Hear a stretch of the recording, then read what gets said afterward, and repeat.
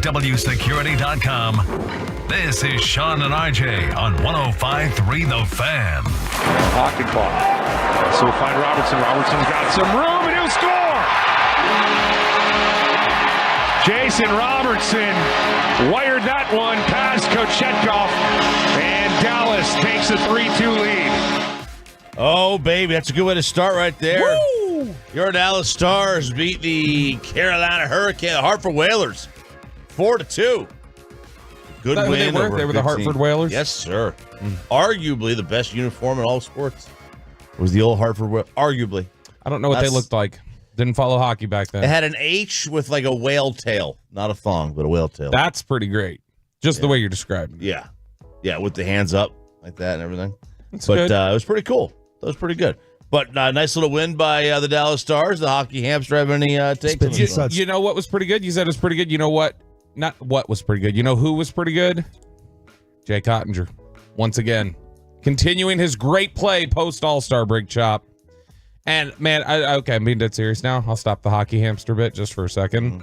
Right after that robo goal, the glove save from Ottinger. And a beauty. Was absolutely ridiculous. Did you watch this game, Peyton Russell? No, I did not. Is it because of whatever you were talking about with Chop in here that almost caused you to miss the show open? Yeah, I got a hot water heater issue. It's leaking, and I've been in the house for 2 weeks. I love this. This is terrible. This trusting my man card already. This makes me really happy inside. By the way, I guess we should address that Sean's out. Sean Sharif. Sean is out today. Sean passed away. He did not pass away. Geez. Breaking news. He's sick. I mean, he was acting like it walking out of here yesterday. He does get sick about every 4 weeks. The pressure in my head. Yeah, he's had a lot of sinus pressure. I feel bad for him. He's been sick quite a bit. I know. I'm just kidding. I did hear him. I just didn't slurp him like you did. No, maybe that's the problem. I could hear it in his voice yesterday. Yeah. I knew, listening to him talk, I was like, he's not coming in tomorrow. Nah, I could hear it too. You can hear that pressure building in his sinuses. Man, and then I haven't taken. I looked the other day. I've stopped accruing sick days. Really? Oh, because you just don't take them? I've met my limit. I don't take them. I haven't taken a sick day in years. I've just stopped accruing them. I think maybe like one a year. You took one last year. I remember. I have like 12 weeks of sick days built up. Jeez. So when I get fired, they got a lot of paying out to do. Yeah, that's the positive aspect of that, I guess, because they pay out. I mean, not just in general here. I mean, don't companies in general? It's sick time and vacation time, whatever's left. Supposedly pays out. We'll see. Something like that. But so you mentioned Otter. I was on the radio this weekend. Well, Super Bowl Sunday, and the guy actually asked me if this the Stars trust their goalie situation, and I was like, "What? Yeah, they trust Ottinger, man. Like it's because he's one of the 5 or 6 best goalies in the league. Like, do they trust? Like, do they have trust in their in goalie in general? They're like, or is it like, should they be playing Wedgwood, or what was the question? It's like, well, they've got. It means if you have 2 goalies, it means you don't have any. It's like, no, they've got a guy, and he was hurt. And they got a guy. Like, trust me on disagree. this one. They have 2 actual goalies, I think. Yeah, they do, but they've got a guy. You're right, they do. They got a big dog, and they got a backup. Just like 20. Well, gosh, it's 25 years ago now. Just like 25 years ago, they had Belfour, but they also had Roman Turek. Like that's right. Wedgwood. And then Roman Turek, it was never a discussion. It was never a discussion, but Turek was good. Sure, same thing. That's fine. Wedgwood's good. It's fantastic, right? He's if you want a good backup goalie, a really good one, he's your guy. He's a guy he probably could start for a dozen teams. I don't have any clue how Ottinger stopped that shot though. Right after the robo goal, that was play of the game for me when I was watching it last night. That was just absolutely insane glove save. Had no business stopping that one. I mean, that was essentially an open net. And then he just puts his glove out, spears that. It was beautiful. Yeah. It's so good win for the Stars. They beat a really solid Carolina team that probably should have made the Cup Finals over Florida. So they were last year when I became the hockey hamster, when I was birthed into this. That was my impression watching the playoff teams last year, was like Carolina was clearly the best team that I saw. Now, I don't know anything about hockey, I guess. Like, if somebody wants to tag me and say, you don't know what you're talking about, that's fine. I'm just saying, as somebody entering this hockey love, RJ Choppy, last year I felt like Carolina was the most fun, impressive team that I was watching. So good victory. Yeah. Another good victory. They've gotten some good victories over the last couple months. Or over the last couple weeks. I mean, they beat Detroit a couple weeks ago. That was a good victory. Ottinger's, like I said, been playing a lot better since the All-Star break. I don't know what it was that clicked for him there. Not that he was playing poorly before, but it's just he's leveled up, and he's played really, really impressively lately. Yeah, he really has. There's no doubt about that. Okay, let's get to the story of the morning. Old Peyton Russell figuring out what it's like to be a homeowner or a home renter. Sorry. So, so Peyton comes up to me today and he was like, "Is it a water heater? Hot water heater?" I'm like, "Yeah, it's a water heater." And you got a leak. He's like, "You got a leak in this thing. It's not. So you have no hot water at all in the house." No hot water. Tried to take the shower. Left it on, and I was like, not getting hot. Okay. And I realized something was missing. It's like our hotel rooms. Yeah, mine got really warm. Kidding. Yeah, mine got really warm. It's not gushing water out. It's not like a waterfall, but it's there. It's leaking. It's coming out of the garage. Not happy about it. So when did you figure this out? I noticed it about like 5 o'clock yesterday. Oh, okay. I thought you were going to say 5 days ago. I was like, and it's still not been addressed. No, because we had hot water last night or the night before, so it's just been a one-day thing. All right. But so you're renting a house. Yes. So it's not my problem, right? It's, I got to address it, but my assumption is that it's not your problem, like that you would contact your landlord. That's how I assume it is. I don't know what your contract states, but I assume it's just like living in an apartment, right? That if you have an issue with the home, you contact the homeowner. Yeah. AC goes out, just contact landlord, and they replace. And then they will wisely call a number one air, which I'm sure they'll do for this too. Call a number one air. And they do heating, AC, plumbing, and electrical, Peyton. And they'll get out there and they'll fix your hot water heater, your water heater. If it's a tankless, if it's got a tank to it, they'll fix it. Yeah, they will fix it as long as the phone call gets in. Because as I've dealt with in an apartment, you remember we had our dishwasher break a couple weeks ago, and it took about a week for them to actually come in and do anything about it. Whoa. And that was a entire management company that was in charge of that oversaw that. So I don't know how much. Is this single individual somebody that you trust is going to be on top of things? Well, I've known him for 3 weeks now. The week before the lease, and now 2 weeks into the lease. So. I feel like your personality is one where you're going to be just an anxious mess, even reaching out to ask him to fix this. Yeah, it sounds like a Mackenzie situation for you. Yeah, I think Mackenzie's going to have to. She might be more adult in that situation. I don't know. Well, the last thing I want is her to reach out to her dad, and then I get the man card. Oh, yeah, no, you don't want that. Okay, so listen, I got to take care of it myself. I already called my dad last night. That was man card violation 1. No. You don't think? No, you're still learning. Okay. You're still learning. Like, you want a little test? Every day you walk by her car, just check her tires. Why wouldn't you just stick your finger in the grooves of the tires and see where they are? Just check her tires. Make sure they're not bald. Every day. Okay. Why would you call her dad and not your own dad? No, I did call my dad. Oh, your dad. Okay, yeah. I thought you said you called her dad. I was like, that's your dad should be the first phone call, not hers. You got to see if your dad can handle it for you before her dad, because that does make you look bad if you have to automatically default to him every time. Now, let me ask you this question: Is your house run on electric or gas heat? Stove is gas. Okay. So I assume that means all gas, right? Right. So you've turned on the gas and the electrical. Yes. Okay. So you've called Atmos or whoever. Yep. Yeah, I got all that. All right. Everything's on in the house: electric, gas, water. Okay. Yeah, because I was thinking like if that was the only other thing, it would be like if the house is a gas house and maybe he hasn't used the heater. Maybe. I've never lived in a gas home because of fear of that. You remember that SWAT situation a couple months ago in North Carolina or whatever, and the house blew up? Sandman Hotel in Fort Worth. Yeah. So I've always avoided gas because of that exact fear. And so I've always been electrical. So I don't know how all that works. I also, as has been pointed out on this show many times by all of you, I don't live in a home. No, I live you don't. in an apartment. No, you don't. I would call the landlord immediately. Big 7 a.m. boy behavior. 8 a.m. Let him sleep to 8. Well, I work until 10. I mean, you can still call him. Why didn't you call last night? No, I did call him. No answer. Text. I sent him photos of the leakage. No answer. This was 7 o'clock. I think it's still within business hours. Is Palmer renting you this house? Just ducking No, phone calls? I don't think so. This guy's a little older.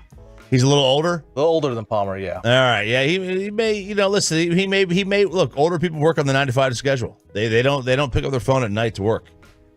That's just the way it is. Yeah, but you think, this is an emergency. I should have sent the emojis of the lights going off saying, hey, ASAP. He could have an Android. You might not be able to see the emojis. You never know. Messages are blue. Okay, all right, very. So we'll get this thing taken care of. The Tolos have got you covered here too, because they're saying they'll haul off your old water heater if you need a new one. Yeah, it's definitely the landlord's responsibility. But absolutely, gotta get on that one. Yeah. Okay, Bobby brought this to my attention yesterday, and I can't avoid it because I've seen it everywhere now. What to do in the Beyonce controversy, as they would say, across the pond, about not playing her song on country music stations, even though it is a country song. Allegedly. Allegedly. We will get into this massive controversy coming up next with Sean and RJ. Coming up in the next.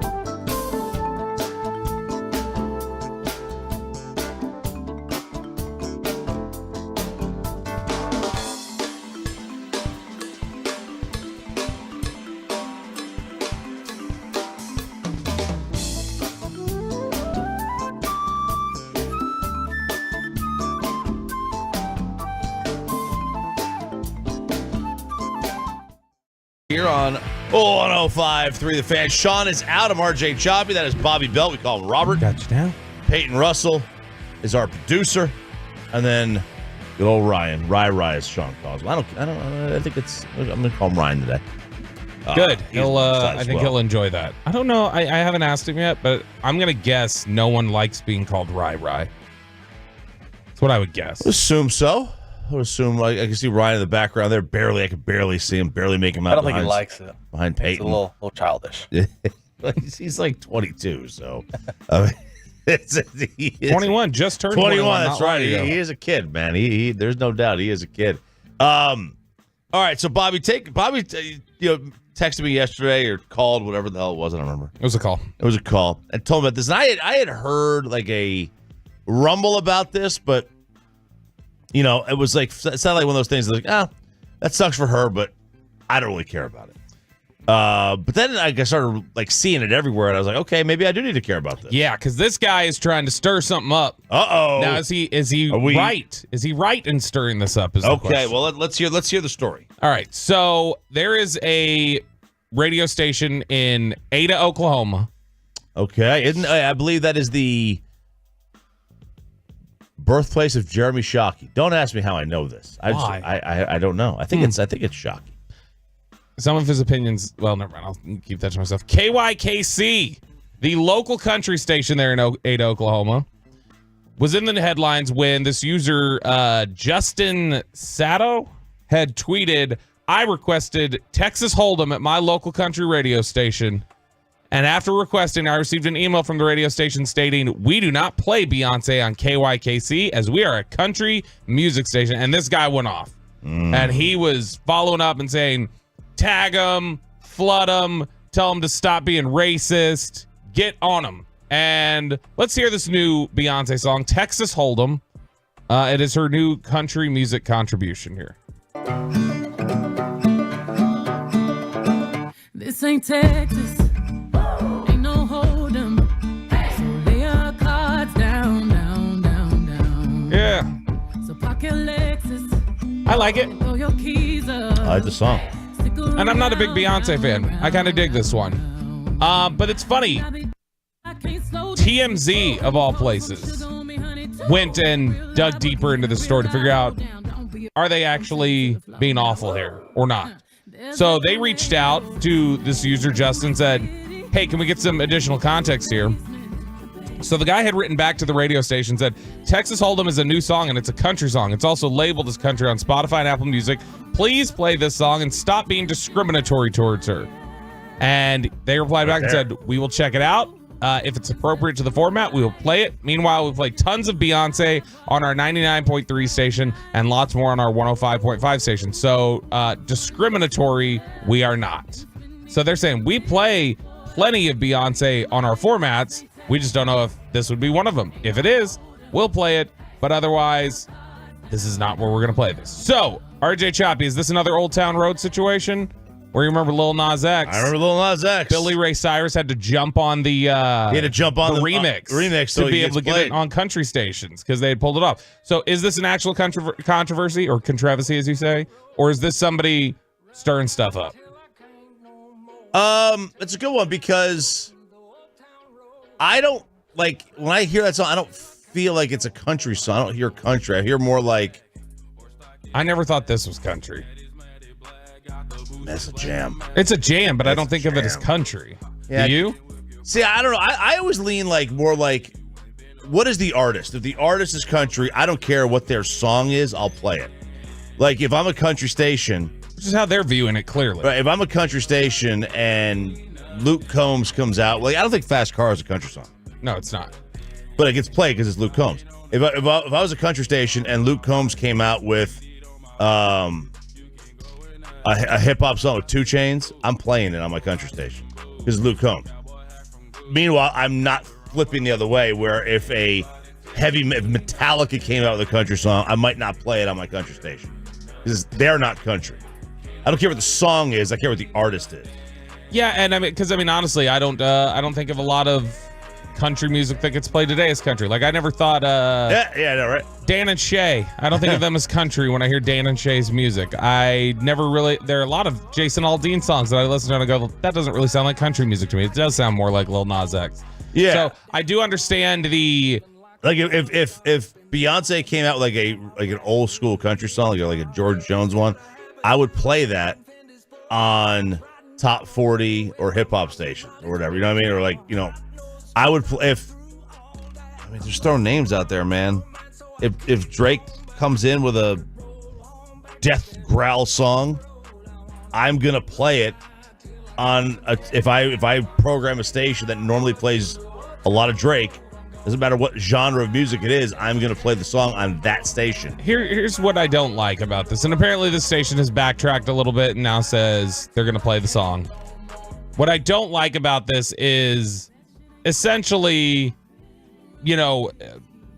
try like it feels like there's so many other things out there that legitimately need attention called to that imply discrimination or whatever else, that this one feels walk outside. Yeah, I mean probably in Ada, Oklahoma by themselves, like in that city. But the fact that this is the one that it just feels like pretext a little bit to me. RJ Choppy. Now what's interesting is what do you mean pretext? Like basically presenting something as the excuse for like basically giving you an example that's not the real reason that for wanting to bring this up as an issue. What I think is interesting though is, did you see T-Pain last week?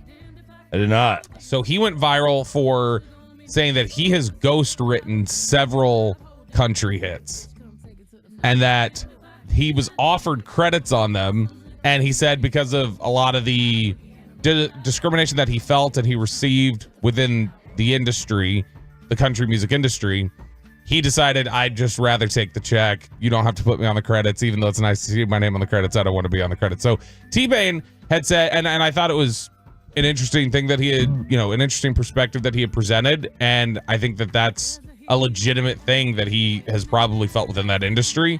But that's more the sort of stuff that I would say, let's have a conversation about that and explore that, than creating something that I feel is a little bit of a phony issue where I don't think that station's being discriminatory, because their other sister stations, they're like, we play it over here, we just don't think Beyonce's country, so we wouldn't play it over. Yeah, they're taking the artist is whatever the artist is, that's the genre that they get played on, regardless of what the song is. I understand that. I mean, they were saying, like people bring up Jelly Roll, like he transitioned, right? He transitioned over to country music, and that's like, so now no matter what he plays, again, if Luke Combs comes out with a hip hop song, I'm playing it on the country station because Luke Combs. It has nothing to do with the song. I'm playing the artist, not the song. Joe Nichols, you familiar with Joe Nichols, the country singer? I mean, I know of him, yeah, stuff like that. Joe Nichols, I went to one of his concerts one time, and he was like, they keep trying to, we keep getting rappers who want to do country music, so I'm going to start doing rap. And so Joe Nichols always plays an acoustic version of Baby Got Back at all his shows, which is enjoyable to me. Very honky tonk. I like big butts and I cannot lie. It's pretty strong.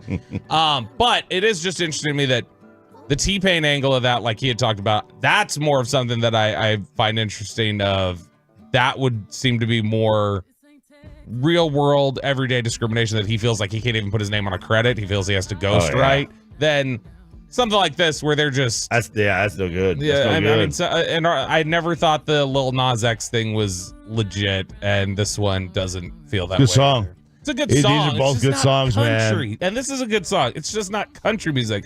That's just the way that I see it, RJ Choppy.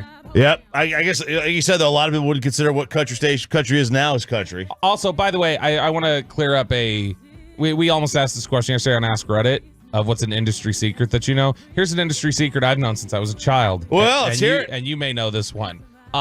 Requests aren't real, people. No, they're not. They're not. They have a list of songs that they are supposed to play, and it's just usually you're calling in to request one of the top songs. So they go, I'll have that for you in about 20 minutes. 20 minutes, I'll have that one for you. And then you feel like you got your request. Requests have not existed in this industry for like 50 years. It's been a long time since you could actually request something. Yeah, the DJ doesn't pick the music. Nope, they don't. The PD will pick the music the day before or that morning or whatever. These DJs get logs, you guys. So even if that DJ wanted to play Beyonce, if it wasn't on the log, he's not allowed to play it. They don't pick the music. Okay. All right. Sean and RJ here on 105 through the Fan, but no Sean today. He is out sick. Got some Cowboy coaches on the move, maybe, and what to do about the big three for this Cowboys team. It's all coming up next year on 105 through the Fan.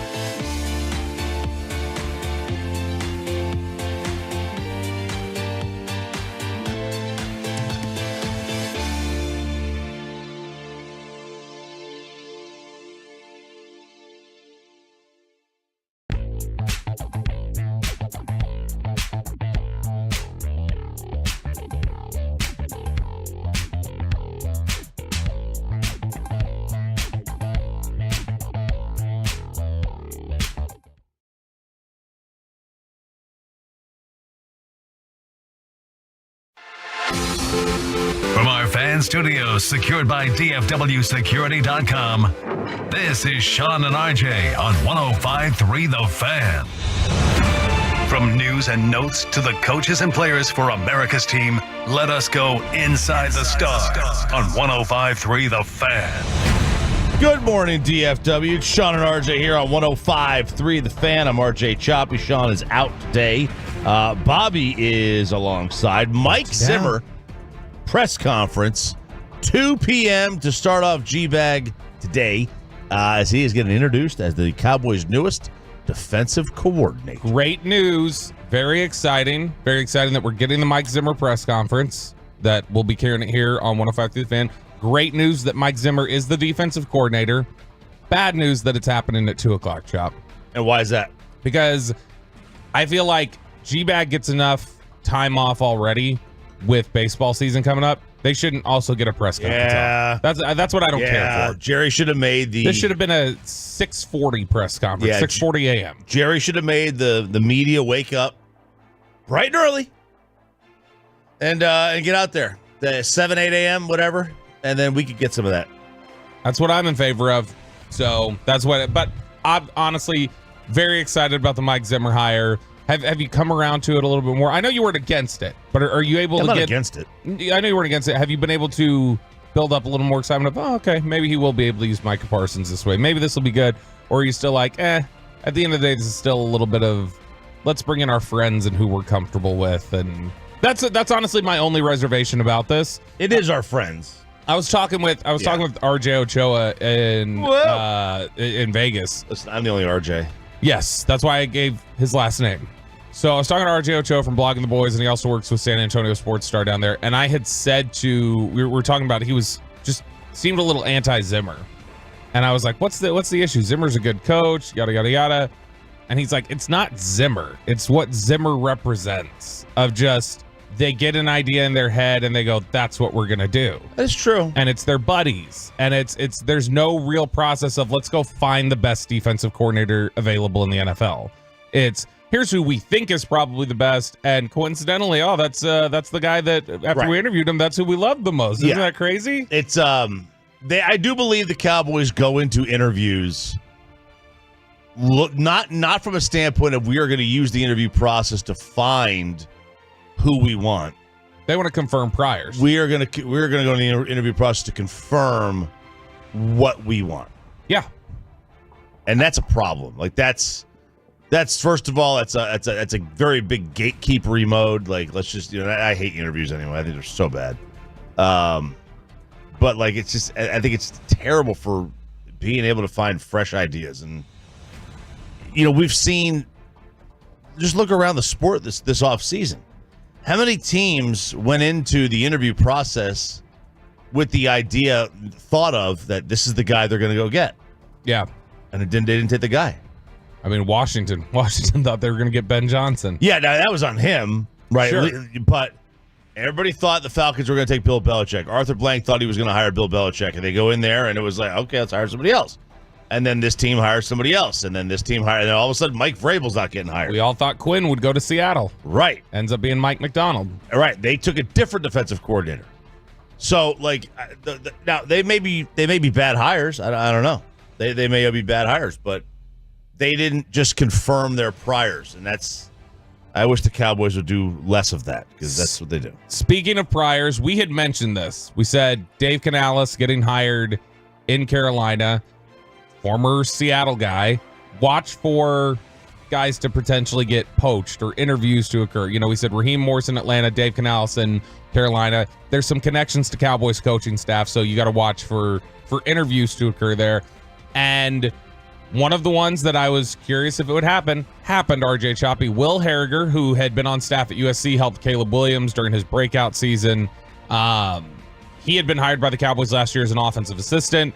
He gets hired as the new quarterbacks coach by the Carolina Panthers. So Canales brings him in. They have a lot of time they've spent together when they were in Seattle, Canales and Harriger. And so that one happens yesterday. And then the one that I thought was interesting, the Cowboys lose Adden Dirty, obviously, to the Seattle Seahawks.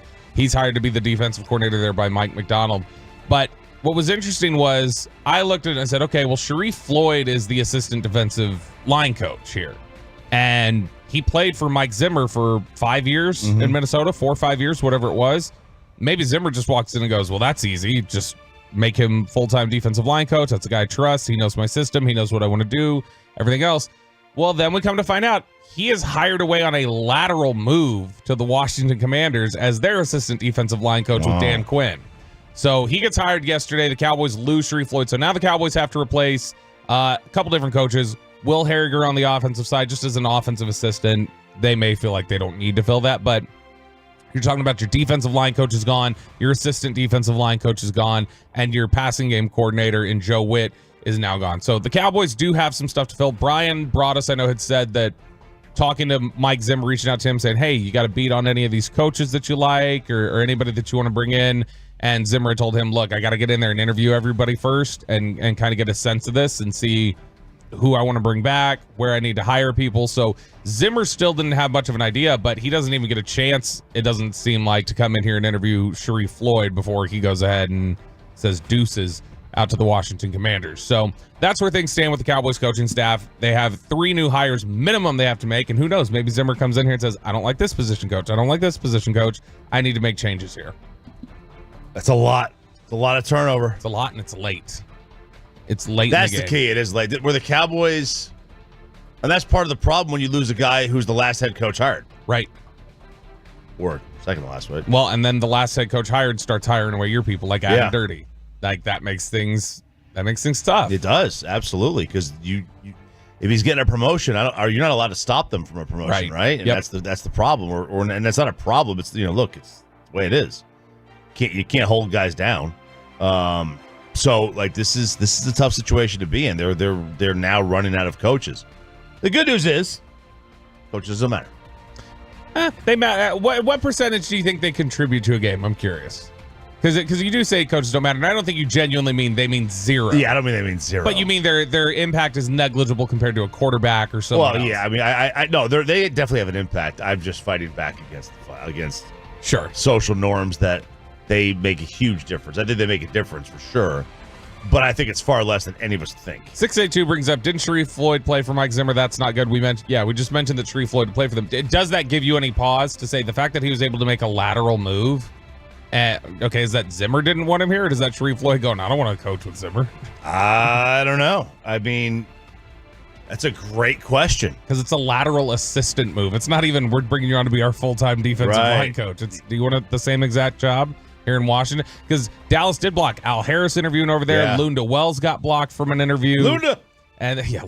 And for now, them just go, yeah, sure, Sharif Floyd, go ahead. You can go do that. That's a little interesting. Yeah, maybe Sharif just knows, like, hey, I ain't dealing with this, or maybe Mike's like, he was a low football IQ guy, or I don't see coach out of him, or we had beef because he was this or that. I mean, it could be any number of reasons why he would want to not be here, or why they would not want him here.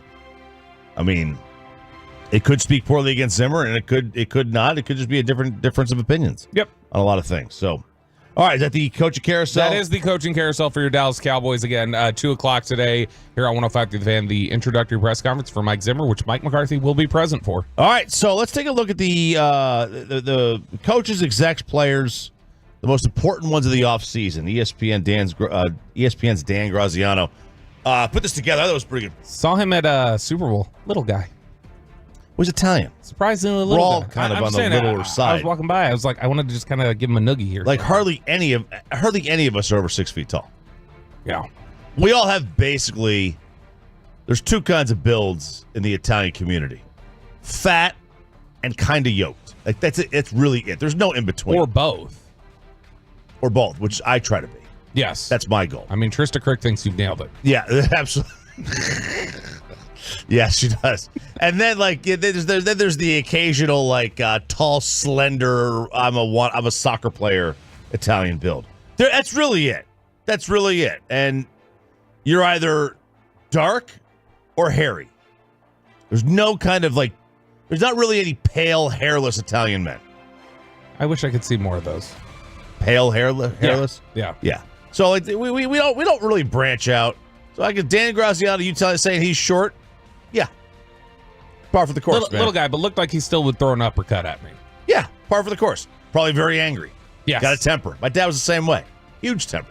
Huge. Yeah. He would just walk. He would walk around mad, and he would like constantly make fists like the Arthur meme. Not where he's just holding it. Oh, okay. He would like flex like just big fist constantly. Like, so mad. Who am I mad at? I'm 5'6". But he had big forearms.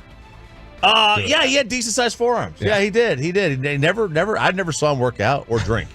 But decent sized forearms, man. He did. Enough derailment from me. Dan Graziano's list here. All right, so this is the important players, executives, coaches around the league, and they're going down the list, and you got every quarterback listed. And we did Dak Prescott. That's the right up on Dak. His cap number $60 million. Highest cap number in the NFL this past year was Patrick Mahomes at 37. Jeez. So put that in perspective. They could knock down the number with an extension, but it was far from easy to get him to agree to an extension last time around when they negotiated in 21. This time he's got more leverage. 1 year left, no trade clause. Clause prohibits them from using the franchise tag. He can demand whatever he wants. They could save around $18 million just by converting the eligible portion of his salary cap to a signing bonus. But to save any more, they have to have years to the deal. You got to add a couple of years, and that will require his cooperation. Don't assume it's as easy as they need to pay Dak. There's a lot more to it. Boy, we were getting lines drawn in the sand on this one. We're having a source off, I feel like. Yeah? Because, you know, we're hearing Ian Rappaport say, this is happening. Graziano's gone, I don't know that that's happening. Slow down a little bit. Like we're hearing some people definitely take definitive sides on both of them. Reporters, I think, are reputable, and I would normally buy into. They're saying some different things. It's like Rex Ryan and Adam Schefter out there just reporting different things right there on set. It's the same sort of thing here from Graziano. Graziano, I will give him credit for this, though. He nailed throughout the process. He was like, they're not going to fire Mike McCarthy. It does not matter how things end. They're not doing it. And so that was before they lost to Green Bay. And Jeremy Fowler and some others were like, well, it could end a certain way, and yeah, it could go sideways. Schefter, I think, had said something similar. Peter King and Graziano was very consistent, said it doesn't matter how they lose, they're not doing it. So Graziano is somebody who has had a decent beat on things. So I personally, Chop, sit up and take notice when he says this is not as simple as they need to pay Dak, because that tells me that the people that he talks to there in Dallas who have been giving him good info before are telling him this is not as simple to us as just we have to do it, because we don't necessarily feel we have to do it. Real quick, he does write up on Chris Jones here. And I do think I think there's an outside chance that Chris Jones gets let go, because I think the Chiefs are in that situation where they're looking at it like, yeah, we just won 2 Super Bowls in rebuilds. I mean, they walked away from Tyreek Hill. Yeah, we walked away. Yeah, we walked away from Cheetah. Yeah. And you don't think we're gonna sit here and you think we're gonna pay Chris Jones $32 million? They walked away from. They've got a history of doing it. They walked away from Tyreek Hill. They walked away from Frank Clark. They've done this before. They've done it before. His tag would be $32 million this year, and they got to bring in offensive tackles, other players on defensive side as well. They're a very young defense. They might probably want to sign a receiver just in case, although they may not. They didn't need it, but they couldn't reach an extension last year. I think Chris Jones is. I mean, I don't know that the Chiefs even try. I know it would never happen because it is the Dallas Football Cowboys, and they just approach things a certain sort of way. But I would, if you want to go all in, bring me Chris Jones. Yeah, bring me somebody that on is the all interior in. who can wreck things like that. That's exciting. I want you to just imagine the way that Zimmer likes to bring A-gap pressure, the way that Zimmer likes to rush the interior. You're not blocking Chris Jones and then blitzing Micah Parsons on the interior. No. You're not blocking that. And you want to talk about instant pressure in your face, disrupting Every passing play. games. That's pretty exciting. I don't think they would get involved in Chris Jones. I haven't talked to anybody about it, but man, I would be all in on that. Yeah. CeeDee Lamb, wide receiver of the market, took something of a year off last year. Lamb was among those who were extension eligible, did not get a new deal. They have to address Prescott and Micah. Expected to get something done, though, with the star wideout. Would knock his cap number down now, which is about $18 million. Yeah, you can free up a lot of money just by getting an extension on with CeeDee Lamb. That seems like an obvious one. Slam dunk, saying all the right things so far this offseason. I'm all for that. Mike McCarthy, he didn't get fired, but he didn't get an extension either, so he goes the final year of his contract. Every loss is going to make somebody whisper about Bill Belichick, who's also on this list. And guess who else is on this thing? Oh, by the way, you had mentioned Dan Quinn. They put him in there on this list as the coaches to watch, even though he's not going to get fired. But they have quarterback issues. They got the second pick in the draft. A lot of questions there. Like in terms of this is a big transitionary period for Washington, the way they bring in Kingsbury, Brian Johnson. They've got Dan Quinn now. They've got this high draft pick. This is definitely a teetering point for this franchise to see which direction they go. Jerry Jones, the Cowboys offseason always draws attention, but this will be especially fascinating. Front office advisors and Stephen Jones, Jerry's in recent years resisted the impulses and taken a longer range view, right or wrong. There's an external perception that Jones is desperate to win another Super Bowl sooner rather than later.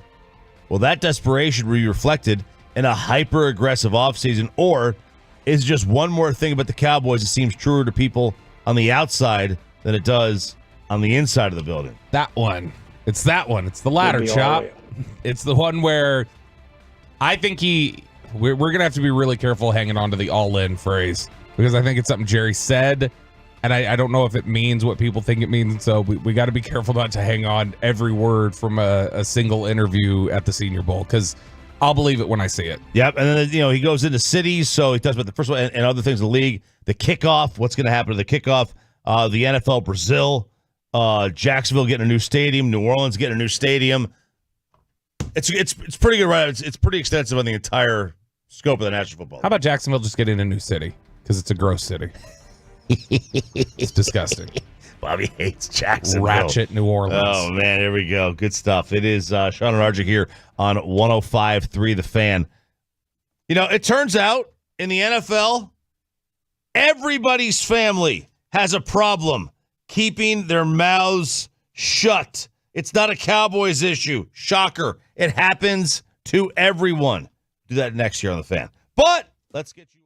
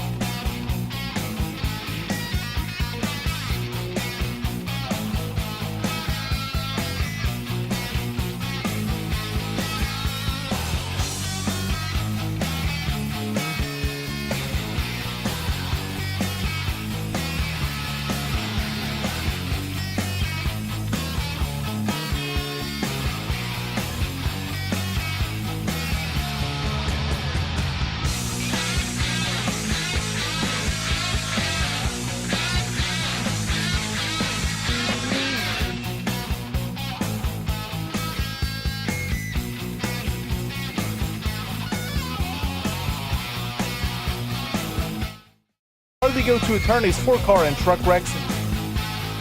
For a loved one have been in an accident, contact the Frankels for free at 214-817-333-3333 or go to truckwreck.com. Sean and RJ here, 105 to the fan. You know, this song right here, Bobby. Yeah, Big X the plug. This is when I knew I was just on a different level than you guys musically. Is when I heard that this song first came out, I said, you know what's going to be a great bumper song? This one. And y'all looked at me like I was nuts. I don't remember Well, saying Sean that. did. Yeah, I don't remember saying that. I didn't get it. And then I was like, Sounds no, about white. This is going to be a badass bumper Is this song. country man. song? That's what I was going to say. I'm going to request this in Ada, Oklahoma. There I you want to go. hear this on the country This station. literally should be our intro song. Forget whatever we have now. This should be it. Ooh, This is a great. I would love coming into this. Pump it up real quick, This Peyton. is so much better because, you know, you need to come in at 5:30 a.m. a little slower. Dang it, you just ended the song. Well, Way to Chop go. rolled on it for a minute, so that's all we got of it. You can't pull it back up again? I want to see how it would feel to come into the show with that real quick. Come on, play it real quick. Yeah. Good morning, Metroplex. This is how you should do it, right? You know, you can lay our whatever word track we have over top Shout out this. to the 6 a.m. club. Let me tell you about these dry-aged steaks I made last night. Got Matt Pittman from Meat Church at 8:20 this morning. Yes. We do have Matt Pittman from Yes, Meat we Church do. at 8:20. We also have John Machota at 8 o'clock. We have Jared Sandler at 7:20. It's a full show. Yeah, we have reached the part of the calendar where Jared Sandler blows up our text asking us when we can do our dinner every day. I got two of them because I'm on this one with ours and then I'm on the other one with Slater. Oh, my And he's just gosh. like, what day works? And I need to actually reply to the one Yeah, that he you got sent to. me on the Slater one because Yeah, I you just might want forgot to. to look at it. I noticed it last night that I hadn't done it yet. But Oh man! All right, well here we go. Let's get to White 80 said that. Sean and RJ on 105 to the fan.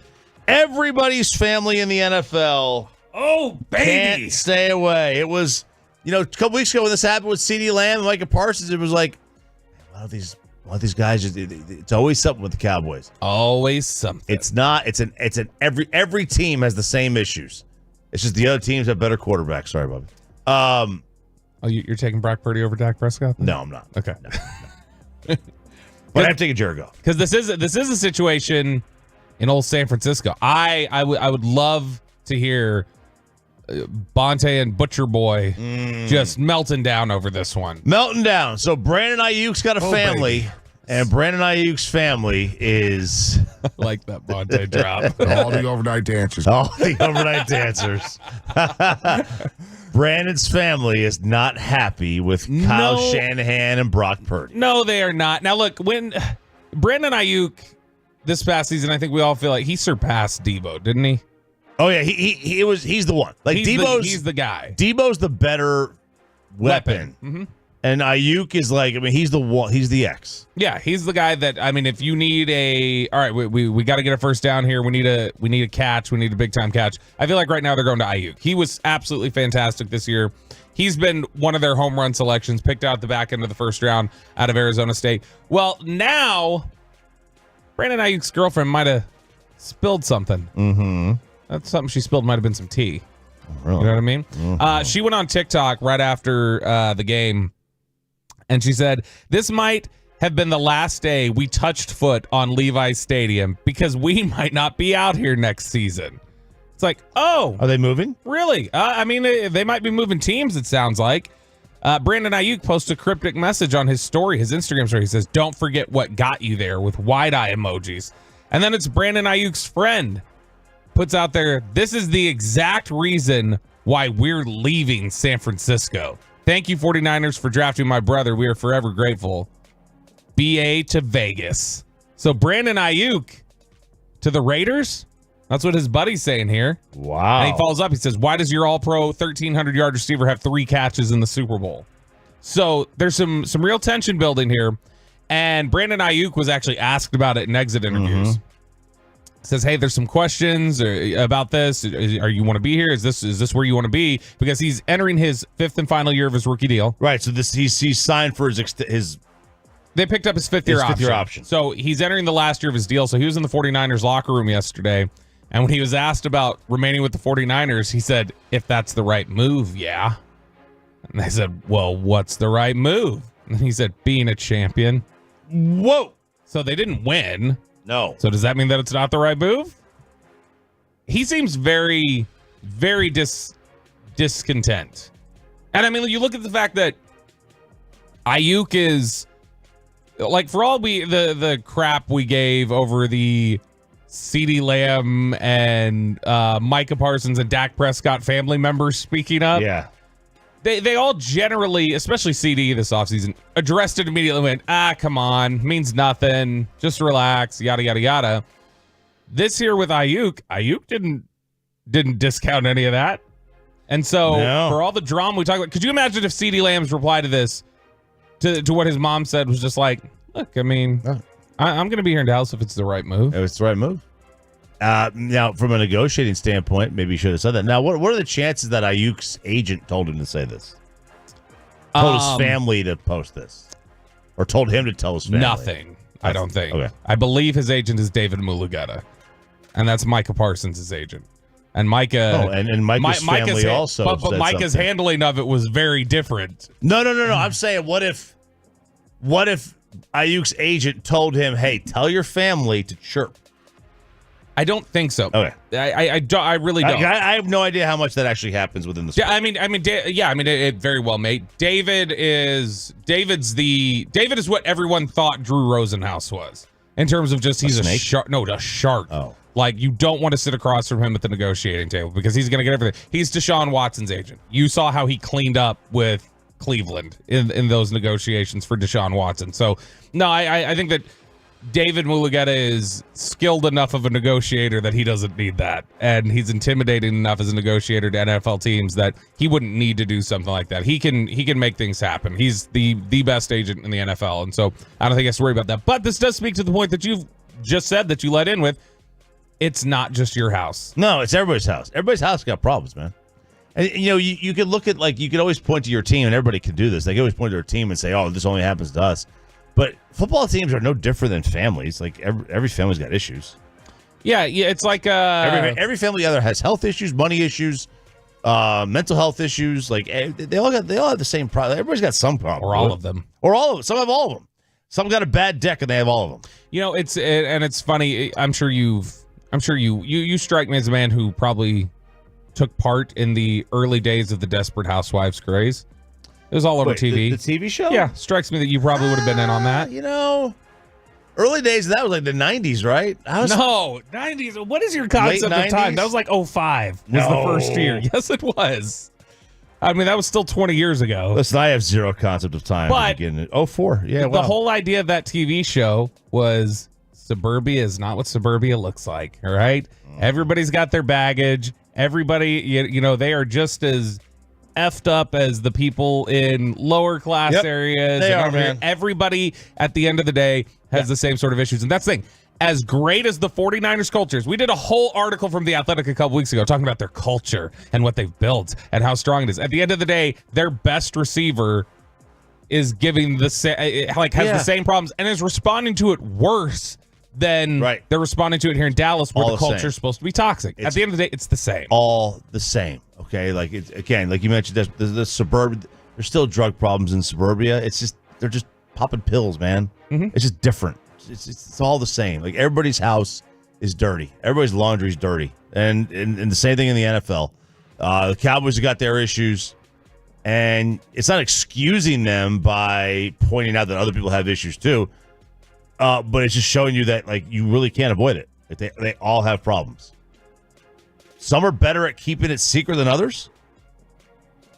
Yeah. Right? Like the Patriots had that. I do it really well. Yeah. Yeah. The Patriots had that when Tom was there, they had that sort of in-house. The Alex Guerrero TB12 like drama where he's Right. got his own and we found out later. It took a while to get out though. How long did it take for Antonio Brown's drama to get out? He had to leave Pittsburgh for it to get out that, oh, there's some issues there.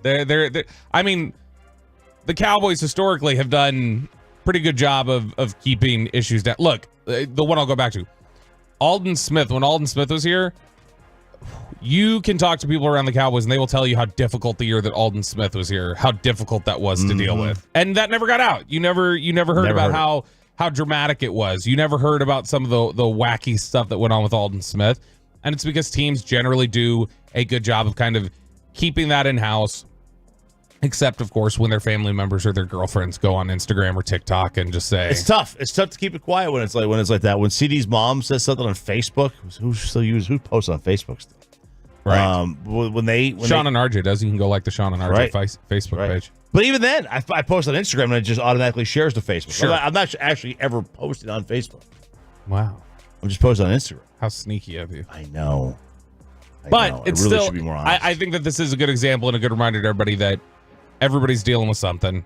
And you've got to deal with the loose cannon family member in San Francisco, just like you do here in Dallas. So, Bonte, Salami Joe, if you're out there listening, just know that you probably mocked our CeeDee Lamb situation. Now you're dealing with it with Brandon Ayuk. Yeah. So, suck it. You are. Suck it for charity. Yeah, suck it for charity.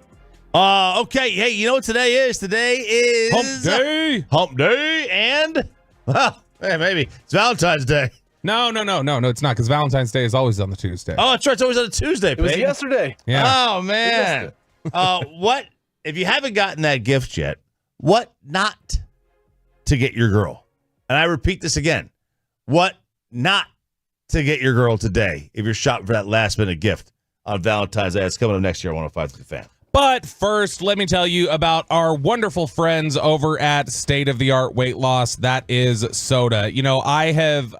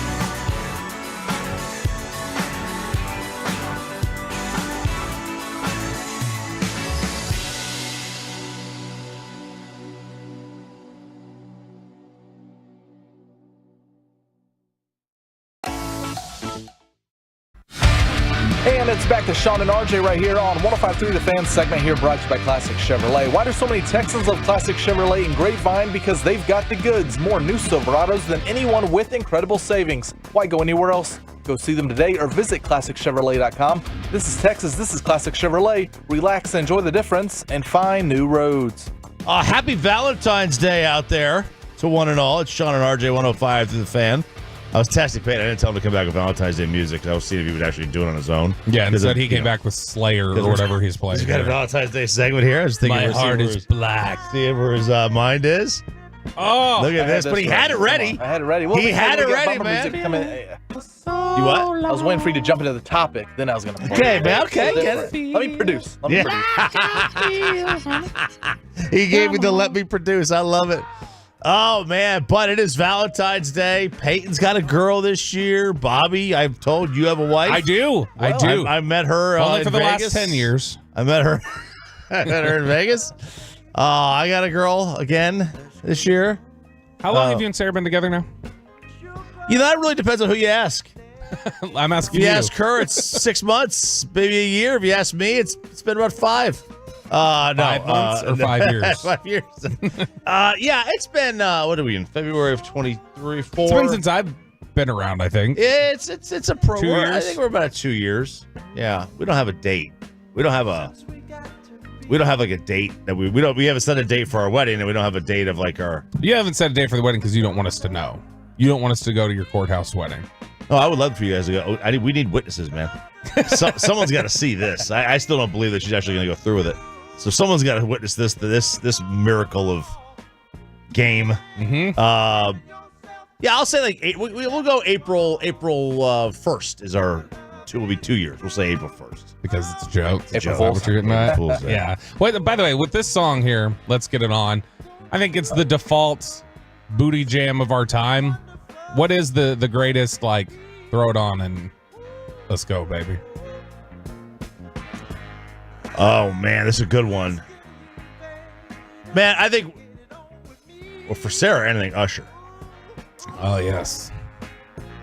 Nice and slow. Nice and slow is a good 7 one. o'clock on the dot. I'm in my. You know what, for me, is the greatest of all time? Knocking to Boots, H-Town. Just when I do, just me and you, it'll be so right. It's a great song. I don't like music when I do that, though. I can't concentrate. I need to focus. I don't either. I need to focus. I'm not. Have you ever done that, Peyton, to music? No, I have not. I Seems like a refuse. college thing. I gotta to me. mute the TV. I can't focus with sound going on. All of a sudden I'll be doing that, and all of a sudden there's Joe Buck in the background. Just throwing me off. I gotta mute the TV. Okay, so it is Valentine's Day. I'm going to help you guys out here. Now, of course, Diamonds Direct is a great place to go for Valentine's Day gift. So's Kroger. Kroger, get you some flowers. Yes. Like they brought us some flowers last year. Yes, they did. So And chocolates. So I feel the need to say they're great people over there because they hooked it up last year. So they did a good job. Yeah, they did a very good job. No sponsor, Peyton. You don't even have to ring that bell. All right, very nice. So this is the best and worst gifts to give on Valentine's Day. Now, is this the list you read to me on the phone last night? Yes. This is wild. And one of these actually, and the worst Valentine's Day gifts, I was actually going to get Sarah something like from this list, and then it stopped me. Now, backstory here, my son he's got a girlfriend, and he is 14. And he asked me if I would buy her flowers for Valentine's Day. I was like, absolutely, I'll help you out. Like he was going to give you the money for him, or he's like, hey, you buy these. Hey, you buy these. Oh, okay. Yeah. It's like I Peyton was going, like, you know fix what? my hot I was water like, heater. I'll tell you what. I got this covered for you, man. I will take care of the flowers. You got to get the vase, vase. You got to give them to her. You got to write the card. You got to do all that stuff. I will take care of the purchase of the flowers. I had to get some, for Sarah anyway, so I went and I took care of that yesterday. Well, he also wound up buying her other things. Like, he is winding up spending more money on Valentine's Day for his 14-year-old girlfriend than I am on Sarah. Does he have a job? No. Where's he banking? Where's he He's stashing got his bankroll? I don't know. I have no Drop idea. shipping? No, but Julian, Like his buddy does? My younger son has got so many ideas on how to make money. Like he is he has already said, you've got a discount for this, don't you? I'm like, yeah. He goes, why don't you buy a lot of things on your discount? We'll just sell it at regular price on our app. Here we go. And I'm like, yeah, that's a great idea, but why didn't I think of that? That's the kind of lowbrow S you're looking for. Yeah, is that dishonest? Is that dishonest? It's a John Mulaney line. So these are the worst gifts. Whatever you're going to do not get your girl these gifts on Valentine's Day. Okay, hit me. Number 1, lingerie. Why? That's a great idea. Since underwear covers our most private areas, it represents your desire that you're hiding something. And who says this? This is like sex is Gandhi or something? sex psychiatrists or therapists. I don't know. whatever. I think it's I don't know that I agree with this one. I think that if I'm buying you lingerie, it's saying I would like to see you in this and then not in this. If you're a cheater with a guilty conscience or simply want to wave a defiant garter belt in the face of superstition, this is what you're doing. Wave a garter belt. Number 2, Below the garter belt. alcohol. Another Alcohol. great gift. A bottle of alcohol is not the harmless present it appears to be. It links both to cosmetics and to spirits. The word alcohol comes from an Arabic word, alcohol. Former vice president. Yeah, it's so you're basically giving which also goes with the word ghoul. You're giving a ghost. You're giving a spirit, an evil spirit for Valentine's Day. Next one. This one, my son got his girlfriend part of this. Bath salts. Oh, those were in the news a lot about a decade ago. Yes. Bath salts are cleansers, purifiers, removing toxins. So the gift of bath salts will help rid the receiver of any negativity in the relationship, including maybe you. They're cleansing themselves of you, the toxin. I love this stuff. This is some massive. I like the approach to it to like basically twist this and everything because so you can't give alcohol, but you can't give bath salts either, but not for the reason that you can't give alcohol. Because bath salts, you would think, would be like that's a harder substance than alcohol. Yeah. Unless you're using it for a bath, I guess. And we finally get to the one that I was going to give. I was already there. I was going to go buy her a nice pair of, like sneakers. Tennis shoes. No, not tennis shoes. Like, tennis. Like Jordans or, some like designer, stylish sneakers that you can wear, right? That you can wear with jeans or whatever. Mm-hmm. Pair of Hokas. Big no. Not a pair of Hokas. Big no. Big no. And this comes from like Chinese proverbs. Giving the shoes tells your lover that they can now walk away from you. Yeah, because they certainly can't drive. I don't like that. I don't like that at all. You don't like it? No, it's cheesy. It is cheesy, but No, the walk away one. My joke is solid. It is cheesy. It is cheesy, Peyton. But guess what? I walked right out of that store. Oh, right out of it. It got in your head. Got in my head. Okay, so what does it mean if I get her flowers? What does that mean, Chop? Well, even if they don't have an explanation, what would you think they would tell me? Like flowers die after a short amount of time, so giving flowers shows an expiration date on your relationship. Absolutely. The best ones they say, watches are good. You get watches at Diamonds Direct. Chocolates are good ones. Always give chocolates. Scarves. Yes. Why is scarves. that? I don't feel like that's a good gift. I feel like that's cheap. It shows faith in the relationship. You're keeping each other warm and protected. But I thought chocolate was like you're making her fat. Like you can't give chocolate. Right? No, it's like you want her to be enjoying the moment of the chocolate's comfort. Yeah, it represents the bonbons that she sits and eats. Absolutely. When she's not at work. That's some of the. That is so stupid. I like it. Look, scarves. Why are watches? You didn't tell me why watches. What does that stand for? What does that mean? Why are watches? Time for her to go. I already get her watches into sneakers. Because a watch represents the gift of time. By gifting them a watch, you're promising them you will be present for them throughout time. That is. I like it. Look, I'm into this stuff, man. So what did you end up getting, Sarah? Flowers. Just that? Flowers? You going to dinner tonight? I get the kids tonight. I'll see her at about 9:00. I'm going to dinner. Where are you going? Culpeppers. Certainly not at home That's because right. you don't have hot water. You can't That cook. steak is gonna be juicy too. I bet. So no, how are you now? How are you going to do that? Are you going to go over to your mom and dad's house to shower before you go to Oh my dinner? God, it's a good question. Yeah, I am. I'm gonna take the cold shower. For those of you that missed, yeah, I mean, you're going to need one. For those of you that missed earlier, Peyton Russell has a hot water leak. Or your hot water heater's not working. Is that what it is? Yeah, it's out. So he has It's leaking. no hot water in his home. So he's going to be rank. He's going to be rank when he goes in to this dinner with Mackenzie tonight. Their first Valentine's Day dinner, and he can't shower. Parents live like 20 minutes away. You know, I'll be fine. I'll go over there. You know, when we had the freeze a couple years ago and like everybody lost power, my pipes froze. I had no power. I went to my parents 20 minutes away in the snow. I drove Well. to shower every day. There you go. Are you so? roll like So that. who's the dirtiest at the station now, Ryan? You Still said you. it's Still not you. me. No, you without a shower. It's definitely you. You without a shower and with that mustache, it's definitely. I did not make dinner plans. I was No? going to do them for this weekend, and then because I was like, oh, we got the kids. There's always school, everything else, and then she said, she's like, we're not going out to dinner tomorrow, right? I was like, no, we'll go this weekend. She's like, we can't. I was like, why can't we go this weekend? She's like, my mom's leaving town, so she can't watch the kids. I was like, crap. So now Yeah. I'm scrambling trying to find something to do for dinner tonight. Yeah, you know, If you have any suggestions on the truckrec.com fan text for where I can take her Olive to Garden. dinner tonight, 877-881-1053. $50. 877-881-1053. you could absolutely tell that none of the because we have our first baseball practice tonight of the season. You could tell that none of the parents like each other because they schedule it from 6:30 to 8 on Valentine's Day. Or they just recognize the emptiness of this holiday. Holiday. It's a greeting card holiday. It is a greeting card holiday. There's no doubt about I still that. like it. I still, I think people still like it in general.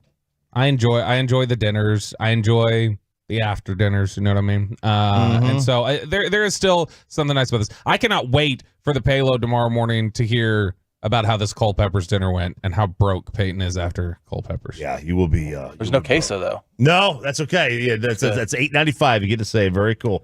Big 7:00 hour ahead. We'll chop it up. We've got Bigly. Jared Sandler, your newest television play-by-play voice of the Texas Rangers, and how'd those Stars do last night? It's all coming up next, 7:00 hour. Sean and RJ, 105.3 The Fan. But first, let's get you over to Platinum Chrysler Dodge Ram Jeep. It is, of course, a Stephen Gilchrist-owned store. Gilchrist Automotive. Love it to hook you up in that brand new Chrysler, Dodge, Ram, or Jeep Platinum. CDRJTexas.com. It's right between I-20 and Highway 80 in Terre.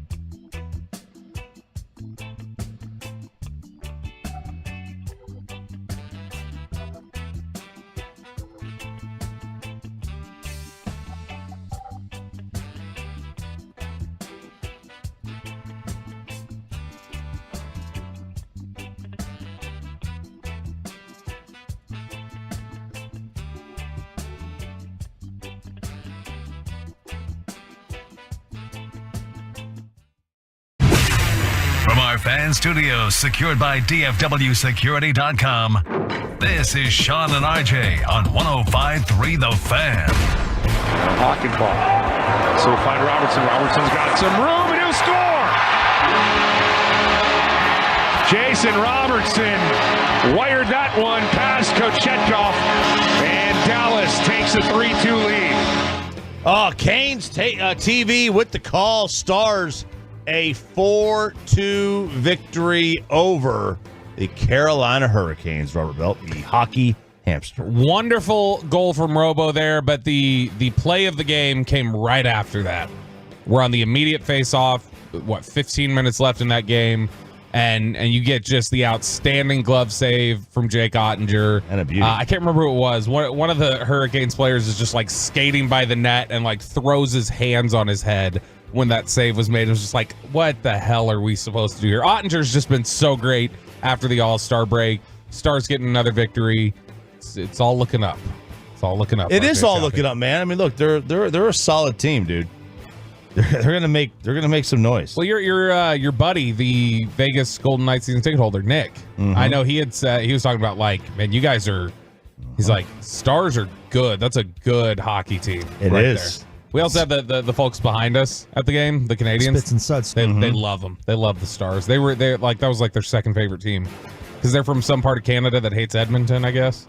So Calgary. Yeah, and he was like Calgary, as they call it. Calgary. He's like, we just love that you guys used to just beat up on the Oilers in the early 2000s. It made us happy. So we love the Stars. Yeah, I think they were technically from Saskatchewan, but they were Calgary fans. Saskatchewan. Yeah, Stars are second in the West, first in the Central. So Vancouver, boy, who'd have had that? Vancouver is tops in the West, 6 points clear of the Stars, who are 2 points clear of Colorado in the Central. So it's going to be, remember, about 2 weeks ago, Winnipeg was in first in the Central. So it's going to be a dogfight coming down the stretch for both Colorado and the Stars over the last.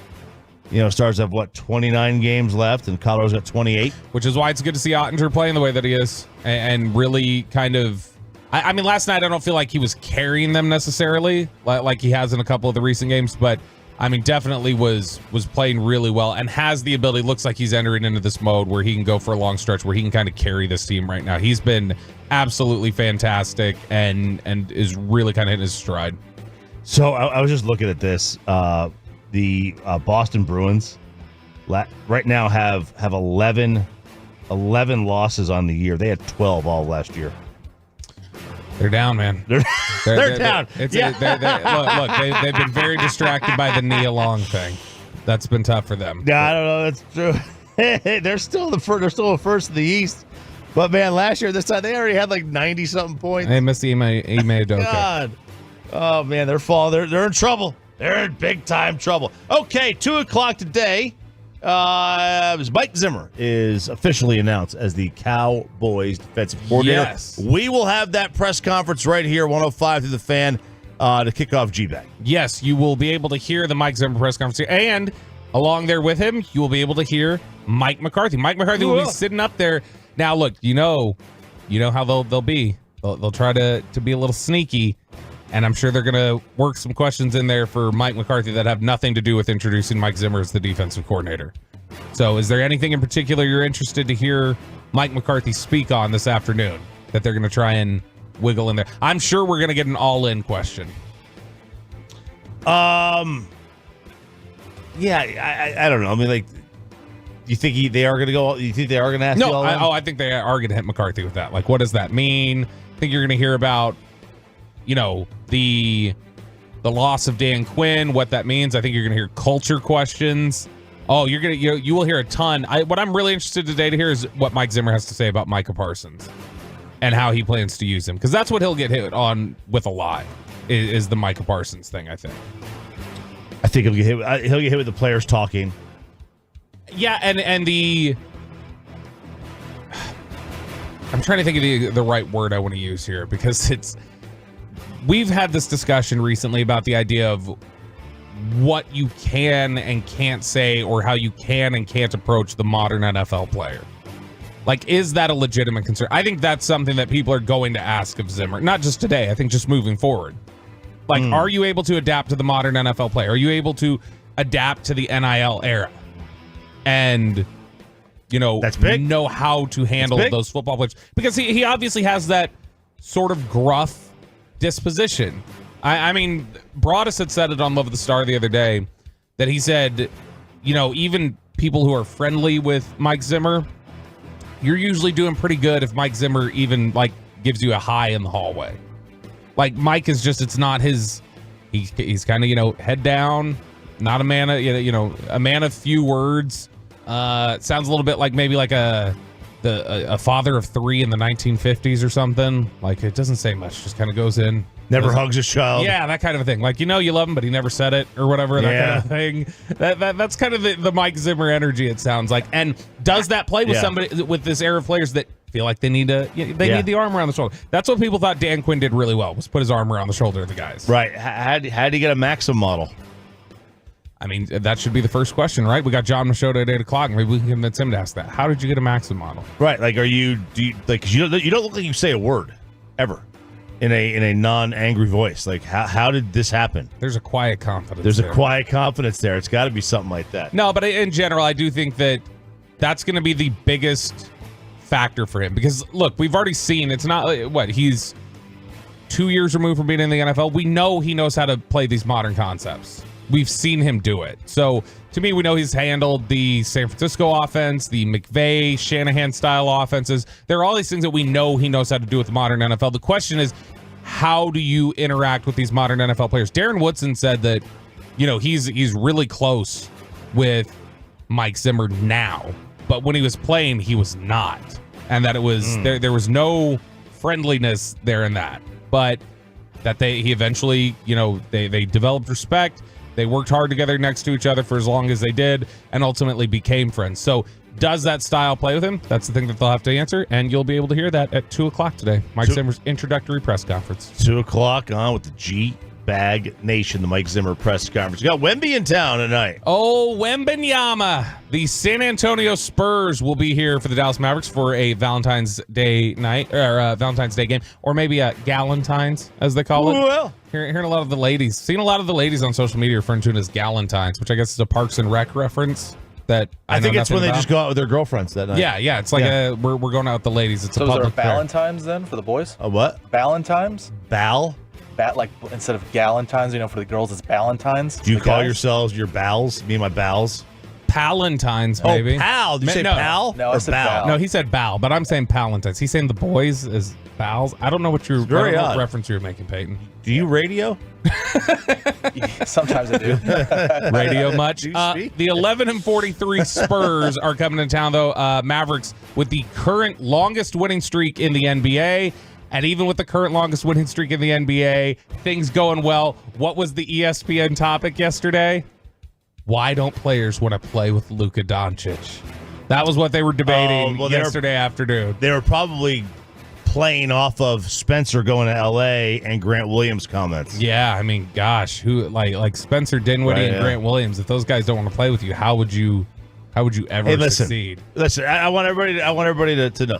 This is we have reached between the Super Bowl and March Madness. Well, I should say between the Super Bowl and the start of the new league year in the NFL. So that's the second week of March. Mm-hmm. It's the silly season of media. They have to fill content, and they don't have the NFL to fill content with. So they make up stories. Yeah, but there's so many stories you could talk about the NBA that are short of that. That are short of, do people want to play with Luka? I mean, Kyrie, why is the story, why is the perspective not, why has Kyrie been quiet for a year plus? Kyrie has found his fit, has found his partner that he can play with and not have any drama. That's not the question. But the Spurs do come to town tonight. Victor Wembanyama averaging 20 points, 10 rebounds, has been really good. I don't know if he's been the Woj, the greatest prospect in the history of professional sports or whatever else. But Mavs are absolutely on a roll. 10.5-point favorites, the Dallas Mavericks tonight at the American Airlines Center. Real quick, college hoops, number 12, Baylor 79-62 over number 25, Oklahoma. Carolina upset. Number 7, Carolina upset on the road at Syracuse last night. And then you get a little of a light slate today on Valentine's Day. But there is one matchup in the top 25. South Carolina and Auburn, both top 13 teams, tonight. What is today? Hump Day. Hump Day and Valentine's Day and pitchers and catchers reporting. Oh, baby. Rangers pitchers and catchers report today to surprise Arizona. They'll have their physicals and their workouts. Which pitchers are reporting? That's a good question. Now, most of them are in there. They're in a sling.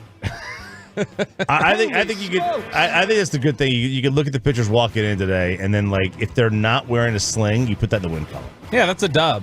Yeah, it's a dub. That's definitely dub. And first full team practice is next Monday, or first full team workout is next Monday.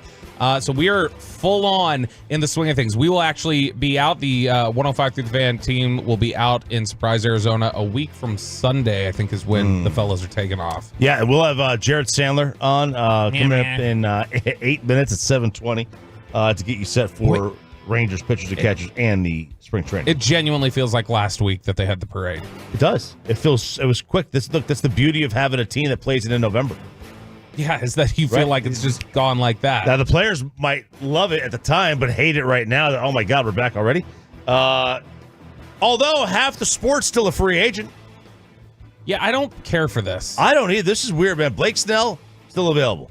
Jordan Montgomery. This is like the Cody Bellinger. This is like the like how Jadeveon Clowney every year is available into like August. Yeah. That's what all of baseball does. Like, is this just them not wanting, like, are they really not signing because nobody wants to sign him? I know teams have offered Blake Snell money. He wants too much. He ain't that good. Or he's good, but he ain't consistent enough to do that. But, like, or is this guy saying, I don't want to go to spring training? I mean, that could be a big part of it for sure. Look, we've seen that a little bit before of guys who just like, I'm going to sit things out and wait till the middle of the year. Roger Clemens used to do that pretty consistently. There was talk that like Clayton Kershaw could be that guy this year. Of course, he just finished up his deal with the Dodgers. Yeah, he's hurt and like rehab. But there's people who like they don't necessarily view that as a negative. Trevor Bauer is cheap still. He's available. Who plays a Major League Baseball game again? Trevor Bauer or Wander Franco? Oh, Trevor Bauer. You think? I don't think Bauer ever plays again. I don't think either one of them do, but like, it's clearly Bauer, right? I mean, Franco, I think, is like completely gone. I assume he's done. He's also young enough, though, that if 8 years from now people go like, we kind of forgot about it. Heat's gone. We can bring him back. I'm going to ask Sandler that one. Good one. Steal your question. Thanks for stealing Bauer my question. Or Wander Franco. Very good. There we go. All right, there's a little bit of what's going on around the world of sports today on this Valentine's Day. Happy Valentine's Day. Jared Sandler, and we chop it up. Coming up next here on 105.3 The Fan. But let's get you over to number one air.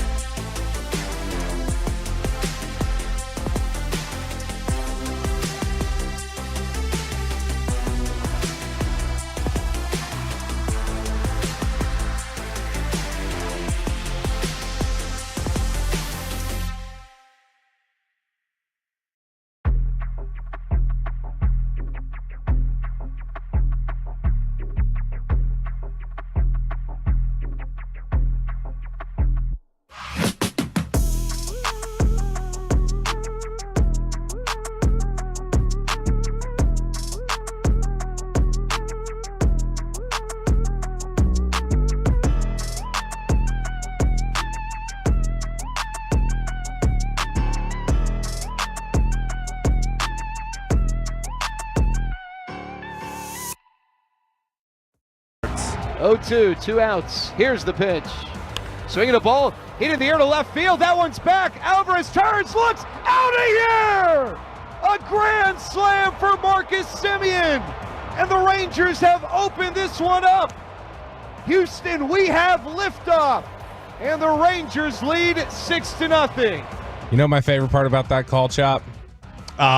Peyton played it yesterday. It ties into Houston and NASA. And NASA, because Houston, we have a problem, And Houston, we have Houston, liftoff. They we do have say that. liftoff. Houston, we have liftoff. They do say that there as well. That is my favorite part of that. Oh, yes, it you know was- what else? You know what else I love? The Jared fine Sandler. folks at Kroger. Yeah, they On they came Mockingbird. through. They came through, baby.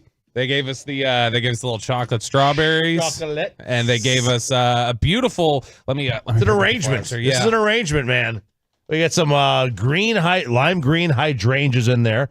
Looks like you got some those petunias. They're there? flowers. That's for sure. They are of the flower variety. I see some tulips in there as well. Some roses. Shout out this is like what, Mother's Day now and Valentine's Day. Yeah. Kroger on Mockingbird. Ishmael has come through for us Yes, every he time. has. He is awesome. He said he's a big time Tolo, listens every morning. So if you need flowers, if you're in a rush, please drop by the Kroger on Mockingbird and Yes, sir. say hey to fellow Tolo Ishmael. Yes, you do. Yes, you tell him we sent you on over there. All right, it is. It's a great day. It's a great day. You know, the Super Bowl is over, and now thanks to the NFL trying to get more of the schedule, Super Bowl ends, and you roll literally right into pitchers and catchers that week, Which is great. In the past, it was like a couple of weeks, and now it's same week, man. And the Rangers have reported, the pitchers and catchers report to surprise. I guess it's 5:30 in the morning there. It's probably not yet, but Jared Sandler has got us covered on this one here on 105 The Fan, and he is joining us now. Hey, first off, man, congrats on the new added gig, TV play-by-play on Bally. Thanks, RJ. I appreciate it, man. I'm fired up for you. When's your big TV hoops gig coming up? I'm pretty fired up to watch this. Are you going to take that job too, Jared? Yeah, I might. It's Thursday of next week. Next week? Yeah, Thursday of next week. Me and the great Byron Anderson will be doing the Tarleton State Grand Canyon University game on ESPN+. Oh, Grand Canyon's good. Yeah, they are. They are. Are you doing the men's? Yes, and I'm the color analyst somehow. So I know Grand Canyon's best team in the conference. They yes, they are. They are. Bryce Drew. You're doing some research. I know. Well, somebody told me that. I didn't really do any research. Spittle told me that one. RJ did for Legends game. I know, right? Now I've already said, Jared, I'm going to get tickets to this. I'm going to be posted up right behind Chop, and I'm going to be heckling the hell out of him the whole broadcast. Yeah, I do want to watch this. I would love to call a game with RJ as my color guy. I think we would have an absolute blast. We would have fun. I'm just going to keep repeating the same thing. Oh, man, great call. Great call to the timeout for the coach there. Great. What a back cut. What a back screen that is. Look at the old Princeton offense. Look at this. Look. When RJ shared with everyone he was going to do this, he gave the Mike Fisher color analyst scouting report, and nothing is more accurate. I wish that you could go back and see how many Cowboys-related tweets Mike Fisher would fire off while doing a Legends broadcast, just to give you an idea of how much he was really locked into the game. I said I never saw somebody not look at the play but describe it to a T exactly what happened because his head was buried in his phone. Yeah. No, but Fish can talk his way out of anything. I mean, he would say stuff, and you'd be like, okay, yeah, let's roll with that. That's fine. Yep. And then, As long as 2 Troy seconds doesn't later, tell. you got a Fish report, on Twitter that just dropped. Yeah, yep. Gift of the gab, man. All right, let's get set for pitchers and catchers today. All right, let me ask you this: if today was opening day, like who's the starting rotation?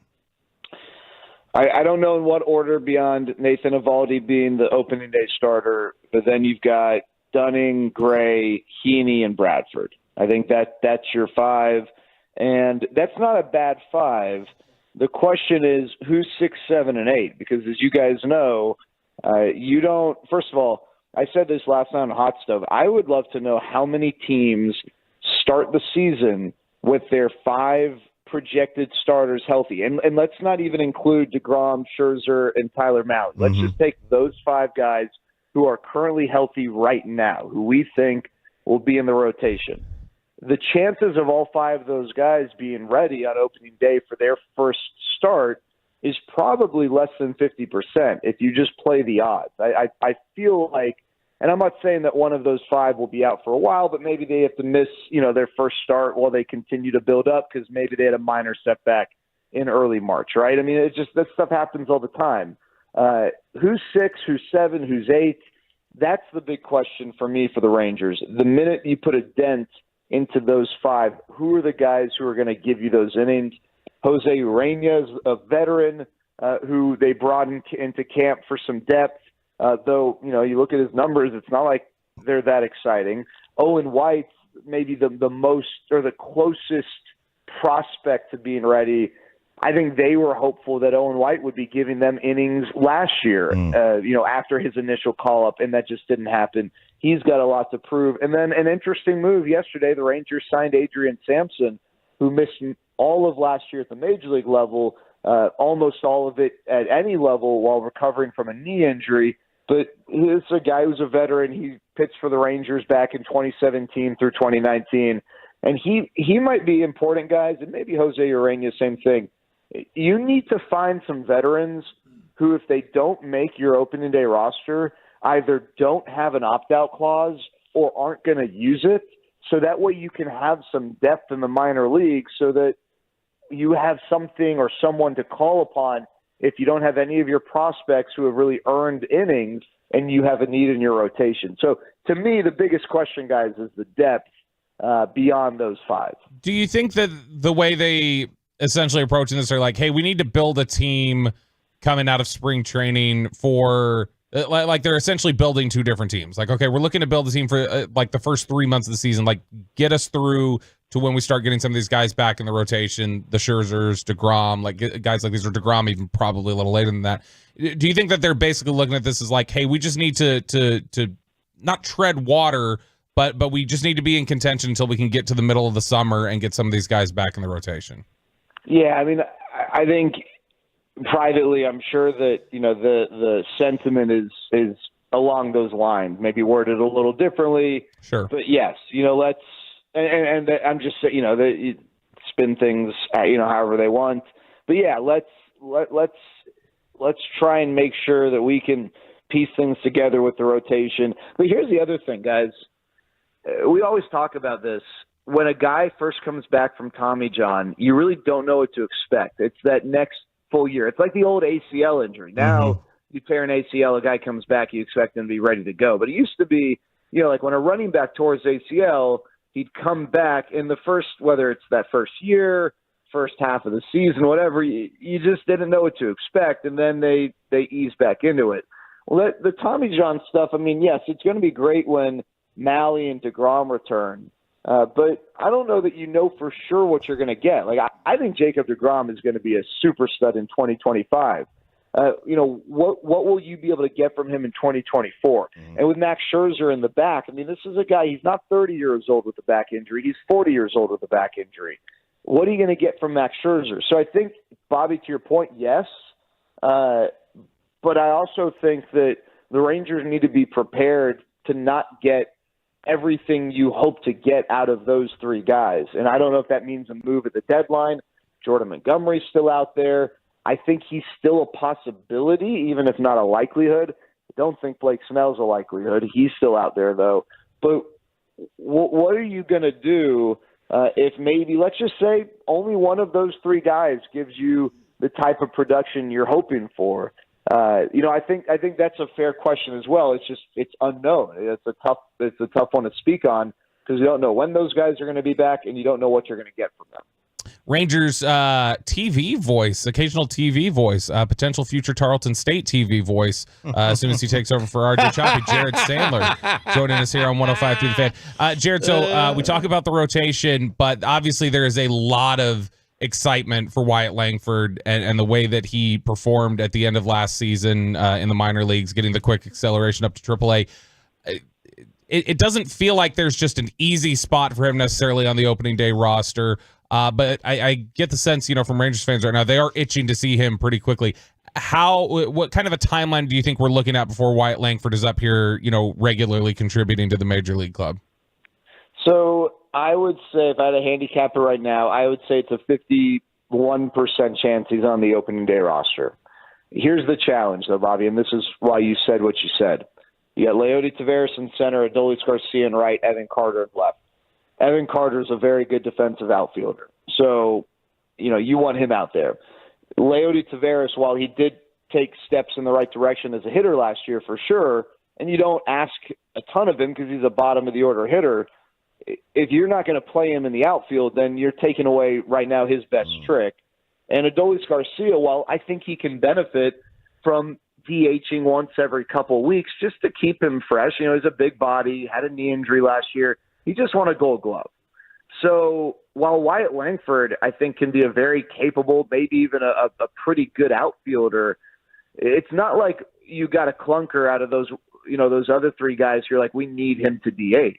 And I was talking to Michael Young about this, and we were talking about, Wyatt Langford as a DH, and he said it's so tough for a guy who's trying to prove himself and establish himself as a major leaguer to DH when that's not typically what he does. You're not used to it, but hitting's hard. And at least, like with Evan Carter, he hit the ground running, right? But we didn't know that he was going to do that. And one of the biggest arguments, in addition to Adolis getting hurt, with Evan Carter was, well, at least, even if he's got some growing pains offensively, he'll be able to contribute defensively and on the bases.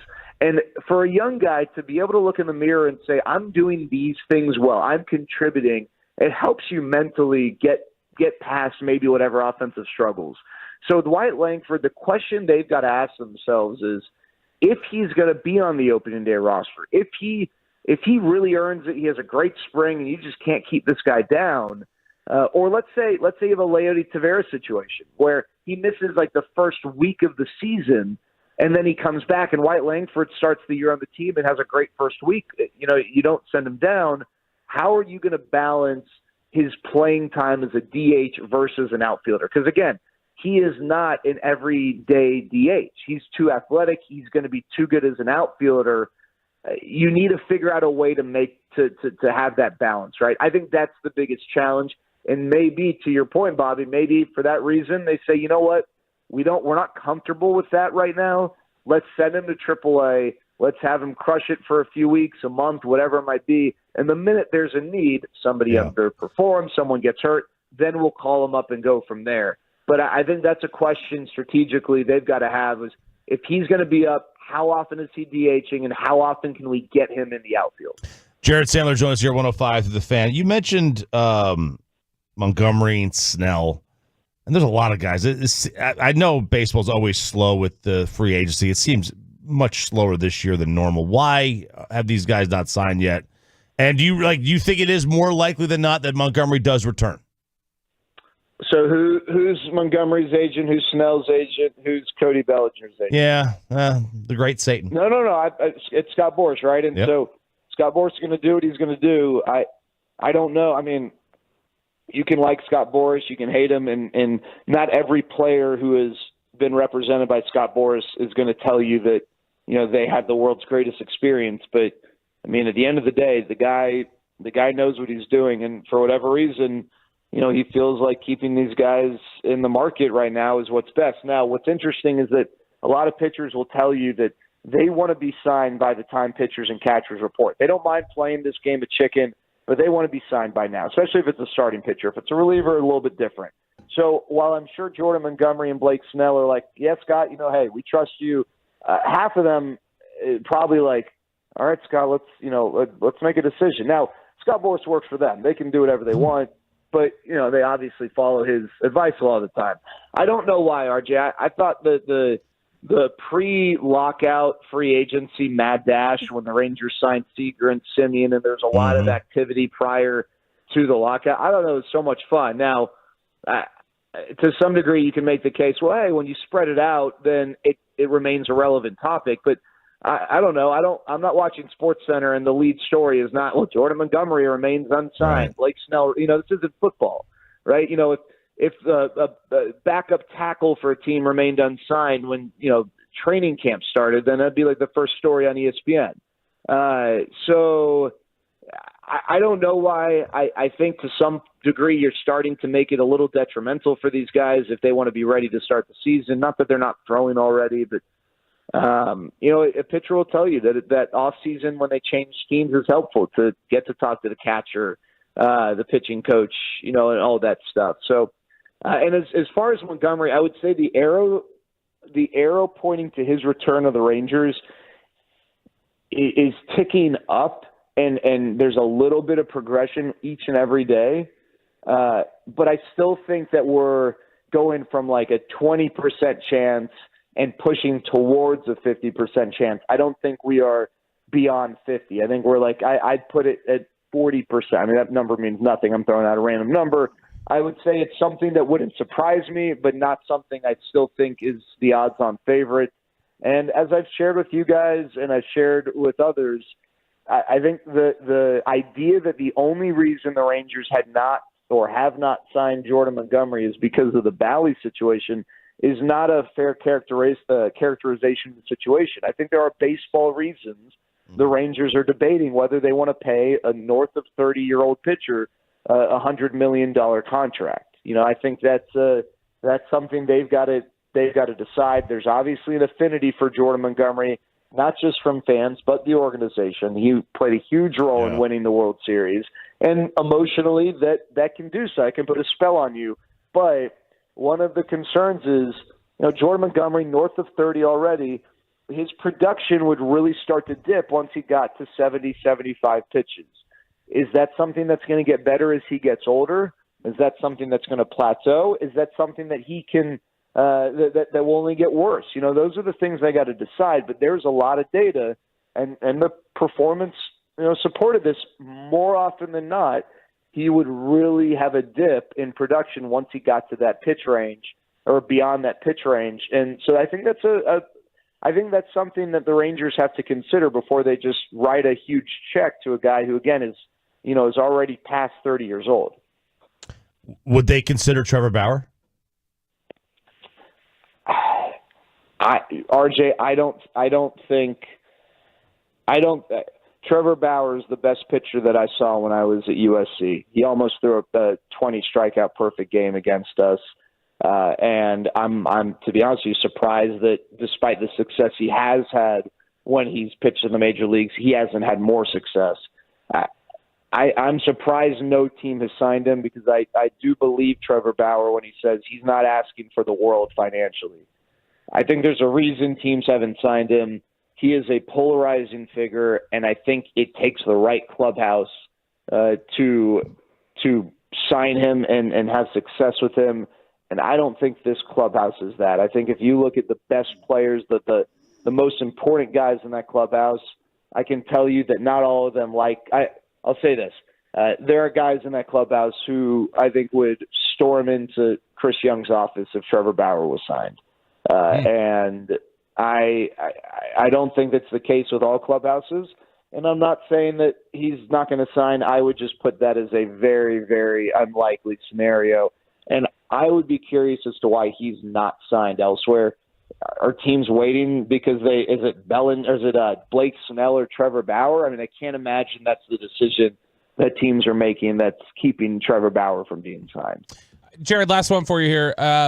You mentioned your conversation with Michael Young and what he had talked about in terms of Wyatt Langford and having to step in and DH if that's not your normal role and how that can be a difficult adjustment. Because of that, should we similarly prepare for a little bit of patience for Justin Foscue if he ends up taking that DH role and has to do that every day? Because, I know there's still a lot of excitement as well for Foscue. Yeah, and I would say Foscue is slightly different just because he might be a everyday DH, right? Like this is he wasn't doing it in the minors, but ultimately this might be his role. He has gotten better defensively at second base, but he's not playing second base for the Rangers. All right, so maybe Marcus Semien doesn't start 162 games. He'll start 158, right? So you're not bringing Justin Foscue in as a defensive replacement. He can't play short. The question I have is, can he play can he play first? And, I know he's worked on it a little bit. So maybe now Nathaniel Lowe sits against a really tough lefty. I don't know, or maybe there's an out, he adds outfield to his bag or something. But at the same time, you don't want to just put him somewhere because he can do it. Can he be good at it? Because remember, this is a team that was very good defensively. I think that it's a fair concern, and yes, the same concern applies. The only difference I would say is ultimately White Langford will probably get to a point where he's almost never DHing, right? The minute that role opens up, whereas Justin Foscue, I think, will, unless he goes to a team that just is depleted of infield depth, specifically at second, I think he's a guy who will spend a lot of time at DH, and it'll be important for him to get used to that. He's someone who I think a lot of people thought would have been traded by now. Still could happen, but I'm glad you brought up Justin Foscue because he is hit and hit and hit, and maybe he's a good DH candidate. Maybe he's someone who, to the surprise of many, will actually contribute as a Texas Ranger, not by bringing talent to the organization in a trade, but by wearing the uniform and being in that lineup starting on opening day, because the Rangers have not signed someone or acquired someone who is a shoo-in to fill that DH role. And if they don't want to go with White Langford, then I think Justin Foscue's obviously the next guy. Hey, appreciate it, man. Have a great season. Great call this year, man. See ya. Hey, I just want to know, last year at this time, Bobby said that the Nathan Eovaldi acquisition was a bad acquisition. I don't think I said that. Yeah, you did. Don't No, think you did. I was in the airport. I remember it exactly. Then you were distracted. That his velocity dropped. I just want to know because Rougned Odor, Hall of Famer. We all have our misses, but Bobby, it turned into a World Series, and it turned into this guy just being a stud. So who's your I don't like this guy signing this year, so that we can have that guy elevate his game? Mally, yeah, for sure. Okay, all right, there you go. Love it. See you guys. But I think I specifically said Eovaldi was going to win the World Series for them. I remember. Yeah. No, that's right. You're right. I think your therapist reminded you of that when you told her that you always have to be right. Indeed. Yeah. See you guys. Love you, Jared. Jared Sandler, Rangers play-by-play. Making big moves this year, radio and TV. Woo! Oh, hope he's got some suits. I'm sure he's got a few. I'm sure he has a few. He seems like a polo guy. Polo and two hands on the mic. Seems like to me it will be his pregame approach. Absolutely. All right, let's chop it up. All right, here we go, fellas. Let's have a little fun today. What was your favorite Super Bowl commercial, Robert? Probably the Arnold Schwarzenegger one. All right, keep going. Give me another one. I don't know. I was not a big fan of all of them. I didn't like the Duncan one. No, not that one. Keep going. Duncan. There you go. I didn't like the Duncan one. Okay, well, you're an idiot. Be that as it may, this is a great move. As if the commercial wasn't a badass enough move. How about this one? They sold those tracksuits online. The tracksuits that Ben Affleck and Matt Damon and didn't they wear those essentially in Good Will Hunting? Like, wasn't Ben Affleck wearing the same tracksuit? It was very baggy. Anyway, they sold those Tom Brady, not just those, but like actual. They didn't sell the ones they were wearing. They just sold other tracksuits, and they sold out in minutes online. Marketing, bro. It's genius. I don't think when they did that, they were like, oh, we'll sell a million of these things. I figured they were just like, hey, we'll make these and make a couple bucks off them. They sold out in minutes at $120 a pop. That's pretty cool. It is crazy to me. Like I think they probably did because everything is so calculated. I got lost down a YouTube rabbit hole yesterday about the marketing behind Zima and the marketing behind Surge back in the 90s. Something different. Like they hired a marketing firm to come up with the name Zima. Bob, Pate, you have no idea what we're talking about, do you? No, I'm just laughing. Zima, something different Zima was a little ahead of its time. It was. This is before the Mike's Hard Lemonade and all the. It was essentially a clear beer that they didn't want to market as beer. Yeah. But they also didn't want to market as a wine cooler.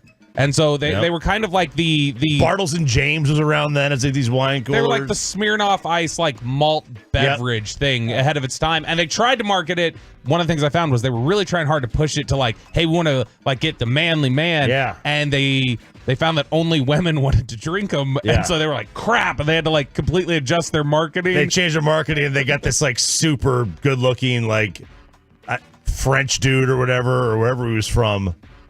He had like a European accent. He felt like it was a second language, and it was like he was something different. Like so they would go Zima, something different, and like that was their marketing. It's like it feels a little xenophobic now.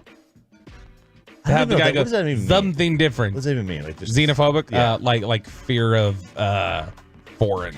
Oh, so Peyton. Yeah, exactly, Peyton. Right. Peyton at UNT. So these tracksuits, look, if you buy one of these things, you can find them online.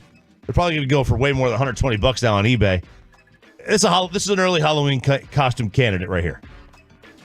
Kelsey and Swift for sure is going to be one. This is an early. This is a good Halloween costume that you could probably bring back 15 years from now too if you wanted to. So I thought that was kind of cool from the Super Bowl. Would you and Sarah go in these? Yeah, I mean, like we she's more creative. I feel like you wore something like this probably in your Jersey days. 1,000%. Like you were definitely had one of these full body windbreakers on when you were at Frank's Chicken House. No doubt. No doubt I would. She's creative with Halloween costumes. We haven't done I didn't think we did one last year though. Ditch your wallets. You got a wallet? Peyton, you carry a wallet? Yeah, I do. I carry a wallet. I got a thick wallet. Yeah, you do. 2 C's. No money. So, Gen Z is killing wallets. They do a lot of good things. Gen Z is my favorite generation, man. I know everybody hates on them. I love them. Mm-hmm. They are changing the world step by step. There's something different. They are changing the world.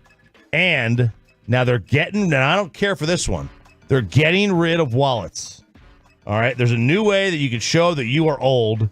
So Gen Z, they use, and my kids use this. I hate it. They use their phone as their wallet. No, don't like it. Terrible idea. They stick all their credit cards and stuff in their phone. So it's like you got to separate the lock and the key, man. I can deal with one getting lost. I don't want to deal with two of them. Yeah, Jake Ferguson talked about this. Or we talked about it with Jake Ferguson because I think that's what Ferg does.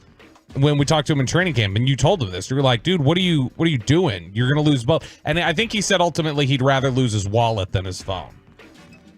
I mean, I could cancel everything really quick. Do you carry your Social Security card in your wallet? No, I'm not an idiot. I don't carry mine, I don't think. But I know you're supposed to, right? That you're supposed to.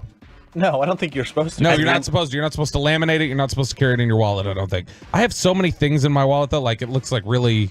Yeah, you got one of those Costanza wallets. It's stuff that, like, I don't even... Like, look, I'm just going to take this out. I don't even know what's in here. Hey, I get your Tom Thumb Rewards card. Happy Father's Day.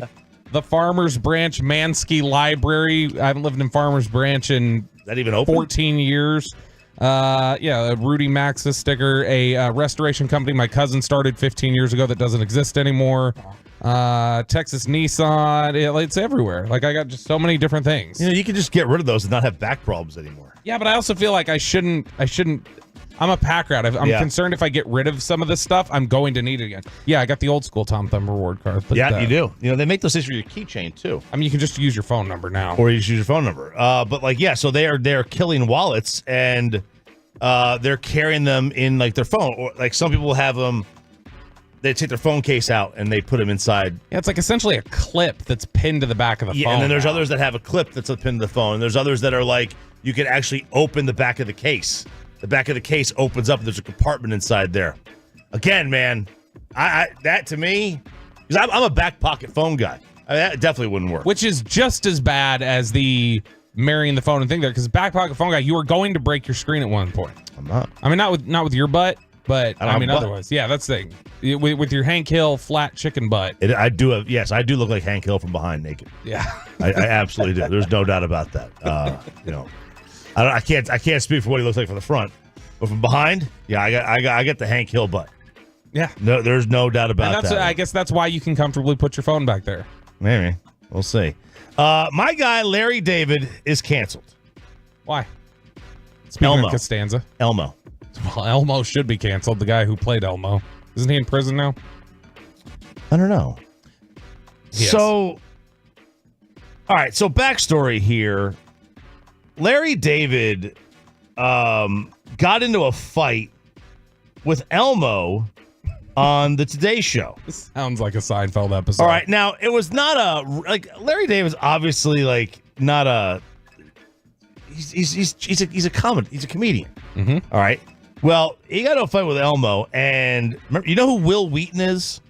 Yeah, Will Wheaton was Star Trek. And Stand By Me. Stand By Me, Ready Player One. He was in Ready Player And One. he posts on Facebook. So I heard about Larry David assaulting Elmo on live TV, but didn't watch till now because I knew it would upset me. Holy blank, it's even worse than I thought. What is wrong with that guy? Elmo was the best friend of multiple generations of children. Elmo is a child. That's what he said. Elmo is a child who is currently putting mental health and caring for others in the spotlight, and Larry David did that and thought it would be funny. What a blank. You know what? What a stupid, self-centered, tone-deaf. There is not a damn bit of difference between Will Wheaton and Alyssa Milano. I mean, other than looks. But Will Wheaton is essentially the male Alyssa Milano to me. His Twitter presence, his career, his upbringing, like his career trajectory, and then now how he's become just this shrill whiner on I have no idea. Oh yeah, no, this is his reputation. This is his reputation, is to, like, he probably is the one who called in about that Beyonce country song in Oklahoma that we referenced earlier today. The call-in complaining that you're not playing Beyonce's country song. Yeah. That would be a Will Wheaton complaint. This is the dumbest story I've ever seen. Larry David does nothing seriously. Like, he's having fun with an Elmo character. I watched the entire video. I did not take anything of this that could be remotely offensive. People are saying this was child abuse. It's a puppet. It's a puppet. I'm blown away. Blown away that this created the uproar that it did. His new Curb is back, final season. I haven't seen him yet. Waiting. I don't want to, because they come out every week. This is a Curb. Is this going to be incorporated in a Curb? It might be. It might be. Like, this feels like a Curb thing. It might be. Like, oh, I fought Elmo and now everybody hates me. Yeah, it might be a Curb thing. I have no idea. I haven't seen the season yet because it's only a couple episodes in, and I want to wait and watch them all at once, as opposed to having to wait a week between episodes. Sure. Plus, Sarah's never seen the show. She's only seen like one episode. I think I've seen like 3. And I've got to get her into this before. Although you don't really need to catch up to it. No, they're all kind of standalones, aren't they? They're all standalones. It's just like Seinfeld. It's like Law and Order. You just watch one and it's your comfort show, as we discussed yesterday. That would be your comfort show, is Curb. Comfort show. All right. That is chopping it up, Bobby Belt. Here on 105 through the Fan. Sean and RJ. Sean is out today. Hopefully back tomorrow. By the way, 2 o'clock today, Mike Zimmer press conference right here on 105.3 The Fan. And to talk about that, how close are the Cowboys to butchering the hire and losing out on Mike Zimmer? John Machota joins the show next on The Fan. But first,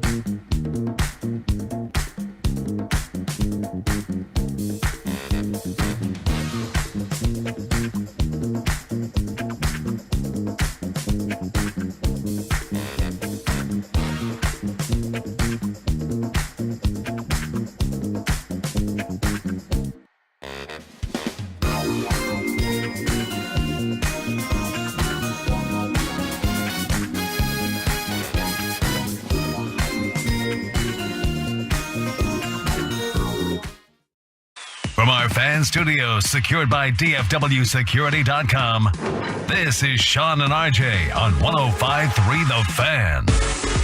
Good morning, DFW. Sean and RJ here on 105.3 The Fan. Sean is out today. Little sick, little sniffle, little congestion, sinus. Not even sniffles.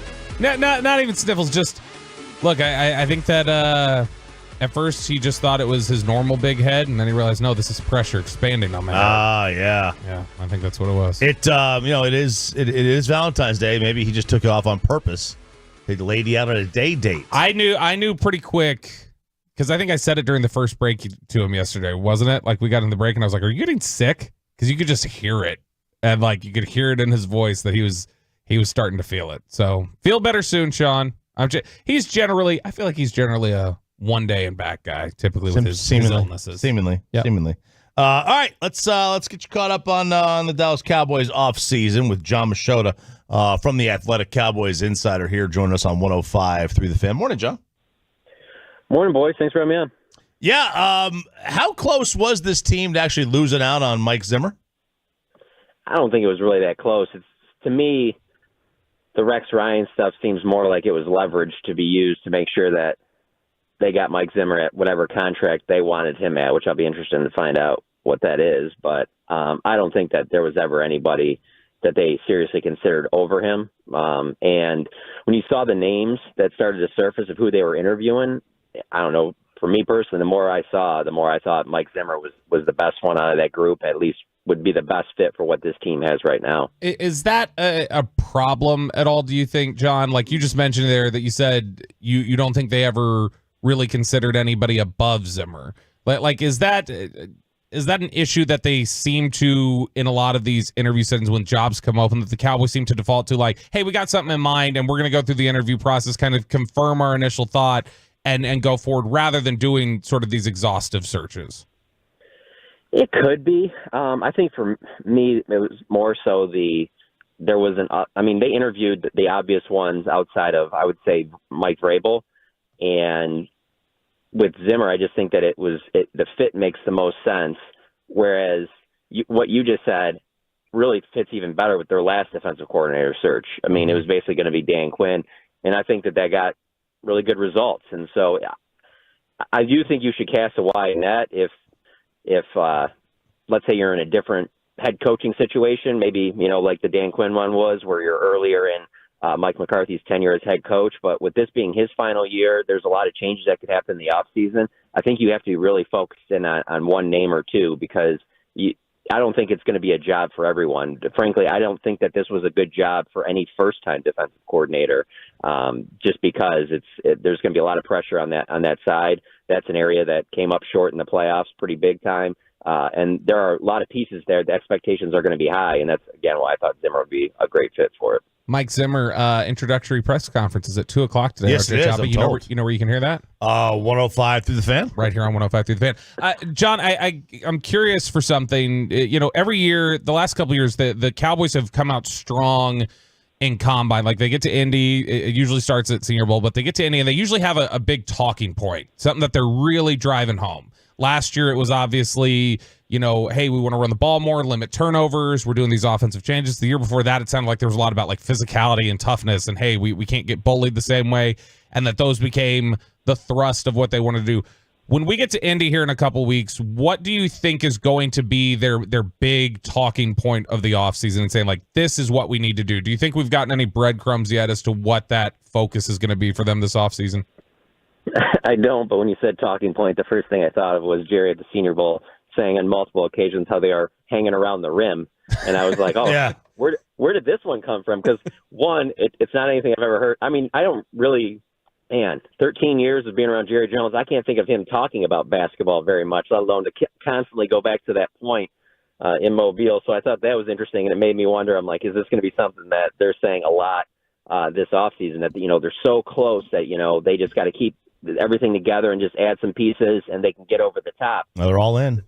Yeah, and then the all-in thing started coming out there too, and so I think that's probably more likely that they'll stick with that more. But you can say all in all you want, the actions will speak louder than words there. And let's be honest, it's pretty fascinating to look these last 4 years. just speaking about the NFC, before the playoffs even started, we could have went around the room and asked everybody, all right, which team do you think will get to the Super Bowl? And if you just pick the team that was clearly the most all-in throughout the season, not even up for debate, those are the last 4 teams that have made the Super Bowl in the NFC. It was Tampa Bay the year with Brady. Then you had the year with the Rams with Stafford, last year with the Eagles, and this year with the Niners. It's like it's been very clear the team that has made the Super Bowl from the NFC the last 4 years who was all in. And so you can say it, put it on T-shirts, put it on billboards outside the Star, but we'll know when we see it. You know, we saw a little bit of it last year with some of the trades they made in March, but there has to be more than that. Because like all in, so I think a lot of people means like free agents, but the Cowboys, it's completely possible that they're all in just means re-signing Lamb and Micah Deck. And that's all into them. Absolutely. No, there's no question that to them, and when Jerry says it, first, when it comes to Jerry, you can never take it as like it's this, just this one-way highway. This is just where everything's going. There's always some exit ramps where he'll take the conversation somewhere else. So to your point, that second part of what you just said could totally be that. And I'm just sitting around here looking at 28 years since they've been to an NFC Championship game or been to a Super Bowl, and I'm thinking that's not going to be selling anything to fans, and that makes me wonder if are we going to get to training camp, and is the big thing going to be like, well, there wasn't a lot in free agency done. We didn't really like what was being offered out there. We didn't have a lot of the trade offers that we liked, like we got last year in Cooks and Gilmore. So the big change is going to be that Mike Zimmer is now calling the defense. Well, I mean, that's a start. That's definitely a change. He'll do things differently than Dan Quinn, but that's not nearly enough when you're saying all in. No, and when you enter, because obviously that was something that wasn't even up to them. Like if Dan Quinn doesn't get a job, they're keeping things the same way. So it's a little bit of a convenient fallback. But when you get to this Mike Zimmer press conference today and get an opportunity to sit down there, what is the top question for you? What do you think is the thing that you're most interested to hear Zimmer speak on today? Is it going to be, scheme stuff? Is it going to be specifically his thoughts on Micah Parsons? What do you think is the biggest question that you want to hear Mike Zimmer answer today during the press conference?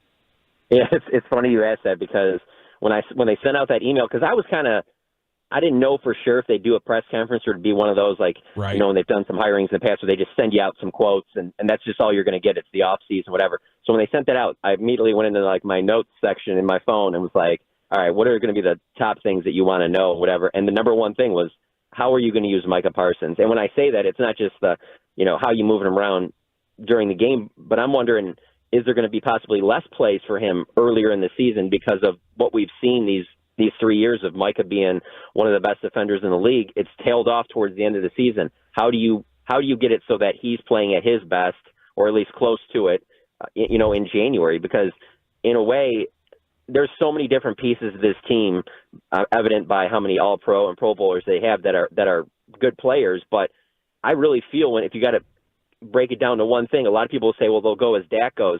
I kind of think they go as Micah goes. And so if he can maximize Micah to be the best Micah that we've seen, if Micah's best season in the NFL is his fourth season after what he's done, the Cowboys would be fine. So to me, that's the number one thing. Is Micah... I want to think of the right way to ask this. I think there's a sense from fans lately that, okay, Mike, why are you talking to Jordan Love? Why are you, praising opponents on your podcast? Why are you, talking about, well, we didn't have enough good players? Is there any sense, do you think, that this is at any sort of a teetering point for Micah Parsons in terms of his future and this marriage between him and the Cowboys? Or do you think that, hey, that's a little overblown? Ultimately, the likeliest scenario here is that he's here for the next decade.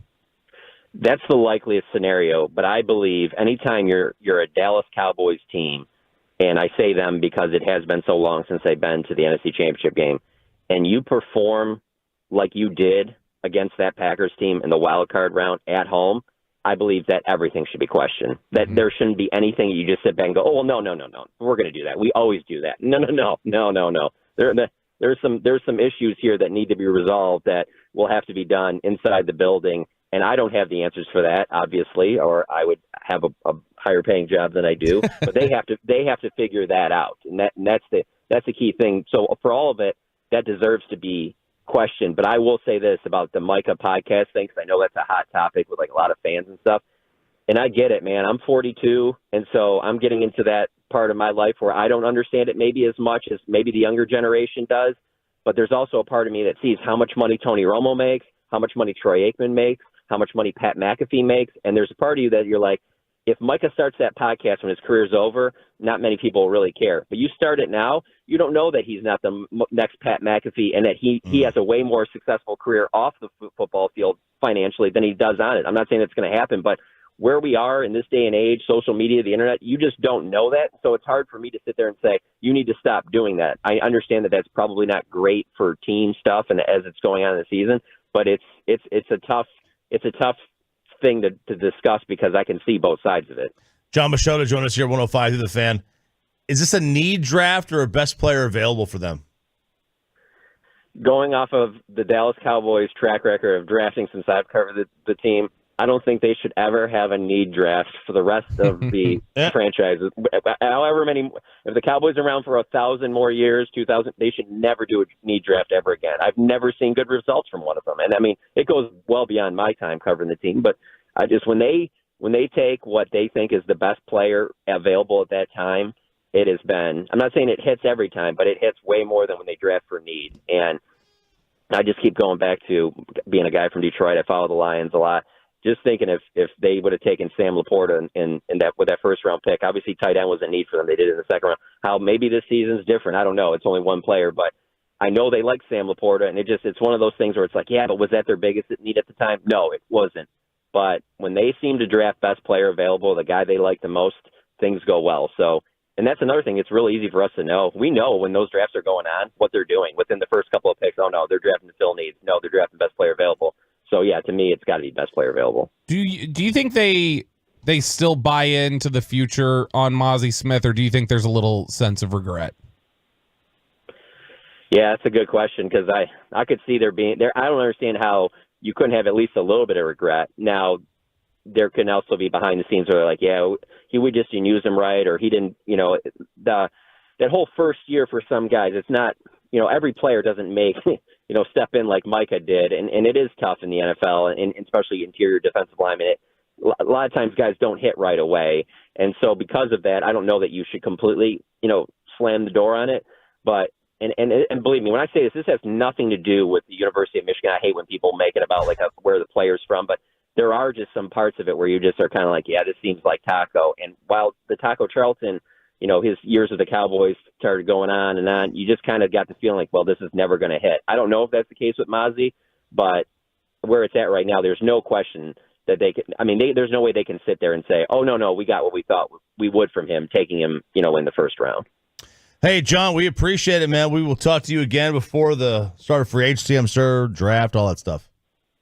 Thank you, guys. I appreciate it, man. Hey, John, real quick, can you, during the press conference today, if I don't get an opportunity to, can you ask Mike Zimmer what it was like to play around 9 or to coach around 9 God? Yeah, I knew where this was going. I was just wondering I wonder which path you were getting to this. Yes, I will definitely. That'll be number one on my list. I just bumped the Mike question. Perfect. Thanks, Johnny. Love you. Man, you're going to bring that up every time with him. Every time. I've destroyed his Twitter mentions more than once over the last 7-8 years doing that. So.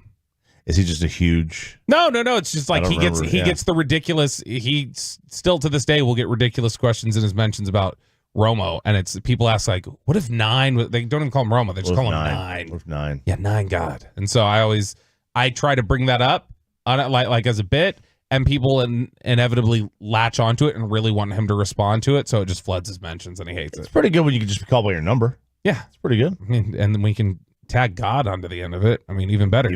What if you could go by Chop God? You do go by Lord Choppy. I do, but yes, I am Lord Choppy. Yes. Well, I forget about that. I forget that I am a landowner in Scotland. I saw there was an ad last night on a video where you could buy a plot of land and be named a lord, and I thought of you when watching it. $75, man. Yeah, it's $75. You get a little certificate, and you're a lord. I'd pay $75 to be better than people. I mean, I don't know how official the Lord rankings are when you rank them one by one. A sir is better than a lord. You're my number one. You're my number one. Right. Thank you, man. You too. All right. It's Sean and RJ on 105 The Fan. Sean's out, but we're still doing it. Meet Church Wednesdays with Matt Pittman on this Hump Day edition. Hump Day of Sean and RJ on 105 through The Fan. Let's get you over to Zero Res and get that carpet clean. Clean way, green way, Zero Res.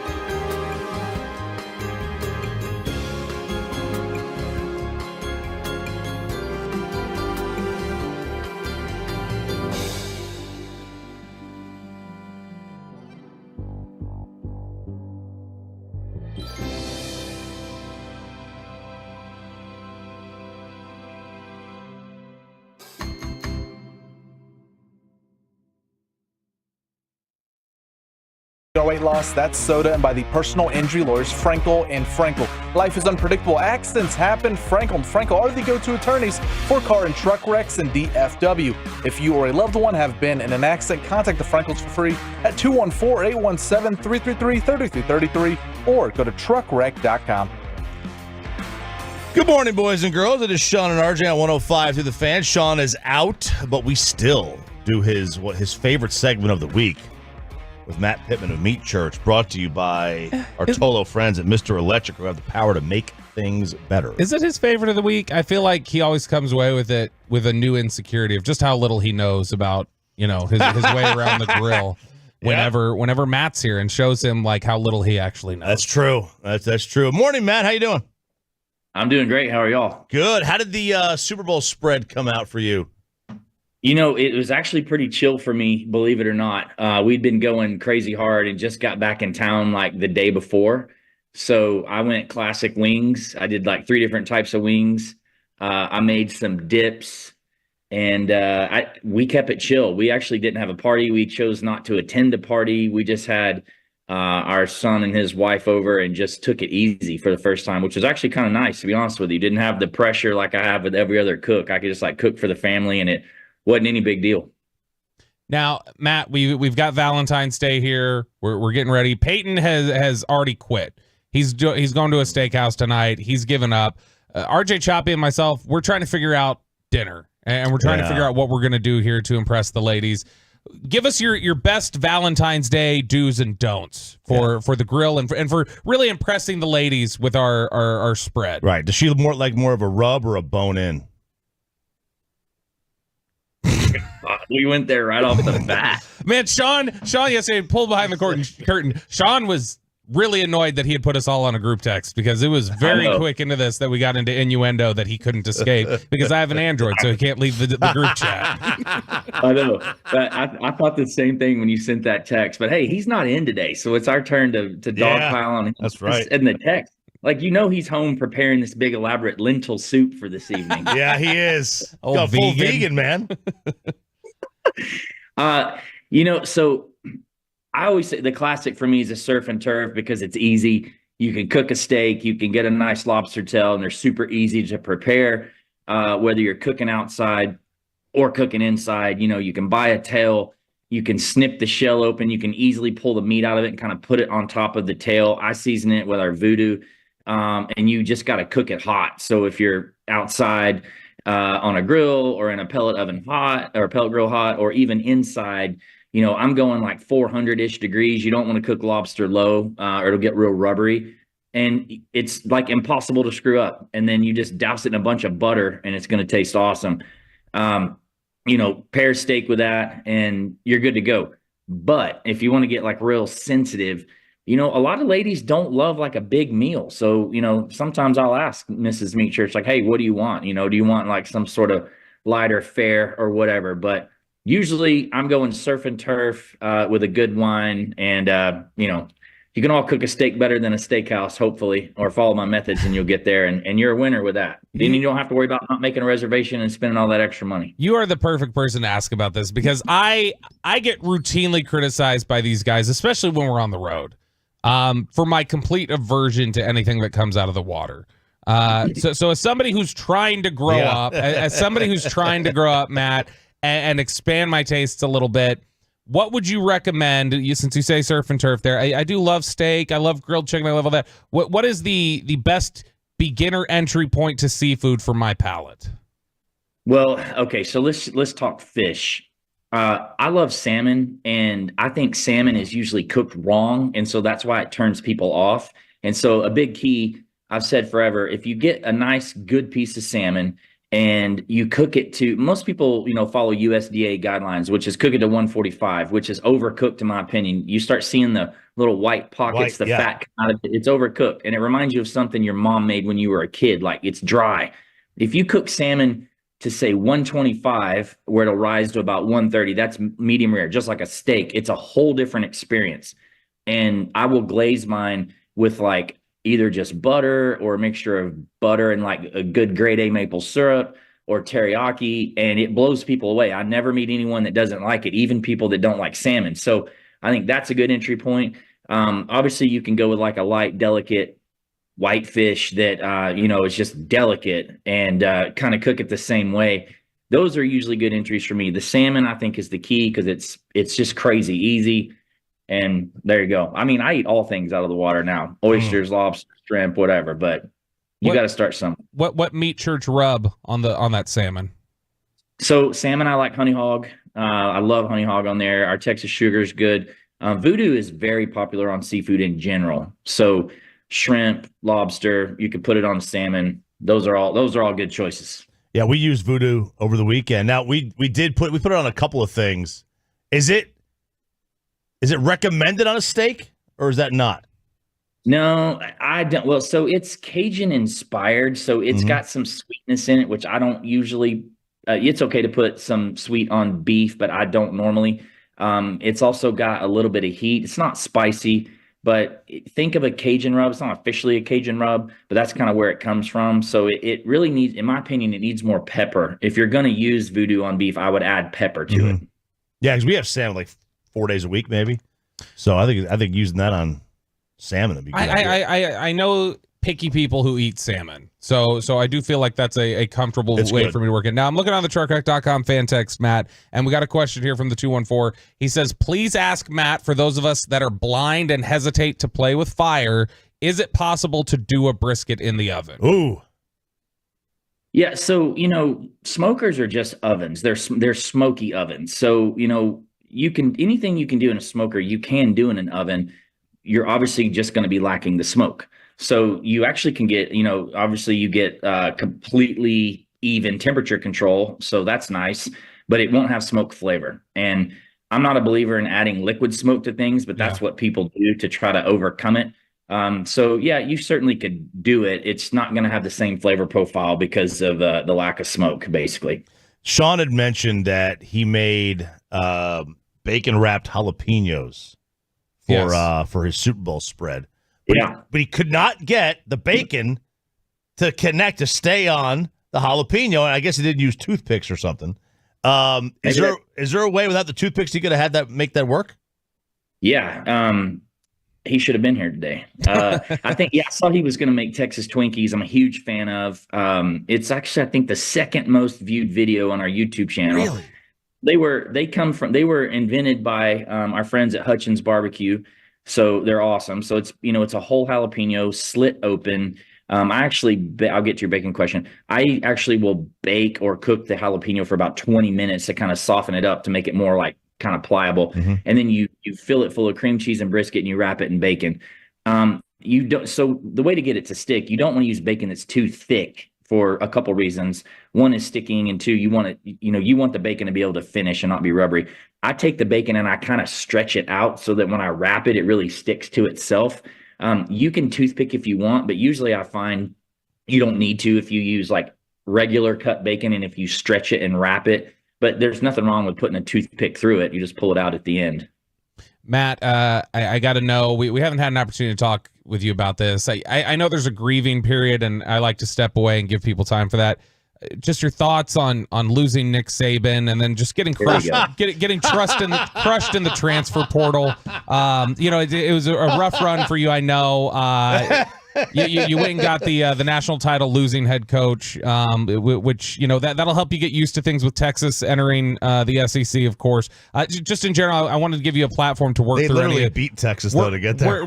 Just calm down. Work through any of those emotions that you have there, Matt. Yeah, I think I told you last time I was grieving. This was tougher on me than my parents' divorce. It's a big deal, right? I mean, it's huge. You do have a good coach. Kalen DeBoer is a good coach. I like him a lot, actually.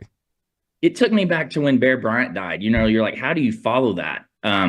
Basically. So, I don't think there's anybody they could have hired that would have been like, oh yeah, that's the best. He is a great coach. I do hate the state of college football with everyone just being able to leave. Take Alabama out of it. Like it's horrible as a fan to like watch half your team leave. And so to watch all those guys leave was horrible. I'm glad DeBoer did come back and had a great class. So that was positive. And he, people aren't really talking about this. He put together like an all-star coaching staff.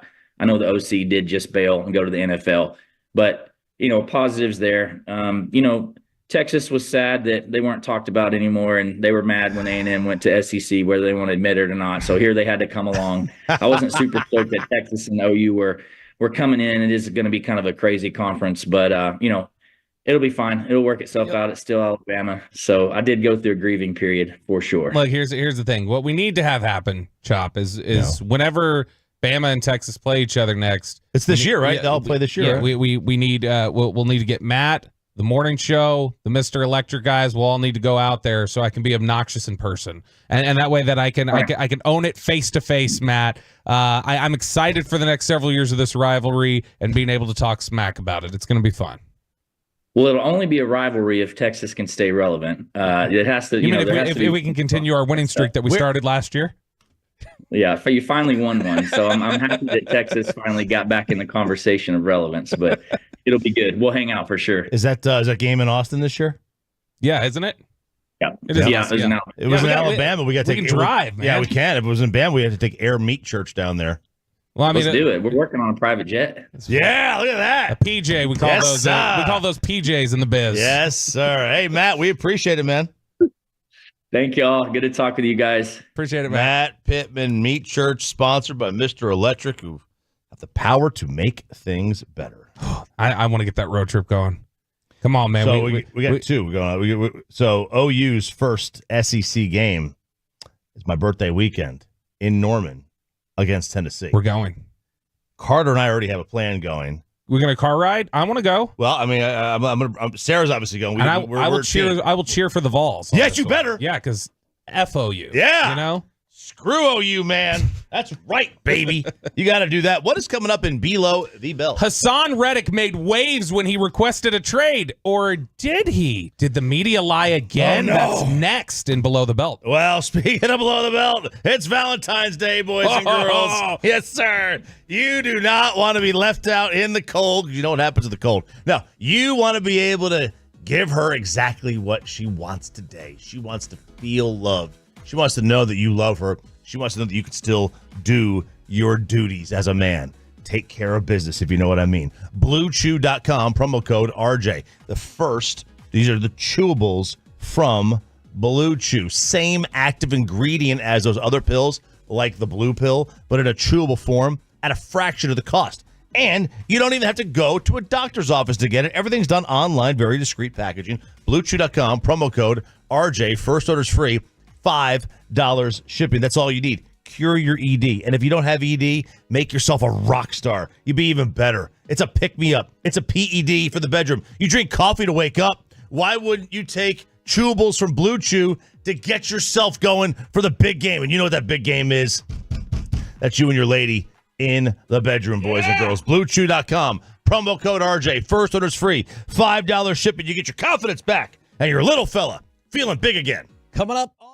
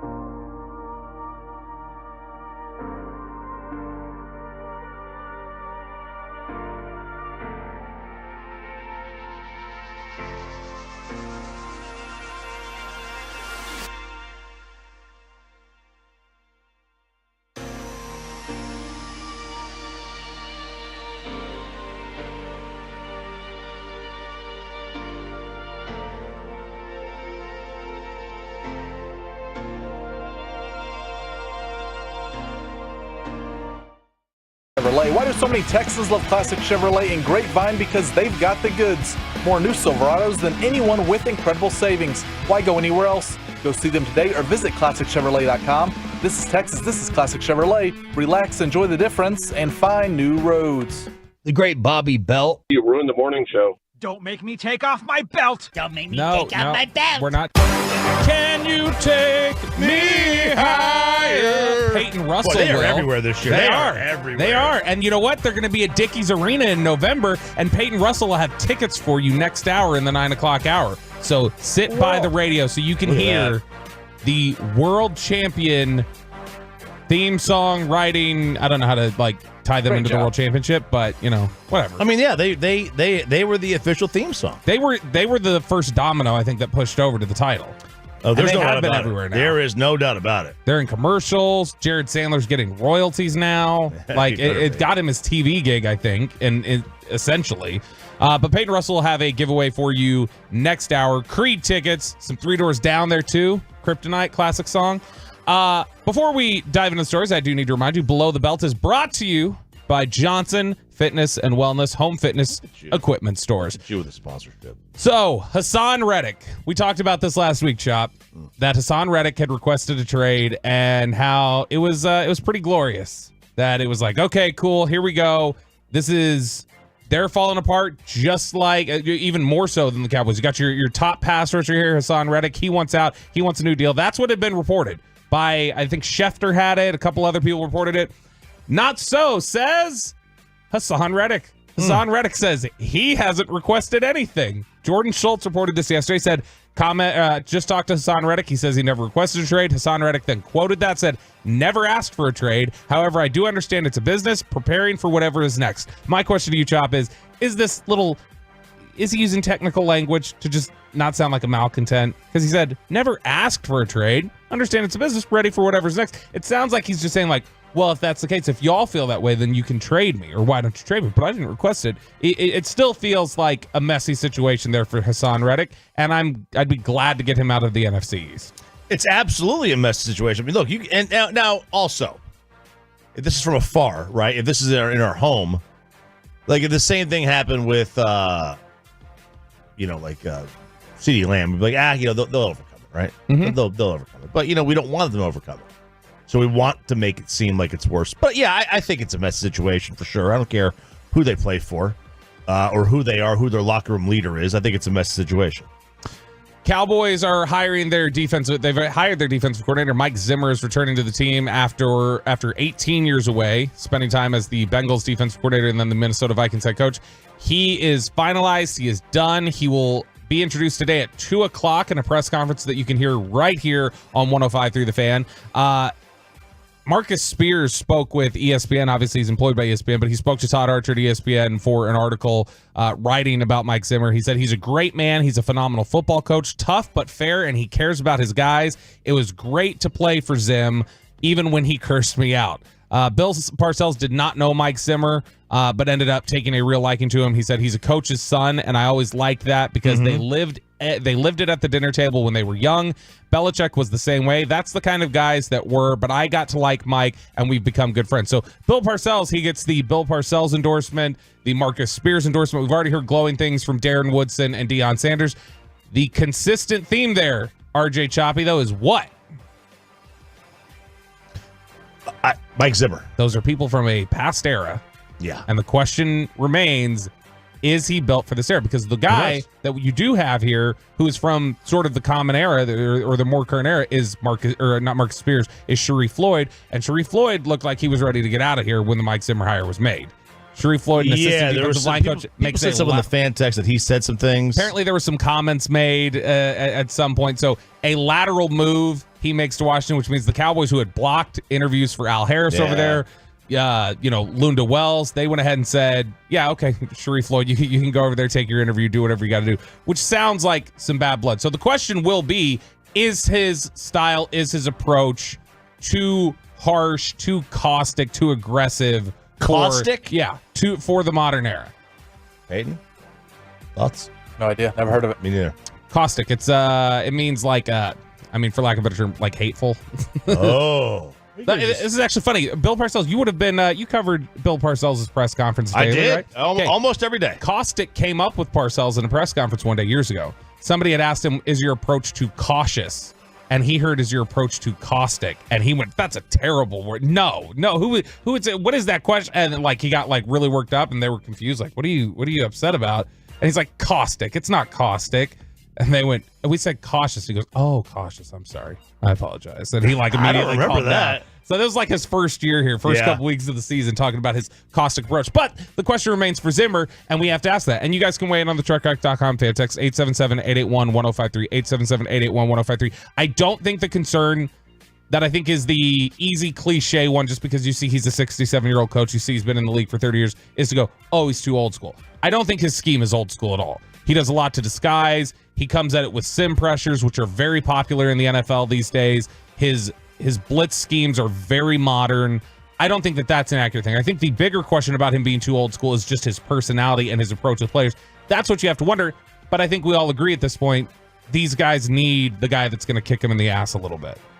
I don't have a problem with a little butt kicking. Not at all. I don't know if how his style is going to work. Like from a coaching style, like it's a real concern though that we'll have to watch this year. His scheme, fine, it'll be okay. I don't have a problem with his scheme. It's the question is going to be, like these are different players. Every year they're different players, and it seems like over the last, 2 years, 3 years, it's been magnified even more. Yes, how different the players are, and that's about the time Zim left. Ever since COVID, it's been a completely different sports world. Society's changed too. And just look at the average age of these teams. These teams are young. They are young. Oh, we just talked about the Chiefs. The Chiefs being the two youngest defenses to win the Super Bowl. Was it in history or something like the last 30 years? And they did it back-to-back years. And they've done it. Yeah, the last 2 years, their defense has been the youngest one to win the Super Bowl. And that's, being able to handle that with an old school coach like Steve Spagnuolo is probably part of what makes the difference. Yeah. So I do think that aspect of it is a major player. Now we do have, I know we got some audio for this too here, so Peyton have cut 6 ready. Chop, you sent a story last night, Jason Kelsey and some of the discussion that's going around about just the insanity that has surrounded the Taylor Swift presence around the Kelsey family. What do we got here from Jason? So he was on the Big Pod with Shaq and Adam Lefkoe. By the way, Adam Lefkoe. Did you see Shaq taking shots at Kanye West yesterday, by the way? Did not. Kanye had said something. I don't know. I guess they've had some sort of dispute, and he posted something, and Shaq jumped in his comments, and he goes, I know you saw me at Super Bowl, you coward. Yeah, and you weren't running your mouth when you were across from me. So we got some growing Shaq and Kanye beef. Oh, and Swizz Beatz, Alicia Keys' husband, weighed in and said, we don't mess with negativity around here on this Usher thing. They're friends. They're great artists. I'm not worried about it. So the Usher Alicia Keys romance is put to bed. That is BDE right there. It is. Swizz, man. I appreciate He couldn't that. go 5 days, or she couldn't. Nah.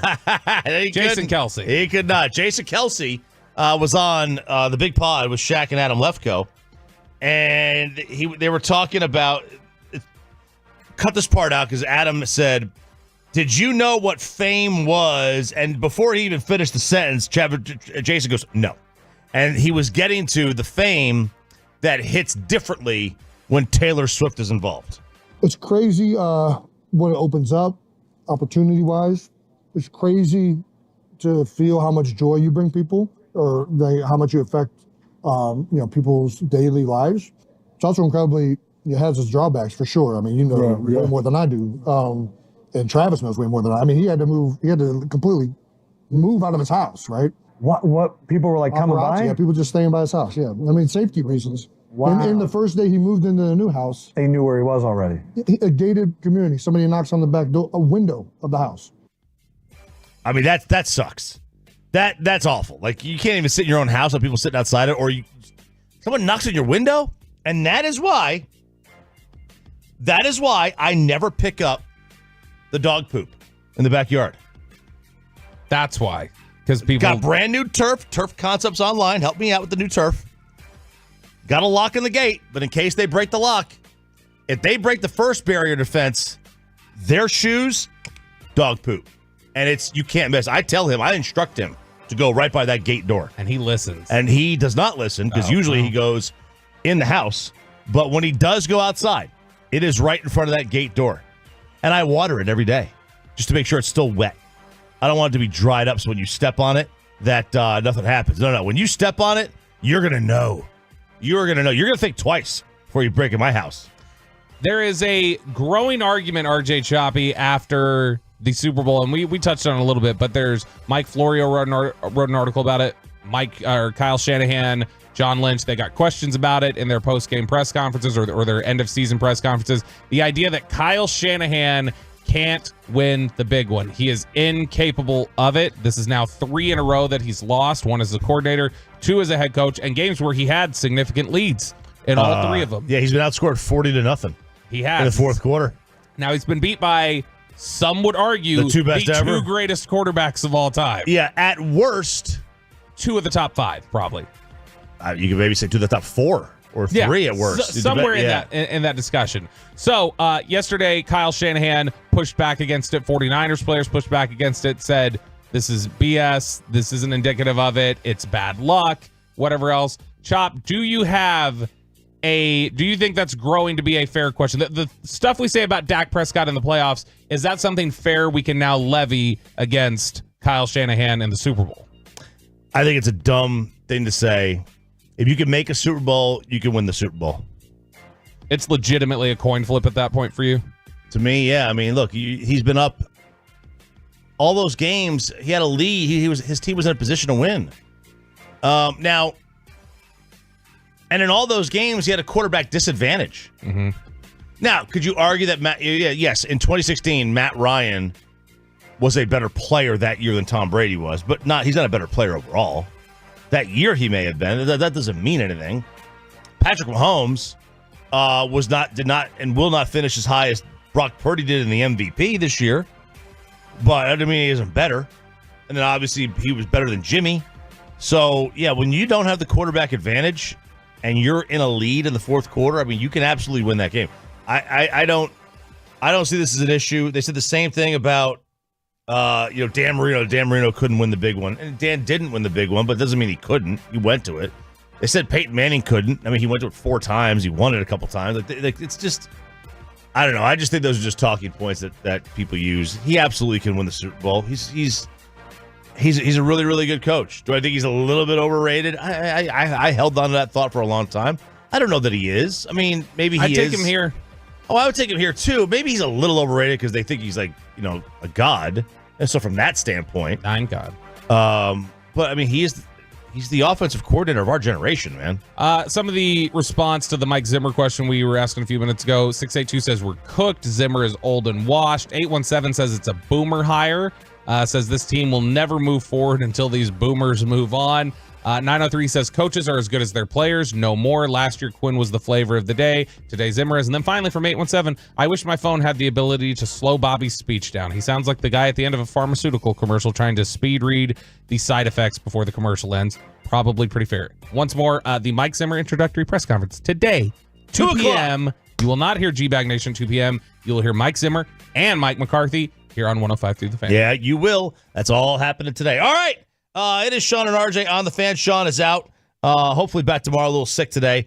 How about a little college football kegger, college sports kegger? Woo! Because this is my favorite time of the year, boys and girls. I know everybody after football season gets all depressed. But we got Major League Baseball today, and we've got a little college basketball, which is ramping up as we get closer to March Madness. And there's some college football news that's happening all the time. Did Michigan save college football? Did they? College kegger coming up next to The Fan. But first, it is.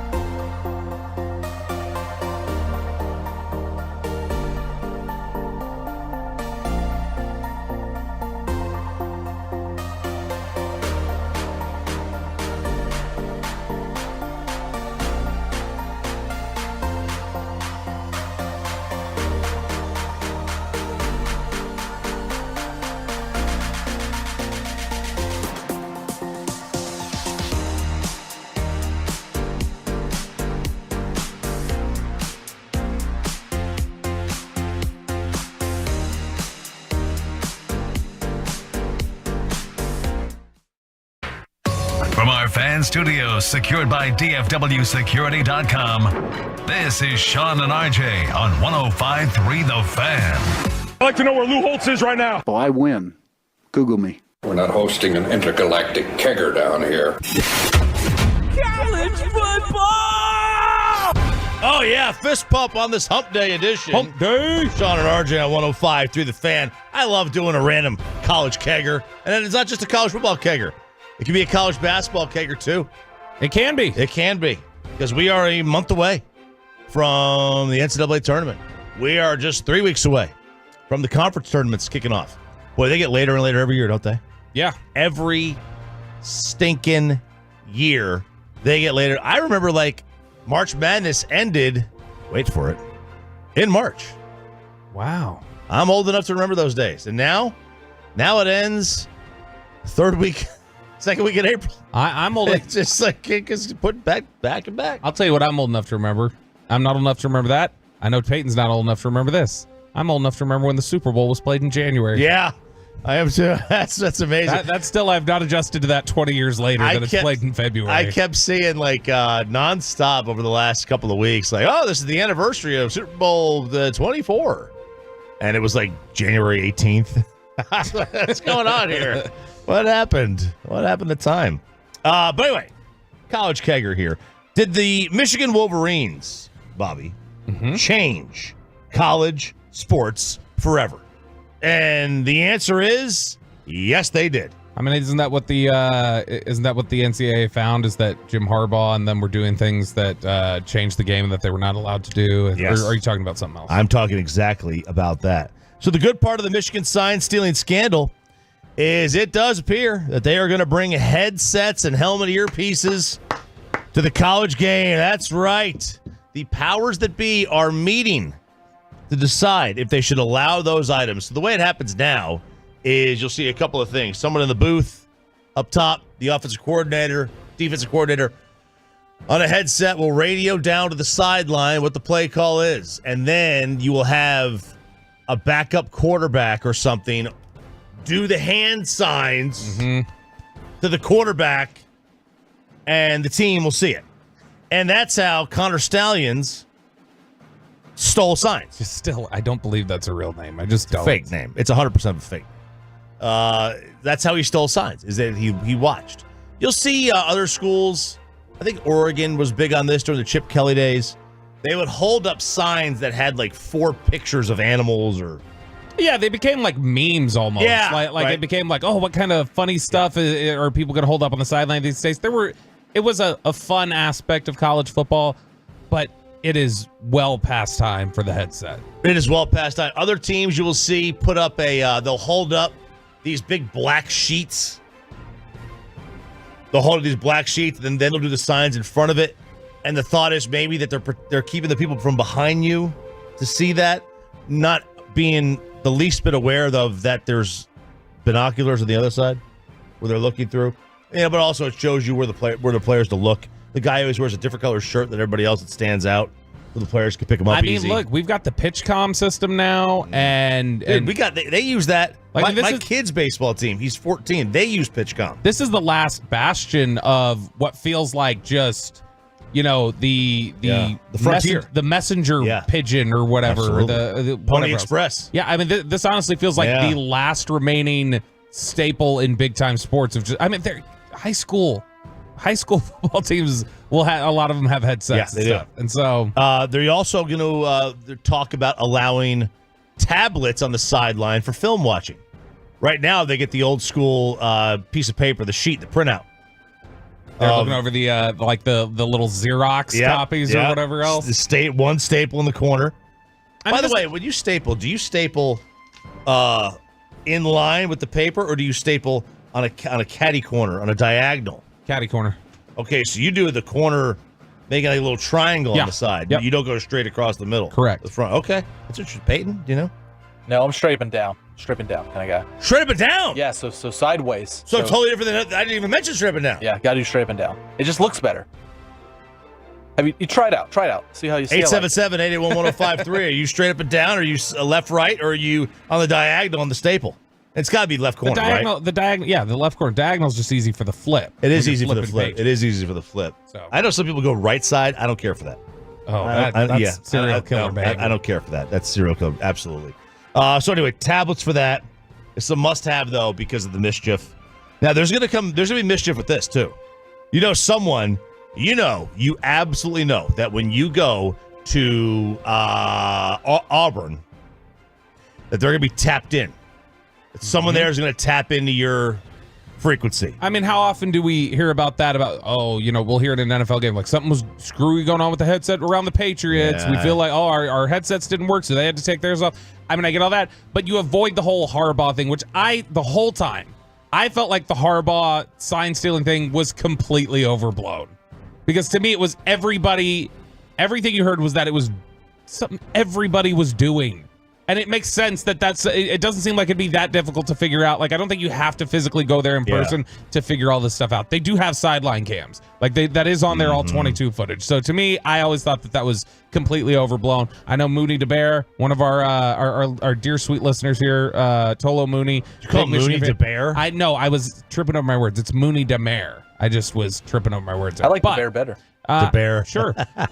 Mooney, I know he's listening right now, and he's gonna say that was overblown. Derek Holland probably listening right now. Listen, saying overblown. they're all cheating, but guess what? They got caught. The Astros weren't the only ones cheating. They got caught, man. Deal with it. It's the Dizzy Dean line. If you ain't cheating, you ain't trying. But see, here's the thing. I don't think where I'll say the differences between Houston and Michigan is I think Houston was cheating or trying to get an advantage in ways that were far advanced from what the rest of the league was doing. I mean, Michigan literally sent a guy across to. I don't think they're the only ones. They sent him to stand on the Central Michigan sideline as a spy. Like Michigan wasn't even playing in the game. I don't think that's. They got him into the sideline. I don't think that's outside the realm of Houston putting buzzers on Jose Altuve's pecs or whatever, or like banging trash cans or whatever else. I don't think that's on the same level. Okay, that's fair. I mean, I'm not gonna kill you on that one, but that is fair. Where it just means more is in the SEC, and I'll tell you why. You and all the other SEC people are making me dread going. Well, you know what? Get on board, boys and girls. Get on board, Bobby Belt. No, you are one of us now. You are one of us. One of us. One of us. So there's this lawsuit that the states of Virginia and Tennessee are levying on the NCAA because they're saying the NCAA is trying to prohibit. So the NCAA came at my school, Tennessee, for paying the quarterback NIL money through the school. Mm-hmm. All right, Joe Milton. What? No, Nico. Okay. His last name is I am a Liava. I call him I am a believer. That's good. I like it. I am a believer, baby. But Solid. anyway, his management company says, no, that didn't happen. We paid him. And the school obviously pays them. So it's like that's the workaround. And they winked. And that's the workaround. But this is the amazing thing. Now, these states are saying that the NCAA is trying to prevent these student athletes from making money on their own name. Well, why does it just mean more? Because outside the courthouse, somebody rented a crane and put a giant Tennessee flag right outside the courthouse, baby. That's how you roll. Go Vols, baby. That's how we do it, boys and girls. Dude, this NIL stuff has become... I can't stand... The NCAA, we've talked about this already, has had... This has been such an aggressive, fast evolution for them that they've been forced to adopt. In terms of just, you look at how fast now they're having to embrace tablets and headsets and all this stuff that they fought against for forever. The NIL thing, they didn't get ahead of that the way they should have. If they would have just been ahead of it, they could have probably contributed to laying the groundwork for it. So a couple weeks ago, they adopted new rules. And this was from ESPN. They adopted new rules for NIL, and I just find this hilarious. The NCAA Division I Council voted to adopt new rules designed to help athletes avoid unscrupulous agents and unfavorable terms in name, image, and likeness contracts. Starting in August, the NCAA will provide athletes with standardized contract recommendations for NIL deals and aggregated data to help schools and athletes have a more realistic picture of the going rates for endorsement deals. So the NCAA, why would anyone at this point, with all that NCAA has tried to do to get in the way, why would they trust trust anything that they have to say on, oh, here are industry standards, guys. This is the money you should be getting right here. No need to look at anything else. These are our guidelines. These are what everybody else is getting. And so this is what you should be getting in terms of your money. So negotiate deals based on this and our recommended guidelines and our what we say is the data that says you should be getting paid. That I find the NCAA is collapsing so quick. Oh, they are. They're just trying to hang on to the last bit of power that they still have. And that's just the reality of it. They're creating a voluntary registry of credible and trusted agents that will be based largely on feedback from athletes who have worked with them in the past. So they're also going to say, these are the agents you should work with. Yeah. These are the marketing guys you should work with. Yep. The NCAA is just trying desperately to hold on to any sense of power. They're covering their desk, baby. Guard your desk. That's what they're doing. They're guarding their desk. Yahoo Sports has a report out that college leaders have told them that they have begun to explore serious changes to the NCAA tournament and the college football playoff. Now, part of this is because there's a report out there that the SEC and the Big Ten are not happy with the current format of the 12-team playoff. They're like, yeah, now that the Pac-12 is folded, it's a Big Four, and it's really a Big Two because the ACC and the Big 12, we've kind of poached all the good teams out of them anyway, except Florida State and Clemson. And, you could argue there's a couple more teams, like TCU was obviously just in it last year. But they're like, we need a guarantee of more than just 2 teams in. Like, we're going to need basically half to 80% of the final 12. So they are talking about, in the terms of college basketball, expanding the NCAA tournament beyond the 68 teams that it already has. To which I say, are you insane? No, we've already got the NBA expanding to more than half the league. How many college basketball teams are there? One basketball 330 something. Is it that much in Division I or whatever? Yeah. So if you break it down, it's like 350. If you break it down, there's actually a lower percentage of college basketball teams make the NCAA tournament than like NFL teams make the playoffs. Okay, I thought it was like 180 for some reason. College football is like 120. College football is 120, but I thought basketball was 180. But either way, it doesn't need to be any more than already. I already feel like it's too big now. It's too big. Look, I'm going to run down the so these are basically the teams that are bubble teams right now. All right, bubble teams. TCU is a bubble team. Nebraska, Boise, Butler, Utah, Ole Miss, New Mexico, Nevada, Seton Hall, Cincinnati, Wake Forest. These teams are not winning 6 games in a row. There's no chance. You don't like it's already big enough. Now, do you want to tell me that the Patriot League doesn't need an automatic bid? Fine, I'm not going to argue with you on that one. But you want to have a secondary tournament for them? Fine. I think it's kind of cool that you let those teams in. The Power 5 teams like Colorado. Like, okay, they got a good team. They got a really high pick. They're going to have one of the first 5 or 6 picks of the draft. But they don't need to. They have not shown throughout the first 3 or 4 months of the season that they can win a championship. If you can't win, what's the point of being in there? 469. This is the whole participation award theory. Leave it as it is. March Madness is fine. It's probably too big to begin with. I honestly think. I think it's way better than what it used to be. It used to be 32 teams, and you had to win your conference. Mm-hmm.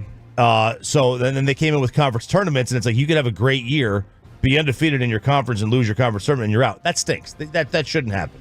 You need to have a do-over. These are kids still. But and I want to make sure that they do, like you say, preserve the opportunity for some of the smaller schools. Like, we need Sister Jean. We need the Sister Jean, effect within these games. That's how I look at this, Chop. Free lunch. Sister free lunch. Yep. Some vow of poverty she took, just flying around on private jets. It's a cheat code. Yeah. Taylor Swift private jet tracker. Why aren't you tracking Sister Jean? Yeah. Why aren't you tracking Sister Jean? God. Andy Alberth, Tony Romo's cousin, Go Sports Con. He said that's his favorite thing in the world. Is when he's listening, you start going off on Sister Jean. Oh, really? He loves the bit. It's his favorite bit. I have an old. Probably because it's not really a bit. It's something that exists in your soul. I like Sister Jean. Okay, I don't need her on TV every 5. The kid. Name me one player off that team. Name me the coach off that team. Yeah. All I know Porter is Sister Mosier's Jean. now at Oklahoma as the coach. Name me a player off that team. You can't tell me. The cameras panned to her more than the team on the bench when they went to the Final Four. It's like we just recently had something like that in the Super Bowl, Chop. Okay. That is, first of all, no. They went way more overboard on Sister Jean. And again, I don't care. She's a lifelong fan. I'm fine with it, man. I'm fine with it. But, like, she didn't need her own press conference. She didn't need a press conference here, okay? Why am I getting into this? Speaking of press conferences, you can hear Mike Zimmer's introductory press conference today at 2 o'clock. Yes. On 105.3 The Fan. Yes, you can absolutely do that. It'll start off the G-Bag Nation. Hey, what concerning aspect of this team do we not give enough attention to?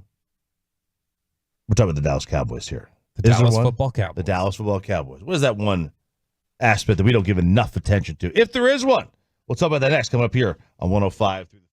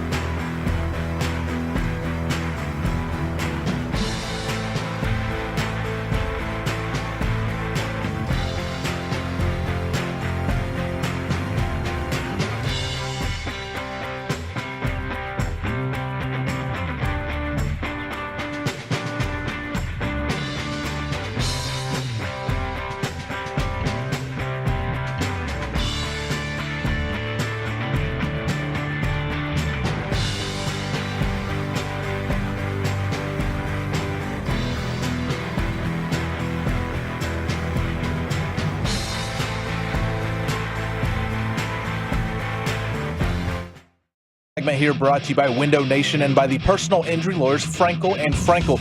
Life is unpredictable. Accidents happen. Frankel and Frankel are the go-to attorneys for car and truck wrecks and DFW. If you or a loved one have been in an accident, contact the Frankels for free at 214-817-333-3333 or go to truckwreck.com.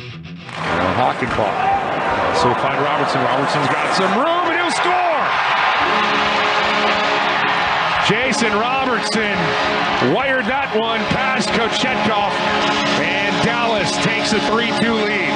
Canes TV with the call. Stars get the win 4-2 over Carolina. Going to Carolina in my mind. Jason Robertson. That's a James Taylor song. Oh. Going to Carolina in my mind. You and Nadell, man. You're the two James Taylor fans in town. I don't know that I'm a James Taylor fan. I know the music. I know the song. Very good. I know we've mentioned this more, and I've talked about how well Ottinger has played, like, over the last several weeks. You know, like, just talking about how, like, good he's been. And last night he had that great glove save. Robo's really stepped it up, too. Robo's played really well lately. Yes, he has. Man, I told you this earlier today. Like, I was on with another radio station, another city, and they were they asked about the Stars goalie situation. Like, they know who they're going to roll with, and I'm like, what do you mean? I know, like, I mean, it's a question, right? They said if you have two goalies, you don't have any. And I'm like, I think they're pretty solid on Ottinger, man. I'm just going to be honest with you. I don't know. Where are you getting this one from? We always said that about the 49ers. Like, look, if you have Joe Montana and Steve Young, you don't have any quarterbacks. You don't have any quarterbacks. Like, I think they know. I think they know what they want to do. Oh, well, just saying that one, but there you go. So, speaking of hockey, but I love good coach beefs. And I love torts. John Tortorella. Oh, I thought you meant like tort reform. What is tort reform? I don't remember. I think it's like insurance related or something. Oh, nice. He is the head coach of the Philadelphia Flyers, and he is in a good old media beef with Anthony Sanfilippo, which is a fake name. Torts, who, by the way, is a great quote, been around forever. Really good as an interview from like a conversational standpoint at the podium, like whatever, combative too, everything. So this story starts about a month ago. And there was a situation in Philly with a prospect named Cutter Gauthier. I hope I'm pronouncing that right. And he told Philly, I'm never going to play for you. I'm never playing for you. He was the 5th pick in the draft in 2022. And finally, he was like, I'm never playing for you. Well, they didn't know why and what happened. And there was a lot of like secrets as to what really went down. Mm-hmm. There's speculation from some bloggers and only one real... I hate to say it, one real media member, but one like credentialed there everyday media member picked it up, and that was Anthony. And he said not fan-sided.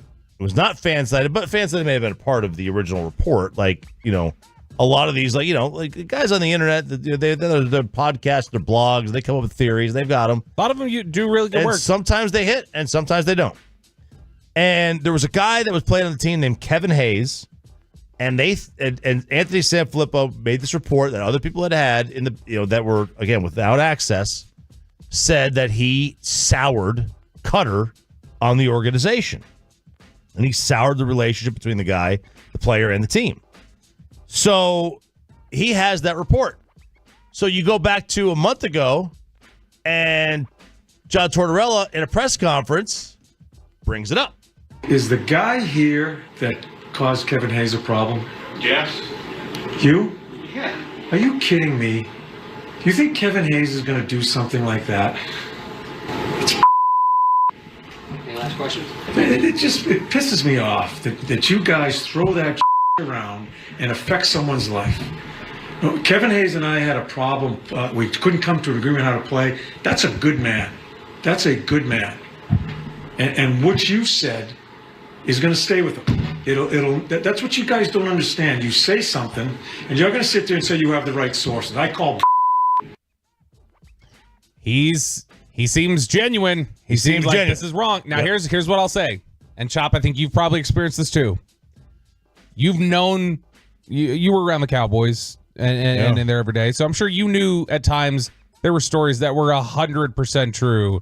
That they just as emotionally denied. Yes. Oh, yeah. And that happens every day. Regular. So I would say, what are we thinking here? good actor or is he right? I mean, somebody got the report from somewhere. These things generally don't start from nothing. They don't start from nothing. But remember, the Connor Bedard, Corey Perry. Yeah, that was Barstool started that, wasn't it? I don't remember, but it was the same thing. It was people it was non-beat reporters that were like bloggers and YouTube guys that started that. So like you never know. You never know. It could completely be false and it could be true and he's just denying he's just a good actor. Well, he may be a good actor, but dude, that guy still holds a grudge because we are a month plus later and this happened at the press conference the other day with this guy, Anthony, trying to ask a question. He's an important guy that way. I know he scores on the penalty shot, but Morgan's on. I'm not answering your questions. Come on, dude. I love it. I love a good media. He's held out for a month. Torts is going to go to his grave with this. It's great. It's funny. I love it. I won't say. I'm not answering your questions. I'm not answering your questions. There we go. I don't want to stir anything up, so I won't say specifically. But there was a Cowboys player this season and a reporter who the player told them afterwards, like, I'm done answering your questions. I'm not answering a question from you ever again. And it was very uncomfortable. It was after the media went, like, after the cameras went down, it was just like, done, not doing this ever again. And then the very next week, they answered every question from like I understand the heat of the moment. It's been a month. Yeah. Get over it, dude. Dale Hansen did this with Bill. Bill wouldn't answer his questions? No. He would not ask Bill any questions. When him and Jerry were up at the Jerry's at the podium a lot back then. Mm-hmm. And any football question, he would direct to Jerry, not Bill. He refused to ask Bill a question. And like there was points where he would ask him about, like this play, that play, this linebacker, and Bill would start answering, and Dale would go, "No, Jerry." It's so great. Oh, those two personalities. So great. All right, what do we have here? Yeah, so this is something that we were kicking around recently during one of the breaks, and I wanted to take it to the Tolos, get some of their thoughts on this. Is there a concerning aspect of this team that we're not giving enough attention to, Chop, the Dallas Cowboys? Because I think right now we say easily, like you hear Jordan Love talk about the linebackers. It's easy, linebackers got to be better. Dak's got to be better. Is there something that we're sleeping on that's like, this is an issue? And this comes up to me from the idea that Tyler Biotish made the Pro Bowl last year. And I think people felt like Tyler Biotish was pretty good. It was a sneaky thing that when you got to the regular season, the center position turned out to be a problem for you most of the year. And I think it really impacted your football team. So my question is this: is there something, and we can go to the truckwreck.com fan text 877-881-1053, 877-881-1053. Is there an aspect of this team that we don't give enough attention to? One of the answers we already got here, 972, says how Jerry says he'd write a blank check, but it's not true. That's something that we don't give enough credence to, the actions not matching the words. So, Chop, with the Dallas Cowboys specifically, is there anything that you look at and say, this is a problem, this is something that needs to be addressed now, and it needs to be treated like a priority, and it's just not right now? Yeah, the all-in comment. Linguistics. That is, look, I mean, that taking it literally or not literally. I mean, I don't know. It's here's where I've got a slight concern right now, Chop. At times, Deron Bland could get double moved, right? Yeah. Yes. Yeah. Stephon Gilmore's a little older. Trayvon Diggs is coming off of a serious injury, and you got safety play that wasn't necessarily up to par last year. So my question is, are we too comfortable in the secondary right now for this Cowboys team? Are we not giving enough attention to? There need to be upgrades there. Yeah, I think this team generally, my biggest problem with this team is that I feel they sometimes are scared to walk away from a good player. Yes. And, like, it's a salary cap era, man. Like, the Chiefs, I think, they're a tough example because Mahomes makes it a tough example. But, listen, he's in the league, so you got to use him. They asked and answered the question, would you rather have the best quarterback in the NFL or the best receiver in the NFL with a top 10 quarterback? Yeah. Because you could have Tua and Tyreek or Patrick Mahomes and nobody. And you take Patrick Mahomes and nobody. Yeah. And Tua's a good player. Yeah, I wouldn't feel like I'm in quarterback hell with Tua. If you have Tua as your quarterback, you're fine, man. You're going to go to the playoffs. You have a chance to make a little run if you get home field and you have to go on the road. Like, Tua's a really good player, and Tyreek is the best receiver on the planet. But they were not scared to walk away from him. They traded him. The Cowboys are always all in because they never trade a player for a pick. When was the last time they traded a player for a pick, a high pick? It's a good question. I'm trying to think who the biggest player they've moved on from in recent history is. And there may be a blind spot that I'm just not thinking people bring of, up Amari, but they gave him away. Yeah, that was not for a high pick. They gave up a high pick for him. It's interesting because I do wonder if at some point this, not to stir anything up, not to get anybody like freaked out, but I do genuinely wonder if at some point this gets tested with Micah. Because you've got Bradley, like when you look at the trading for Amari, trading for Bradley Chubb, the deals that get made for guys where you're like, that's a really good player. Why would you ever walk away from that? And you just go, maybe it's not a culture fit anymore. Maybe this isn't right. And I just wonder if that's bubbling at all, where Mike is talking about, like, we didn't have the right players. We need to go all in. Some things with the podcast or things like, I just wonder if at some point they just go, is this totally the right fit for both of us? Or does Micah get frustrated and say, you're not doing enough, I want to go somewhere else, so go ahead and like make some out. I just think it's something that is interesting and bears watching. Some of the answers we're getting on the Truck.com fan text. 214 says Tank Lawrence is the problem, needs to pack his bags. I know a lot of people did not like the answers that were given by Tank Lawrence after the season. 832, y'all forget what the defense was before Quinn. All the interceptions and turnovers. Zimmer ain't getting that production. Because it does feel like people were pretty quick to push Quinn out of town by the end. Yeah, they didn't like one game. And people are excited, it seems like, for the most part, about the Zimmer hire, but maybe that's something where you go, hey, you are not calculating enough for a potential fall off on the defensive side of the ball. It's true. And by the way, people are bringing, and this is true. Like it's funny because the Cowboys, they got their dynasty doing two things they don't do. One is they traded a player for high picks, Herschel, and they drafted a quarterback in the first round. Yeah, with the number one overall pick. Like, they don't do either one now, and that's like if they know the formula. They know the formula, like, or at least a formula to use. Like, if they were serious, you could still be all in trading away a good player for a high pick. That doesn't mean you're not all in. Sure, not a salary cap world. Absolutely. Let us crosstalk. What are they called? The KNC Masterpiece. That's what they're called. Next to the fan. Coming up in the next G-Bag Nation, it's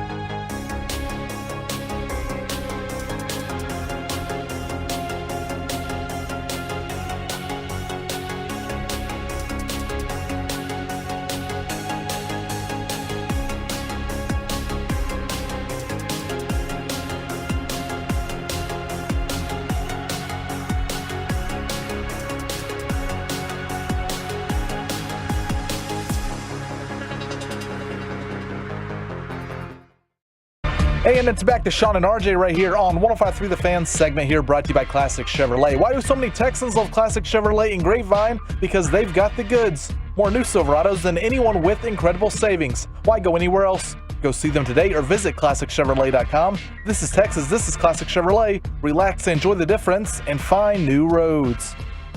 It is Crosstalk with the KNC masterpiece. Getting out of the big meeting today. You guys get to stay up here while we go this big meeting. Oh, there's a meeting today? Yeah. Town hall, right? It's not like a meeting. It's like a town hall. Like it's a celebration of sorts. Well, it's like a meeting. I mean, you're with other people in there, and you're celebrating. They give away awards and stuff. Peyton telling me to Man. check my email. That's I never win Employee of the Year. I hope don't this either. is the year. I know why. I hope I do. I actively probably gonna go to bring like them out of- Carter or Because Jason somebody. Barrett votes on it. Oh man, He does not. He's not the As a main joke, voter. as a He I does did not say care some for stuff our to him at the show. media You'd party. think he'd like you I because you're really a like fan of his Jason son, Barrett. RJ, Yes, I would think RJ that. Barrett, yeah. and his godfather, Steve Nash. We're a big fan. I'm a big fan of Steve Nash.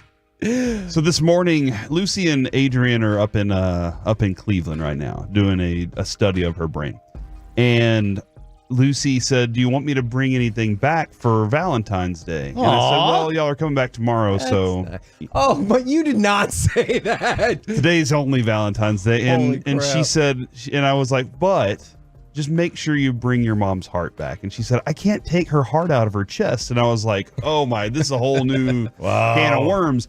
And that got me thinking, Kevin, because we were discussing this. Yes, I'm not an organ donor. I am an organ donor, and the reason why Corey How do you said know if right you now, are or you're not? Well, usually they on your ask you. license. They Yeah, ask I'm you not. whenever you get your license, and Why you, not? you say yes or no. why not? I mean, like Lucius has talked about this before. I think that the idea is that like they're going to be like, "Do we really want to save this guy? Or would we rather have his organs?" That's what Corey said. When I was turning 16, my best friend Cody at the time, he told me, he was like, "Hey, do not donate organs because if you get in a wreck terrible. and they're like kind of on that place, they will let you die and take your they organs." won't. And I was like, "Oh my!" So since then, Dude, I'm dead serious. If they need like a liver or something like that, and it or like, man, we could use liver here. Like, Why would they let this knows person that? die to give people in one the other hospital. person a liver? They don't know that. A lot of times they get shipped to like Kansas City or something as fast as possible Well, I don't know after about that. death. Like My- so the person in Dallas My- working on you doesn't know who needs a organ and but they know the My- needs of the many outweigh Actually, the that's needs not of the true. one. Shut That's up, not true. Spock. My mom's I don't husband. care for that kind of talk. My mom's husband is currently waiting. You mean your He's dad? on the waiting list. No, Never mind. I never lived with him, so I love him, but he's currently waiting for a liver transplant. He can't be further than an hour away from the hospital. Really? Oh, for real? Like they can't go on vacations. They're just he's been waiting no. for since this November, and they said can't be any further than an hour away from the hospital. Yep. So, he can't. yes. But why can't the organ get on a plane and fly? Yeah, valid. Maybe Lubbock? you're right. Fly into Dallas and bring Is it this where here. you see them carry like the little cooler or whatever? Well, yeah, then the that thermos, just- the thermos cooler. Yeah. Not the one that even opens, just slides. Yes. That just drives home the point even more then. Because you're not even limited to Dallas. You go, they could use livers all over the place or kidneys all over the place. We can use all this stuff. I don't know how. You do I don't know not that think version. that. I mean, They'll just let you die. I'm just saying that's something they've said. Not that That's- they'll let you, but that they'll be like, how much can we really do here? Yeah, we got this one. Hold on. So your contention is they won't let you die, but if you're borderline, they'll be like, hey, we could save like 4 or 5 people with this guy. Yeah. Stop it. You do not think that for real. Mike sincerely disagrees. He's over here shaking his head, just like disgusted. I just don't think that. You sound like a moron.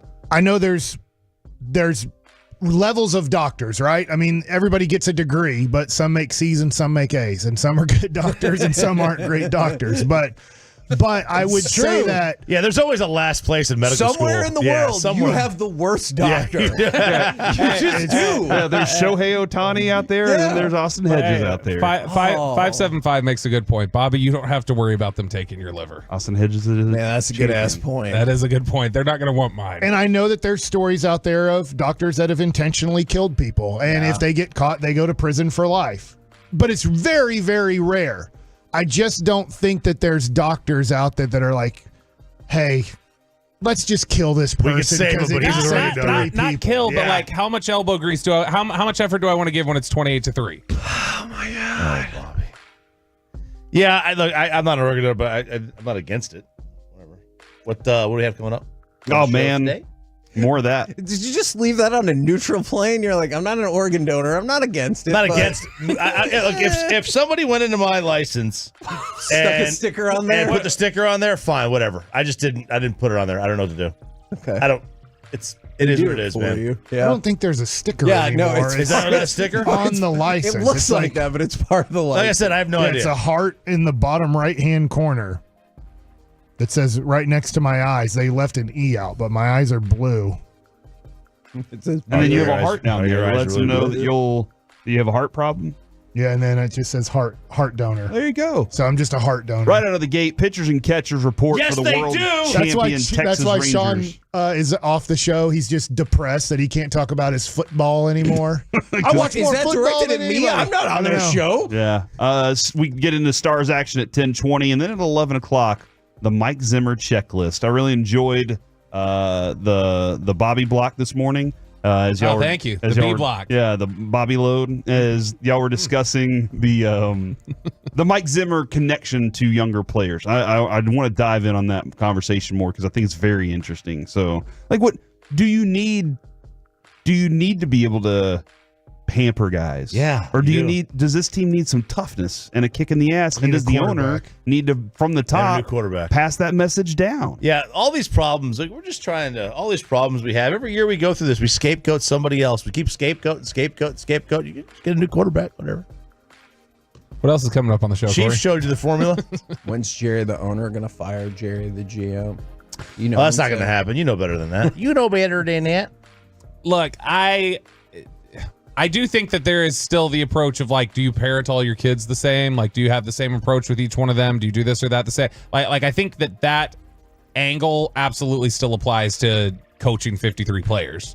Like some of them do need the arm around the shoulder. Some of them need, their butt kicked. Some of them need, it could fluctuate. Sometimes you need this. Sometimes you need this. So does that still play though in this? Because like the last time Zim coached, it was a completely different world. And is it up to the coordinator to decide what that player needs, or is the player going to try to decide what they need?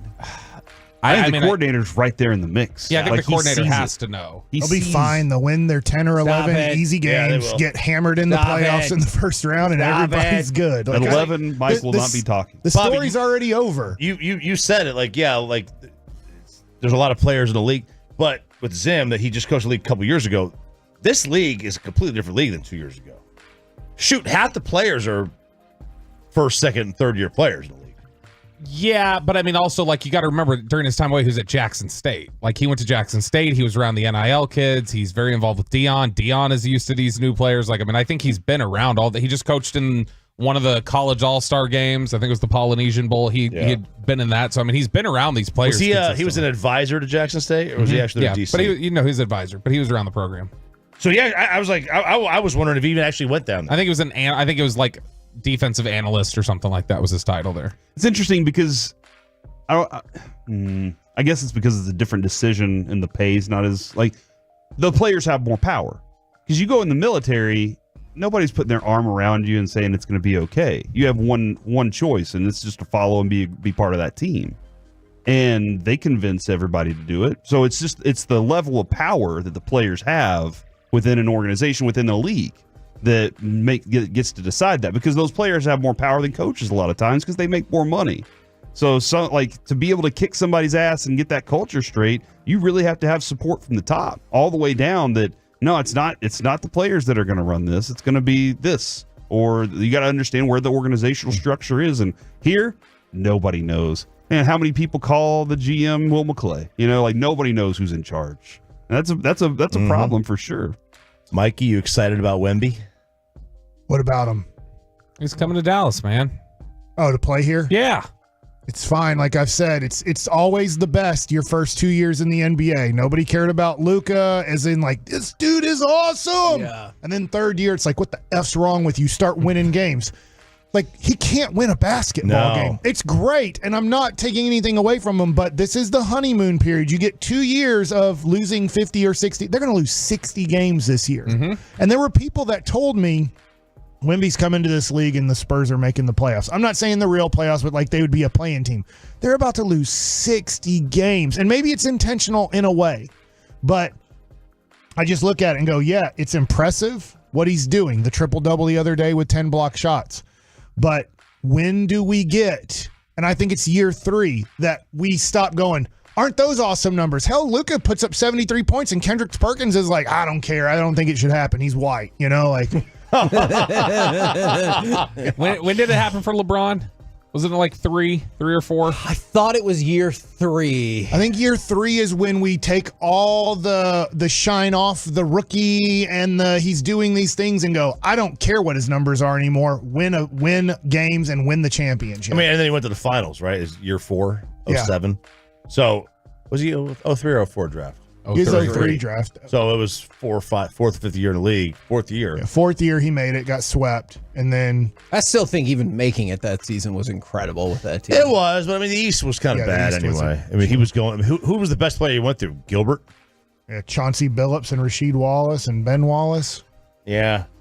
I mean, I just look at it as I always say this: the Mavs made it 2 times. Because from 1998 to 2011, the Spurs and Lakers made it to the finals every year except for the Mavs in 06 and 11. That shows how tough it was in the West. Yeah. There were 2 dominant teams. Yes. And the Mavs were able to break through. If you put the Mavs in the East, like the Dallas Cowboys, half dozen times, they would have Dirk and Nash would have made the finals probably 5 to 7 times. Yeah. I don't know if they wouldn't have won the championship. It would have been tough against LA and San Antonio, but they would have won 1 or 2, I bet. I mean, I think dude, so. Jason Kidd went with Kerry Kittles. Yeah. Twice. Yeah, and Kenyon Martin. And Kenyon Martin got hurt for one of them. Right? That's all you need to know is like that's how easy the East was. Yeah. You could have Allen Iverson and who was the second best player? Larry Hughes. Probably Dikembe defensively. Theo Ratliff. Eric Snow. Yeah. Come on, man. Aaron McKee. Yeah, honestly. Yeah, Aaron McKee.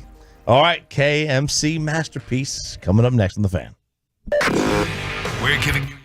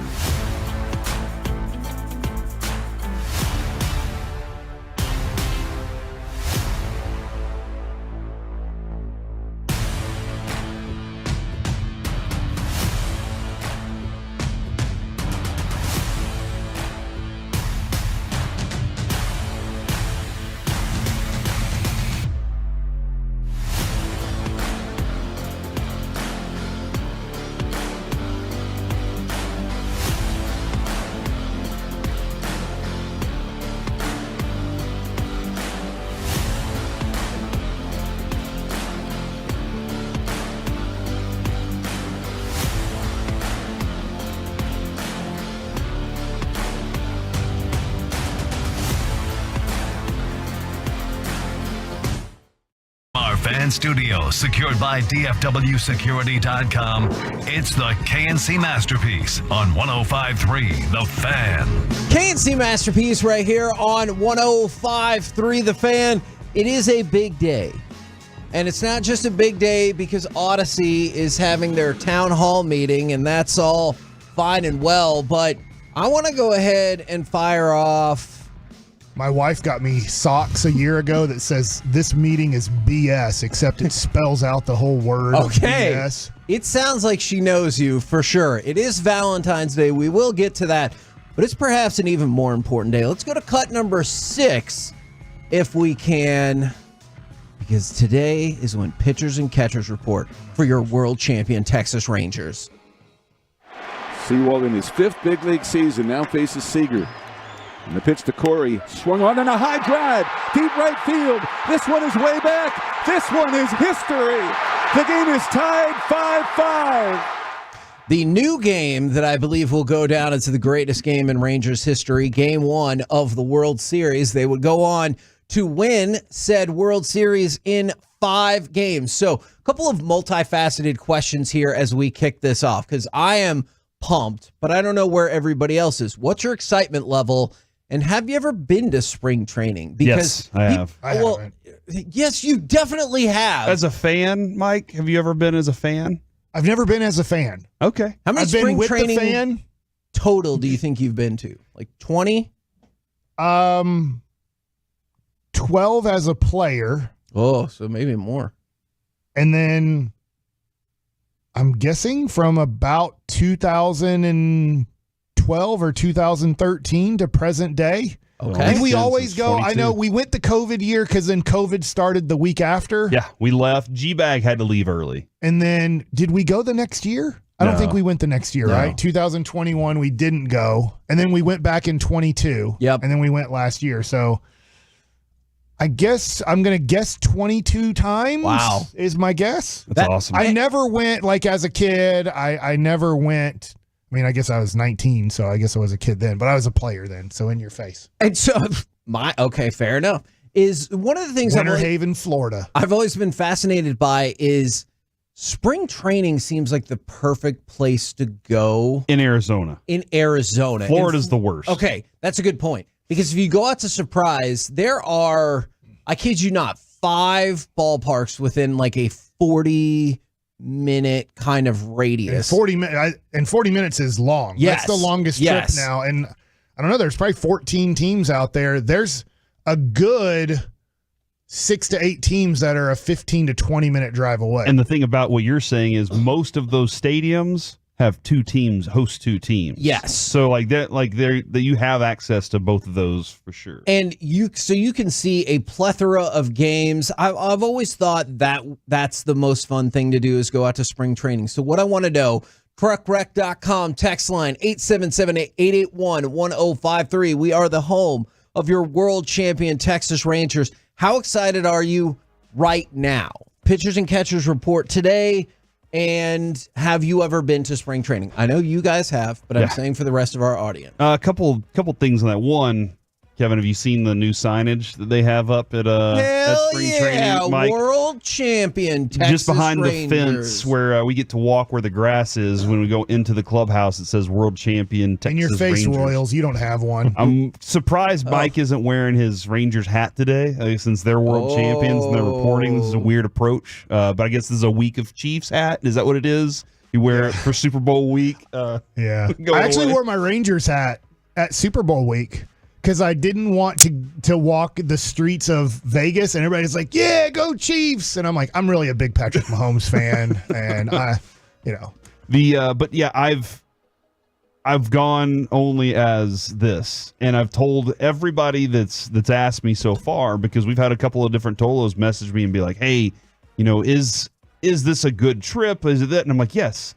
And this year, I'm a little concerned about like telling people go, because every year in the past when the Rangers aren't that good, the access back there, nice group of people, right? Yeah. You probably got 35, 45 people kind of hanging around all day in the back fields, and that's free. You can get back there. Mike was just kind of explaining that, and some players will stop by and autograph things with you. It's kind of up to them and everything. But this guy was like, I have a World Series bat. I'd like to get it autographed. I was like, dude, the access is unbelievable. You're going to get one at least. They're going to literally walk by you. But this year, like the Cowboys can't walk by you. There are fences. Yeah. Now they are walking by you, but there's literally a fence. Yeah, there's a rope at Rangers. No, not when they're leaving the dugout on the back fields and they walk on the concrete to walk to they're literally walking by you. Yeah, okay. But there is some yellow ropes. Like you can't just stand behind Nate Eovaldi on the mound while he's throwing his bullpen. Hey, buddy, maybe so change cool, up right here. I also kind of feel like, I do wonder, because again, I think it's going to be kind of a bit of a circus because the Rangers just won. Like it's going to be a little more intense than, I think the stadium's going to be more full than it usually is at Surprise. Everything's going to be a little more interesting because people are like, hey, you know what? They won. I want to go celebrate this a little bit more.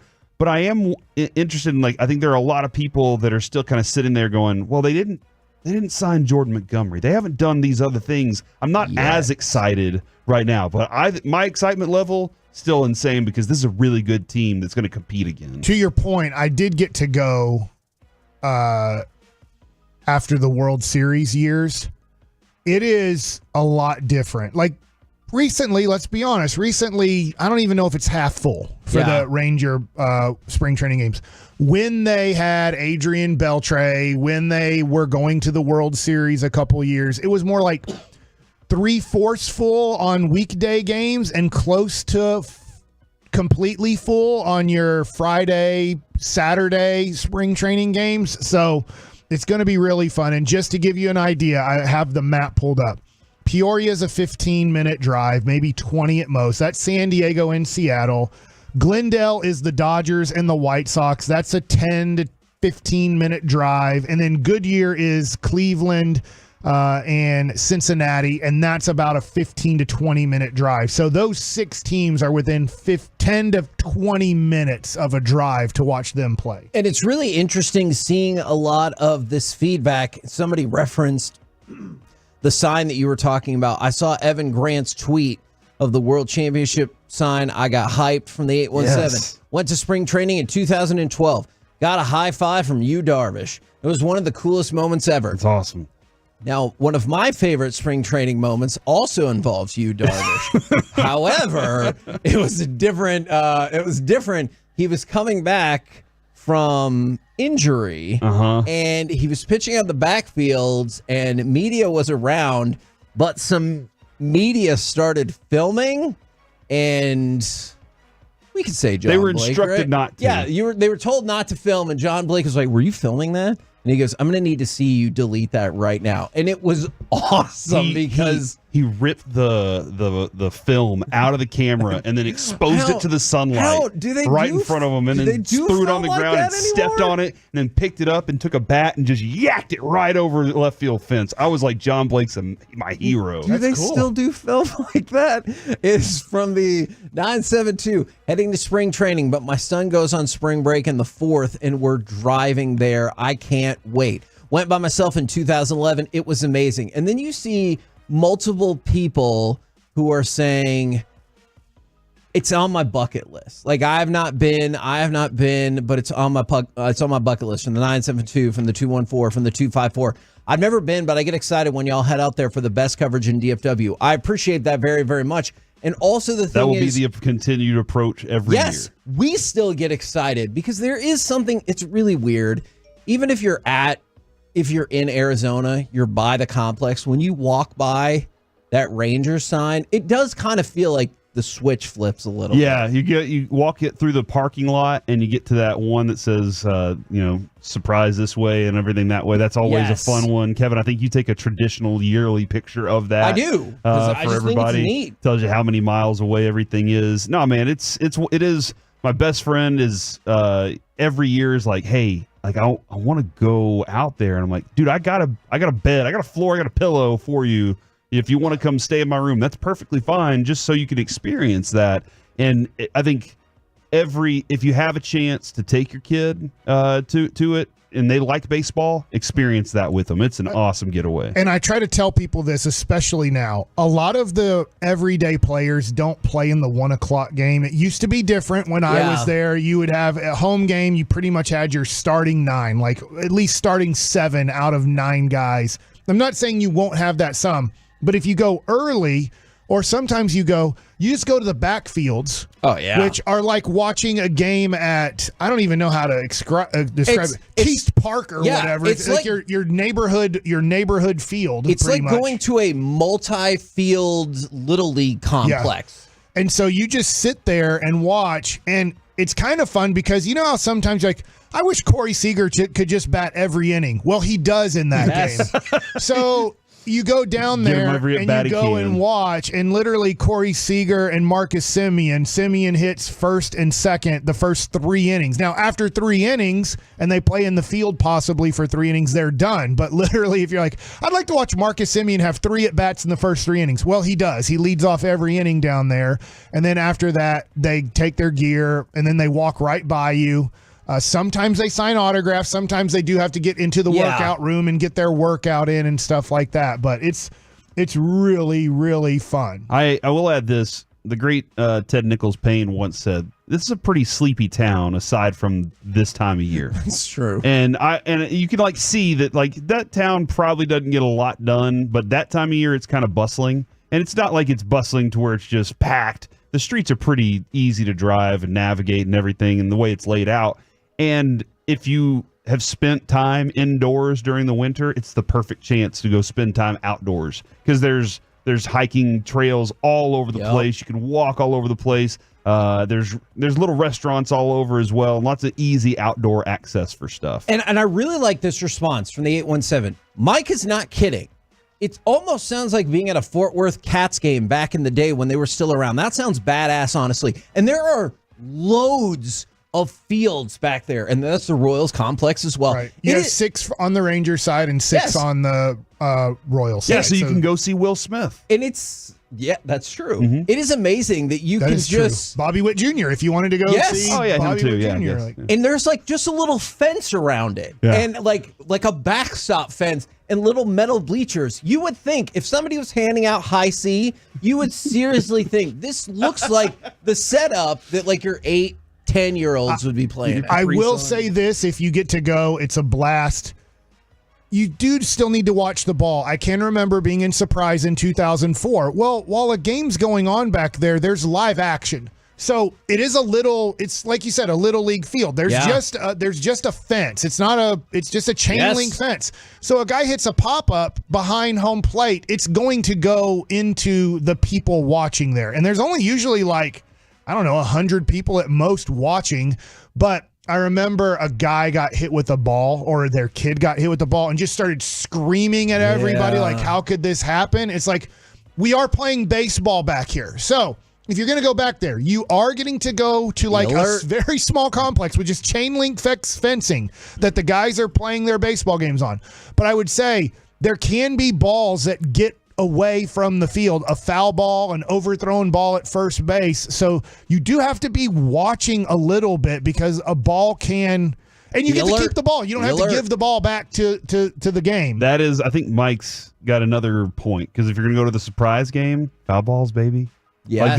They're everywhere, and you probably have a little bit easier access to get one because there aren't as many people. Your seats are a lot closer than you'll find anywhere else. That lawn out there is really cool. So if you get to experience it, I always suggest it. I do wonder how pitchers and catchers, I asked Mike earlier, are you getting? He's already getting excited. That vibe of this is how I spent my life. So I do wonder when those pitchers and catchers start reporting, are they all right, man, I got to start jogging again, and I got to do this. I would say nowadays, especially, and I'm saying nowadays for the last at least decade, if not more, guys come in really good shape. Now, I will say this. When I was with Cleveland and with Texas, there was a guy named Fernando Montes, and he used to be a strength and conditioning coach, I believe, at Stanford for their football program and a lot of other athletics. But we'd have to come in and do, with Cleveland, it was called the Warrior Run. With Texas, it was called the Ranger Run. And this was our run to know, did we come in shape or not? Do we have to do extra cardio during the first few weeks of spring training, or do we just have to do normal cardio? And I know this is going to be a little bit tough to explain, but he would draw up a football field with end zone. And you'd start off, you'd have 2 minutes and 55 seconds to complete this. You'd start off at the back of the end zone and you'd hit the 25. Then the rest of the way you're hitting the front of the end zone. Then you'd hit the front of the end zone to the 50. And then the front of the end zone to the 75 or the other 25. Ooh. And then the front of the end zone to the end zone. Then the back of the end zone to the back of the end zone to the front of the end zone. Ooh. So if you accomplish that, which like Bartolo Colon when I was with Cleveland never accomplished it. Yeah. In fact, he got to the point where he's like, I'm not running it, so let's just do whatever we have to do. But that was our test with Cleveland, and then when I was with Texas, because John Hart brought him over from Cleveland. So that was kind of our, are you in shape or aren't you in shape when you showed up? And so I practiced that quite a bit, knowing that I wanted to pass that. I am slow. I am not a fast runner. So I'm giving it all. So these little middle infielders are like, all right, you did it. 2 minutes and 25 seconds. I'm working my ass off. And like 2:51. And I'm like, thank the good Lord I did it. Yay. I guess the biggest thing though is like, do the Rangers have a chance to go to repeat? Like, is that a... Hell yeah, they do. They have a chance, but just like Kansas City, it hasn't happened since the New York Yankees with Derek Jeter and Bernie Williams and stuff. It's been a long time since a team has been able to repeat. So defending title is most important rather than chasing next one, right? Yes. You're defending it. That's this year. right. Okay, all right. And then just a quick travel advisory, because multiple people were asking about getting their World Series bats autographed. Be prepared to check a bag. They would not let us take back the little mini bats in our carry-on because it could be a weapon that we were going to take back to the kiddos. So just be prepared if you're going to do that to check a bag. We're the KNC Masterpiece right here on 105.3 The Fan. Coming up next, Stars win, and where does Miro rank across the NHL? Let's talk about it next right here on The Fan.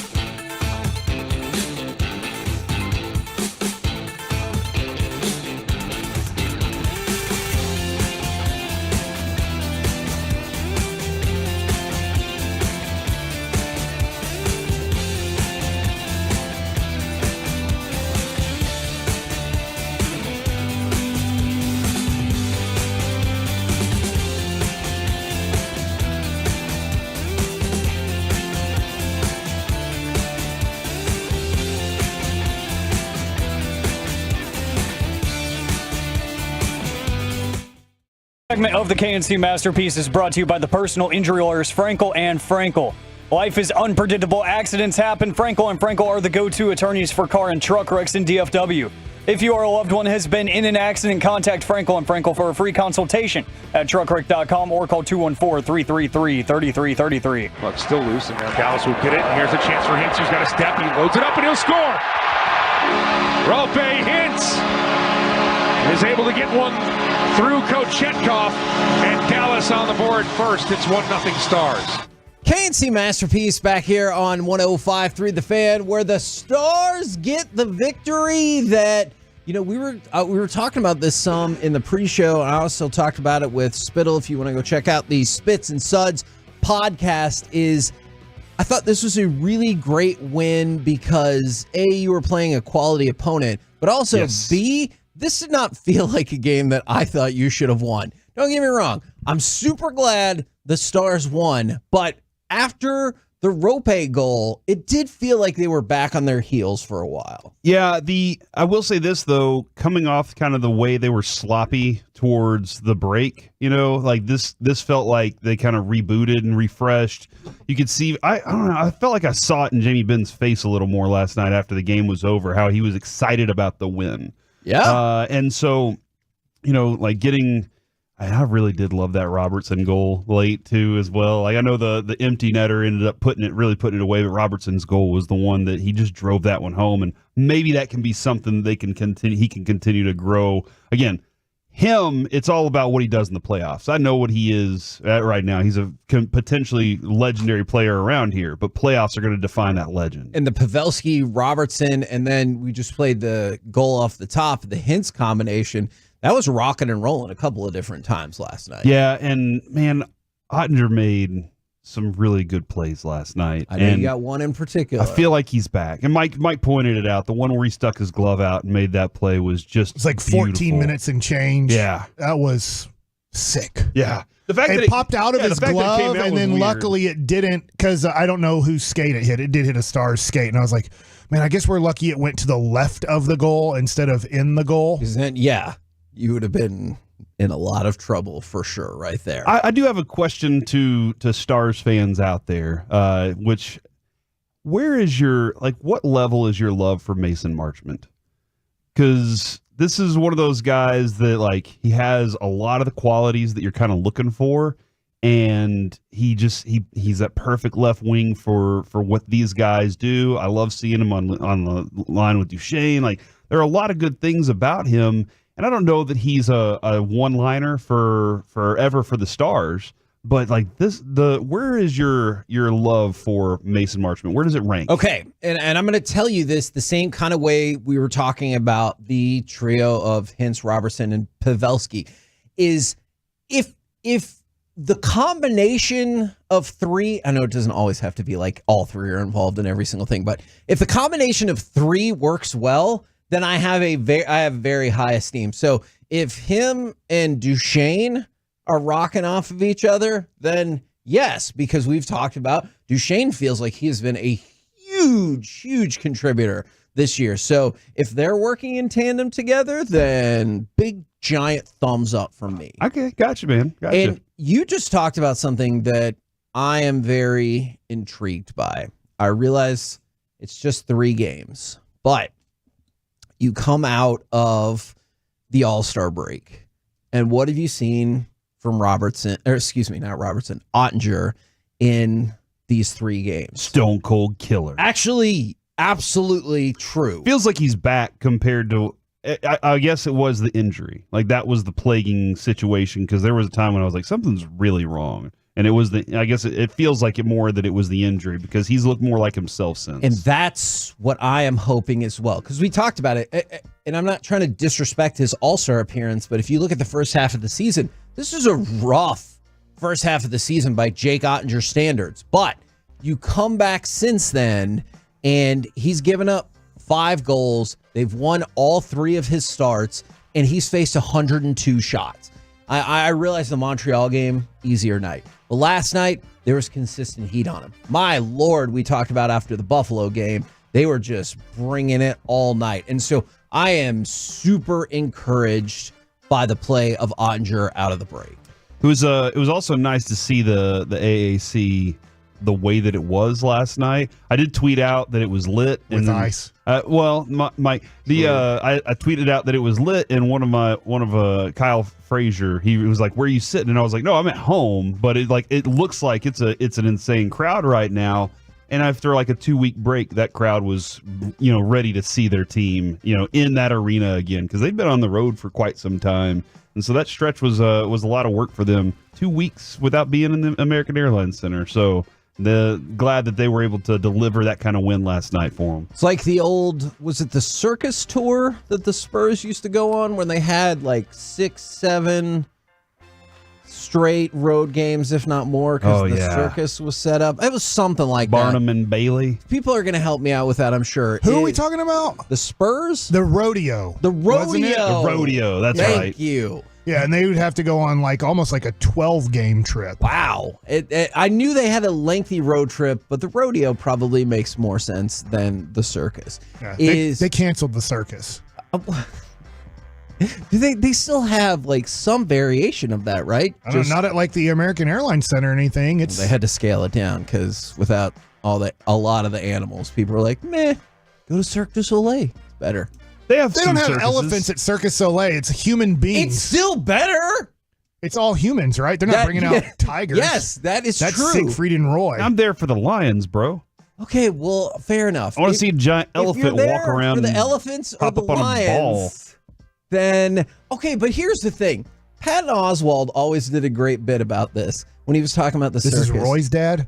No, I don't know that to be the case. I think he might be younger than Lee him. Harvey's brother? Is definitely not. It's a different ending to the last name. He lived near me. Is what? I wasn't alive then. He said he couldn't get behind the circus because he knew those animals were being forced to do all those things. And then he gave an analogy, and he's like, "Oh, Elton John, I saw him. You know what? C-. What I'd really like if he was chained to that piano and he would try to run off, and he's like, but Benny on that, and he would run away. They would like get back on stage and keep playing. Wow. And that was his analogy for the circus, and I really think that's changed my perspective on that. From the 817, you never talk about my Flyers. That is correct. Yeah, go listen to Philadelphia radio. What the crap's wrong with you?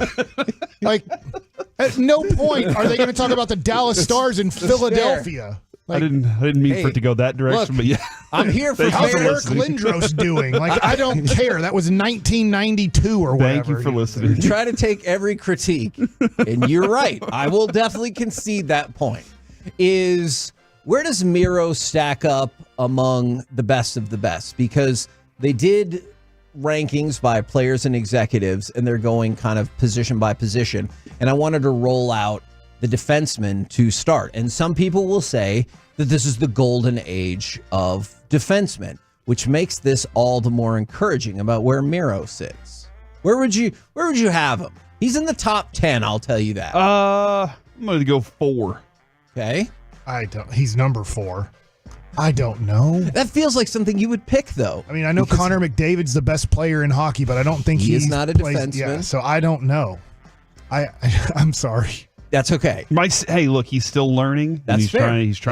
He's doing his efforts. Cal McCarr with the Colorado Avalanche is number 1 on the list. Then Quinn Hughes. Then Miro Heiskanen comes in at number 3. Now, here's some encouraging things for Heiskanen on that front. He was 7th last year, and now he's bumped all the way up to 3rd. Last year, he appeared on the top 3 in just 2 ballots. Okay. And now he is firmly entrenched at number 3. So when we're talking about... I know minutes per game, he's way up there in minutes per game. Obviously, he has the injury, so he missed games. True, but on a per game basis... He's out there a lot. Absolutely. Adding in Mike talking about the minutes per game, adding in the work that he did in the playoffs, and it's, as he continues to grow in that role, a lot of people see it nationally, and they're like, oh, man, he didn't fall off. He's not falling off. He keeps getting better. He's adding things to what he can do. I feel like that's one of the reasons the recognition continues to grow for him. I am very amused. If this is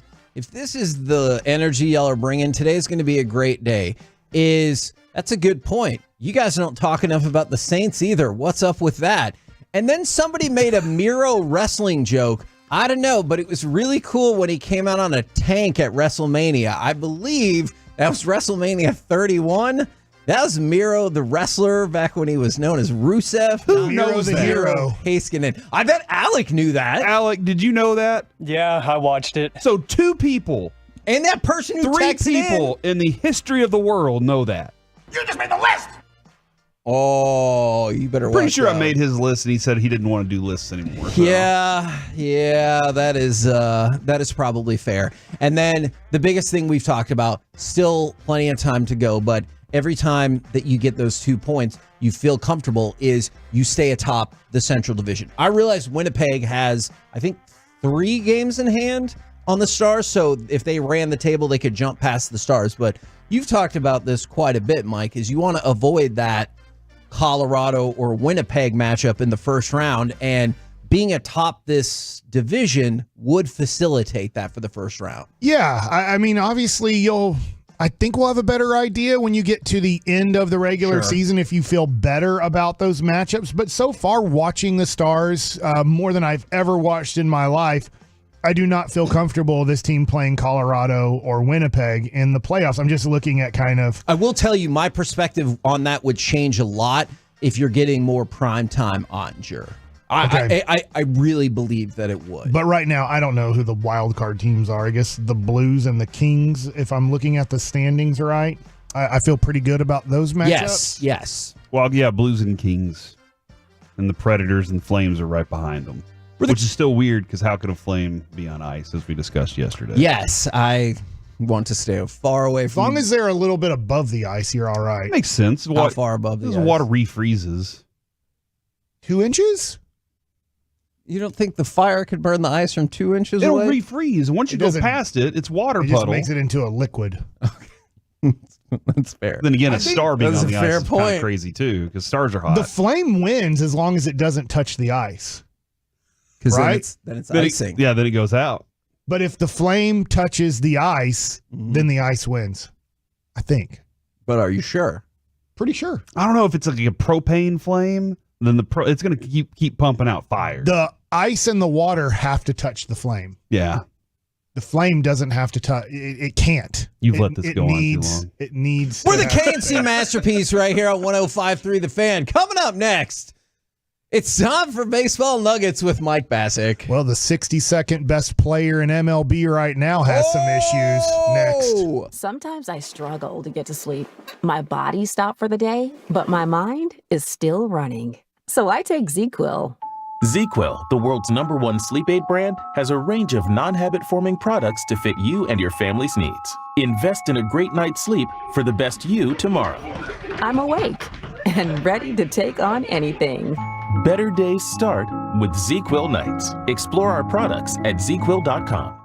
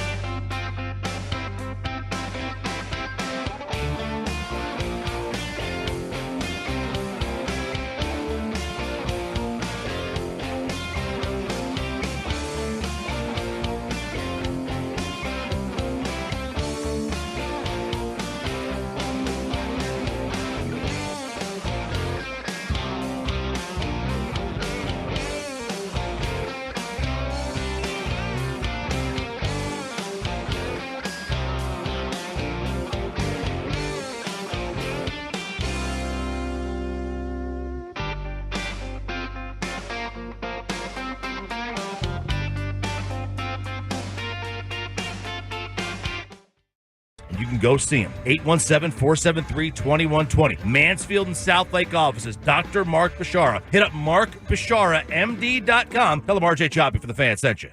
This is the exclusive home of Dallas Cowboys football. KRLD FM and HD1, Dallas, Fort Worth. Let's go, Cowboys. Always live on the free Odyssey app.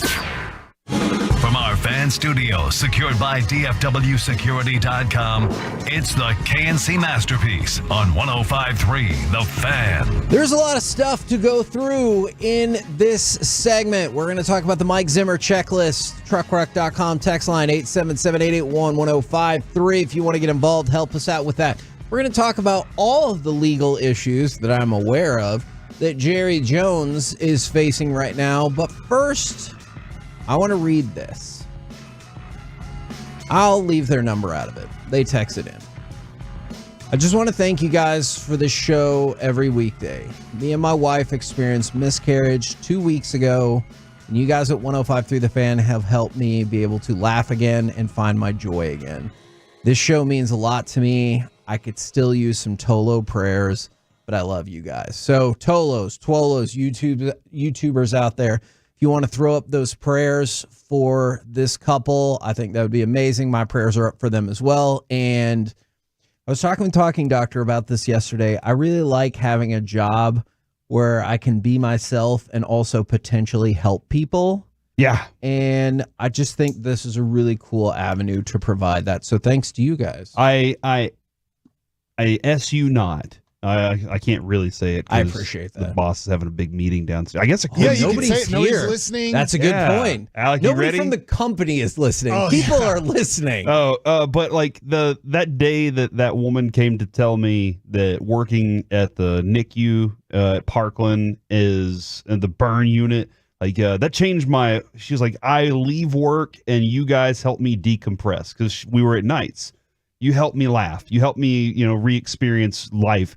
And that was the moment that I was like, man, we have responsibility. Like, we really have real responsibility here. And I don't walk into work every day going, man, let's make everybody in the world happy. Because, Mike will definitely deter that at times. Sure. 100%. But with me too. I do walk in here going, let's all us have 4 hours of fun, because if we're having fun, a lot of people are probably having fun with us. And whether that is talking sports or getting into some other wild stuff that goes on, that's what we're here for. And we're happy that we can be part of it. Love it. I've experienced the same reciprocation from the Tolos so many times whenever we go through stuff with Lucy, or even just typical day-to-day stuff that we have conversations about. Y'all help us. Absolutely. Co-sign on all of that. Except for you from the 469, who's always cussing at us. You can't spell fun without FU 469. I don't know who 469 is. You're probably a great person. Let's just set Michael down. Can't even have any nice moments around here. Sorry. I was reading an article from the Dallas Morning News, and I know we talked about this yesterday, but this is a shame. I had forgotten about other legal issues for Jerry Jones, because we talked about he's good at making the negative go away. What's that? He's good at making the negative go away. And because I was like, hey, we're going to talk about the lawsuit over the sexual assault allegation that is supposed to go to trial next month, and the Jones legal team is looking to see if they can get it pushed off till March of 2025. Oh. And remember, we talked about that yesterday. It's like, that feels a little bit absurd. And then there's a Dallas Morning News article, and I was like, oh my God, I forgot about those other ones. Jerry Jones has at least 3 lawsuits against him. Where do they stand? So we have the first one with the sexual assault lawsuit and allegation. I'm not saying that one isn't important. We just talked about it yesterday.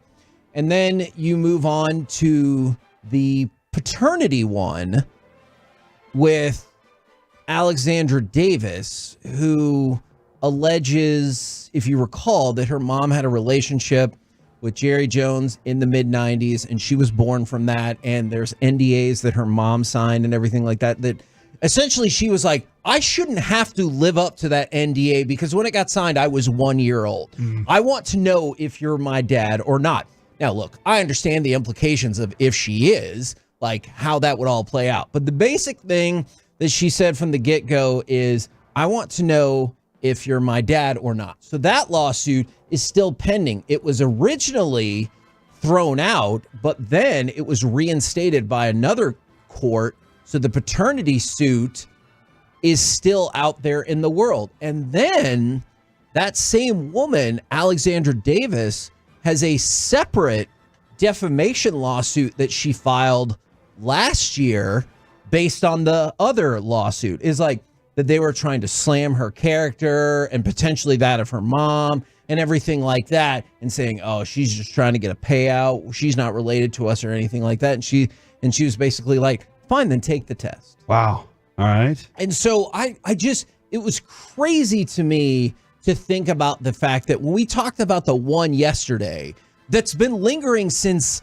I don't know, like 2020, that lawsuit is already several years old, and that they're looking to get it pushed back another year. And then the Dallas Morning News came in and was like, hey, don't forget about these other two lawsuits. And I have to admit, I did forget about them, but that is crazy to me that there are actively at least, and that's another thing, in the article, the headline says Cowboys owner Jerry Jones has at least 3 lawsuits against him. Where do they stand? Because you can't rule out the fact that, I don't know, could there potentially be another one? Not that I'm aware of, or else we would talk about it, but I had kind of forgotten about that defamation suit as well. So I only knew about 2 of them. When you have this much money, like that, isn't that the case? You probably have a few lawsuits going on around you in some way, shape, or form. Yeah. Somebody's trying to get a piece of it, but also your lawyers can manipulate it to however long they want.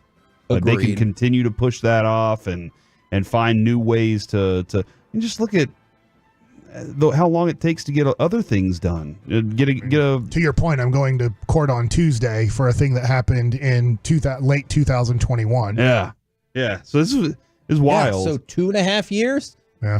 But I mean, to the point of Mike saying he can make the negative go away. I mean, the league just kind of we'll wait it out. We have no reason to have a discussion with him about this at this moment. They choose that very selectively too, don't they? Because there are other players who go through that and don't even get formally charged. And they're like, yeah, but we did our own investigation. Here's your punishment. I do wonder, like, the Cowboys are a pretty significant piece of beef for the NFL. For sure. And you can argue still the main course. In fact, I don't even think it's arguable. I'm not saying this would ever happen by any means. But you go after Jerry in a certain way, and he just says, you know what? I have a lot of money. Yeah.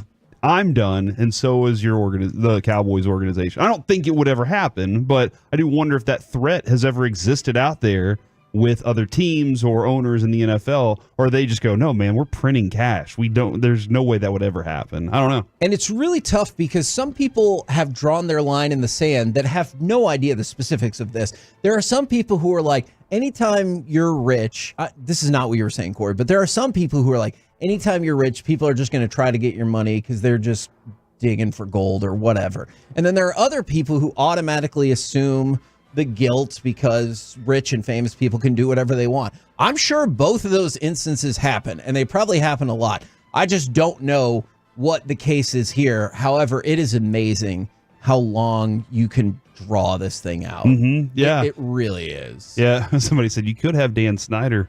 Like, that dude had, like, think about all the legal situations that ran on with him for years. And I like how we go to the worst. And here's the thing. How many people listening right now do you think would argue you do, but with better PR? Plenty. I feel like there's maybe people in this room that would say that. Yeah, no comment. Fair enough. And from the 469 that you're not going to get mad about, Mike. Yes, you do have the number right. I've texted you guys before to let you know that I listen to the Fan all day while operating a skid steer. Y'all have helped me stay sober for a little more than 2 years. Thanks for the laughs and information I receive. Yes, I'm a Dallas Cowboys fan, so sometimes staying sober is difficult. Yeah, I get that. That's awesome. Fair. And, I mean, think about Kevin. There's probably been a few times that he might have gone home and said, you know what, screw it, let's try this. How many of those times do you think you would have been involved in that? that As opposed to the I've pushed you Cowboys? to that. Yeah. I've taken you to that. Most of them. Yeah, I'd say you always have hope with the Cowboys. I think at That's times you go true. home and you're like, this is hopeless. That's true. So I hope for the Cowboys with Mike. I'm like, F it. Yeah. It's just, I mean, the it's greatest, never- I know this is off topic a little bit. The greatest thing that ever happened was that the defensive coordinator took a head coaching job. Yeah. Because now we're thinking the defensive coordinator is going to solve the problems. And like, it's Mike Zimmer. Can he do it? And we'll get into that. And I totally get it. That's what we somewhat have to do. But it's like, I'm sure the Jones family is like, dude, it is so awesome that Paul Worth took the job with the Washington Commanders. It's not Paul Worth. Okay. They look alike. He does look like Dan Quinn. He does look like Dan Quinn. You don't believe me? Go to Worth Collecting and Waxahachie and be like, hold up. I do have How are you tough around Micah? But Dan Quinn saved this offseason because now we're going to talk about defensive coordinator and what they need on defense to run the Mike Zimmer plan and what can he get out of this and that. And you're like, well, you still got the same quarterback, so good luck. I'm looking up right now, and they just went to a commercial, but they're doing the parade for the Chiefs today. And I did see a picture of Patrick Mahomes giving his wife a flower, and she was like, he didn't forget. And that's nice. I wonder if the Chiefs are like, look, since we're having to do this on Valentine's Day, here's a flower for each one of the guys. You know, here's a flower for you guys. They're taking care of their players like that. Give it to your wife or significant other, and she's going to think you're the best. Mark that. But also a flower, Kevin. They might lie to you about that. That is not okay. That is not okay. You said it. I know. And I realized that was not okay. Don't you think that would be a good excuse, though? I was at a Super Bowl parade. We won the Super Bowl, and I was doing that. Yeah. Like, I haven't. Adrian's out of What town. were you doing at the Super Bowl? That's why they didn't get a flower. No, not that. All right. I do want to roll through this real quick and see if you guys agree with some, any, none of these. Because number one on the Mike Zimmer checklist, I disagree with. Make sure Micah Parsons is happy.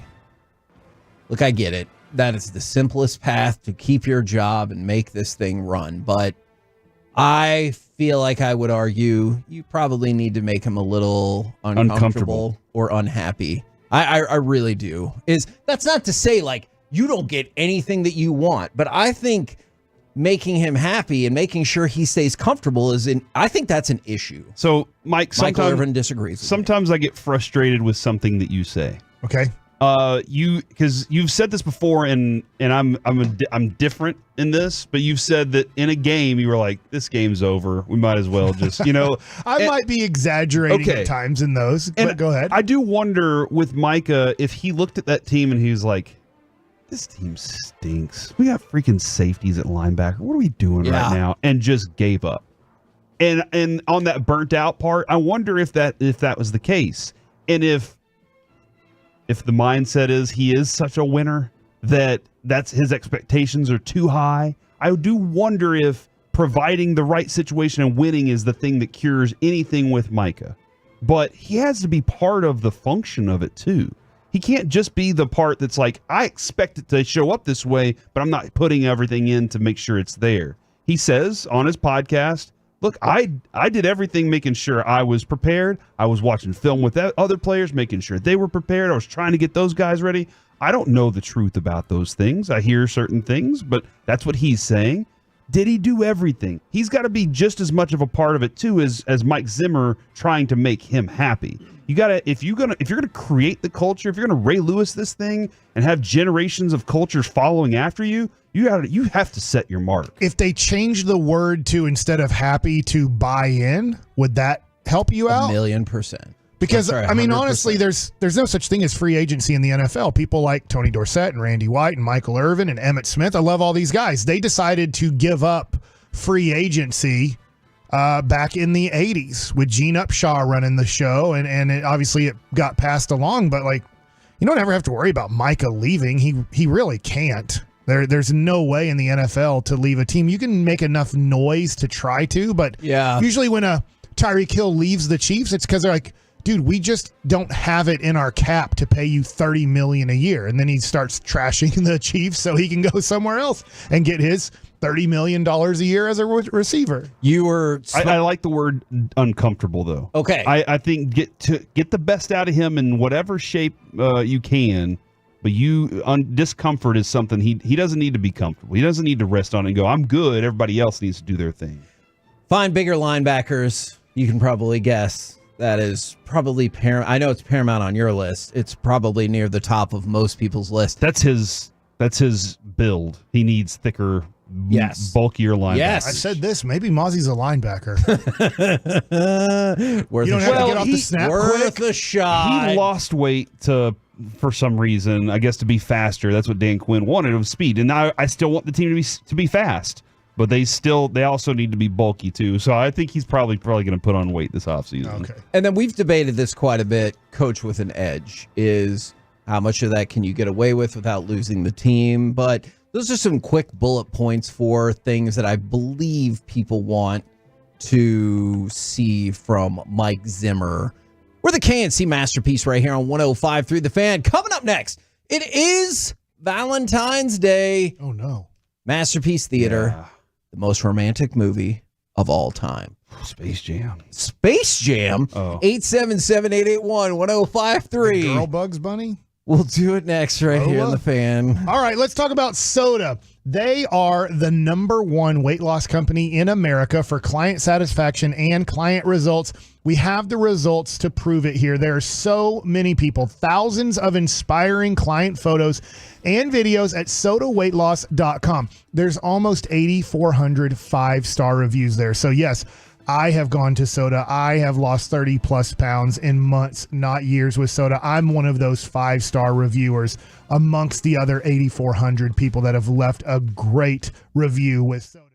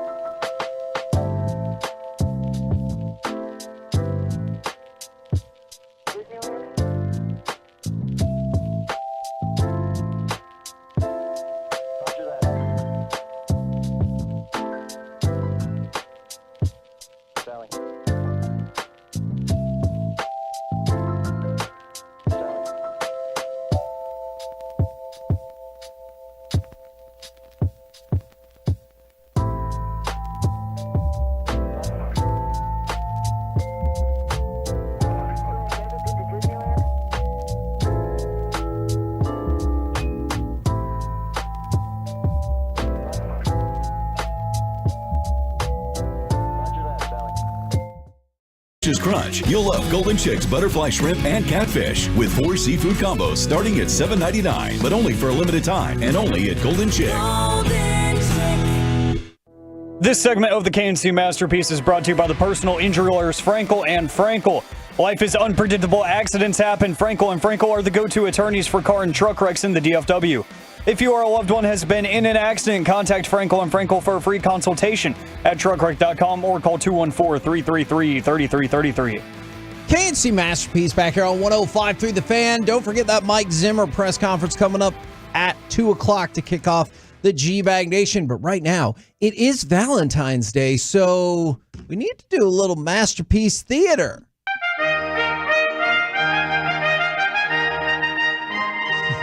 Welcome to another edition of Masterpiece Theater, where we discuss theater with you. And now, two guys who know absolutely nothing about theater, Corey and Kevin. Fun bit of and Mike. KNC Triple trivia. H'd it. Yes, you And did. Alec. You're doing the DX crotch chop. And you. While that goes on is... You said come up with a dance, you Nimrod, because you guys each had your own. That is I had to true. change my dance. That, yes, you did. Is text in. What do you think Corey's dance used to be? Oh, also, no. fun like that. KNC trivia. If you're wondering who that is talking, that's our very first producer ever, Waddle. It is Valentine's Day. But he had a great high school and college career, and then now he is the number 2 receiver for the Miami It is Dolphins. not Jalen Waddle. Incorrect. His name is Brian. That would have been dope, though. Sure. Why isn't he not on the show anymore? He's in the NFL. Yeah, he's in the NFL. What is the most romantic movie of all time? 877-881-1053. Truckwreck.com text line. Also want to hear from the Twolos, the YouTubers. Mike, was that gesture that we need to go to you first? Indecent proposal? Okay. I'm going to tell you something. He loves her so much, he's willing to lose her in order to make money so that their lives can be better. Yeah. That is now on my short list of movies I want to watch because I haven't seen it in, I don't know, 20 years. Has Jess ever seen it? I don't know. I forgot to ask her, but you talk about that so much. And then Redford dumps her in the back of a Cadillac, or it might be a limo. I can't remember. I want to watch that again now to see how Mike's general breakdown of that movie, if it all tracks, is. I'm just gonna throw. You're a big movie buff. I love movies. You love movies. So whenever it says we know nothing about theater, do you take offense to that? Yeah. All right. Theater with an R-E. Theatre. Theatre. I'm actually not sure which one it is. It's like in Canada that they have Sports Centre. That's yes. That is true. That's fact. I see it on Letterkenny. And let's go to cut number 14. And I don't even know if we need to play this all the way. Maybe this should just be our bed for this because this is the obvious answer.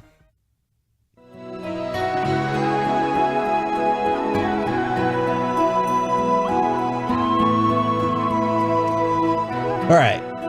How's this? She let him die. For sure. I'm with you. I do not think this is the most romantic movie of all time. If he had been on that plat or whatever you call Who's this it, lady singing that Celine song? Dion. Celine Dion. Oh, yeah. If he'd been on that plank and she died, everybody would be like, "This is the worst movie ever." But because she let him die, it's like, "Oh, it's so great." Live together. I mean, I guess it doesn't always happen that way. Then he is like, "Oh, I actually have a girlfriend back there." I think James Cameron did say that there wasn't enough room, but it looked like clearly there was plenty of room. James Cameron, please help us out with why that lady was cheating on her fiance. For real. I mean, look, was he a no good bastard? Sure, but you just break up with him. Yeah. But they let all the riches let the poors die in that movie. They did. But it's based off of facts. That is also true. So how much did you pay to get on this boat? Oh, you got a discount? You're dead. So you're saying that documentaries shouldn't be allowed to be in this? So this is a documentary, Kevin. No, this is definitely not a documentary. He just said it's based on reality. Okay, but that's not a documentary. We might need to go over some things. It's like the Iron Claw that said like inspired by a true story, and then you watch it and it's a good movie, but you're like, holy crap, they changed a whole bunch of stuff. Have you seen it yet? You saw it. I saw it on Christmas Day. My wife was like, great pick for an uplifting movie. I should have warned you, definitely. Well, I knew the whole story. I was like, It was a decent movie. I watched too much YouTube on the real story, and then you're like, well, okay. From the It's a perfect opportunity to play the bad flute version of Heart Will Go On. That is a good point. Can you, Alec, real quick? It's the recorder. The recorder is the version that I want. Can you find the recorder version of the Titanic that is just the worst? Right, but Corey is going to agree with me. Hold on, I'm going to read this verbatim from the 817 Bullshot. They could have both fit. Constant fight between my wife and I. LOL. Back to you, Mike. I'm not kidding about that audio. Kevin Costner. For Love of the Game. Is the perfect romance movie. Because it's a romance between him and baseball? And a girl. His real life loves. Like his not his daughter, but her daughter, who like he loves in a fatherly way. Mm-hmm. She cares about him. People around the world care about what he's doing. Mm-hmm. He loved baseball way more than humans, but then as his career's coming to a close, he has to love humans because he can't play baseball anymore. When you were playing baseball, did you love baseball more than your wife and children? Oh, man. Yeah, why would you ask me that question? It's Valentine's Day, dude. Jeez. He just got a job with the Rangers, bro. That's Don't a ask good point.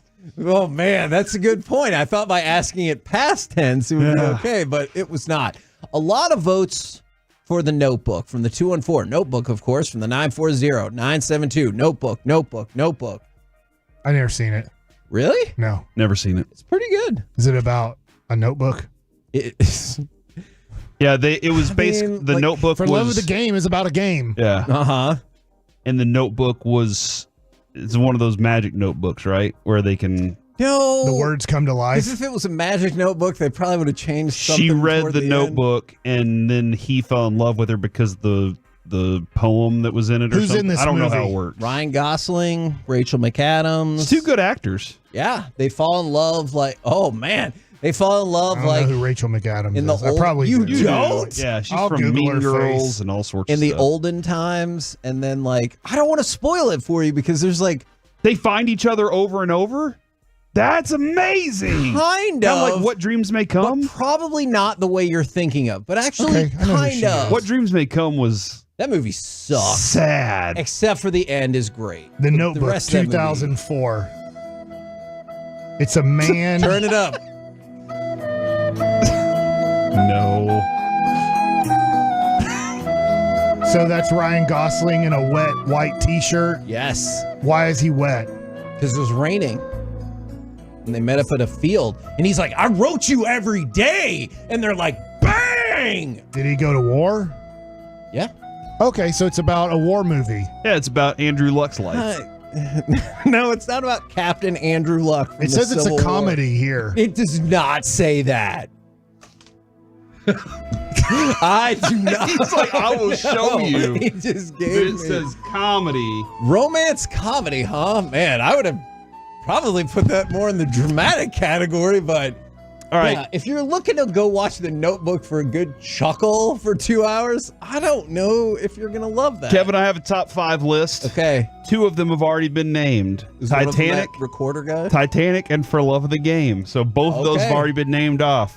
But those were 2 of my top ones. True Romance. The name is the most romantic is in the name of the movie. True Isn't that Romance. Christian Slater? Yes. Go back and watch Arquette? it. And go back and watch how romantic that movie actually is. Rotten Tomatoes. What's a good percentage on Rotten Tomatoes? 88. 75. All right. The Notebook gets 54. From the critics? On Rotten, on What does it Rotten get from the Tomatoes. people? Is it 7.8 on IMDb? Metacritic? 53? Yeah, I could. That does not. There's a 4.7 on You Rate It Yourself with 2,237 reviews. Okay, I will. I don't feel like I need to watch this. I'll double check.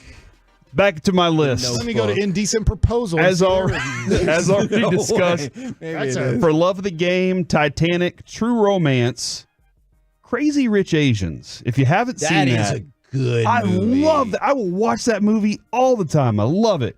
But my number 1 most romantic movie of all time, I watched it with Adrian many, many times. Twilight. 10 Things I Hate About You. Oh, yeah. I don't know why, but Heath Ledger was a blast in that movie. I just thought the whole casting was really good. And Kevin, I think sometimes we're all suckers for some high school movie that we're like we kind of re-experienced that a little bit, or a lot of times, and it was that one and Can't Hardly Wait. Like if it came out like when I was in high school, or American Pie, then I'm like, yeah, no, I can relate to that. I was just going to tell you, Mike, the audience score on The Notebook is 85%, if that makes any difference. Decent Proposal, 1993. Rotten Tomatoes, 34%. Oh. Dang it. But you had to kind of know that probably wasn't super great. Oh, the audience only gave it 47%. So jeez, they didn't love it. I'm sorry to tell you that. Does it mean you're going to stop bringing it up now? No, not at all. All right, Alec. I believe you specifically have made a selection here. Yeah, I made this one because I saw it in high school, and kind of like Corey was talking about the high school flick, but I think this came out like senior year, and A Star Is Born was really good to me because I always had this like, as a kid, you always had that pipe dream of being famous or whatever, being a musician, and like you find love in that stratosphere. And I didn't know that Bradley Cooper could sing either, so I thought it was pretty good. But damn, he can. And that his co-star in that movie, she could sing pretty well too. Yeah, Lady Gaga. I've heard of her. I've heard of her. What a crazy that last was Lady name. Gaga? She didn't even wear a meat suit or anything in that movie. That's wild. A meat suit? Yeah, have you never seen Lady Gaga in the meat suit? Look it up. That's a thing. I've never seen this movie either. I really like La La Land too, but I know that to me. I don't know if you would love this. Isn't movie, he like Mike. a drunk or something and takes her on as like a protege or something? Yeah, he sees her and he's And like, they're in love. and he kind of goes sober for a while and then drinks again.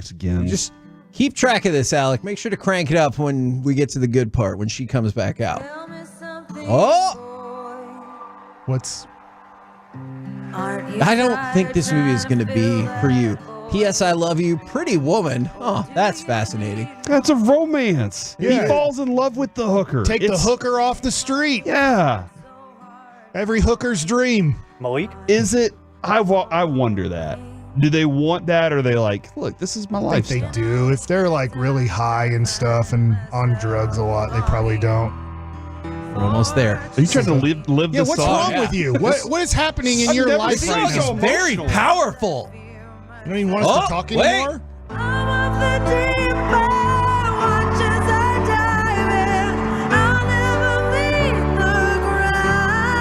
That is a fantastic song. A lot of people are also voting for Love and Basketball. Love and Basketball is one of my wife's favorite movies, so I can definitely see that. Never seen that one either. Man, it's tough because I want to say you would like it, but I also know you pretty well, and so I actually do not believe that you would like that movie. Oh, it's with Willie Mays Hayes, the replacement of Willie Mays Hayes. Is that Omar Epps? Yeah. Yes. There are elements of that I just don't Kobe's know in it. What was Kobe doing in it? I think you would like What about He Got Game, dude? Kobe Bryant played. His dad loves him so much, he Kobe goes back Bryant. to prison for him. Is that how? Hold on. He didn't go to the college that he wanted. His dad was like, "I love you, son." It's so that's different romance, though. I get tired of romance movies. How many? No. How many romance movies do you watch? Not many, because they bore me. I'm like, figure it out. What if your wife is like, I would really like to watch this movie? Sometimes I say yes, and then I get on my phone and play games and wait till it's over and say, was that good for you? And then we move That's on. your winner right there, Alec. You just You know what? Same. Golly. Oh man. We're the KNC masterpiece, I guess. And I show right her here. a Patrick Mahomes card. I'm like, isn't that cool? How many Gun. times does she look at a PSA 9 of some nonsense car that she doesn't care about? I don't know why we like each other. We do. We love each other. We like each other, but we have no interest in anything. Adrian and I have made an agreement that I don't talk about any of my Warzone wins if she doesn't talk about her Wordle. So, like, I get you, Mike. Okay. We shook hands on that. It's like, does she come home and talk about all her patients? No. Client-patient privilege. That's why. Coming up next. I know everything about Noah. Can't read. He's so close, though. Look, it's Gridiron. It'll be here next. Just go to break. You are officially a master patient. Thanks for listening and supporting the KNC Master 105.3 The Fan and the Odyssey app. Hey there, folks. I want to tell you about our friends Mark and Scott Frankel at Frankel and Frankel. Look, if you or somebody you know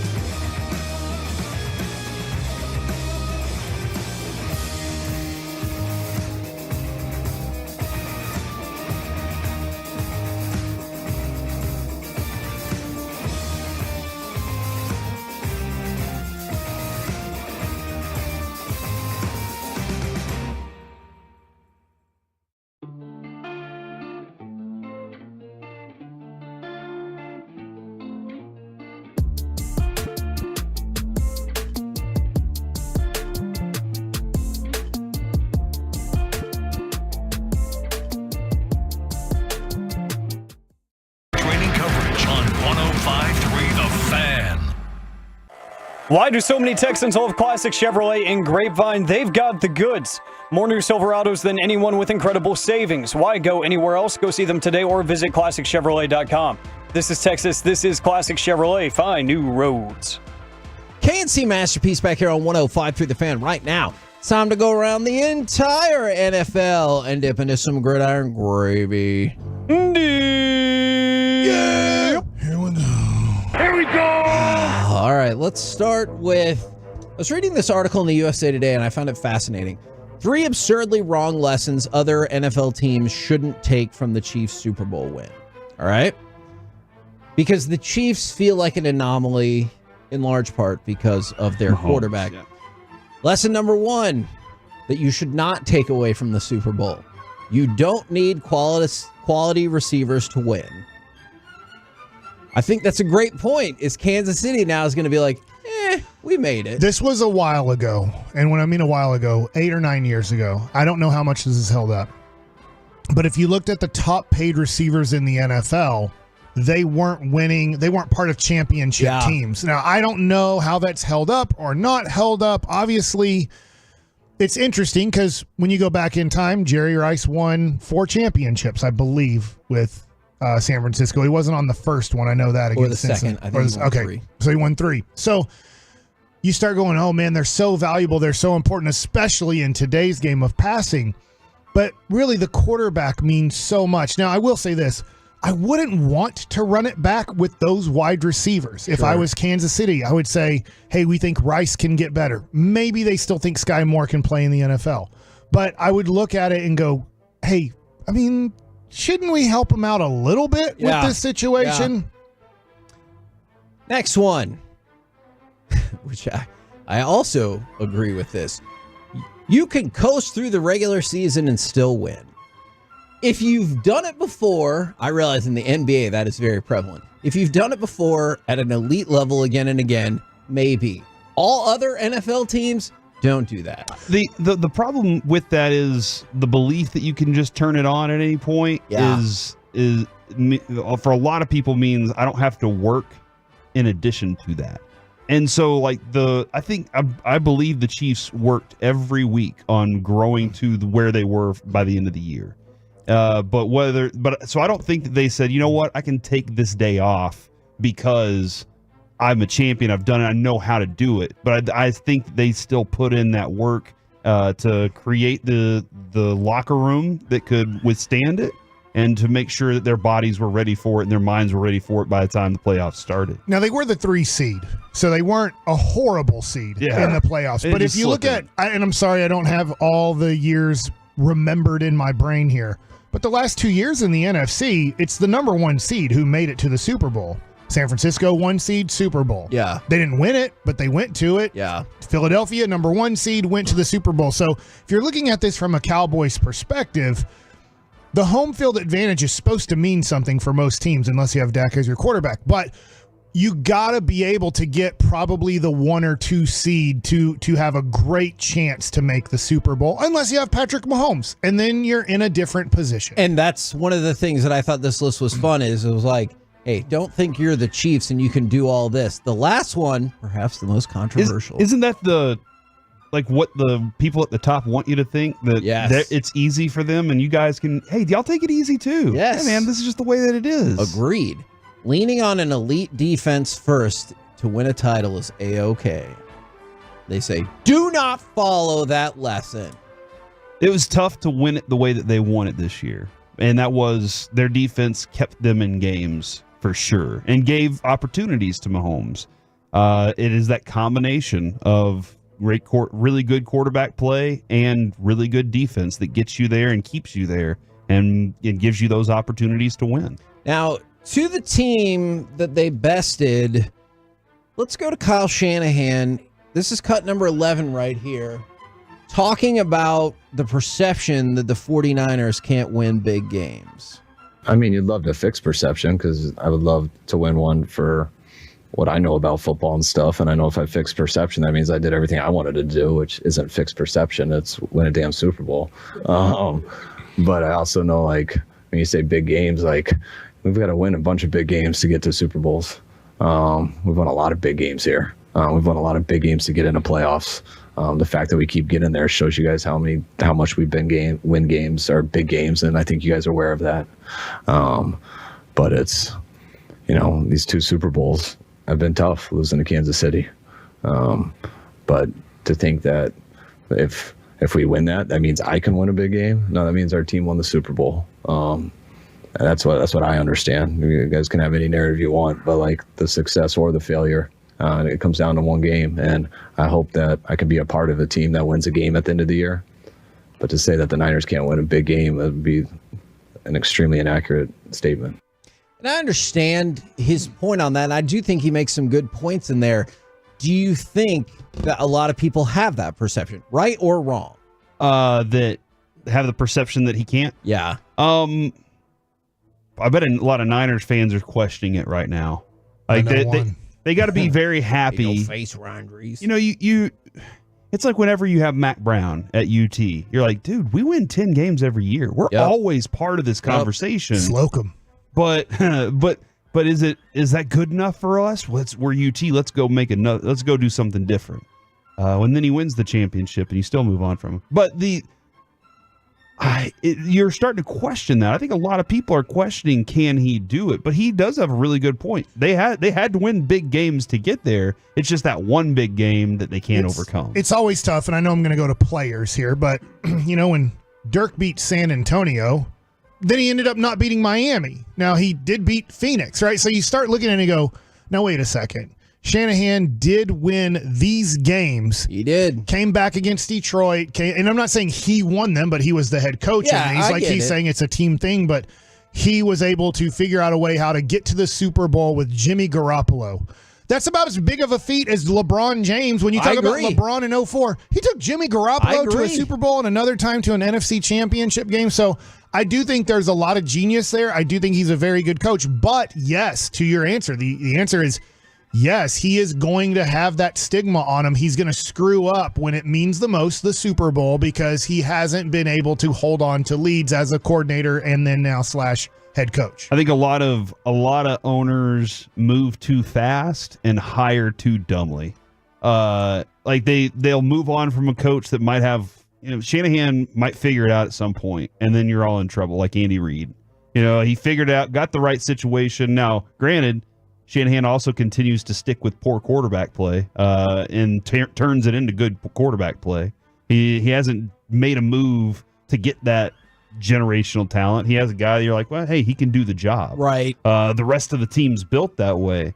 But I think a lot of owners, Kevin, will say, we hired a guy. We got our guy. And it may have been a dumb move, and now they're moving on quickly from him. Now, multiple people across the league, Kevin Dimitroff, came out came out and said it's well past time that Spagnuolo gets another coaching opportunity. Tyreek Hill said, why does Spags got no interviews? Well, that ain't going to change because he has signed a contract extension with the Kansas City Chiefs. So the only offensive or defensive coordinator to win 4 Super Bowls is staying there. I haven't seen how long the extension is, but if he's happy and keeps winning Super Bowls, good for him.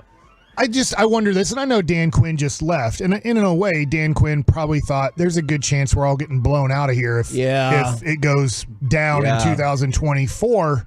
So I'm going to move on to a place where I kind of have a 3-year window before people really question me / fire me, is when you are working for the Chiefs, and I get it if you're younger, Spags isn't younger. He's making millions of dollars, and he doesn't really have the responsibility as the head coach. He has Patrick Mahomes, so he's going to be always in a favorable position. Sometimes I look at it, and I go, I understand why Bieniemy left. I thought it was a bad decision to leave to Washington, even at the time, and it ended up being a bad decision. But I just wonder, when you get to be 55, 60 years old. I think he's 65, 64. Yeah, and you've coached you've coached for 20 plus years or 30 years, and you've been a head coach. And when you sign as a head coach, unless you have Patrick Mahomes or you're making very deep runs, you're gonna get fired within 10 years, unless Jerry Jones is your owner and he thinks you're his boy, and then you can stay here for 10 years. But I just sometimes think, what's so bad about being a coordinator? You still make millions of dollars, And you can get No, I'm fired. with you. I understand I'm you with can you. get fired as a coordinator, but there is a little bit less pressure on you. Yes, and like how cool of a gig is it got to be where he is right now? I'm really For good sure. at this. I know how to coach these guys, and I got Mahomes on the other And side. the doesn't have to defense is do- really good now. 90% of coaches hate press conferences. I'm Hate no them, doubt don't about want to that. do them, and you don't have it as a coordinator. You don't have to do that stupid thing they make you do every day. Except when you start with a new team, 2 o'clock, Mike Zimmer will be right here on 105.3 The Fan with his press conference. A couple of quick notes for you. The Giants denied the Cowboys' request for permission to meet with their defensive line coach, Andre Patterson. He had previously served with Mike Zimmer, so they said no dice, and the Commanders hired Cowboys assistant Sharif Floyd to a similar role with their team, the Commanders. We're the KNC Masterpiece right here on 105.3 The Fan. Coming up next with the Rangers title defense beginning. What kind of pressure comes along with being the World Series champion? Ooh. We'll talk about it next right here on The Fan. All right, let's talk about pressure. If you feel like there's pressure to perform at your work, at home, at nighttime, and you're not living up to your expectations, maybe, guys, your testosterone has gone down with age.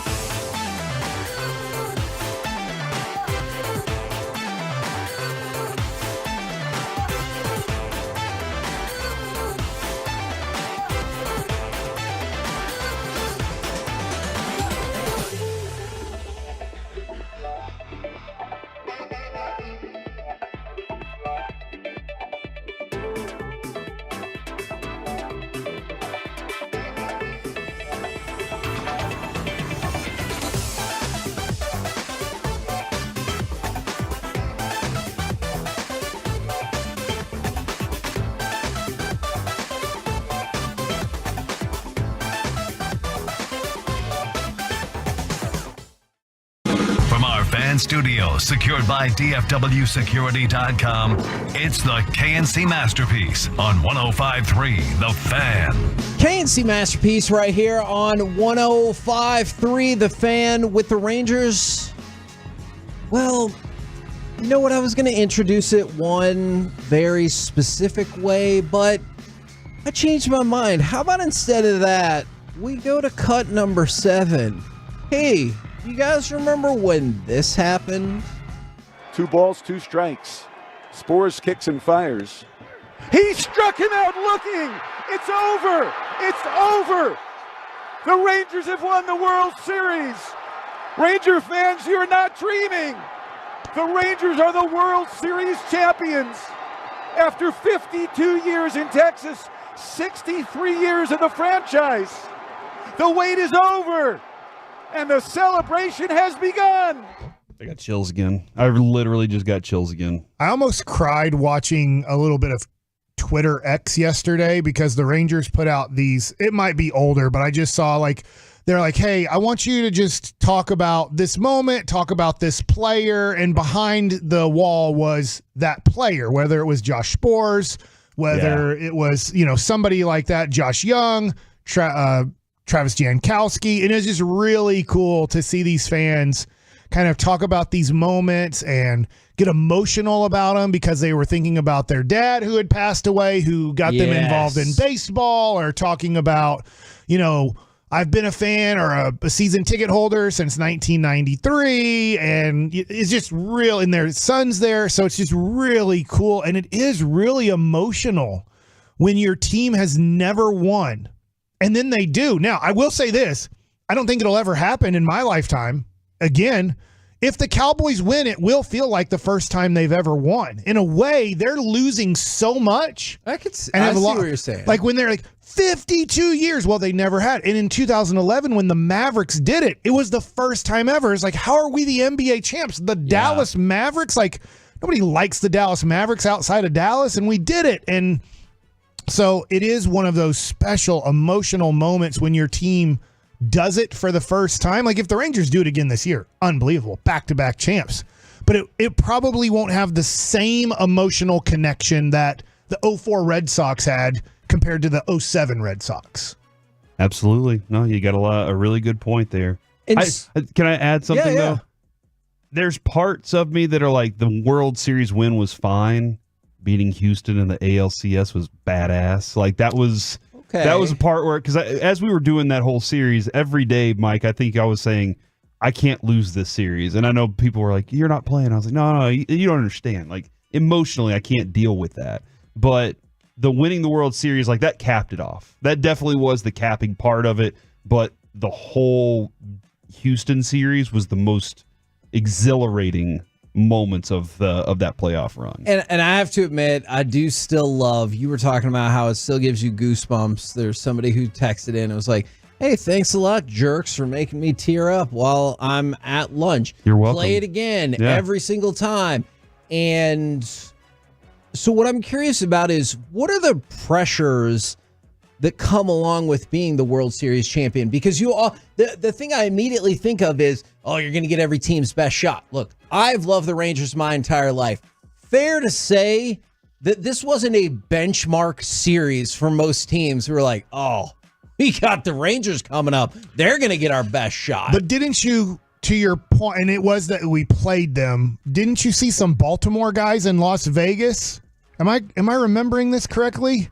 And they were like, we got to get you guys back. Yeah. For sweeping Baltimore when they had the best record. So I do think there is some of that. I think from a fan's perspective, what you're talking about is fans, general MLB fans that aren't fans of the Rangers, don't really respect this championship. Sure. It's like, oh no, look at this new juggernaut coming along. Like they're probably more worried about Baltimore, to be honest, than the Texas Rangers, like over the next 3 to 5 years, like if you're a Yankees fan or something like that. But I do think that the players, when you play against the Rangers, you know who you're playing now. And last year, for most of the regular season, it was like, they're a pretty good team and they have a good record, but they're just another team. And now you do have to take on that.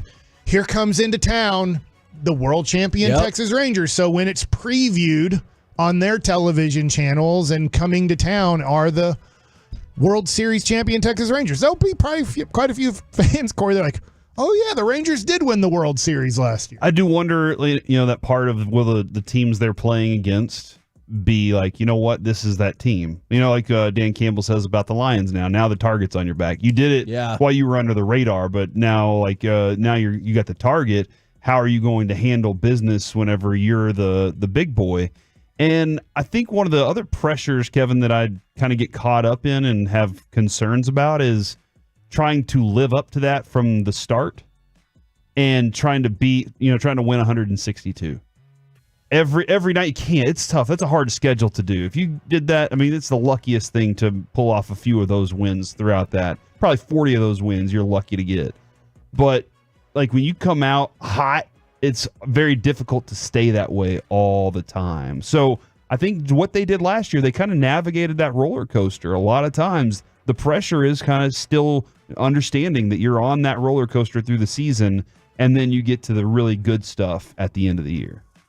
Now, there's another thing that goes along with this. By the way, if you're going out to Rangers games, there's going to be all kinds of awesomeness in various levels of the Rangers presentation this season that I think people name are one thing. I will name one thing. Don't get nervous, Mike. It was in an article.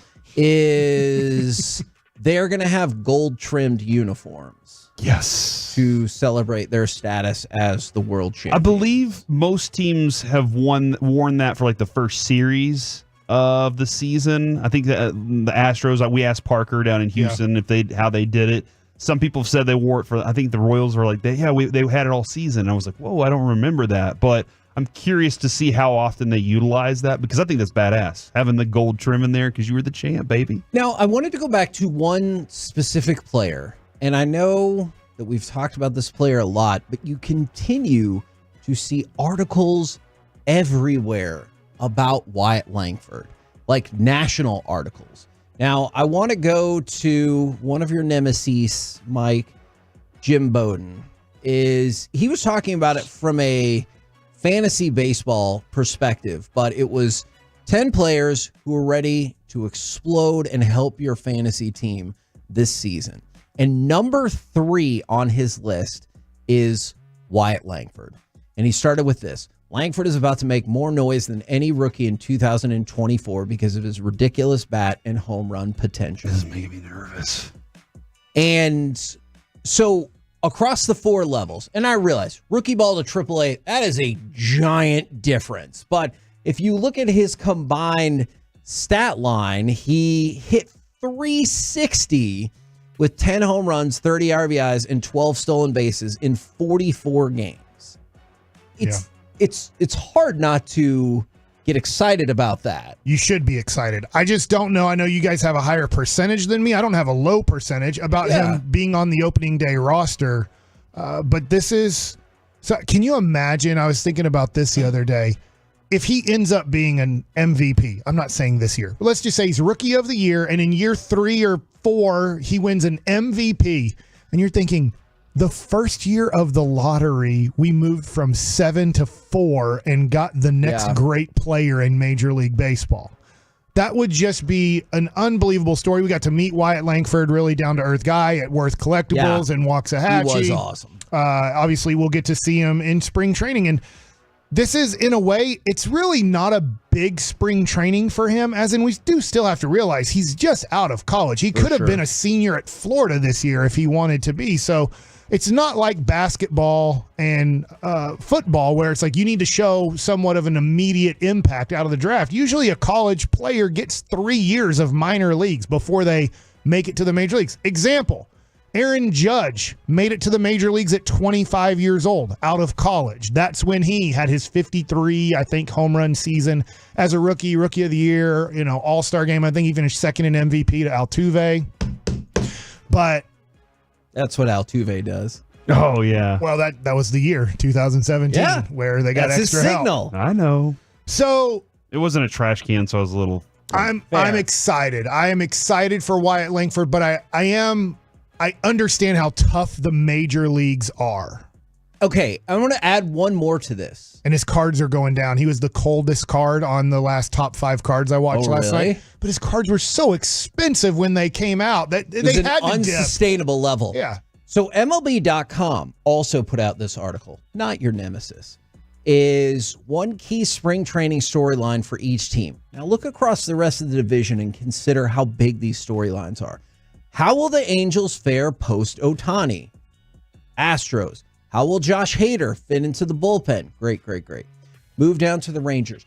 Can Wyatt Langford make the opening day roster? I'm telling you, it's everywhere. So this is MLB.com.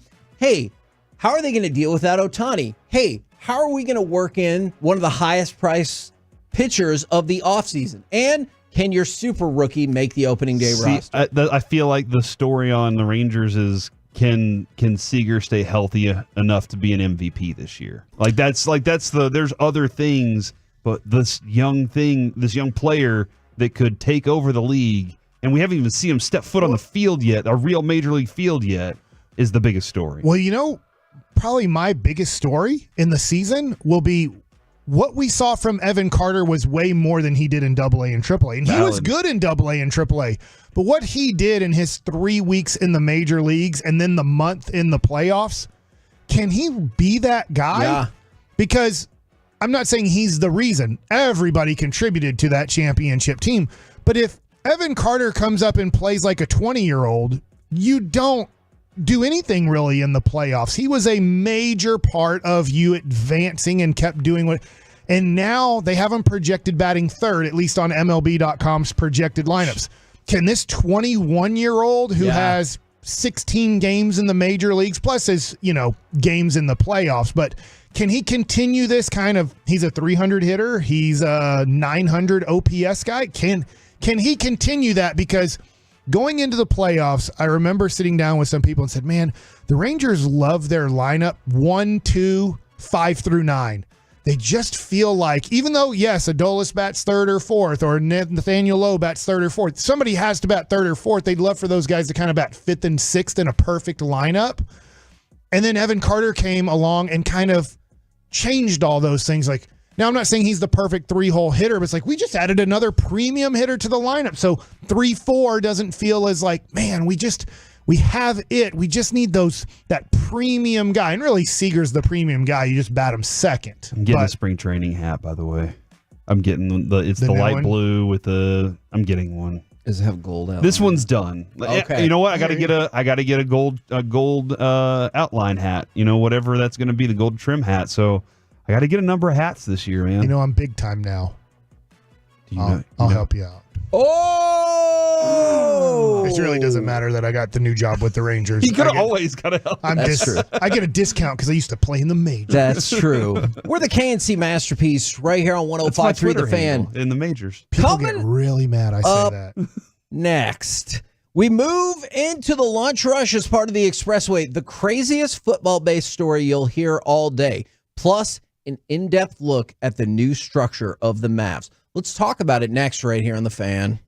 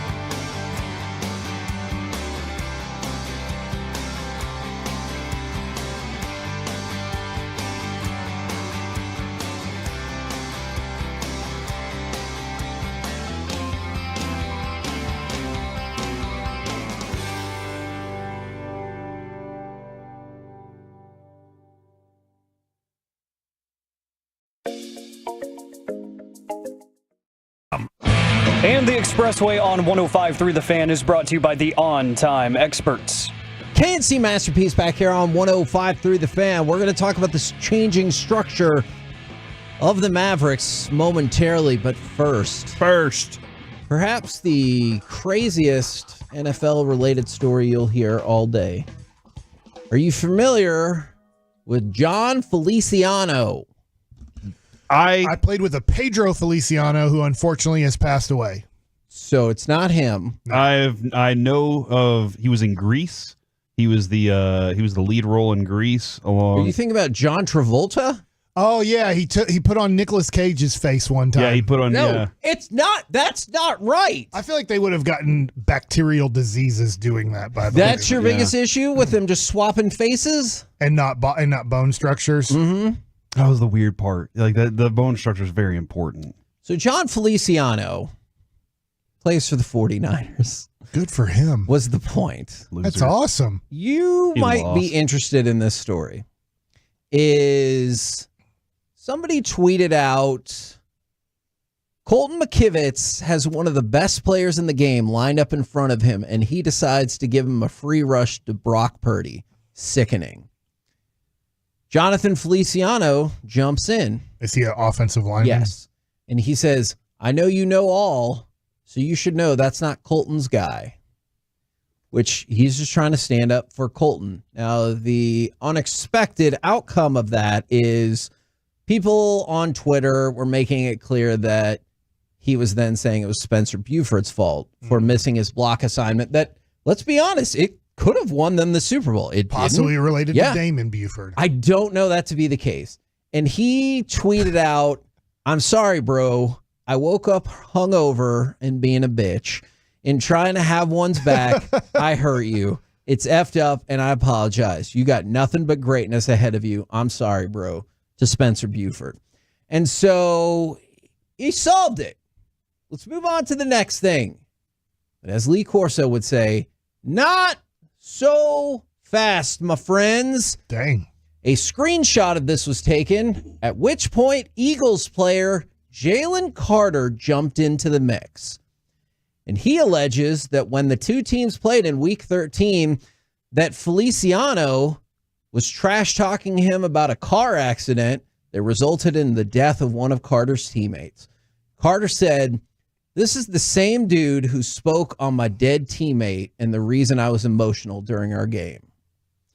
That sounds pretty bad, doesn't it? Yeah, I mean, like that seems like a place you don't even go in the competitive field of the gridiron. Now, Corey, you make a great point. And most times, I would agree with you. However, there is yet more information to discover in this case. Feliciano decided to respond, and he said, yeah, that's exactly what happened. However, he gave a little bit more context to it. Is what he said was, dude told me he was going to murder me and my kids and my kids would never see me again. He said that 3 times to me because I laughed at him getting a flag. So then I responded, I believe you. You already got a body. And then he continued for weeks posting to my family and friends, trying to reach out to them. Really? Wow. So look, jeez. I don't know if you ever say things like that are justified, but if you're like, I'm going to murder your kids, then I don't think you can get your feelings hurt when he's like, he said something mean back to me. Yeah, about my teammate, like that whole. No, yeah, you've decided that it's perfectly okay to go there. Yes. And you open that door for somebody, and when they come back at it, you can't be like, well, that door was never open. That's, yes. And then the other thing Feliciano added is he went to the NFL with these charges. Yeah. While the Eagles player, it's Jalen Carter, decided to go on social media. Yeah. And so he's like, who's in the wrong here? You threatened to murder my kids or murder me and then brought up my kids. And so I brought up that incident where you definitely were involved in an incident where somebody died. And I went to the NFL to go through this channel and you posted on social media. And I'm at fault? Yeah. Here's one of the things that I will lay out there for most players in these kinds of situations. It's probably best you just utilize your social media to promote your foundation and move on about it. Because this gets you caught up in all sorts of wild stuff. Because all he was doing was saying, hey, that wasn't his guy. Yeah. And then this turns into an even weirder, wilder story. Yeah, this has gone a totally another direction when you started this conversation off about somebody missing an assignment in the Super Bowl. And it turns out, did Jalen Carter threaten to murder somebody on the football field and bring up their kids because he was laughing at him because he got a penalty? Now, I do believe that kind of stuff is said a lot on the football field. Yeah. Look, dude, we watch the program. How often do you believe that some dude's lined up across from another guy all day and he's saying things like that? Okay, but that's fine. But you can't go, all I said was I was going to murder him. Yeah. And then he said I was involved in an actual real life incident where somebody died. Valid. Very valid. Like, that's a weird response. Yeah. Now, let's get to the Dallas Mavericks and the end of the Mark Cuban era. Now, I predicted this the second this sale was made that he'd be done within 2 years. Corey? It sounds like you're wrong. It sounds like it's going to be sooner than that. Yeah. That is a fair point. What have we learned, and who have we learned it from? Well, Brad Townsend. Got to give him credit. And he also added this, by the way, on Twitter. I just want to throw this out there. Reminder, as you read specifics of our wide-ranging interview with Patrick Dumont, money is power. Power in this case might initially be publicly portrayed in an understated way, but this level of power was never going to be idle. And here is an example of the power and the money. Forbes net worth estimates DFW's big four sports owners, Jerry Jones, at $14.5 billion. That's a lot. Mark Cuban is estimated at $6.2 billion. The Gagliardi family, $3.7 billion. And Ray Davis, $2.9 billion. The total of that, Kevin, $27.3 billion. The Adelson Dumont family, $33 billion. So their estimate is more than all the rest all of them. the teams here. So just take that with you as we go through this conversation. They should just buy all the teams. They could.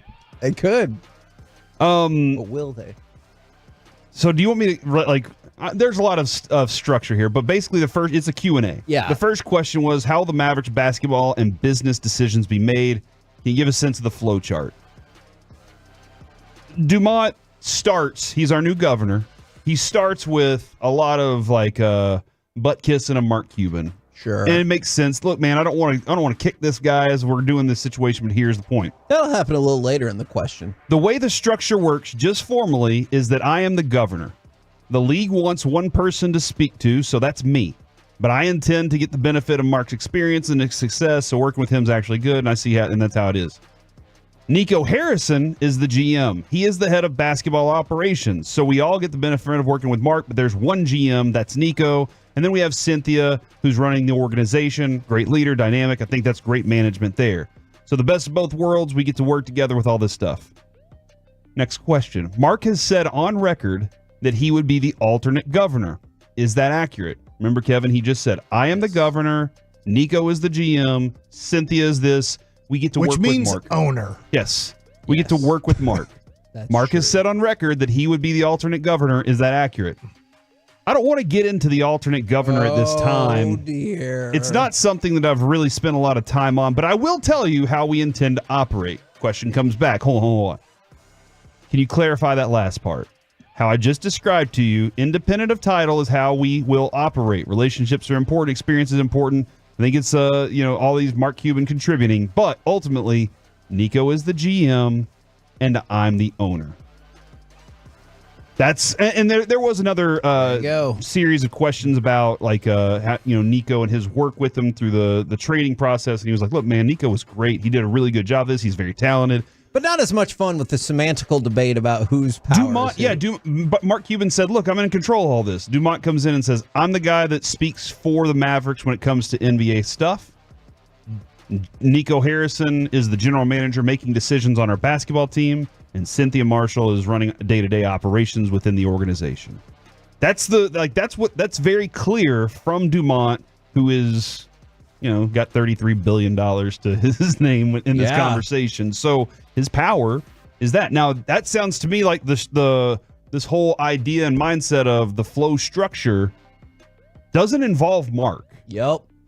Because as the way that we've always had him and Jerry Jones and these guys running that structure, it sounds to me like Mark is a consultant on a business that he has money invested in. It sounds like he's a consultant to a bunch of guys on, hey, look, if y'all need some of my experience, I'll lend my experience to you, and people that I know in the NBA, I can send you in the right direction. But it sounds like the structure is business, and Mark Cuban's over here. And what do you frequently see with mergers or whatever like that? The further you get into it, the further that person gets away. Because I could see a scenario in a year or two where Mark's like, hey, have you considered this? And they're like, we did that 9 months ago. Yeah, and I think Mark Cuban will still be at the majority of home games. And I do think at times he'll travel with the team, and you'll see him behind the bench cheering on. But in a way, this makes it sound like, and I do think this is honest by the new owner of the team, is Mark is a fan like you guys are. He does have a stake in this team, and he can be in the meetings, and he can listen to what Nico has to say and Jason Kidd, but they go through me. Mark can't go talk to the New Brooklyn Nets and go make a trade and say, hey, I just did a deal.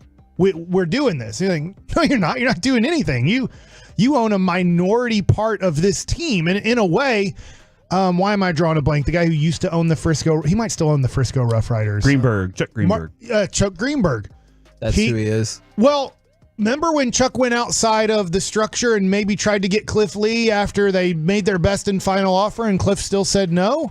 It's like, dude, you don't have this power to go to fly to Arkansas and talk to Chuck Greenberg. Like, we got to get rid of you now. They literally said, hey, you did something that's not part of this group. Here's your check. We'll see you later. Like, they literally wrote him a check and said, you're done now. I'm wondering how Mark's going to stay within this structure, because he's a guy that does not like maybe this type of structure, but he needed to sell a lot of the team. For some reason, he needed to sell this team. We can theorize on the reasons, but it wasn't just for fun. It was he needed to sell the majority of this team. And so now I look at this interview and I go, wow, we need to really talk about, I'm sorry, Mr. Dumont is what I'm going to call him because I forget his first name already. Sounds Patrick Dumont. I need to really start learning that name because I don't think he's going to be Mark Cuban. I don't think he's going to be Jerry Jones, but he's going to be Ray Davis. Yeah. That's what I feel like. He's going to be the guy. And Mark Cuban is a huge fan of the Dallas Mavericks and owns a minority stake in the Dallas Mavericks, more than Magic Johnson owns of the Washington Commanders. Mm-hmm. But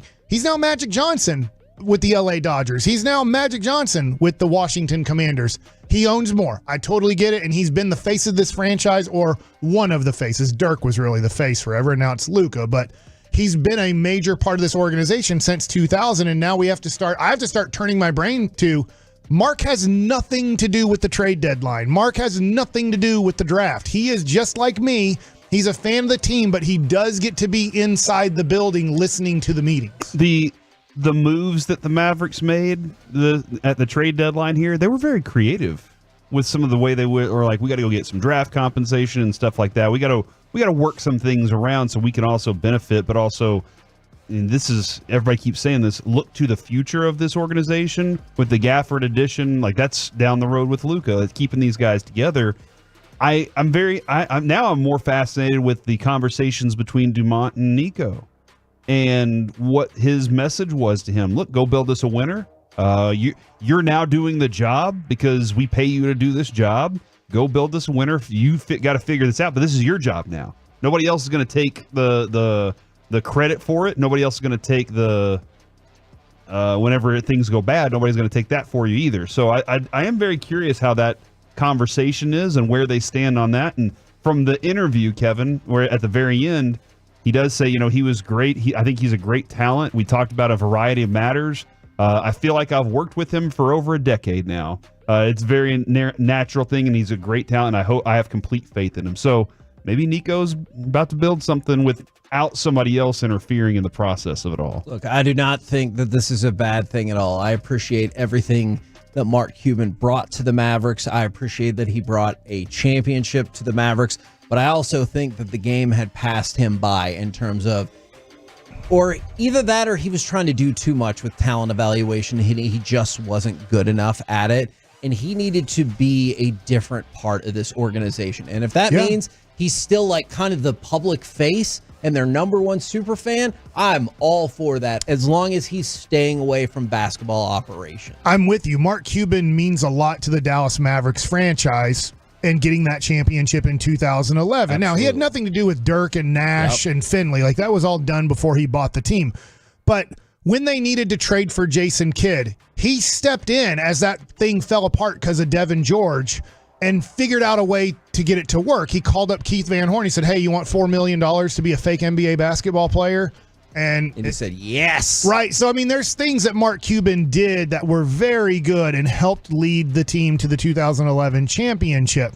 But he has, for a while now, really struggled with basketball. He can't figure out how to be better than the majority. And so, luckily, in a way, something happened in his life, whether he fell out of love with basketball, and I don't think he totally fell out of love with basketball, or he wouldn't be going on the road and going to all the games and sitting, on the first row right next to the Mavs bench. So I do think he still loves basketball, not as much as he used to, but I think there's other things in his life that have kind of maybe pushed towards, hey, I need the money and I don't love this as much as I used to.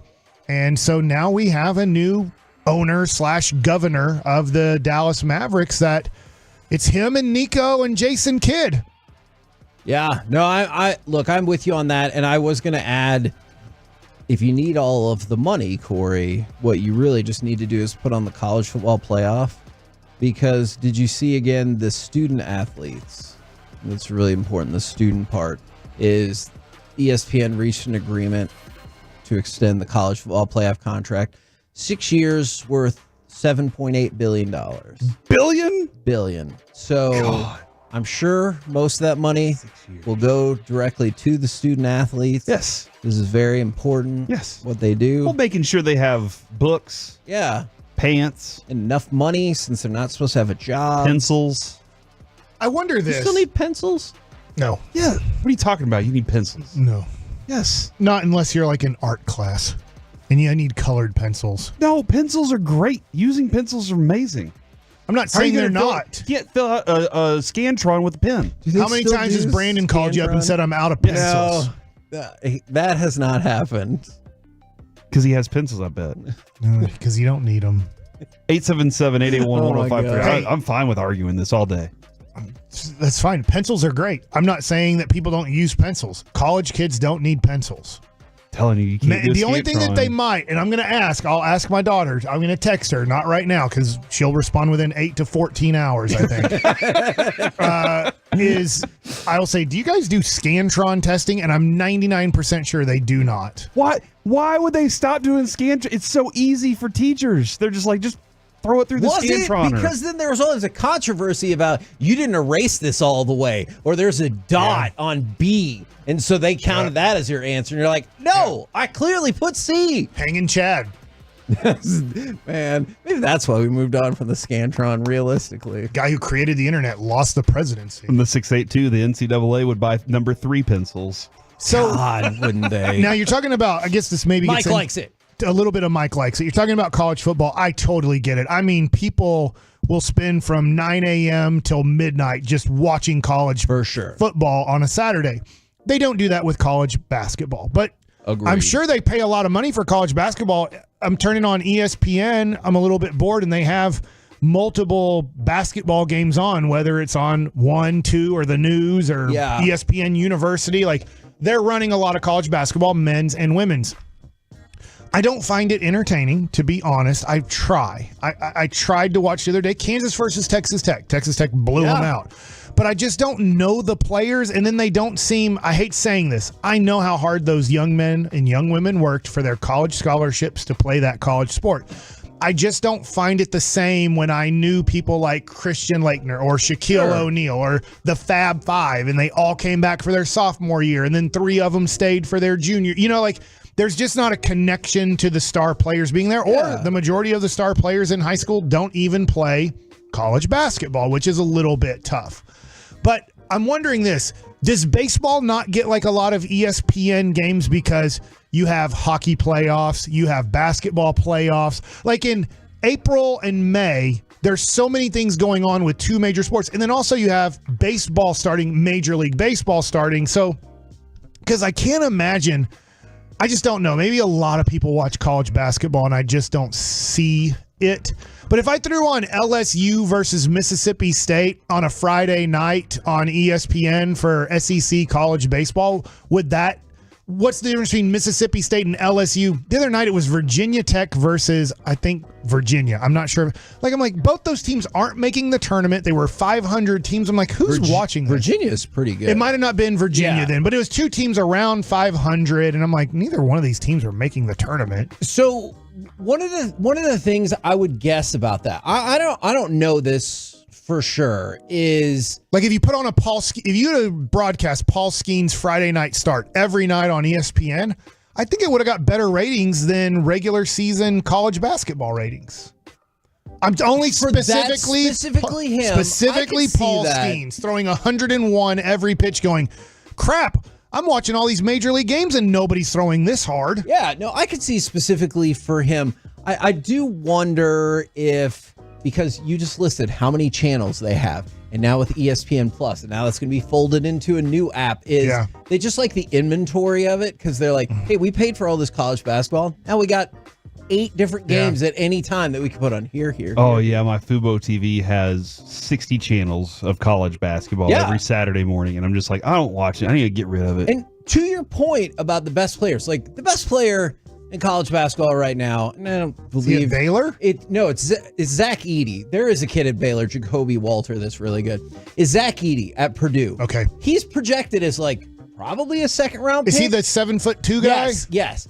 And so he's the best in college second basketball. rounder? Yeah, he's projected he's slow as probably a second rounder, and he had to like change his body to even go from undrafted to second round. To your point, my dad could not figure out how the kid from Richardson at Gonzaga wasn't a first round pick and going to be a solid NBA Is that basketball. Timmy, right? Yeah, Drew Timmy. And I'm like, Dad, they just don't play basketball that way in the NBA. They don't want a slower guy who's not a good shooter to clog up the paint, who can't just jump like Daniel Gafford can jump. Like there's not a place for these guys. He would have to, I told him, he has to become a good as shooter. And this would be the goal. Can you shoot the ball as well as Maxi Kleber? Because I'm setting the bar at like a standard for Drew Timme, telling my father he has to be able to shoot the NBA 3-point shot at least 33%. If he can do that, maybe he can find an NBA home.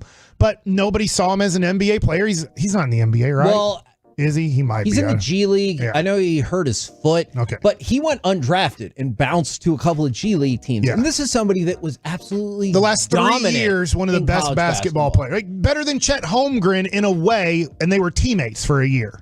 But everybody knew Chet Holmgren's going to be a top 3 pick, while Drew Timme's not draftable. And, you mentioned the kid at Baylor, Jacoby Walter. We talked about Cody Williams from Colorado. There are definitely players out there that I think will get drafted highly. Yes. But it used to be, I know all of these people because I saw them play in the ACC, or I saw them in the Sweet 16. Or Oh my whatever. gosh, Larry Johnson and Stacey Augmon are coming back. Yeah. So you're like literally a team that lost 1 or 2 games, dominated in the national championship game, and they're coming back to play another season and seeing if they can be a perfect team. And just for the record, what happened to that team? Grant Hill. They lost to the mighty Duke Blue Devils. I shouldn't say Grant Hill. It was more Tony Hill from Lancaster. True. Or Lancaster. I always say Lancaster, but then I hear news people say Lancaster, and I'm like, that doesn't sound right to me. I grew up saying Lancaster. That's how I think you say it, too. All right. So today not only is Valentine's Day, but today is Lent. And some people are going, in your belly button. Well, Lent is a Catholic religious holiday, I grew up Catholic. I would say I'm not Catholic. I'm Christian. I wouldn't say I'm Catholic, but my son asked me yesterday, well, Lent, if you want to have an idea of this, it's a time until, I say till Easter Sunday. Some people say till Good Friday. I believe it's Easter Sunday, and to take it a step further, just my personal belief, live your life how you like, is it's after you go to Mass. Or go to church on like Boston. So Boston Mass. What a lot of people do during Lent is they give something up, or they say, I'm going to do something different. I'm going to change a habit in my life. And really, if for religious purposes, like Hakeem Olajuwon, I'm not saying Lent, but is it Ramadan? What is it that where they don't eat during the daytime? Yeah, you have to fast. You fast during that. So some people will say, well, I'm going to give up all sweets and all desserts. So no more M&Ms, no more Mike and Ike's, no more ice cream. I love Bluebell ice cream. Cookies. Like no more cookies. Like there's this disgusting, it's probably a great cookie, but in my head I have to say it's disgusting and everything.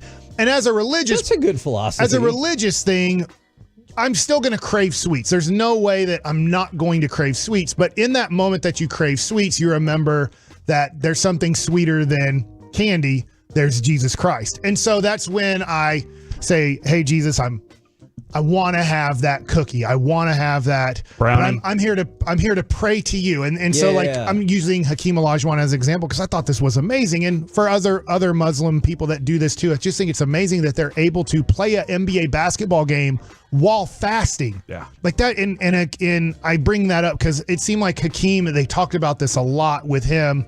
And that's where I learned about the fasting exercise during a certain time that they do this, and it's during an NBA season that he can only eat when the sun is. I believe if I'm getting this wrong, I apologize. But when the sun is down, I believe they can eat. But once the sun comes up until the sun sets, they cannot eat anything. So he couldn't really eat until after his basketball game was over. So, anyways, I'm giving up sweets for this. And I was wondering, I'm not saying you have to do this or anything, but I know that, Kevin, you're Catholic. Yes. I was wondering, since my son brought this up to me last night, and he's giving up Snapchat. No Snapchat until after that's a Easter. good one. And I bet that's something for a 15-year-old, a high schooler, that probably is tough. But that's what he's giving up until after Easter is over, which is at the end of March this year. So it's about a 6-week commitment to try days. to. I'm giving up fast food, but I think my wife is going that direction that you mentioned as well, of giving up all sweets. I need to check in with Brandon because usually he has something as well. And he usually does a good job of it too. One year I gave up swearing and I did still swear 3 times, but I was trying. I might not be perfect. I in was this trying either. really hard not to swear. So that's what it's going to be. Do you have to like punish yourself for that? Like you have to go. Not necessarily, but put like a strap with some spikes on it on your leg. It's not like is that the Da Vinci Code, Yeah. right? No, look, I'm not going to go that route. I might force myself to watch Master and Commander or something like that. The worst. That movie sucks. God. Is from the I shouldn't say God 325. like that. I'm giving up Twitter. It's gotten to be so negative. From the 325. Yep, almost ate meat for lunch. Had to check myself. And different people have different feelings. Right. And if you don't believe in any of this, like that's fine as well. You can live your life however you like. I'm not telling you to do this or Yeah. you have to do this or you're wrong for not doing this. It's kind of just, in a way, a little subset. And I shouldn't say little. It's a subset of Christian religion. Sure. And I would say look, if we're being really honest, as years gone by, I probably drifted more towards being like just more mainstream Christian as opposed to Catholic because Catholicism just has so much terrible baggage with it that you can't help but be affected and be like, man, this isn't the spot for me. But that's why we'll inevitably end up at Red Lobster and you guys will make fun of me. Oh, we gotta go to Red Lobster again? You don't have to go. Because on Fridays, you're not supposed to eat meat. Right. During Lent. But fish is meat. In a way, yes, but for some reason, I don't know when they came up with this, but they decided that fish was okay in the diet. There on are some Friday. things in the Bible that I do not necessarily think all jive together, but It's here not we the are. split-hoofed animal. It's And I'm not okay. sure this is That's even right. in the Bible. Yeah. Oh yeah, I've heard that as well. In fact, obviously, the Jewish people got upset because they're like, "Why aren't you fasting?" And it's like, "Because I'm here. Because I'm God and I'm here. They can fast when I'm gone from being a human person right now." I would like to give up saying yes when I want to say no. Is that something I can do? Does that work? It's up to you. It's Like, is however that- you want. is that It's not a a- real And sacrifice. you don't have to do anything. Oh, I say yes to things all the time that I don't want to do. Okay. People ask me to do something. I'm like, I feel like I have to, and I just want to say no. Can I do that? Can I just be like, no, I'm not doing that anymore?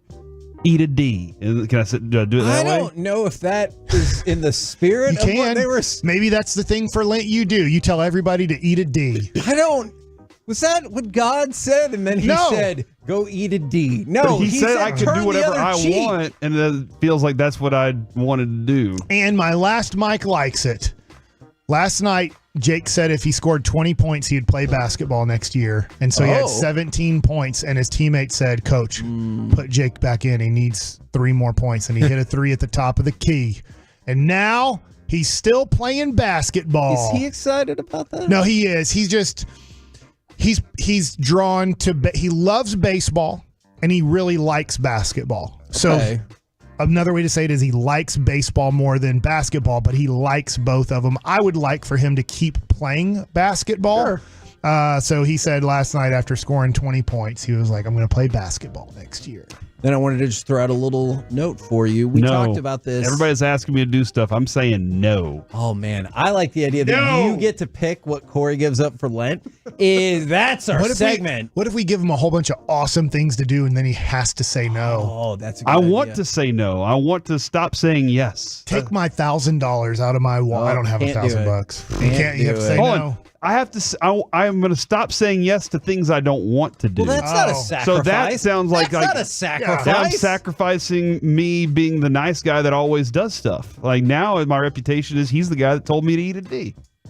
That's not a sacrifice. But I do like the idea of you saying that. We're the KNC Masterpiece right here on 105.3 The Fan. Coming up next, it's time for the C-Block starring Corey Majors. Oh man, more NFL offseason storylines, including this team to watch, why Mike is wrong about number 2 pencils, and how to celebrate VD on Hospital. Next. It's time to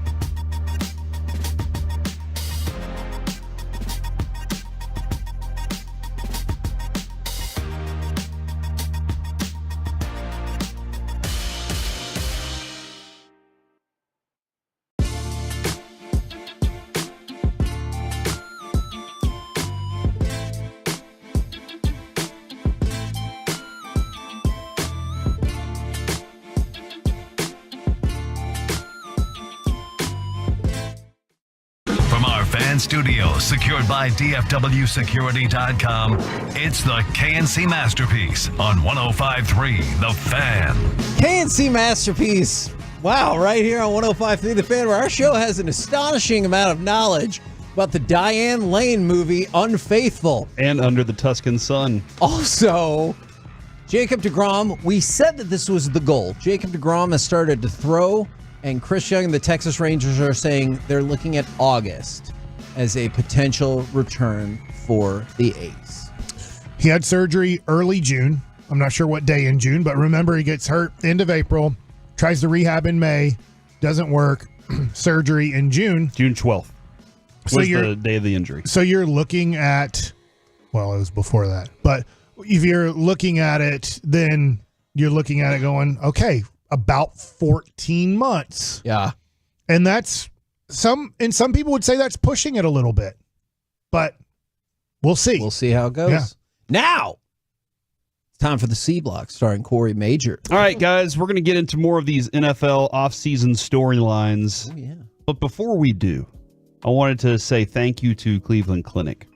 Guys, I've not gotten flowers for Adrian or candy or anything because I don't celebrate Valentine's Day. But my daughter loves holidays. And I mean, loves holidays. So much so that once Christmas was over and New Year's, she said, and now we're on to Valentine's Day. And I was like, God, all right. And so now I get to say no when I typically would say yes. So I can just be like, no. And I'm not going to say that to her, though. But she's at the hospital doing 10 hours of blood draws right now. Crazy. Now, we signed up for it. It's part of the clinical trial. But she'll be there for 10 hours today, getting blood drawn every hour. Like a small amount, right? Okay. Yeah. Yeah, they're not taking it all. They're not draining her, Mike. Vampires. Or you said 10 hours of blood being drawn, and I was thinking, well, it has to be small. Hooked up to a keg. But when she got to her room today, on the closet was a big poster that said Happy Valentine's Day. From Albert Bell? No, I don't know about that, Mike. What? Cleveland? She also had a big Valentine's Day balloon, and they also have brought her, they wrote a big note for her on the board, and then she wrote notes back to all the nurses, and they brought her a bunch of Valentine's Day crafts. So that girl right there, she loves crafts. She's doing great right now. So I just wanted to say thanks to Cleveland Clinic for taking care of that. I guess I'll get flowers tonight, leave them in the kitchen so that whenever I pick them up tomorrow, they will be Do there. I remember this right? Does she love cheese in general or macaroni and cheese? Mac and cheese. She loves queso. So it is kind of that vein of melted cheese that she loves. Okay. She did argue with me one day whenever I made her nachos and the shredded cheese wasn't melted all the way. She was like, put that back in the microwave and get that melted. I don't want this shredded cheese, which I'm against. I like shredded cheese still kind of sitting there a little Just bit. warm? Yeah. But not gooey? I want some of it melty, but some The of outside. it Mike knows what I'm talking about. I got it. And I will get to the Avery prank in just a moment. You've taken some really controversial stands today, whether it's about cheese or pencils. I appreciate that you're like, this is my opinion, damn it. Yeah. And pencils are important. I don't disagree. No matter what Mike thinks. I don't think they're used in colleges anymore. They are used. My daughter sketches because she is an art major. So she does have classes where she's using different pencils. Sometimes just the regular pencil for the shading. But I don't think she has to take Scantrons anymore. Like when you say something mean to while you're drawing. Yeah, hold on. Somebody says, does Corey make nachos with shredded cheese? What? Yeah. Is it? But do you get the block? Or do you already buy it pre-shredded? Dude, she wants nachos every day after school, so it's already pre-shredded. Yeah, that has the anti-caking mix on it, so it makes it tougher for it to melt. Oh, really? So when you buy like a block of cheese, like for whatever, $2.50, $3, no anti-caking mix. No anti-caking, but you do have to shred it yourself. But we had a whole party at our house when we were poor, and you got a free shredder that it's just like this circle thing, and you just crank it, those things are awesome. and it comes out of the circle, and you're like, this was worth it. Now we had to invite over friends, and they had to go through this whole thing where they had to eat the guy's chicken and everything and their vegetables. And they're like, hey, do you guys want to throw a party at your house? Would you guys like any of this cookware? And we're like, and it was a long dinner. It was like a 2.5 hour dinner. And what the hell are you talking you got about, a free Mike? cheese grater for it. Yeah, we did it. We need to have more parties. If you have to buy something, you pretend. that you're interested. It's like a Yeah, Tupperware but you're party. like, You're like, hey, oh my guess gosh, what? I do need all this Tupperware. We're poor right now, but What was we your would sales like pitch? the cheese grater thing that you guys said we would get for free if we invited over. Can you some of imagine our being that friends. sales guy too? You're like, hey guys, y'all throw a party at your house. All these people might They buy bring over something, the chicken too, and we'll give you chicken, yeah, and a cheese grater, chicken thighs. and you're just like, hell yeah. The cheap chicken, but I like chicken thighs. I think they taste better than chicken breast. And nothing against chicken breast, but chicken thighs taste better. Thighs are the best. It's a fact. I'll remember the name of this brand that I had that he came over to my house and cooked for us for a while. And then Bo our friends were like, Pilgrim. that was a long time. And we're like, Please but we got a do. cheese grater. That's nice. Off-season storylines. How do the Bengals handle their wide receiver position? Now, Kevin, as we learned yesterday, T. Higgins expected to get the franchise tag. Yes. So he'll be paid heftily. Jamar Chase is extension eligible this offseason and could fetch a huge deal, making him the highest paid player at his position. And I don't know if you saw Justin Jefferson's comment. It's weird. Justin Jefferson's like, hey, Kirk Cousins or bust. he said, hey, it doesn't matter who my quarterback is. And then he says, hey, I want to know what quarterback y'all are bringing in here before I sign my deal with you guys. Then he said he loves Kirk Cousins. And he's also the one that's like, throw the effing ball, Kirk. Yeah. But listen, it's Justin Jefferson. You'd cater it to him over Kirk Cousins by any means. That's the star of your team. You need to put him in the best position. So I guess does it sound like they're bringing Kirk back then if he's the number one supporter of it? Is it Pampered Chef? I'm trying There's to find a lot it. of people who Salad are saying Master? Salad Master. That's it. I want that as a drop. I don't know why. It would come in handy. That's it. I got a Salad Master, cheese grater, and also something else that we never use. We did it. Sorry, Corey. Didn't mean to derail you. But I do kind of think that makes it sound like that. So the Chiefs or not the Chiefs, the Bengals in an interesting situation with lots of money to spend. They do have, here's the number, $61.3 million in available cap space to play with this offseason. Fascinating to see how they, though, deploy all that money to these receivers and also make themselves better for, hey, they have an uphill climb with what the Chiefs just accomplished. Do running backs continue to struggle to find lucrative contracts this offseason? I think so, regardless of the success of the 49ers with Christian McCaffrey. I really do, especially because it depends on the running back, right? Because like the two that immediately jump to mind, Derrick Henry, he is older. Are you going long-term lucrative with that? Or Saquon Barkley, he has had injury problems. Are you going long-term lucrative with that? Probably not on both ends. So I think they do. I agree. There's just there's nothing to prove over the last 2 decades of football that a guy's going to be a good running back by the age of 30. You're scared to death when they hit about that age. And then sometimes you can wear them out in a hurry. Zeke wore himself out, to be honest, with what he was doing off the field. But obviously, all the workload that he had on the field, too, was the burning the candle at both ends for him. And so I look at it and I go, no, there's just, it doesn't make any sense. Now, to pay somebody on a 1-year deal and say, hey, man, I think It's a different deal. I got Yeah, 1 year, absolutely. $12 million, 1 year, $15 million, because they still have it, but I cannot invest more than that after a guy's played 5 years in the NFL. I also got a walk from Salad Master. Nice. We don't use it much. From the 682, not long term, but what about lucrative short term? And I could see that being an option for a lot of these guys. And those names, here are the names. You mentioned one of them: Jacobs, Barkley, Pollard, makes sense. Derrick Henry, and Austin Eckler. All in the market at the same time. And I'm just kind of curious which one the Cowboys go after for their Super Bowl championship. The Austin Eckler one is just for a you. shame because he's a touchdown machine. Yep. And now he had one more year to continue to show it. And I thought he was going to cash in big, and then he got hurt.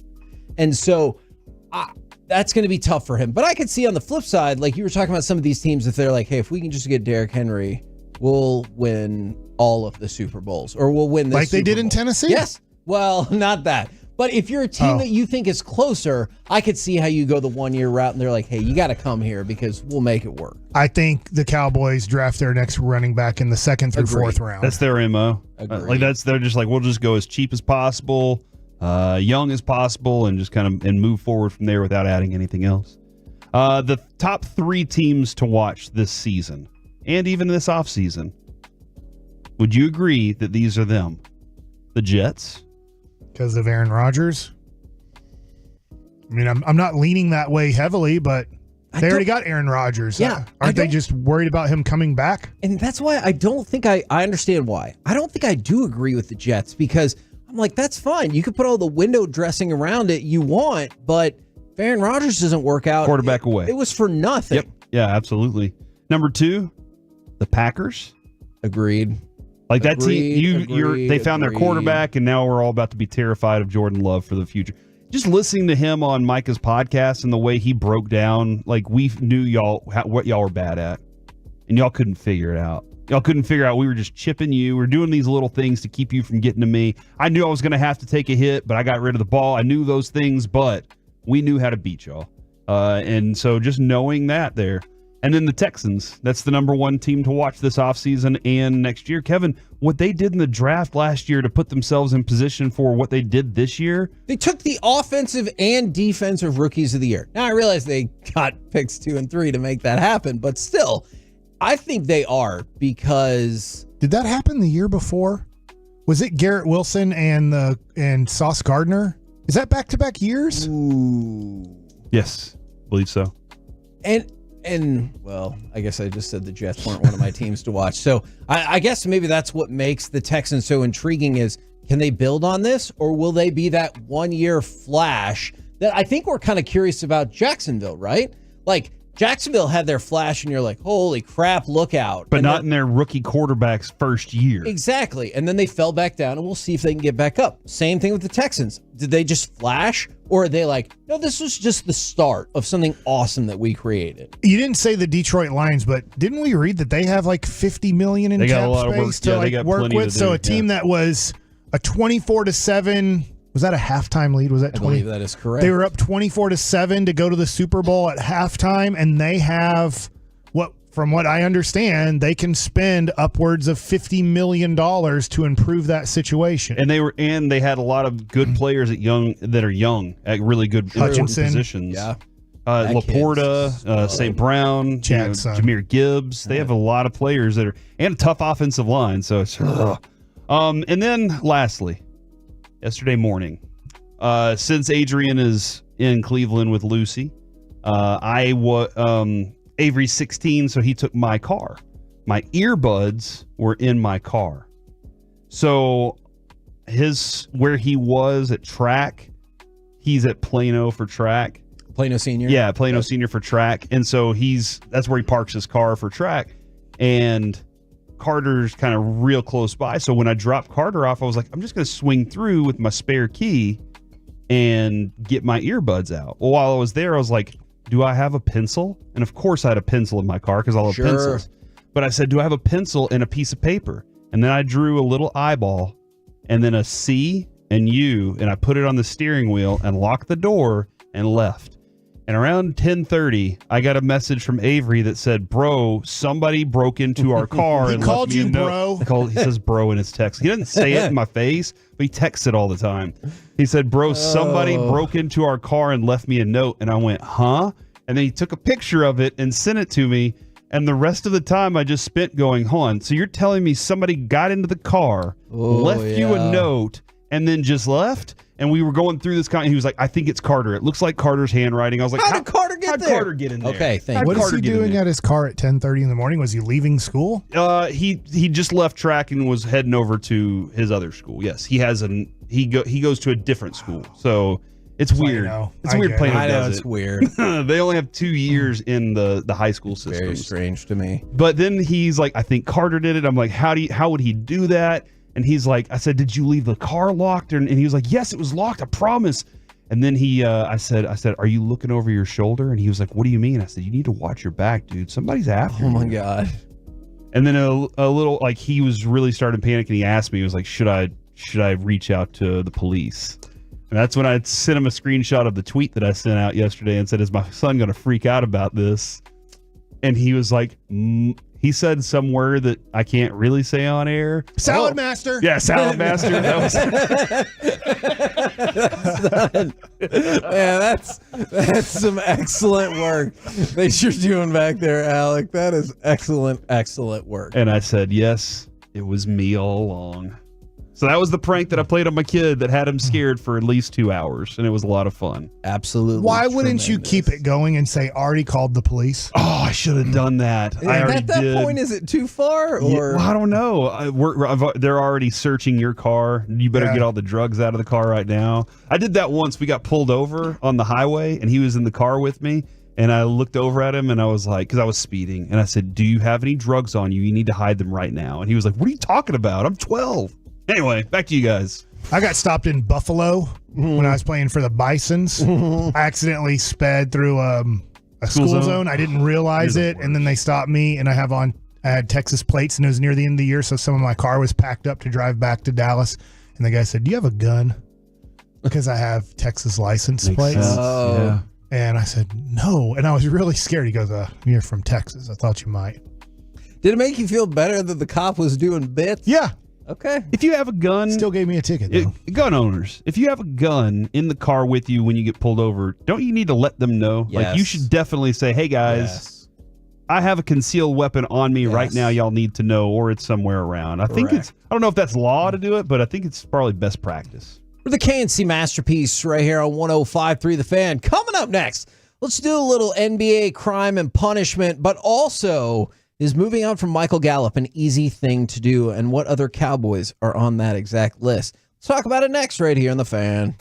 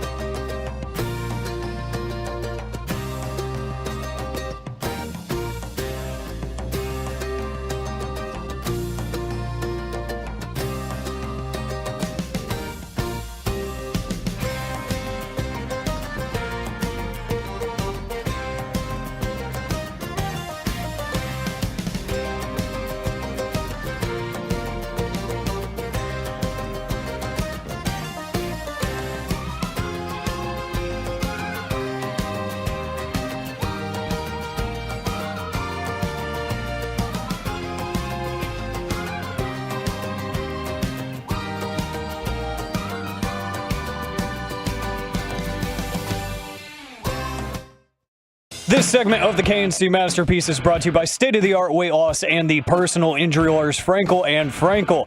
Life is unpredictable. Accidents happen. Frankel and Frankel are the go-to attorneys for car and truck wrecks in DFW. If you or a loved one has been in an accident, contact Frankel and Frankel for a free consultation at truckwreck.com or call 214-333-3333. Second and goal. Snap to Prescott. Looks left. Slant. Gallup. Touchdown. That was right now. Regular season. Yes, that is true. Or down 27. KNC Masterpiece. Right here on 105.3 The Fan. We're going to talk about moving on from Michael Gallup and maybe how many other players are on that list. But a couple other things I want you to know first. Usher drew a Super Bowl halftime record, 129.3 million viewers. So that's about 6 million viewers more than the average for the Super Bowl itself. That's awesome, man. Yeah. It really is. Yeah. And he took off his shirt. Yeah. If you had nipples, that cashed. In the will he show his nipple or not? Yeah, everybody ticket. does. I guess people, you could be probably born not. without them, but Yeah. I've never heard of that, but I'm sure it's a rare form of human. Corey, you're looking at me. I meant for the people who placed their bet on will Usher show his nipple. Why do you think he was sweating? When I turned it over, he was sweating a lot, and that was before the roller skate rink. Have you ever danced in front of the world? Nope. Like, that's what was As you happening. asked, I haven't. I was really invested in his answer to that question. That is, I'm going to presume that the effort If of I dancing. danced right now, I'm not going to start sweating. But you also weren't on the football field in a coat. It's indoors. I understand it's indoors, wearing a but coat. he ripped off his shirt. Just and I to thought he get- would stop sweating, but he sweated more. Just to get to the end zone where he started must have taken an effort to get there. Did he have two wardrobe changes? Was he wearing the white to then the no shirt to Three, then I the think. three? I think three, yeah. Okay. Because then he put on the pads and he had the blue stuff on while he was skating. That was awesome. You know what else was awesome?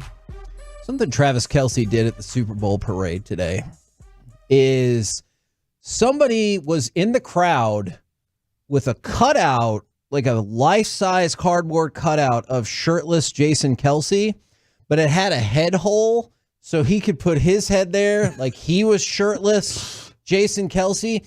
Travis Kelce, walking the streets while wearing his WWE Championship belt, saw that guy, grabbed the cardboard cutout, put his head into it, chugged a beer, and then gave it back and high-fived the guy. That's awesome. That was awesome. That is, those two dudes do love each other as brothers. And hopefully my sons will love each other that much one day, because right now it's It probably took some time, questionable. though. You go to teenage Kelce's, I bet they were arguing with each other all the time. You know, I do wonder, like, whenever, because have you heard the college story at, I think it's Cincinnati? They were getting ready to kick Travis off the team.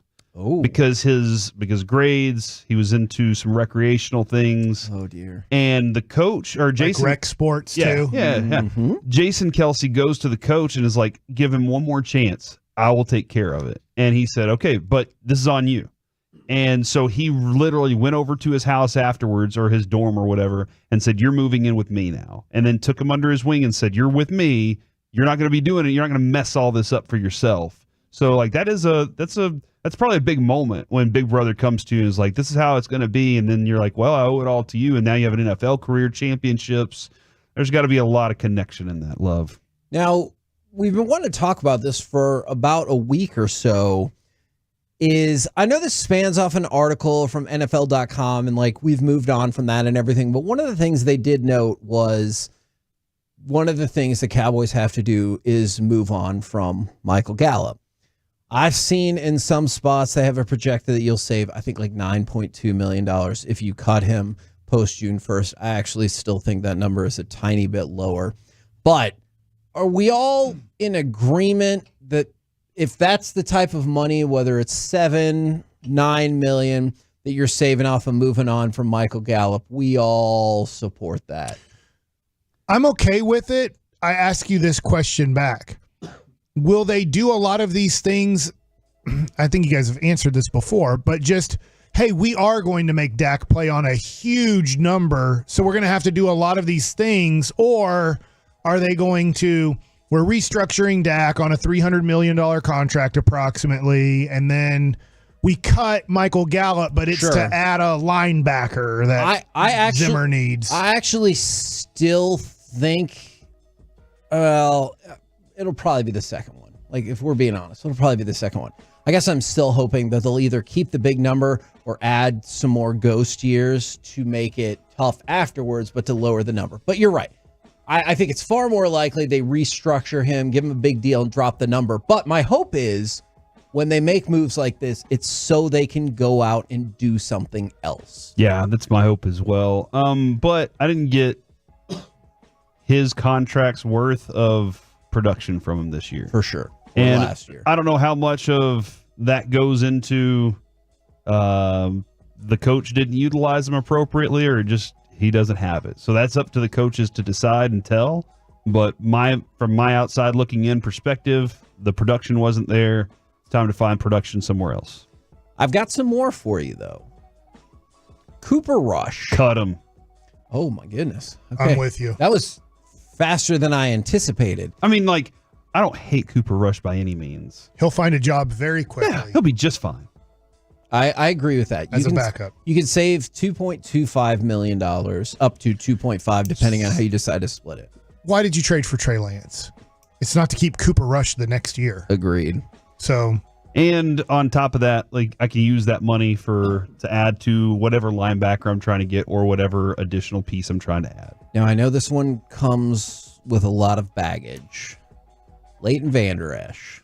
Now, he doesn't make a lot of money, but if you're going off the idea that he wants to keep playing football and you don't think he can, I don't know that to be the case. Yeah, I hear what you're saying, but this is the best case for any Cowboy is you get hurt with a possibly career-ending injury, and then they love giving you a 4-year extension at a max That deal. is a Jalen reference, I believe. But, but Michael Gallup. Yeah, that's true. I mean, this is what they do. Somehow guys get hurt, and you're like, are they going to come back the same? And the Cowboys like, yes, they're coming back the same. We're paying them more to come back. And you could save... I know they're not. I know that he's getting cut or retiring. You could save potentially $3 million if you make the cut right there. He's worth more than that, or at least he was. Listen, man, I can't go into another season counting on him. So if I'm not counting on you by any means, I'll see you later. That's how I stand on that one for sure. And I prefer that he go live his life. This isn't the same kind of situation as they tried to spin it with Troy, where they were like, "Look, we're moving on from you, Troy." But yeah, but it is kind of the same thing of, dude, like for your health. I understand the idea of wanting to play and everything, but for your health, just go ahead and take a seat now, and you got plenty of other things you can do in life. I'm not trying to drive people crazy, just asking the question. DeMarcus Lawrence. DeMarcus Lawrence is under contract for one more year. He, of course, we use the fantabulous ghost years there as well, like they did with Dak Prescott. If you made that cut, I believe you could save upwards of $10 million. I'm going to say no. The problem is, and I'm going to be stupid serious here.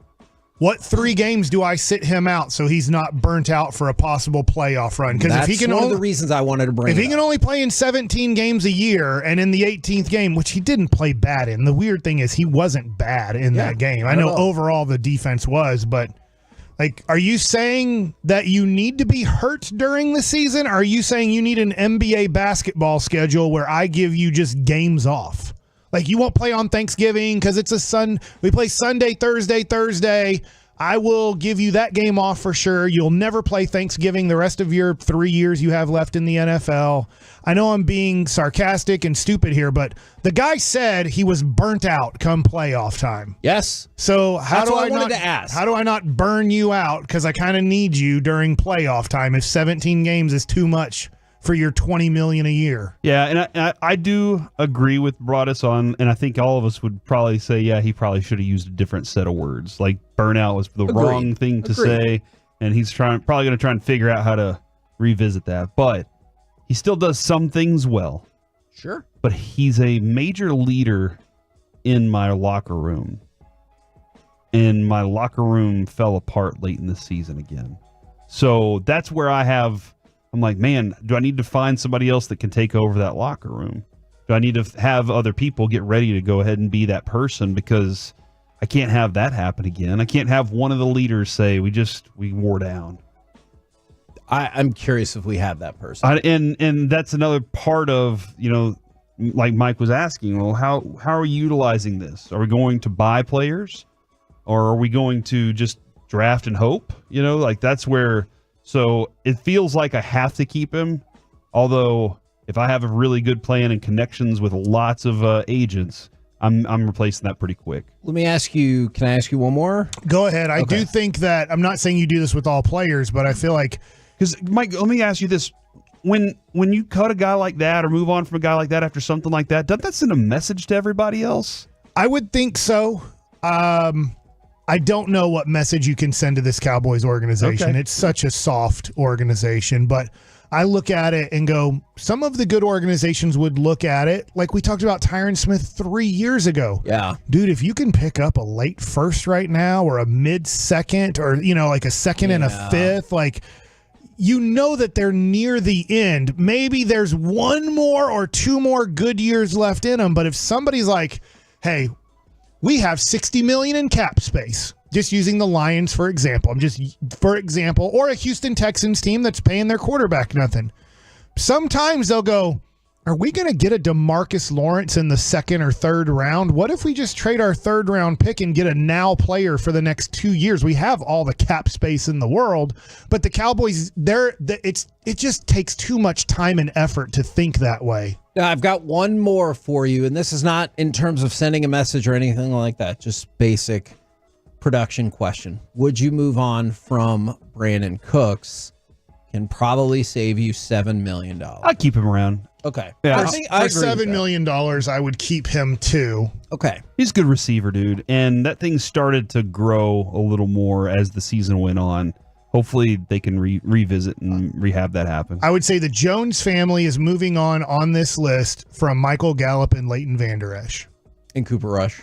And yeah, I'll say Cooper Rush because they did trade a 4th round pick for Trey Lance, the 3rd overall pick. So I'll say those 3 guys is what is going to happen. If you're asking me what I would do, obviously I would move on from the quarterback as fast as I can. And that's not going to be a decision the Cowboys are going to make. We're the KNC Masterpiece right here on 105.3 The Fan. Coming up next, let's chat with those fellas from the G-Bag Nation right here on 105.3 The Fan.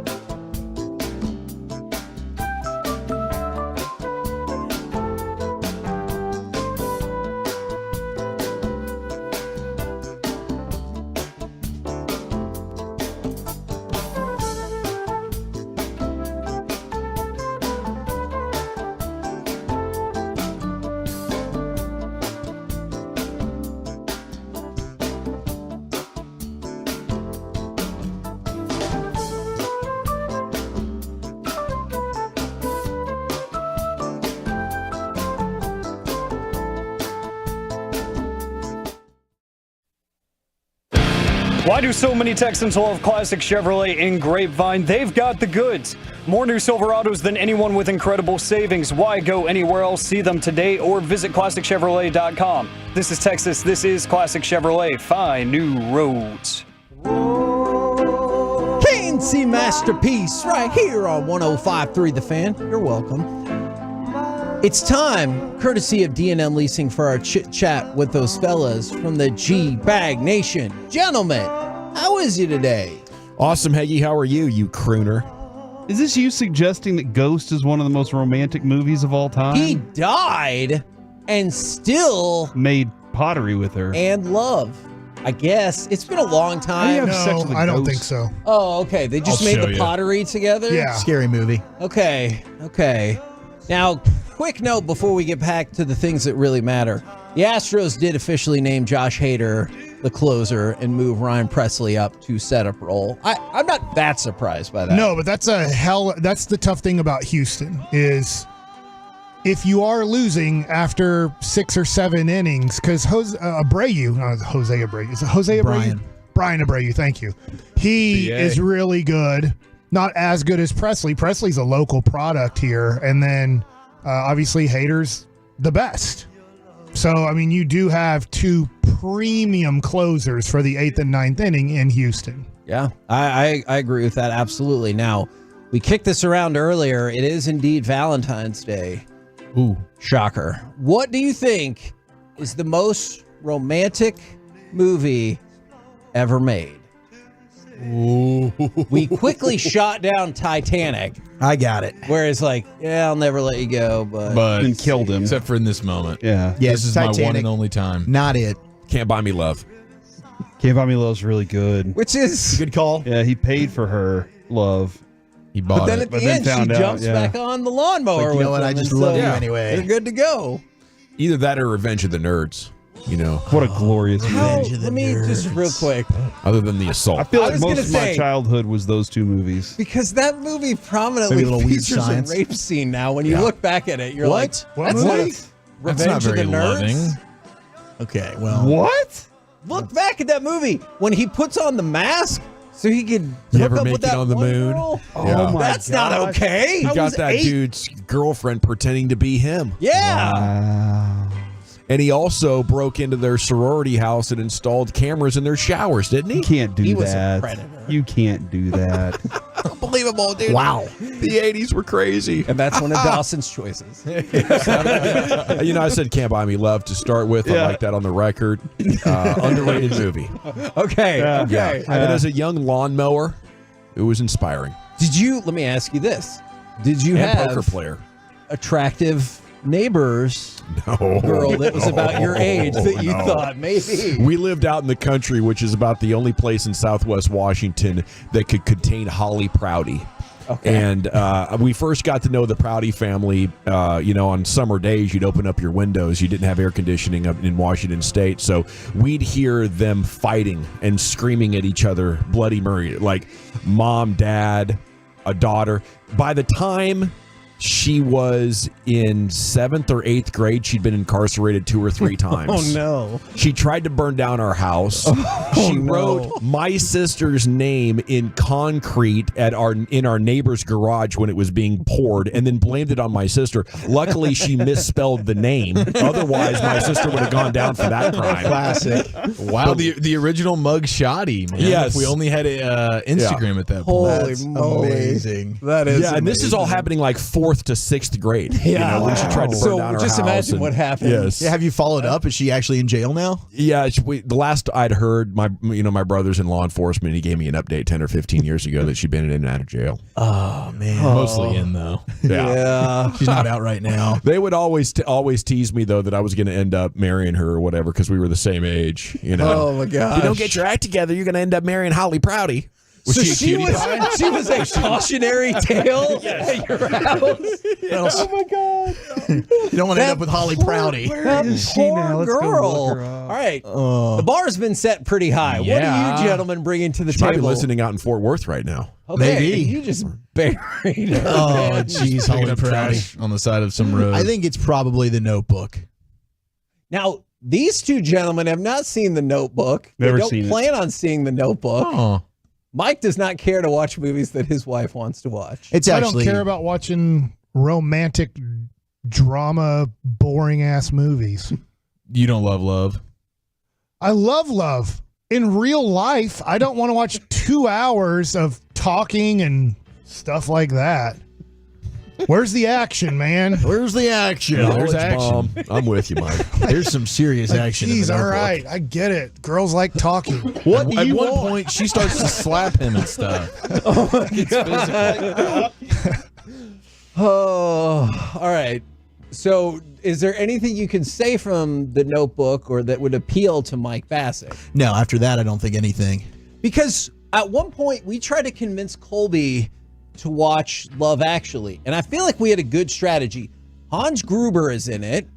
Liam Neeson is in it. Yeah, but that's a Christmas movie. There's boobs. I was like, this has so many of the things that you like. He hit all the right notes. He didn't watch it? He said, it's got love. And no, it's got love in the title. I ain't watching it. Yeah. Oh. Yeah, that does hurt things a little bit there. You know, I think he builds a house in that movie. Maybe that'll get you going, Mike. The Notebook? Yeah. oh, He yeah, builds a house? Got a hammer and nails. Doing some real man things. Yeah. All right. Hammering away. And the tools as well. So he doesn't have nail guns. He's literally hammering It's an every nail. old-timey movie. It's an oldie. It happened in 2004. Yeah, but But it's not set in 2004. Yeah, it's set in 1880. No, it's like the 40s, maybe. I think and World War yeah, II around there. 1840s. Yeah. 18. When There's love when letters. Columbus discovered the ocean No, blue, it's not. Columbus did not discover the ocean, first of all, in thought he did. 1942. Yeah. There are so many factual inaccuracies with that statement. he's like, "Wow, it's blue." Nobody never got into the Holy beach crap, before. did you guys see that water? What? I discovered it. No, I found it. It's my water. I peed in it first. He wrote Columbus and threw something in the ocean. He's like, it's mine. All right, Eric. I don't know. What do you think is the most romantic movie? The hell? Good luck. Give me Notting Hill. Oh, it's a good one. I mean, are you With kidding Friar me? Tuck No, are you I think thinking that's of Robin Hood? with the In- fox. it's who's Nottingham Robin Forest. Hood. And you're definitely thinking of the animated version, Yeah, right? that's a Okay. good movie. It's a Okay. good movie. That's a good romantic movie. There's action happening there. They're getting arrested. They're stealing from the Okay. Hold on. lion. Is getting arrested count as action? I got the movie for They Mike. got, they I got got caught. it. Here we go. A Knight's Tale. I've seen that with Heath Ledger. Yes. Before he dies. That has action and it's a love story. It does. Boom. There we go. And it's fantastic. Yes, that Nike movie's I've Nike seen it. armor. Yeah. Yeah, it's not that good of a movie, but It it, is was not. on TNT 73 million times. It's at always one on point. TV. I was in love with Shannon Sauce's, whatever her name Where was. she had don't know what her multiple name is. Yeah, ponytails she or was in whatever. that. She was also in If that's what you call it. 40. Was the dude Josh Hartnett. 40 Days and 40 40 Nights? I loved that movie. That was Topical. good. Yeah. All right. Oh, because of Lint. Yeah, that's Yeah, right. it was a Lint thing. He gave up It was a Lint movie. all the I don't know if I would Sexual totally say that, activities. but thank you. Top 10 Lint movies. You guys have Number done. one. I can't. What time is that segment? 420. What do you guys got coming up on the program today? time. Pure Gold, as always, thanks for asking. Of course, Broadus is out sick, so send him some well wishes there on mean X. day. Bubble guts. Oh, no, and we just okay. ate his food. And then remember, Mike Zimmer coming up next Mike to Zimmer kick here off the and show. yes, Oh, that's yeah, we right. gotta get out of here, And man. David Murphy at 4. Woo! We'll be back tomorrow, 10 to 2, right here on the Fan. Hi, Kevin. You can hear Kevin.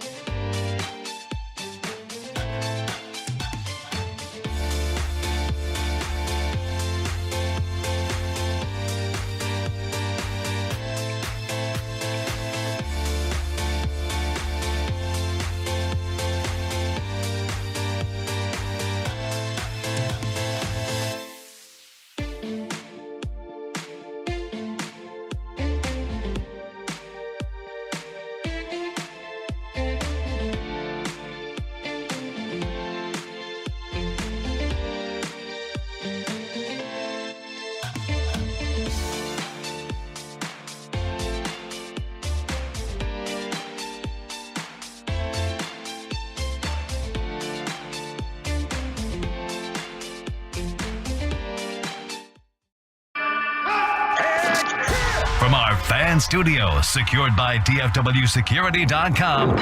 You're rolling with the G-Bag Nation on 105.3 The Fan. Here we go, hour one of the G-Bag Nation on 105.3 The Fan. We are standing by to hear from the coach and defensive coordinator of America's team. The two Mikes, McCarthy and Zimmer, are preparing to talk up there at the Star, Ford Center with the Star. We'll get to that shortly. General at your service, at ease. Hope you're having a good one. Thanks for making us part of your day. Brian Broaddus is out. He's apparently sick. You do have Lucius Alexander in the Pimp Cup over there at Master Control in his Rangers championship hat. You have Wolchuk and Chiafalo. We're Rangers excited. Going to be a surprise in just a couple of weeks now. Let's go. And, of course, Carter Freeman is coordinating your video. You can watch us at 105thethefan.com, Twitch, and YouTube. How the heck are you guys?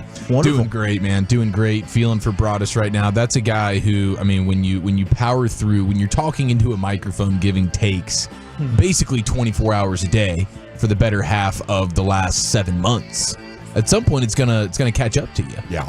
You know, and he's finally met his match with extreme bubble guts, from what I understand. Well, I'm glad that he is dealing with that now, because I think he's got vacation next week. He's going out to California, and you'd hate to be sick on vacation. No, honestly, the pre-vacation sickness is beautiful, because then you lean out usually. Yeah. You know, so when you go to one of the coasts and you know Broaddus is going to be taking his shirt off, I mean, this is actually going to end up being a good thing. It's tough to feel that right now, Broaddus, as you listen on the Odyssey app on the Porcelain Throne, but you'll get through it, and this time next week you'll be thanking God for these moments. He is a hard-working man. I've been saying lately he needs some time off, and I think his body agrees. So he'll probably bounce right back, though. You know he's a workaholic, and he has to be super-duper sick to actually miss. Oh, yeah. You know it's serious. He was saying it hurts to talk, it hurts to sit. Okay, let's go up to Mike Zimmer and Mike McCarthy at the Ford Center. Here we go. No, I'm still the same. All right. Started with David. Okay. Mike, David Moore, Dallas Morning News. You start by talking about what attracted you to Mike Zimmer and what you expect him to do with this defense from what's in place. Well, I've always had such great respect for Mike. You know, we've competed against each other so many times over the years. I mean, even going back to New Orleans when Mike was coordinating here in Dallas, and obviously our time in the NFC North. So, really just going through the whole process, post, announcement of Dan getting the Washington job. We kind of had two buckets that we looked at as far as individuals that were tied to the existing defense, and then looking at former head coaches with something that, if you points to my history is a preference that I feel is very important. And then having a chance to sit down and talk to Mike, and and I'll let him talk about his time off and so forth. But I just think it's an incredible fit for us. Is that the other point, especially now that you're a play caller as well? The comfort you have with Mike having been a head coach before and just turning over that side to him. Definitely. I mean, I think there's just so many things that go on, even more so today than, back in 2006 when it's my head coaching career started, that you have to do. And I think if you are going to, there's only so many minutes, so many hours in a day. I know as a head coach, you're responsible for everything, but the reality is you can't be everywhere. And so I think the importance of the leadership role on defense, outside of scheme, calling games, and coaching players, there's so much more that goes on as far as the assistant coaches, and I think it's important. And obviously Mike's experience and success that he's had at every level is, once again, just makes this a great fit. Zim Clarence Hill, Fort Worth Star Telegram. How does it feel to be back, and did you ever expect to come back? It feels outstanding. I mean, I got two grandkids, twins that my daughter has. I'm excited to be around a little bit more. I've always loved Dallas. I've always loved the Cowboys. I've had a chance, a lot of times, Mike and I were on a committee together, so we were able to kind of talk away from football. Back in the day, we're on the John Madden committee. And then, did I ever think I'd be back? I don't know. I always kind of hoped I would be. When when my time was off, I'd had some phone calls of going places, and I wanted to be somewhere where I knew people and I trusted people. And so when this opportunity came up, I was excited because the relationship I had with Mike, and even the conversations that we've had since I've been here, telling stories about when we played up in Green Bay or they played in Minnesota, and then with Jerry and Steven and those things. But I've had such great respect. I actually told him the same thing. When I was in NFC North, he was the one I respected the most. They were the best team. They were the most well coached. Their teams played the right way. And so we tried to emulate a lot of those things, and so that we could hopefully compete against them. So they would never thought of retirement or anything like that after Minnesota? No, not really.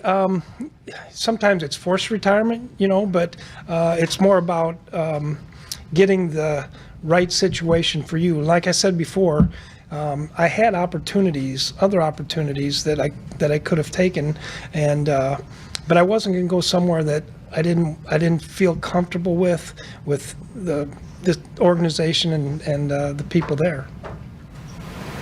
Mike, Todd Archer with ESPN. What do you think of the pieces that you have available to you here on this defense, and how can you make this defense better than what it's been? Yeah, well, hopefully I can. We're not trying to reinvent the wheel here. I mean, they've been pretty good. I know there's been some situations where things haven't happened, but that happens in coaching. It happens a lot. So we're going to look at the players, try and figure out the best way to use them, put the scheme together, and again, we want to take the good things that they've done and maybe add a few more other things that we've done good in the past, and try to make this thing manageable where we're disciplined and we're well coached, we're play together as a team. We try to make sure everybody understands their role so that other people on the field can have success doing their job. John Machota with The Athletic. Specifically, though, with Micah Parsons, what have you thought of him as a player, and does he kind of remind you of any other players you've worked with? Yeah, I mean, obviously he's a terrific player. You watch him on tape, and he makes some unbelievably athletic plays. At this point in stage right now, I'm trying to figure out, get the coaches in here, and then we can sit down. And I think one of the strengths that I've always had is to look at players and kind of have a vision for each player, and then try to figure out how we can use them in the best way. One of the things I would hate to do right now is to tell you how I'm thinking about playing him without talking to him and letting him think, okay, this is what we're thinking about doing with you, Micah. I don't think I should tell you guys first before I tell him, if that's... Yeah, and then I was just going to ask you, is there anything that maybe stood out to you the last couple of years that maybe you missed about the NFL? Yeah, I mean, you always miss football. I mean, you miss coaching, you miss the relationship with the players, you miss relationship with the coaches. I have, I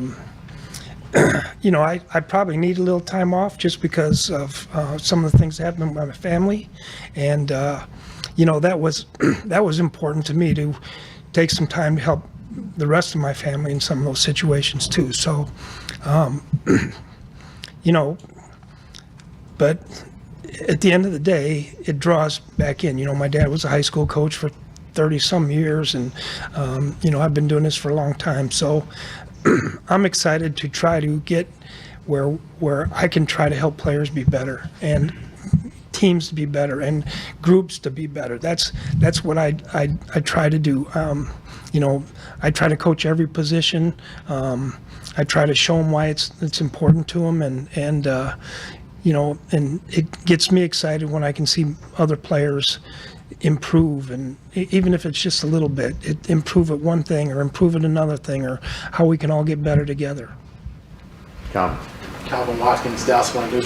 Coach McCarthy was away. He went in the lab and looked at a lot of different things. Did you do anything similar to what he did when he was away? Well, I did some of that. A lot of it I did a lot of a reflection on what my time in Minnesota, the 8 years, the things that I felt like we did good, the things that I felt like I didn't do as good, trying to figure out, how I can be a better coach in the future. Obviously, there was always some tape watching and things like that. Marvin Lewis and I was a great friend. We did a podcast, and then afterwards we'd sit on there and we'd watch tape together and talk about players and talk about schemes and things like that. But a lot of it was reflection on what I did well and what I didn't do well. Saudis with The Athletic. Mike, when you kind of look at the way I know you haven't been out that long, but when you look at just the way offenses evolve constantly in the NFL, whether it's the McVays and Shanahans and all that stuff, where have you kind of seen the NFL offenses go, and how do you kind of see your defense fitting? Yeah, there's a lot of different kind of scheme things that you're starting to see a lot more of the receiver outside motion and with speed going up the field. You're seeing, obviously in the last few years there's been a lot of the jet sweeps and rocket motions and things like that. So I think that's been a lot of it. We've all talked about the different ways to handle it, and football is an evolving game, whether it's offense or defense, and so it all kind of comes back. The defense catches up, then the offense catches up, and it just kind of goes from there. So without being too specific, I know I'm not, but we'll have ways to combat these things. Just curious about your thoughts on Al Harris and kind of, as you're putting the staff together, how he kind of fits in. Yeah, I had a good visit with Al and the rest of the coaches here, and he's, it's up to, obviously Mike has made the decision that these guys are going to be here, and so we had a good conversation that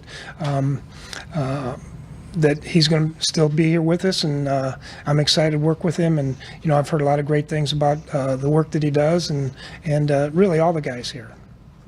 Garrett Podell, CBS Sports. Mike, you came up as a defensive backs position coach. What are your thoughts on coaching Deron Bland coming off a historic year and Trayvon Diggs coming off his ACL injury? Yeah, well, I'm always excited to coach with good players and good defensive backs. It's kind of was my, as you said, my baby coming up. I love the technical aspect of that position. I know you guys that were here 18 years ago when I was, you probably saw some of that stuff when I was here, but footwork, technique, hand placement, getting out of the break, shoulder level, all those things. And so, those two guys, obviously I've never worked with them, so I don't know. I've only seen them on tape, but hopefully we can continue to get them better. I know, obviously I've watched some of those guys on tape. Nick Harris, DallasCowboys.com. Are we going to let Mike answer? You're doing a hell of a job. Keep it up. I'll leave you into this one, Mike. Talking about you're looking for the right opportunity to be able to come back to football, being able to link back up with McCarthy and the Joneses. What about those conversations last week and even into the weekend led you to believe that this is the right opportunity? Well, I knew right away it was the right opportunity. There was another club talking to me, and but this was where I wanted to come. And Mike and I had some great conversations on the phone. We had some great conversations, and since I've been been here, and and I've always been comfortable with Steven and Jerry. They've been outstanding to my family. Ever since when I was here, way back when. And so there was never a question of whether or not I wanted to be here at all. I probably couldn't think of the 32 teams more than one that I really wanted to be at.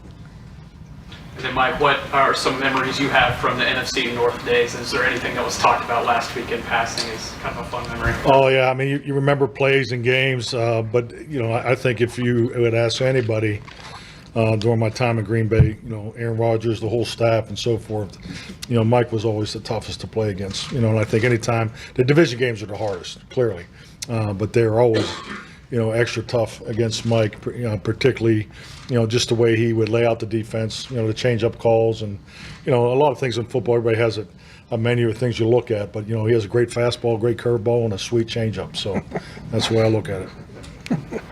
Jeff Cole with Fox 4. Mike, welcome back. Two questions for you. You spent some time at the college level the last 2 years. Can you talk about your connection with Deion and what your style is for connecting with young players today? Yeah, well, first thing is that Dion and I connected here many, many years ago. I didn't know him at all. The first time I met him, he basically had an entourage with him, and the change and all the stuff, and we've become unbelievably great friends. I haven't spent as much time at Jackson State in Colorado as people think. Quite honestly, I was at Jackson State 2 days, and I've never been to Colorado. But we talk on the phone a lot. He asked me a lot of questions about coaching and coaches and coaching and different things. But and as far as the second question, there's a reputation out there that I'm a jerk or something like that, which, hey, it is what it is, I guess. But since it was announced that I was going to be here, I've heard from so many players that played for me. Players here, not just defensive backs, but linebackers and defensive linemen, texted me and said how happy they are for me. And I think if I was such a jerk, I wouldn't be hearing from those guys. And secondly, you were part of the last. I thought that was 2 questions. It's supposed to be one. One more time. You were part of the last Super Bowl title here. What are your favorite memories from that and appreciation for what that meant? Well, it's hard. I mean, it was hard. We had, I remember Kevin Williams had to catch a 3rd and 12 or something in order for us to beat the Giants to win the division, and we weren't playing great there at the end. And I used to tell this story to my team all the time. We go out there and we go out to Arizona. I think we play Arizona, and we're flying out there, and San Francisco gets beat the day before, and the mood of the team just completely changed. And we got Arizona because we knew if we won, we were gonna have home field advantage. We go out there and we beat the dog out of them, and from there it was nice and easy the rest of the way. But I was a little worried when Pittsburgh onside kicked there a little bit and I think it was the start of the second half and got it. But that's so much about the mentality of football teams, of just how you're thinking. But I'm not sure we would have won the Super Bowl then that year if those kind of things didn't happen toward the end of the year. And obviously it's a great feeling when you win, and Mike's won it too, so he can talk about that.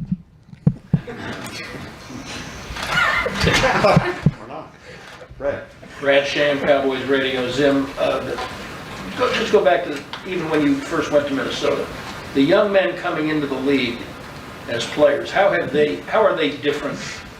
The kids who come into the league now compared to back then? I think, Brad, the biggest thing is the ones that want to be great, they want to be coached. They want to be coached. Now, there's a lot more social media. There's a lot more of the outside stuff going on. But, the ones that I've been around, the young guys, the ones that want to be great, they want to be coached. They want to study. They want to understand, how they can get better. And to me, that's what all the great players, they want to know, how can you make me better?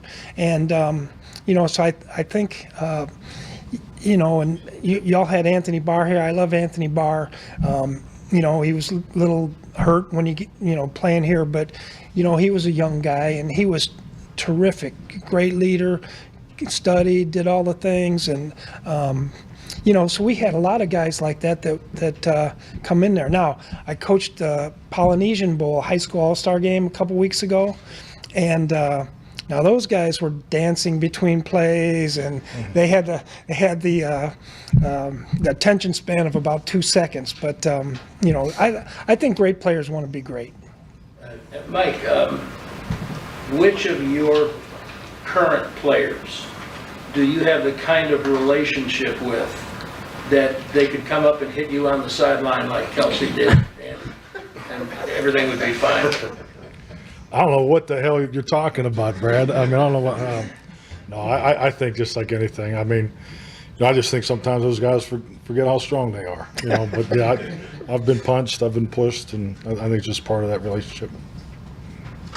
Hey, Mike, Pat Doney with NBC here in Dallas. You were talking about the players you coached clearly not thinking you're a jerk in your style, but it was Darren Woodson who was at the Super Bowl, your biggest cheerleader, talking about how hard you coached, but the impact you made on him. those players from those teams, I mean, what's the relationship like? We heard you mentioned Dion and what he did for you the last couple of years too. How much do you appreciate the relationship with those Cowboys great players that you're now part of this organization again? No, it's everything. I think that's part of the reason why you coach is to try to develop players and then develop a relationship with them, and then hopefully someday they appreciate what you've helped them do. The coaches can't play for them, obviously, but maybe you can help them get a little bit better. Charlie Williams called me the other day, which Charlie, he had a nickname that I can't say here, but a lot of these guys, that when you hear from these guys and they call you from, and I've had several Minnesota players call me as well. I think that's. It makes you feel good because, they think about you and they appreciate you. And if he said that your style is to not be someone who is your friend, is to get the best out of you, how would you describe your coaching style? Has it evolved at all over the years, or are you still the same guy you've been your entire career? Well, I think these guys that have been here saw me 18 years ago, they've evolved. Otherwise, they wouldn't be sitting there. And I think I've evolved too, or otherwise I wouldn't be sitting here. But, I'm demanding. I try to get the best out of the players.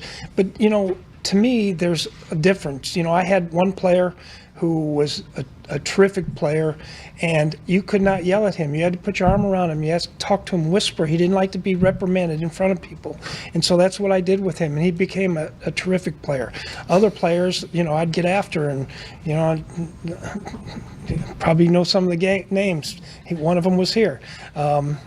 But I'll say it to him, Pac-Man Jones, right? He gives me the biggest hugs now when I see him. But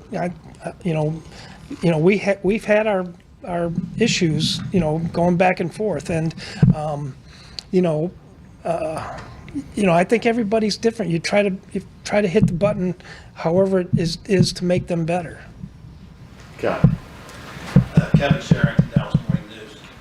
You talked about how you evolved, obviously, as everybody else had. What has not changed about you since you were here last time?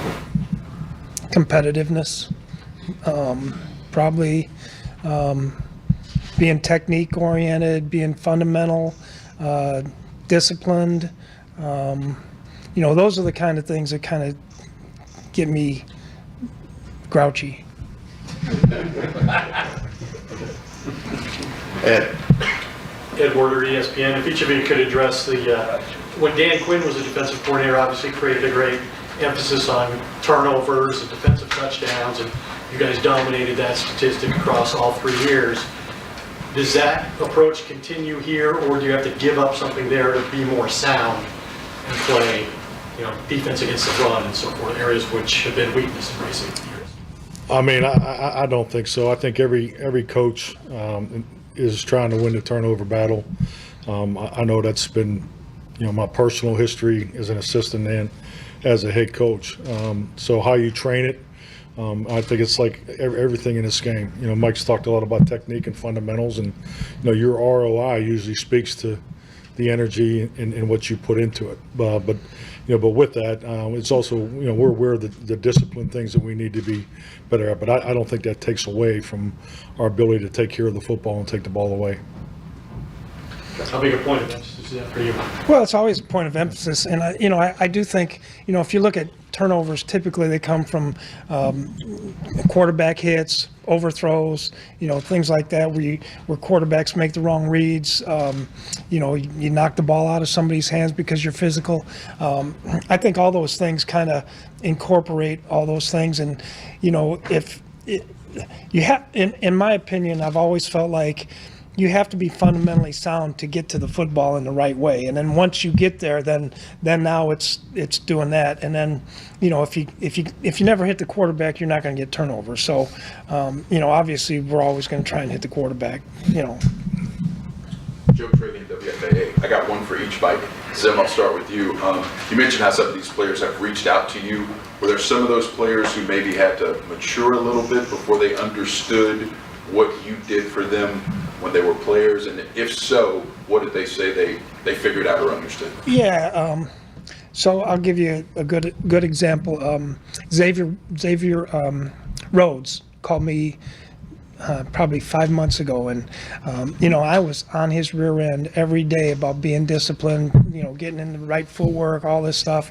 He became a terrific player, and he called me and he just said, "Coach, I know how hard you were on me, but I appreciate what you've done for me and the family and the things like that." And I mean, you hear that, there's a, I probably was too hard on a lot of players, but I've heard it several times, and so I think that's it makes you feel good that they understand that you're just trying to help them. You're not just out to be a mean guy or something like that. So. And then, Mike, for you, Jerry talked about being all in. Can you give us your description of what being all in would mean for this organization? For the organization? I'm just trying to get coaching staff hired right now. No, I think with that, obviously we've had some really good teams in the last couple of years. We're disappointed that we haven't reached the ultimate goal, but yeah, I think it's just identifying the fact that it's important to go back and start with the basics, and that starts with player acquisition, and ability to get the new staff and get the personnel guys in the same room next week, and just make sure we just stay on point and do the things we need to do to make sure that we're winning, and building that confidence and the things you need to do when it comes down to the stretch, in the playoffs, and win and win playoff games and win championships. So, but as far as everything else, that's the way I took it. Mike McGuffin, Dallas Morning News for Zimmer. What needs to be done in the months ahead to get this run defense to where you want it needs to be, and how will your philosophies guide that? Well, we got to get the staff together first, and then we got to go through the film. We got I hate saying process all the time, but there's a process about getting first off, we got to get all the coaches on the same page. We got to speak the same language so the players can speak the same language. So when they come off the field, they speak the same language to me, and because they say, "Oh, this guy did this or that guy did that," and I don't understand what they're saying. So we got to get the communication down first, the techniques down second. We got to make sure that we figure out where the personnel is and put them in the right place, and then get them coached up and let them go. It's too early.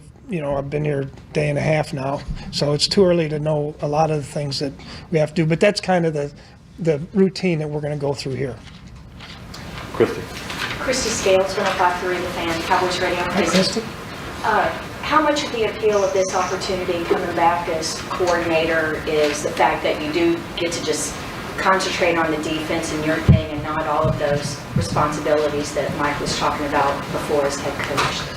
Yeah, I think that's some of it, but it's about the opportunity to work with Mike and the opportunity to be here with the Cowboys and the organization. Like I said, Jerry's been great. Steven's a great friend, but the lure was really the football team and Mike, and so I think that was the most important thing. The one good thing about it is I don't have to do these media press conferences every single day anymore, so which is okay with me. He wanted to do it by himself, so I think he's pulling your leg a little bit here. Mike, Joe Witt was with you for a long time.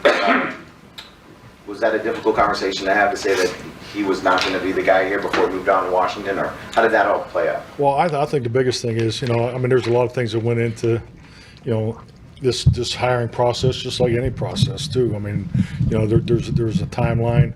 Obviously Dan was the last guy hired in the cycle. So, and then with that, we wanted to go through a thorough process, and in the timing and the opportunity, frankly, knowing Joe and Erica for the amount of time that I have known them and had a lot of great years together, I think he has a great opportunity in Washington. So, but we wanted to go through a thorough process, and that led us to hiring Mike. And to fill out the rest of the staff, how long do you guys anticipate that being able to go with a lot of jobs being filled already and people available? Yeah, no, that's a great question. Obviously it's like any process. There's a lot of phone calls, a lot of conversation. So we're going to be diligent and make sure we're thorough in this process too. So I don't have a timeline, Todd.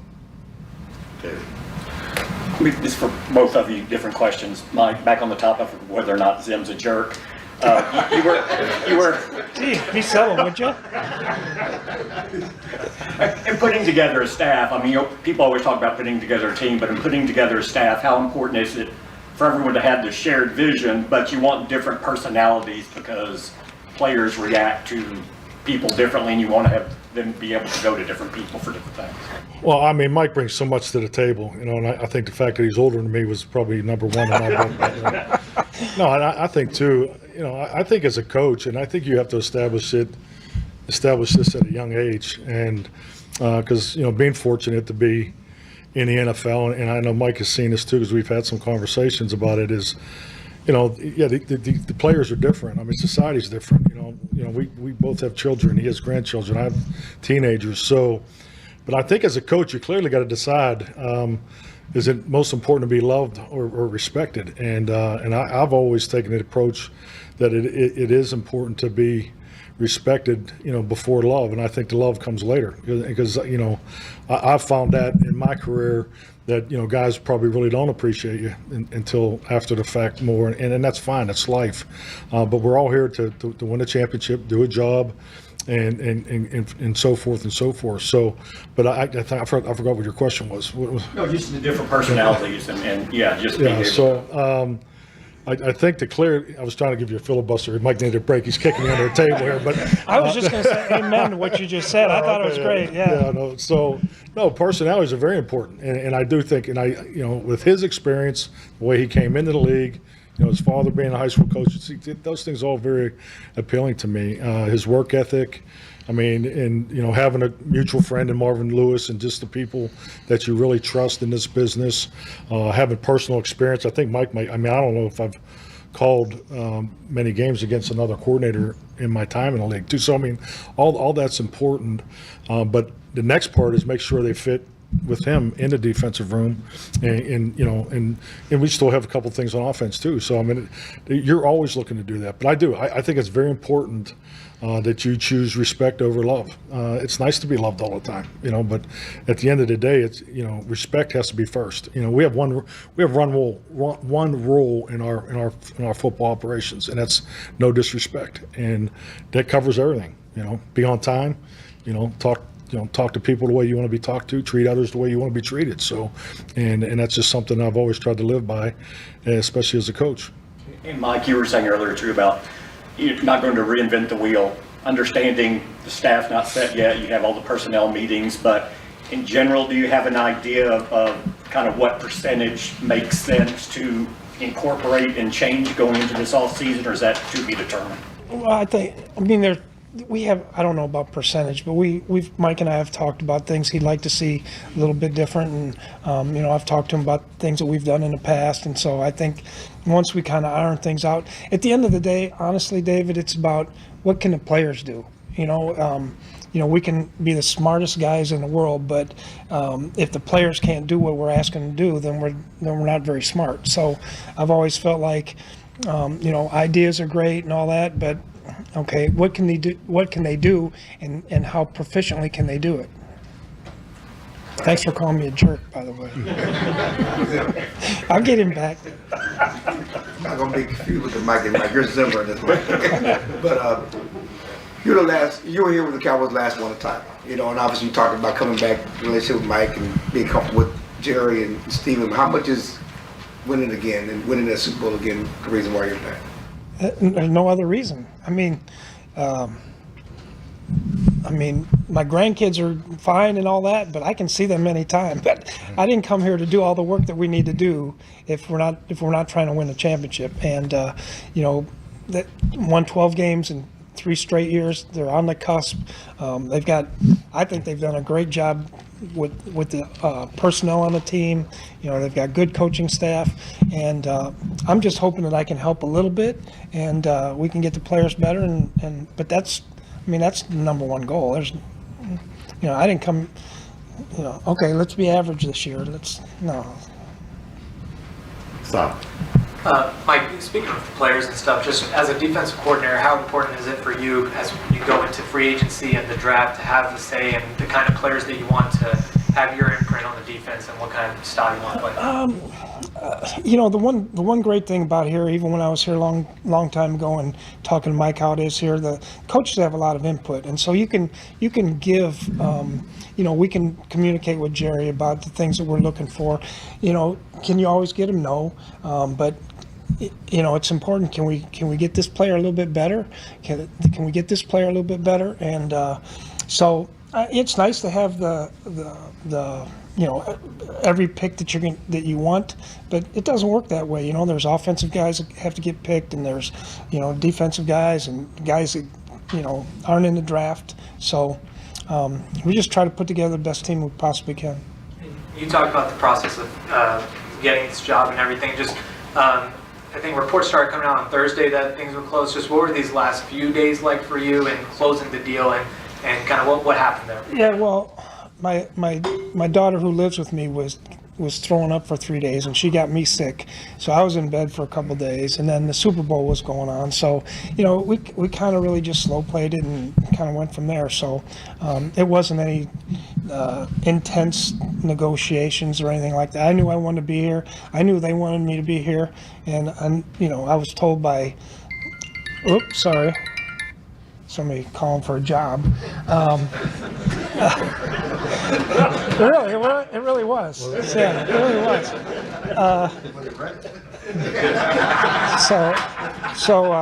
But we knew we would get it. I was told we were going to get this thing done anyway, so it wasn't any big deal. So did you see Rex Ryan's comments, and was there anything? I see a lot of Rex Ryan comments.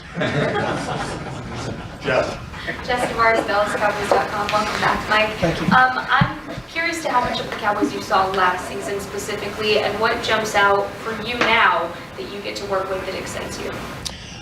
Well, I've obviously watched a lot of games, but I watched several games on tape. I don't know, maybe half the season or something like that. Just kind of trying to get a feel of the players and things. But obviously offense is best in the NFL, which I'm not sure I ever had that before. So keep that up, would you? And then defensively, I got some terrific players. I watched a lot of these guys, and and you watch the excitement. The fans in Dallas. I know they live and die with the Cowboys, but everybody loves the Dallas Cowboys, these fans, and that's part of the draw too, is to be excited about having such outstanding loyal fans that live and die with you every Sunday. Alrighty, thank you all. All right, thank you. Thank you. There they are, the two Mikes, the head coach, Mike McCarthy, and the new defensive coordinator, Mike Zimmer, along with the assembled media. A lot of laughing going on. What is your takeaway? The truckwreck.com fan text is open at 877-881-1053. We are going to go commercial free to the top. We will react to what, we heard there and talk about some of the other big stories from around the world of sports today, and then we'll get to the G-Bag of the day before we get out of here, okay? How about that? A double expressway hump day in the G-Bag Nation, Valentine's Day, P's and C's, and Mike Zimmer. Let's party. Man, there's a lot to like here, isn't there? What you like from that presser, Wolchuk? Yeah, look, I think that Zim showed, obviously there were a lot of questions, is he going to be a hard ass? And he's like, look, yes, I am a guy that certainly I have been tough on my players, but he also knows certain players, they don't take well to that approach. And he's had different players that didn't like to be chewed out in public, and he will handle each player differently. I did think it was interesting. I liked the question about how are you going to use Micah Parsons, and he said, well, I need to talk to the player, tell him how I'm going to use him before I really feel comfortable telling the media that. A lot of it was, I do think he's got a game plan against the McVay, the Shanahan, these new age style of offenses. He talked about some of the things, and I think really gave some good details of the way that they've used motion. I think he's going to have a game plan for that.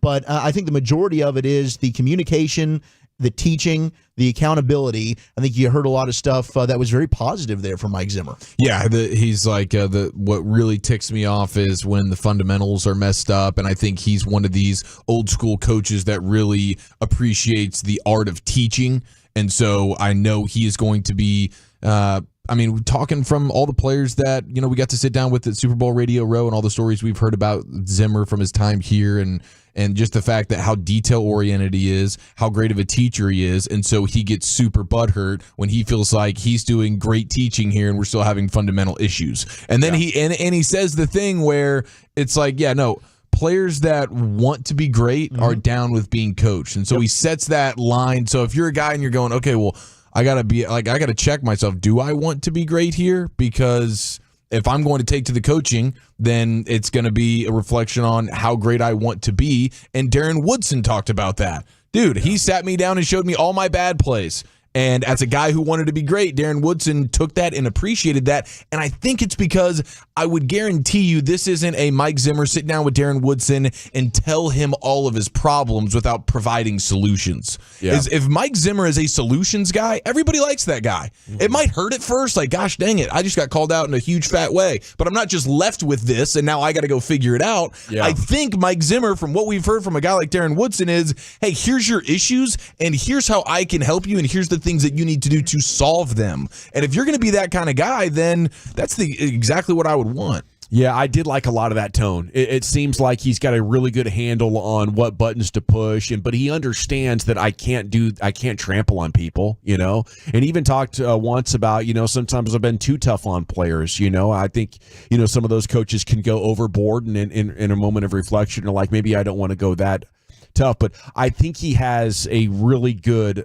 understanding of how that works for players and why it's important, to create that sort of tone and that sort of urgency through practice. We're not just here to kind of get better and, hey, look at this, I'm doing my drills. It's like, man, it's really important that you perfect this right now. And if I sense from you that the attitude isn't like geared towards perfection, something else is going on, we don't have all day. We only have a limited amount of hours to practice. We got to snap into it. Right. Do you not understand how important this moment is right here? And I think that is amongst the reasons that, the good coaches can separate themselves, because they can create that sense of urgency that is so much more conducive to learning, than just, get your reps in and over time, like the repetition's going to make you better.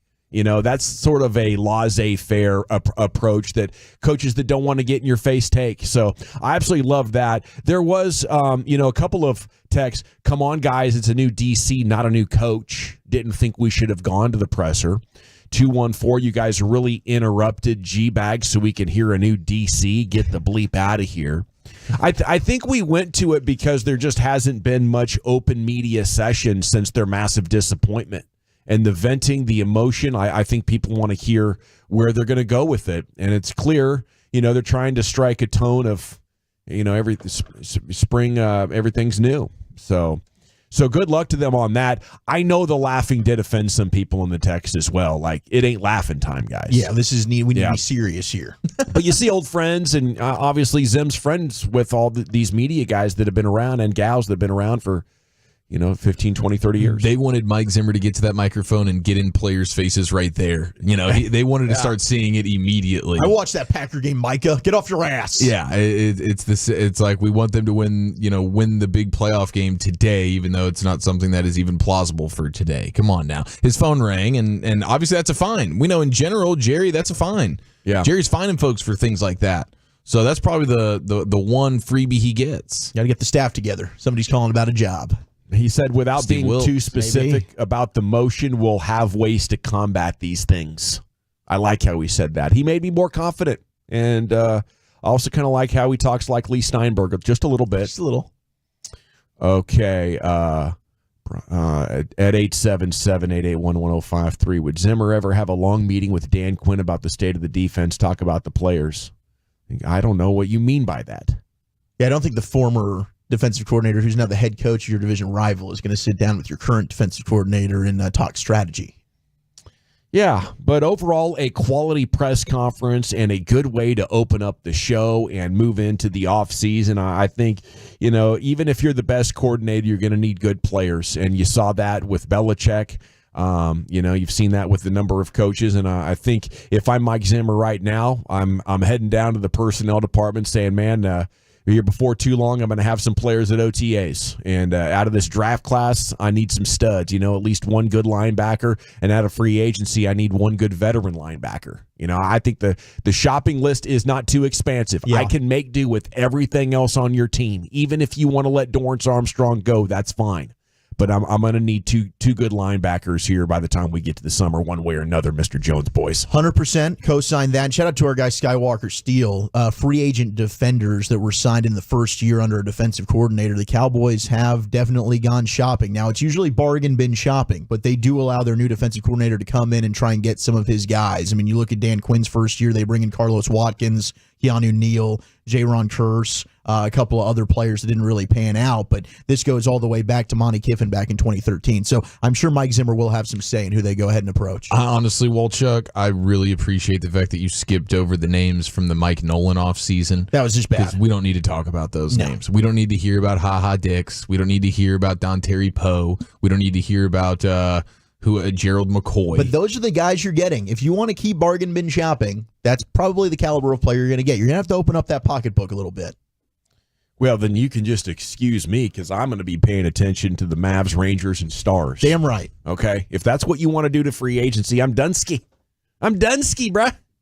Yeah. I'm not even going to talk about you winning a championship. Yeah, we're going to party with the real world champion Texas Rangers. I'll show up at Oxnard and look at your recruiting or your draft class, and maybe if there's like 3 Pro Bowlers and 5 rookie all-team guys there, that'll be like, okay, we got ourselves something here, boys.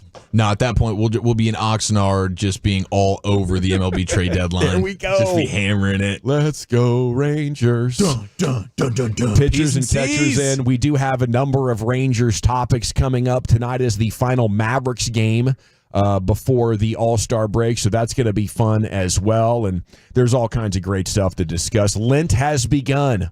I'm still doing proteins this year because I'm on the mission to get a pull-up in. Okay, before the end of the calendar year. I think I might get it actually this spring. I noticed you stayed away from the delicious bread Zeppelin that I brought back from the Operators Club. That was hard. That was not easy. I hope Carter and Lucius have tried this thing. I mean, that place is, if you need a date night, last minute spot, go to the Operators Club tonight. The Wagyu sliders that I had for lunch. Dear God. Absolutely divine. Imagine. How'd you like that pasta I brought back for you? New Orleans style. Absolutely fire. Yeah, it was. I felt like I was getting a little precursor to the Super Bowl. Yeah. A little bit. Yeah, with a Fat Tuesday situation. It was fantastic. And I do think, Dawson, like every year you punt on sugars and stuff, right? Yeah. And you No end up, sweets, you end no up breads. losing a pretty good amount of weight. 8-10 pounds, so. I think the body composition, maintaining the proteins this time around, you're going to end up loving that man in the mirror. And you're not going to get all that S-talking from fiancé wife anymore. She's not going to be she's not going to be bagging on your love handles or any of your fupas or anything like that anymore.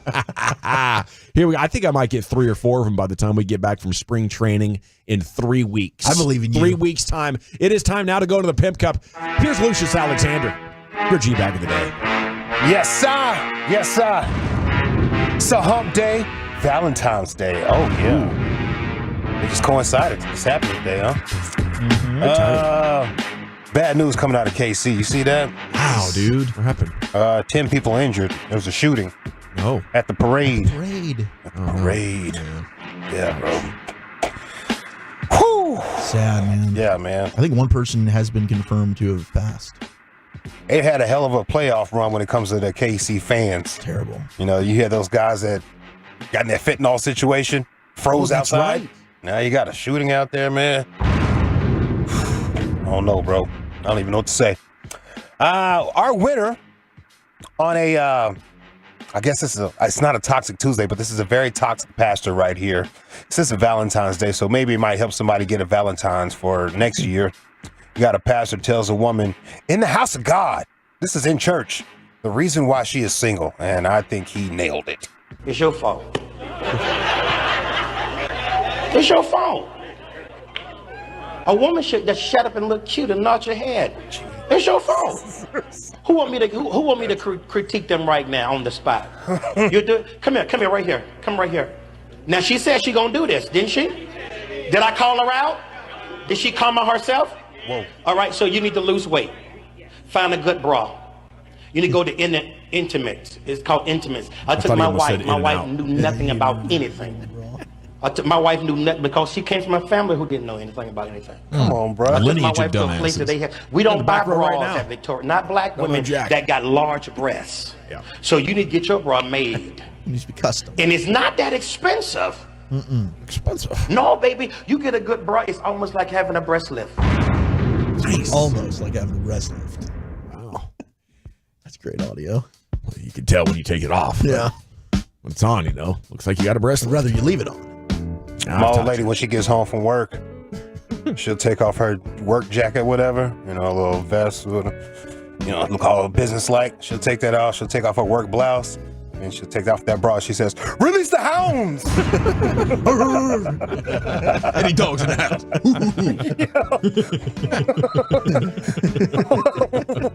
What, girl? How about this one right here? We have a high school basketball player that sung the national anthem when the original singer didn't show up for the game. Early light, what so proudly we hailed at the twilight, gleaming whose bright stripes and bright stars through the Airless. On the river we thought. So together, help me, sir. No, Mo Cheeks is not in the building. Help me, sir.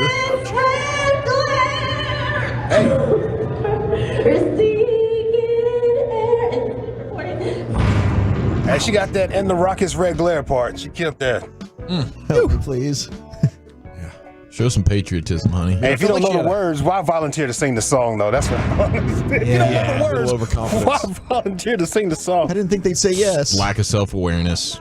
She was like, "Yeah, I gotta hit that rocket's red glare, though. Show y'all this part. Let's see what else I got for you boys." Somebody should have brought her the lyrics on their phone. Yeah. Run it up there. I told you they don't do that anymore. Critical think. There's no critical thinking anymore. It's too bad. No. How about this one? This is nice for Valentine's Day. Mom put a note in a little man's lunchbox. Oh. Yeah.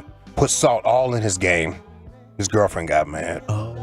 Did you eat all your lunch at school? No, actually, because my girlfriend was standing right across from me, and you put a note that says, "I love you, babe." Because I put a note in your lunchbox that said, "I love you, babe"? Yes. Your girlfriend got mad? Yes.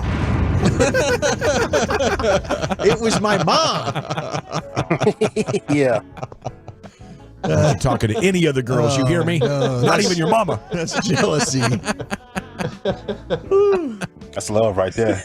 You never been in love like I've been in love. Barely. Yes, Mom. No. Oh, hold on. Thankfully, mine didn't hear crosstalk yesterday. I got home. I was a little nervous. Oh, you lucky dog. Why was you nervous? You were speaking your truth, right? Yes. Can she tell you that you kind of... She can tell you something. She can critique you all day. That's what I felt. Yeah. That's what I felt. And I was just kind of evening up the score a little bit. She's always hammering away at your muffin top. Yeah. I don't mind to be critiqued, man. Please critique me. You really don't realize that you've gained weight until like you see a photo of yourself or something like that. And you're like, wow, that's me. Yeah. So yeah, if you live with me every day and you see me getting pudgy, say something to your boy. Hey man, pick that cardio up, fam. Put the beer down, bro. Yeah. Just out of love, though, Out of love. For me, it's always the suit. Like, I got one suit, and I got it years ago, and I can always judge. And sometimes you get it, you're not in that suit for a while, man. I only need the suit maybe once, twice a year. Those are some humbling experiences. All of a sudden, it's a day of situation. I'm going to a thrift store trying to find some pants that match my jacket. It's like you're doing breathing exercises in there. I can't button the top button anymore. There it is. I don't know why Dana White.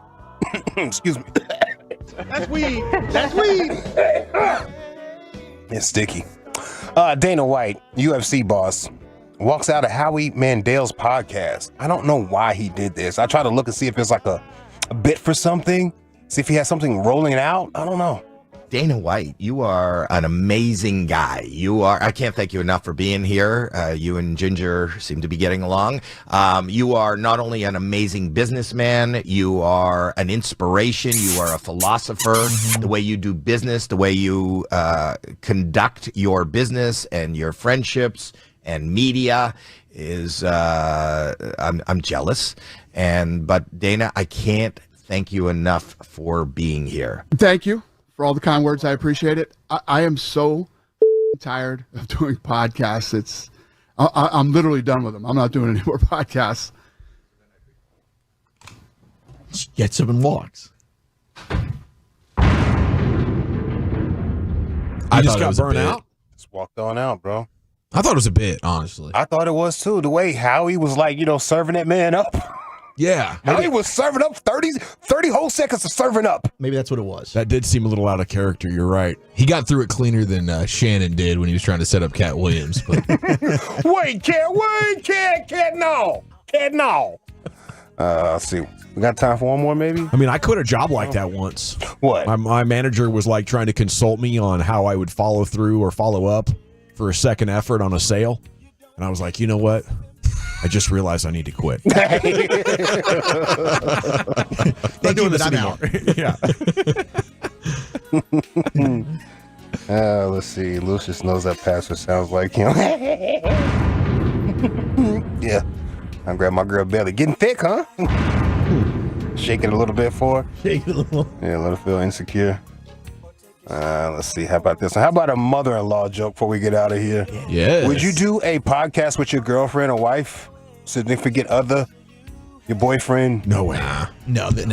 Yeah? They get too comfortable. It would. Check this one out. Babe, if you were given only 6 months of life, what would you do? Probably move in with your mom. With my mom? Yeah. Why? 'Cause it would feel like a very long time, those 6 months. I didn't think it was going there, but that was great. Yeah. Sounds like they got a pretty good act going. Babe, if I was a squirrel, would you still like me? Like, would you take care of me? No, I wouldn't. Feed me. Babe. Come on. Roll over and go to sleep, girl. Damn. Let me no matter what. Yeah. Now you're going to know what it feels like to chase a nut all the time. How about it? All right, let's go. All righty. It is time to vote here for the G-Bag of the day. And is it our current champion, the Toxic Pastor? Is it the high school basketball player singing the anthem? Mom put a note in Mom's mailbox, or is it the joke? What do you say there? I'm going to go with the wow, that joke there at the end. That was pretty good, Chief. I'll stick with the champ. Okay, Lucius. Yeah, I like the Toxic Pastor. It's changing the world out here. And this song right here by Tony, bombs, bro.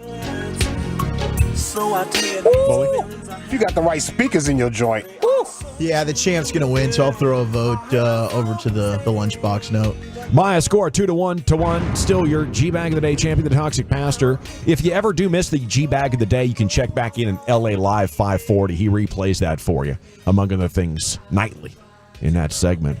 Okay, NFL News of the Day is coming up. We'll check where we're going with it. We have a firing in San Francisco. The Kelsey Bros and Tom Brady talk about the sideline incident with Andy Reid. That's next. I want to chat Twin Peaks, though. It is your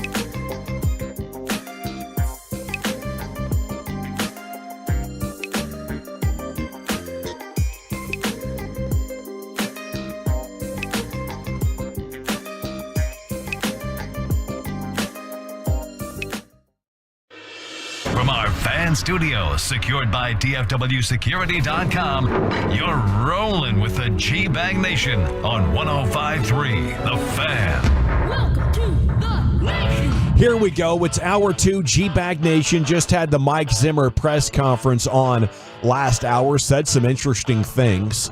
Among them on motion and modern NFL offense. Said won't get into details, but we will have answers for those kinds of things. So now we will begin the process. Now that the coaching staff is, nearing completion, although he did apparently get a phone call during that presser from somebody looking for a job. So he's going to flush out that staff. We'll be heading for the draft and free agency here real quick. And then we'll start to see what this football team's going to look like. See if they can get you excited. I don't know. I think that's an awful high bar for me right now, considering the way they go through off seasons. I might need week 6 or 7 next year for them to be undefeated if I'm going to take a single step towards believing they could do it. Anyway, here's Zach Wolchuk, your NFL news of the day. Thoughts and prayers with those that were shot at the Super Bowl parade in Kansas City. There are currently at least 8 to 10 people that are being treated at Children's Mercy Hospital. I think it's a very fluid situation. There's more information coming out by the minute, but my goodness, that is a terrifying, tragic situation. A day that should be a celebration that we really got to enjoy there for the Rangers. Now it's turned into a dark and sad one there in Kansas City as they were celebrating their World Super Bowl championship today. But we did get news regarding maybe one of the coaches that was calling Mike Zimmer for a job. And maybe it's Steve Wilks, because Steve Wilks has just been fired by the 49ers. They are relieving him of his services. A lot of people are saying that he is now the scapegoat for a Super Bowl loss, as Kyle Shanahan confirmed today that they're moving on from Steve Wilks. That means now they've lost Anthony Lynn, who was their run game coordinator. He's going to join Dan Quinn's staff there with the Commanders. They've lost their defensive line coach, Darryl Tapp, who's also going to the Commanders to join Dan Quinn. James Craig, their O-line coach, is going to the Raiders. And then Clint Kubiak is going to be the Saints offensive coordinator. So a lot of departures on that 49ers staff. At Steve Wilks, one and done there. And maybe not fair that he's being relieved of his duties after he did do a good job with that San Francisco defense, but they came up short in the Super Bowl. Yeah, it was his first year there. People are hearkening back to the Super Bowl the other night, and there was a point in the overtime and with like 2 minutes remaining or so where Kyle Shanahan's furious, and the Niners defense is out there, and he has to call a timeout because it looked like the Niners were running a cover zero situation, and Shanahan was not a fan of it. And there were apparently multiple times throughout the playoffs where Shanahan was calling timeouts or visibly frustrated, apparently, at whatever it was the defense was cooking up there. So I don't know. I mean, the run defense was clearly an issue for the Niners this year, but their pass defense was fantastic. But I also understand, like, Steve Wilks is not one of these like super creative schematic guys. He's kind of, we are what we are, we play what we play. We're not really doing too much in the way of disguising. And we're just going to trust that our players can go out there and make a ton of plays. It's similar to what Dan Quinn used to run, the cover 3 Legion of Boom stuff, know, and those types of defenses have given up. I mean, if you look back through the history, you can see those types of defense giving up big leads. Dan Quinn's in the Super Bowl versus Tom Brady. Pat Mahomes has done it multiple times to these types of defenses over the course of the years where you just can't stop them, even when you're up by 10 points or so. But it didn't seem like the defense was the problem on Super Bowl Sunday. 19 points in regulation is what they allowed. I mean, you'd think that that's good enough to win a football game. Yeah, you would. I wonder if Brandon Staley's his guy. Could be.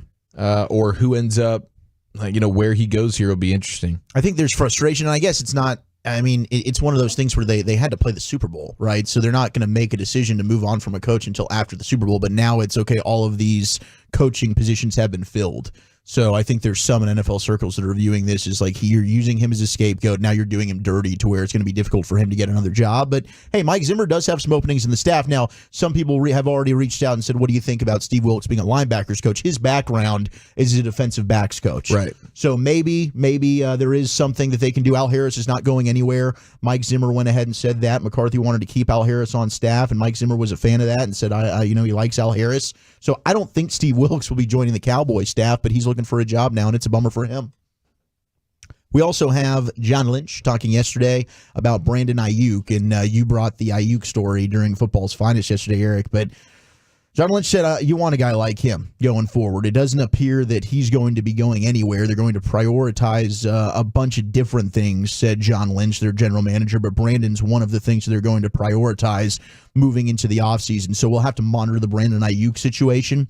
And if you didn't see a handshake after the Super Bowl between Andy Reid and Kyle Shanahan, which I didn't even notice, that wasn't something that I really cared about, but I guess it was predetermined. The two of them, Kyle Shanahan said, we talked on Monday. When we played each other last time, it took about 25 minutes to shake his hand. So we both talked on Monday that regardless of who won, he said he loves Andy Reid. He's tight with Andy, but we talked and we just said we're not going to do the handshake after these Super Bowls because I guess everybody's running onto the field. Yeah, it's chaotic. It's tough to find each other at midfield, and it's just like, hey, look, we got respect for each other. Let's just head back to the locker room. Felt like within seconds, Andy Reid was jumping on Chris Jones. Yes, there was the Chris Jones mounting, which was pretty insane. But it felt like he was hugging his wife within seconds of the confetti falling down. Like, yeah, I don't. The idea that Kyle Shanahan waited 25 minutes to shake his hand the first time around as the losing coach. What is he doing there? Is he standing on the field, watching in sadness, waiting for an opportunity? I don't know. To shake Andy Reid's hand? That sounds insane to me. So I think this is the smart move by them. Yeah, me too. We also have, this is an insane story. So we knew that Joe Thuney didn't play in the Super Bowl because he had a pec injury. Nick Allegretti, who was the backup guard, he also welcomed in twin daughters the morning of the Super Bowl. So congratulations to him. But during the game, he played 79 total offensive snaps despite tearing his UCL in his left shoulder during the second quarter. The Tommy John? UCL, if that's Tommy John, then sure. That's the elbow. The collateral ligament. I think that's in your shoulder, though. His was shoulder, though, right? Yeah, it sounds like it was his left shoulder. Do we have multiple UCLs? Yeah, it must be. I am no doctor, so or maybe they go from maybe they run elbow to shoulder or something like that, and his was torn up in his shoulder as compared to the elbow. But that just sounds so painful, and the guy just stays out there, guts it out, man. I mean, these football players are absolutely insane. Hockey players as well. Shout out to the Stars for a big win last night. Hey, and Toradol once again. That's true. The adrenaline, hell of a drug. That'll help. It'll and then afterwards you're like, holy crap, this hurt so bad. But during the game, you're able to kind of mask the pain. The storyline that we've been kicking around, I know we've had a little bit of a disagreement as well, the Andy Reid and Travis Kelce sideline deal. Now, of course, we have the new episode of the New Heights podcast they recorded yesterday, came out today. And there's nothing like, family to be able to hold you accountable. And Travis was apologetic after the game, and I'm sure he continued to be. So let's hear from the Kelce Bros first, and we'll hear from Tom Brady, who's known for his own sideline incidents. But here's the Kelce Bros going back and forth about what happened with Andy Reid.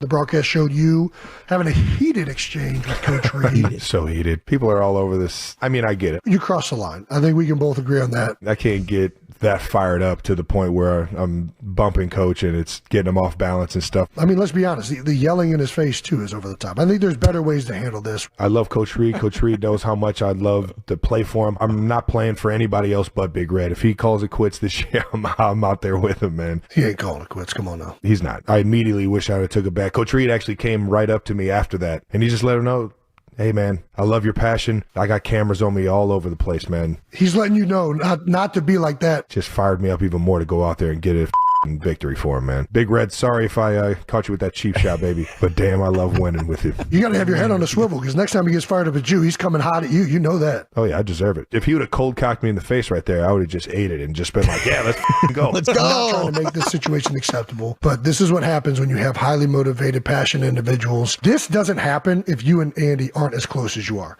That's what nobody knows. The reason this happens is because you two love each other so much and respect each other so much that you feel open enough to have an interaction like this. It wasn't me mad at Coach Reid as it looks. It was the frustration of our team not having success, turning the ball over, and me being on the sideline. Just on the sideline. Damn it. It was pleading with your head coach to let you go out there and win this month. That's what it was. Me and you both know what it was. Andy knows what you mean to him and what he means to you.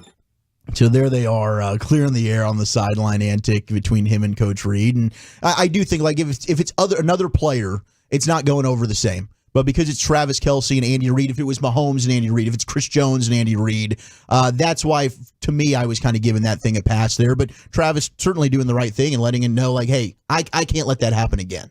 Yeah, it's a bad look. It's bad optics, and that's not how players act. That's outside of the boundaries of what acceptable behavior is. I love how his brother kept him accountable and Travis vulnerable there. Yes. I think, man, it's sometimes I get through a game just coaching where I'm like, okay, I'm pretty sure I didn't act like a jackass to anybody in any moment today. And that's rare, jackass behavior when I'm competing is going to happen. And at the time, if you don't like it, you can kiss my ass. I'm trying to win this game, And then afterwards, you're like, wow, who was that guy? Yeah. It's the competitor in you, Dawson. That's right. Don't let that flame. The dog comes out and barks. I can't imagine Travis Kelce, though, saying after Andy Reid came up to him and said, I love the passion, but I got cameras all over me. That got him more fired up. Like, what was the more fired up version of Travis Kelce? Holy crap. Well, yesterday I asked you guys if we were going to get the NFL Films to give us the sound. Mm-hmm. Did we? Inside the NFL, they showed it, but they talked over it and muted the actual sound. Oh, come on. So I think it's gonna take some level of TMZ. We're gonna need an NFL Films leak. Somebody's gonna have to step up here and make a play for us. I don't think we're just gonna get the NFL handing us over what was said. Don't be cowards. We want to hear the audio. I want to see a fine. For Travis? Yeah, I'm gonna need a fine. Yeah, you're sorry. I know you're passionate, but you almost bumped that elderly man and knocked him on the ground. It'd be funny if Andy Reid gave him a fine. Okay, we can't be having that out here on the NFL. I don't care if you're the best friends or not with a coach. You can't be doing that. Look, they're fining for not wearing the right socks. So, yeah, exactly. The NFL probably would go ahead and fine him. Here was Tom Brady, who certainly is known for his own sideline outburst. The Let's Go podcast that now has not just Tom Brady and Mr. Gray, but it's also Larry Fitzgerald. So here's Tommy talking about Reid and Kelce. I spoke about Coach Reid and Travis, but it speaks to the self-confidence that Coach Reid has in himself too, because he doesn't take that personally at all. He doesn't look at that and feel like someone offended him, or he takes it for what it is and doesn't make it more than it is, and doesn't see like someone's trying to belittle him. Travis is not trying to do any of those things. He's just trying to be fired up and stay in the moment. And you could see the level of intensity he had in the pregame, during the game, in the postgame when he was singing Viva Las Vegas. I mean, he was on fire last night. So, he gets to go out there and, to the victory to the victor goes the spoils, and they had it going. I do wonder if as the Chiefs continue this dynastic run, and Brady's now going to be in broadcasting, if there's going to be some sort of competitive fire in him that's like, bleep this. I am the best. My teams were the best. Yeah. We won 7. I didn't think anyone was getting close to this. Now, all of a sudden, we have this damn Kansas City team that I beat my last time winning a championship in New England that's trying to take some of my shine. And that'll be the only thing that helps them sleep at night. If they end up touching the 7 rings or whatever, or if Mahomes ends up surpassing by chance, that'll be the only thing as he barrels into his mid 50s and 60s that'll keep him going to sleep at night as well. I beat him. Not only did I beat him as a Patriot, I went into Arrowhead and beat him. I also snapped my fingers, became a Buck, and beat him in the Super Bowl there. That's true. By a mile. Man, I saw highlights of Gronk in that game. Gronk had like 2 touchdowns. He was a monster in that Super Bowl game, too. Travis Kelce did nothing. So, that's another one. It's like Gronk versus Kelce, Brady versus Mahomes. That game, Brady and Gronk certainly looked like the superior duo when it came to quarterback and tight end. It does add a fun element to it, of the similarities of the quarterback and tight end duo that they're so synonymous with each other, and Mahomes having his tight end and Brady having his, it does make it that much more fun.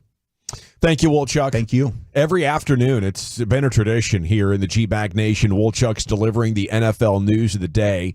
Now, I believe something happens once the baseball season starts. Do we have a player show, or maybe it's CY or something where it'll interrupt the flow of that a little bit? Monday we get CY, Tuesdays we get the player show. Yeah, player show's usually 3:20. Okay. But it's the 4:20 CY that messes up with the top 10 list. The top 10, that's right. So we either bump the top 10 to the 45 or the 4. Wolchuk's coming in hot with the top 10 in about an hour from now. Up next, we do have baseball. The Ranger stories of the day is next in the nation. All right, happy Valentine's Day, ladies and gentlemen. Let's let the love flow all the way into Platinum Ford in Terrell between I-20 and Highway 80. How about that? Are you kidding me? Take the Valentine's Day to the next level. Get yourself a brand new Ford car, truck, or SUV SUV, thanks to the good folks at Platinum Ford. It's just minutes from the Metroplex. Trust me, it's worth the short drive to Terrell. You're going to save a ton more money if you're looking for a brand new Ford at Platinum Ford. Why would you buy that Ford anywhere else? I'm serious. You're going to get the best deal, and you're going to get the best buying experience ever. When you come see the all-new Platinum Ford, you're going to be blown away at the facilities, and then you're going to be even more blown away at the experience when you get in there. You meet General Manager Adam Vinci and his team.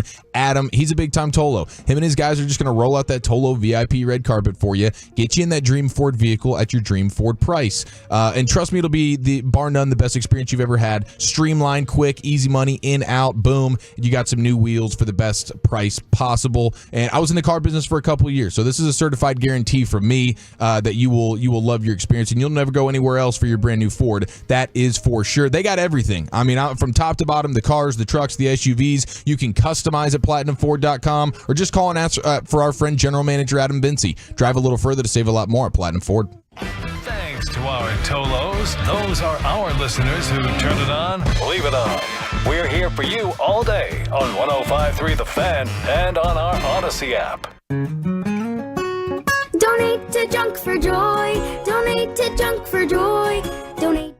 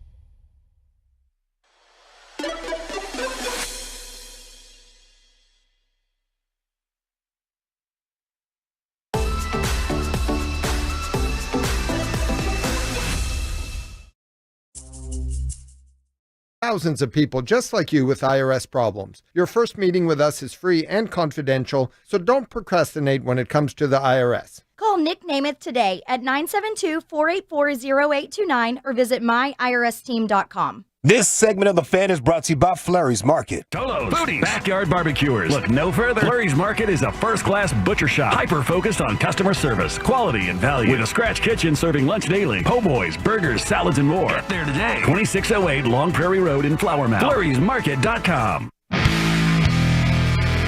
Yeah, buddy, welcome back. It is the G-Bag Nation here on 105.3 The Fan, already making plans for Flagtober 2024. We'll be back seeing you in your neck of the woods here October 2024 with a fresh batch of G-Bag Nation flags. And it'll be the first Flagtober with the Rangers as World Series champions. And hopefully at that point they'll be deep in the playoffs as they were. I remember the Tour de DFW last year was after the nightmare loss of Game 5 to the Astros. And people were just absolutely gutted as we made our way around DFW. Obviously, you'd shake your hands and, hey, how's it going, man? High five. Yeah, dude, I can't believe what happened last night. Do they still have a chance? And people were in various states of really leaking confidence that morning. Yes. Collectively. I was leaking big time. Yeah. I think I'd lost my voice that game. We were running up and down the stands trying to get people fired up there at Game 5. Oh, my gosh. Yes, you were. That was when you were rallying the troops of Section 133. It was tough, but yeah, I was thinking going back to Houston, you need to win both of them. I think they could get Game 6, but can they win both? And man, Game 7 wasn't even close. That thing was over by the third inning. Well, let's talk some Rangers here with you. A segment is brought to you by Soda. That is state of the art. It's brought to you by the Frankels as well. Life's unpredictable. Accidents happen. Frankel and Frankel, the go-to attorneys for car and truck wrecks in DFW. If you or a loved one's been in an accident, contact Frankel and Frankel for a free consultation. It's 214 or 817-333-3333. Go online to truckwreck.com. The Athletic has a piece up where Wyatt Langford and Evan Carter put us among the teams with the best prospects, at least at the very top end. Maybe the depth of our prospects isn't there, but 1-2, holy cow. And, I think what JD did for us, drafting Evan Carter and then getting fired, those two things, in the last 24 months or so of his watch were such a huge blessing for this organization. And I do want to salute JD just one more time for that. A great draft pick that everybody thought he was a complete idiot for. He nailed it. And then, at some point in the next 12 to 18 months or so, his behavior combined with the greatness of CY convinced ownership it's time to can JD. And it was his final stroke of genius that pushed us on this championship trajectory.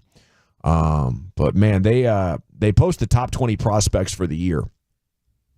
And considering how amazing Evan Carter was last year, are you guys surprised that Wyatt Langford is still like consensus the top prospect in the organization? I mean, that was a historic and iconic postseason run for any player. Yes. Let alone basically in his big league debuts. Yes, I absolutely have been surprised by it. Like we've seen it, not only just seen it generally, but we've seen it in the biggest moments, the biggest stage, and it felt like after every playoff or World Series game, it was like there was a new record, a notch on the belt of the young Evan Carter, and it feels like for sure. Now, Wyatt Langford feels as close to a sure thing with the way that he's played as well, and how he's just marched through every level to this point just with flying colors. But when you've seen it at the big league level, you've seen it in the playoffs, you've seen it in the World Series, I don't know how you can not have him number one in all of baseball. Yeah, like Wyatt Langford ends the year getting on base 14 of his last 26 times in AAA. Evan Carter was doing ridiculously stupid things, and if not better, against like Tampa, against Baltimore, against Houston. He kind of cooled off towards the end, and we see how often like even number one prospects can flop.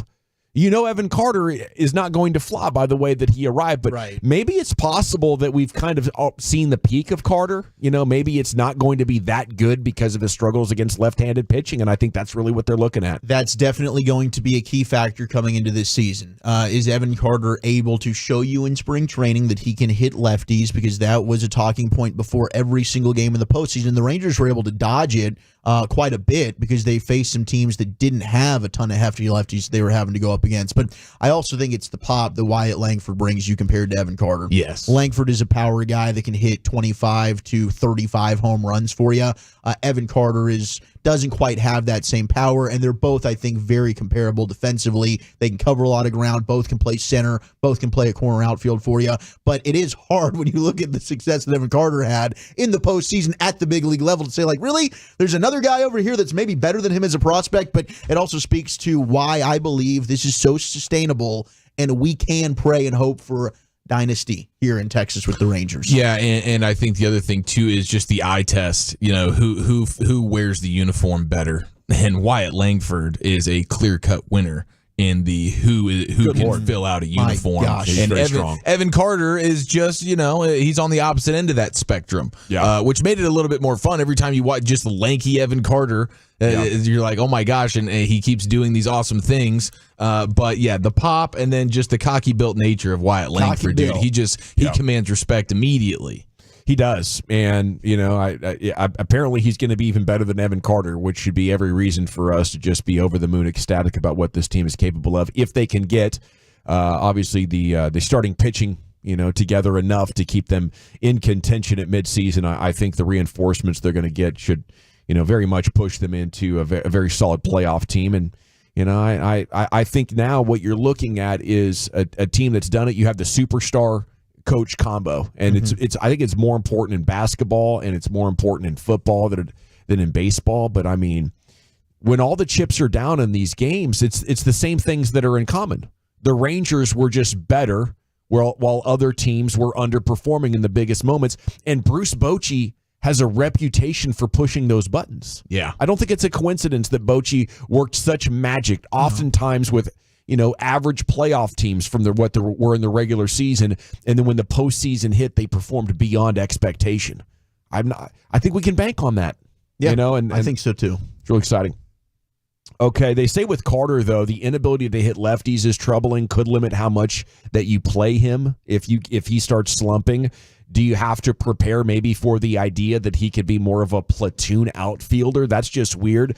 But you did get incredibly lucky that the Houston Astros had no left-handers in their bullpen, and you're just not going to have that happen ever again. Yeah, the odds of that are extremely unlikely. I do feel, though, that Evan Carter, he's such a hard worker. I think he just has such an eye at the plate. He's going to figure out a way to where he can at least be serviceable against lefties, so it's not just like we can't put you in the lineup. Yeah, and I do think that you have, like, the Rangers are in an embarrassment of riches a little bit when it comes to the lineup that you can. I don't think it's a full-on, we're not going to play you, but you just push them down the order a little bit. And I do wonder what the different, how versatile, how married Bochy's going to be this year to the Simeon Seager 1 and 2. Is that a guaranteed situation, or will you see a little bit more, will that be a little bit more malleable based on the matchups and things like that? Because I think you can get super creative with this lineup, and the lineup and the defense are the things that give you the most confidence that they can get by through the first half of the season with the pitching question marks.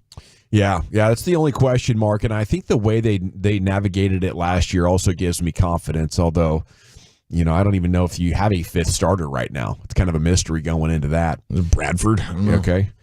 Sebastian Walcott, 18-year-old with great power, is the third-ranked prospect here in the Rangers' top 20 in The Athletic.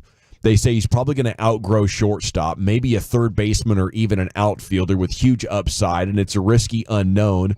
But he is so dripping with talent and potential and size that he could dominate the diamond from the batter's box. But he is high risk, high reward. Just a kid. I think he was in single A last year. Those are your top three guys, and those are your only three guys in the MLB top 100 overall. So that's kind of one takeaway. You got the two guys right now who are amazing.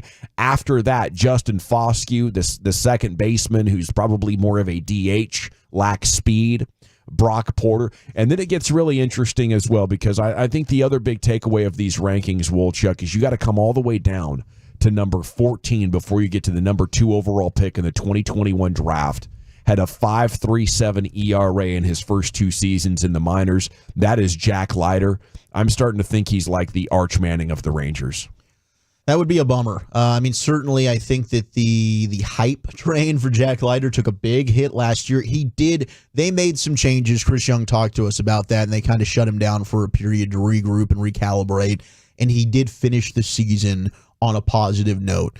Can he carry that over? How does he look in surprise? I think that's going to be a player that we've got to be watching. And another guy that I do like a lot that Ranger fans should just know the name of is Aaron Zavala, who's another outfielder that I've heard really big things about in Frisco. I mean, you mentioned Walcott. I don't know exactly where he's going to be able to play. The Rangers have an abundance of outfielders. You've got Corey Seager locked up at short. If Ezekiel Duran is a guy that they like, and I don't think they want to move, when you start to get to the trade deadline at only 18 years old, Sebastian Walcott might be a guy that can net you some positive returns. Yes. Yeah, I think there's a number of guys. And, the good news at pitching is there's quite a few guys who, are starting prospects.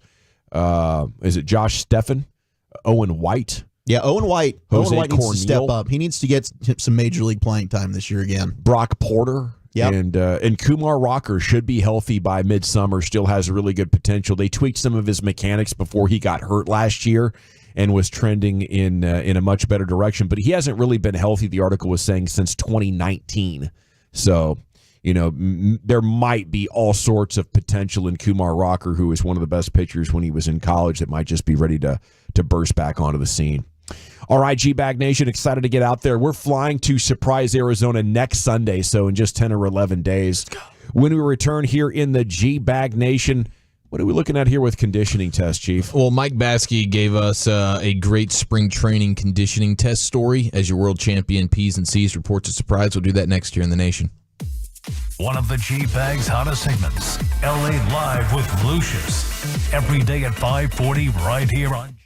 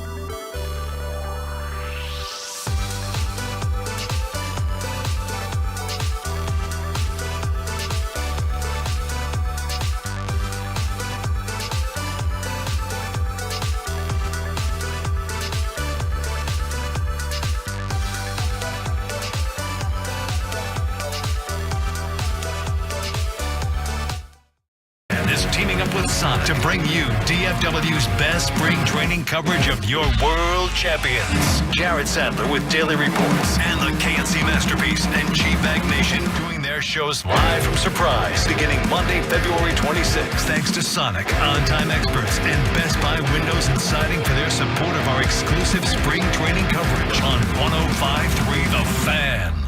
Why do so many Texans love classic Chevrolet and Grapevine? They've got the goods and more new Silverados than anyone with incredible savings. Go see them today or visit ClassicChevrolet.com.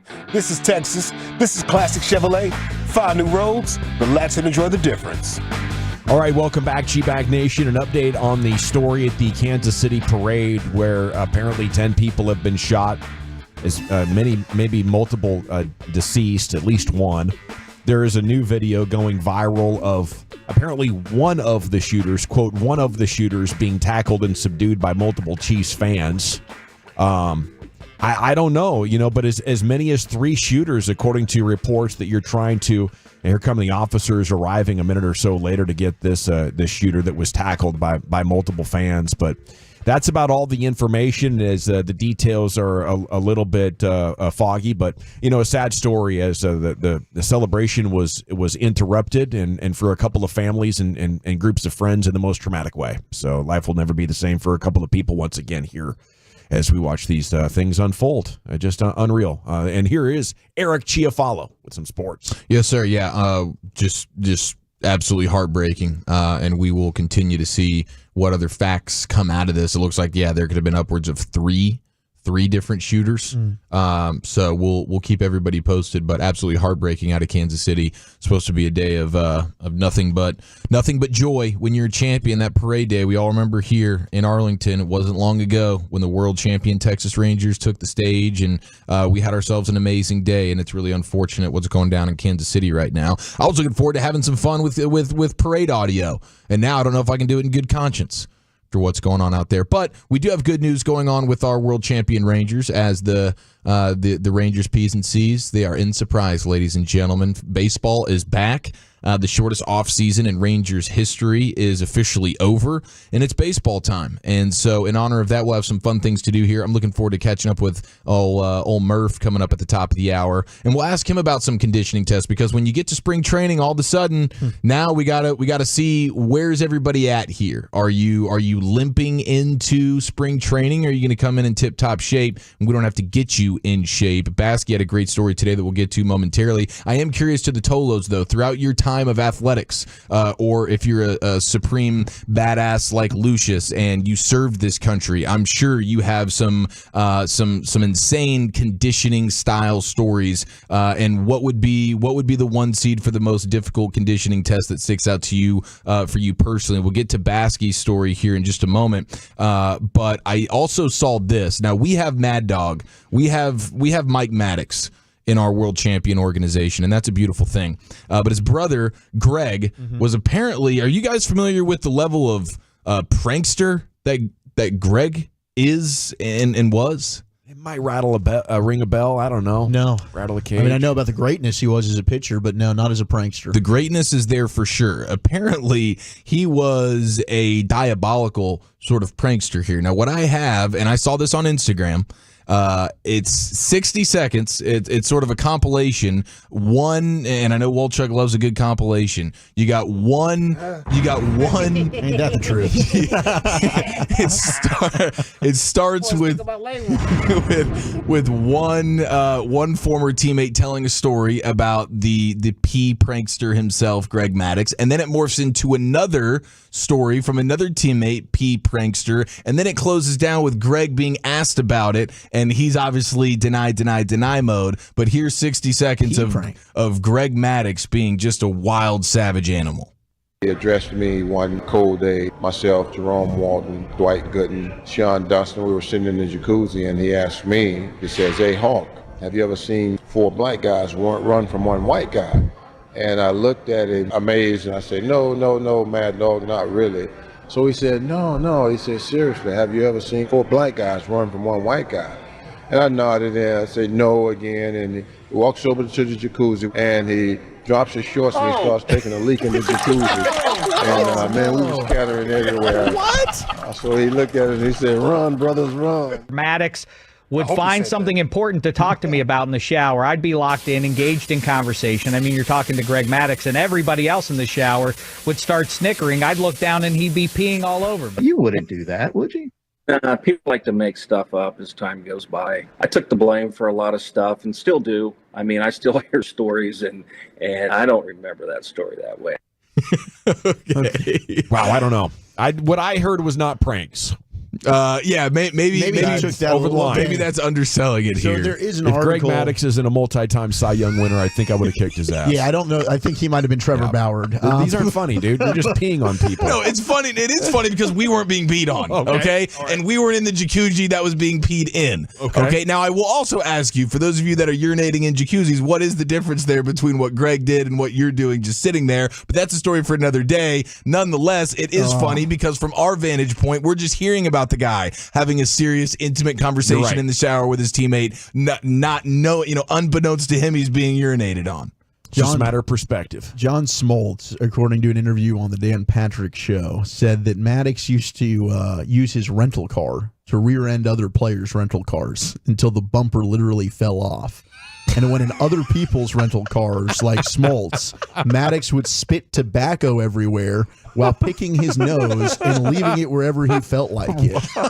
Dang it. In the clubhouse, he would go full Eric Chiafalo and honk loogies onto the ceiling and wait for them to fall on reporters and other innocent passerbys. I've done that once or twice. I mean, let's not make it seem like I have a habit of that. This guy is even more savage an animal than I thought even just 2 minutes ago. I had no idea about these. When we catch up with our Mad Dog, our world champion Mad Dog in Surprise, we're gonna have to get to the bottom of this. That's right. And figure out. I mean, my Hopefully gosh, that's a matter he's free to talk about. I mean, being the brother of We're that actually being guy. sued. I can't talk about this one. Sorry. I mean, being the brother of that level of imagine prankster. growing up in that household. I'd have been terrified to go home. The crap they must have done to each other there is just insane. Yeah, see, to me there's funny, like clever pranking, and then there's bully pranking through status or physical intimidation. Peeing And I on know which people. one Greg applied to. My older brother thought it was funny to pick up snakes and be like, "Oh, hey," and I was deathly afraid of snakes. And I let him know, even though he was 2 years older than me, we're not playing this game, buddy. I'll take that snake move over the Greg Maddux snake move. Yes, who knows what that one could be. Here's Mike Bassick this morning with the KNC Masterpiece on P's and C's reporting to Surprise Day here on your home of the world champion Rangers, talking about the conditioning test, what it was that him and his guys had to go through, and he's got a beautiful, just perfect Bartolo Colon nugget in there for you as well. To know, did we come in shape or not? Do we have to do extra cardio during the first few weeks of spring training, or do we just have to do normal cardio? And I know this is going to be a little bit tough to explain, but he would draw up a football field with end zone. And you'd start off, you'd have 2 minutes and 55 seconds to complete this.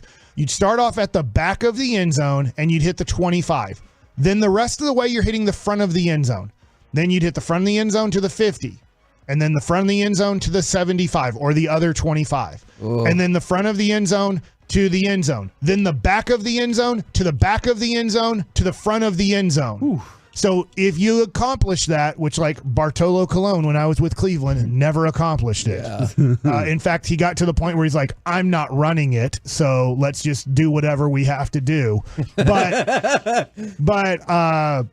that was our test with Cleveland, and then when I was with Texas, because John Hart brought him over from Cleveland. So that was kind of our, are you in shape or aren't you in shape when you showed up? And so I practiced that quite a bit, knowing that I wanted to pass that. And I am slow. I am not a fast runner. So I'm giving it all. So these little middle infielders are like, all right, you did it. 2 minutes and 25 seconds. I'm working my ass off. And like 2:51. And I'm like, thank the good Lord I did it. Yay. Congratulations, Mike Bassick. Yay. You did it. That's like almost 1,000 yards worth of running there. And that involves like touching lines, the bending down to have to touch the line. That was always a thing. Like the old suicides. The gassers, the suicides. For us, like in 2-a-days, until we actually got to the season starting. It was like full in the sun, hot August practice. Then you take your pads off and you got to run 6 200s in a certain time allotment for each position, and that was brutal. What Baskey was just talking about seemed like a nightmare. I imagine Lucius. I mean, when you think about conditioning tests throughout your time, I can't even fathom. The tests were pretty easy, actually. Once you hit your numbers, like they tell you what you need to do. The tests were pretty easy. It was getting ready for the test. Okay. There was a thing called towel pushes. Like in the military, they want their floors always clean and shiny and waxy, right? Yes. So to prep that, you have to get a towel out, get in like bear crawl position, and push the towel on these long floors, bro. Oh, and it's just a little bit of a towel. So now you have to go up that floor, then back down that floor like you would be on vacuuming. And your legs be on fire, bro. Yeah. Is that all hammy? Is that all hammy? All hams, and you just gotta hold it up. Oh God! Hurry up! Let's go! And they screaming like that the whole time while you're doing it. Let's go! You get behind Alexander, let's go! You're like, damn, man. Dude. Oh man, that's tough. And then the towel sometimes get cut up a little bit, and then you fall some. Yeah, it looks ridiculous. Oh yeah, you're going face plant. It probably does look ridiculous. You look crazy. Jeez. Yeah, a whole lot of dudes with their butts all up in the air, all high like. Well, what was the high school football conditioning that you remember? Was it gassers? Was it get on the sideline and run the width of the field? It was the width of the field. The width, yeah. It was definitely the width of the field. We used to have these. And you hear that whistle over. It never stopped. Never stops, dude. We did that one year in Oxnard, Bassick's. Now I was slow at it, and I think Bassick did beat me. He'd been working the Peloton pretty significantly. There you go, Baskey. I'd have no shot. It's a great workout, though. I couldn't imagine having to do that in a certain amount of time. No. I can't even fathom having to do some of these things like now, the stuff that we had to do back then. It would be like after an intense day of lifting and like conditioning, and then at the end it's like, here's a gut quarter, and it's just run a lap around the track. You got like 60 seconds to do it. If you don't do it, you got to do it again. Bear crawls and lunges. The bear crawls. But there's another one in the military. Remember, we have to have on our full gear and tread water. Full gear, tread water. See, yeah, those are crazy. Boots and everything, dog. Yeah, how long, dude? It feels like forever. I guarantee it. Oh my gosh. Yeah, 808 at the U.S. Naval Academy. Your junior year, you used to have to jump off a 10-meter diving board, then swim the 40-year swim, is what they called it, which is swimming a mile in 40 minutes while in uniform. And this is a requirement to graduate. Yep. Oh my goodness. So what do you do? 50 yards and maybe a minute? And you got to multiply that by flipping 32. Oh, full uni, bro. Oh my goodness. Yeah. Disaster. That sounds like it. Yeah. I think I'd probably flip over to my back and try to do some like sort of backstrokey thing. Yeah.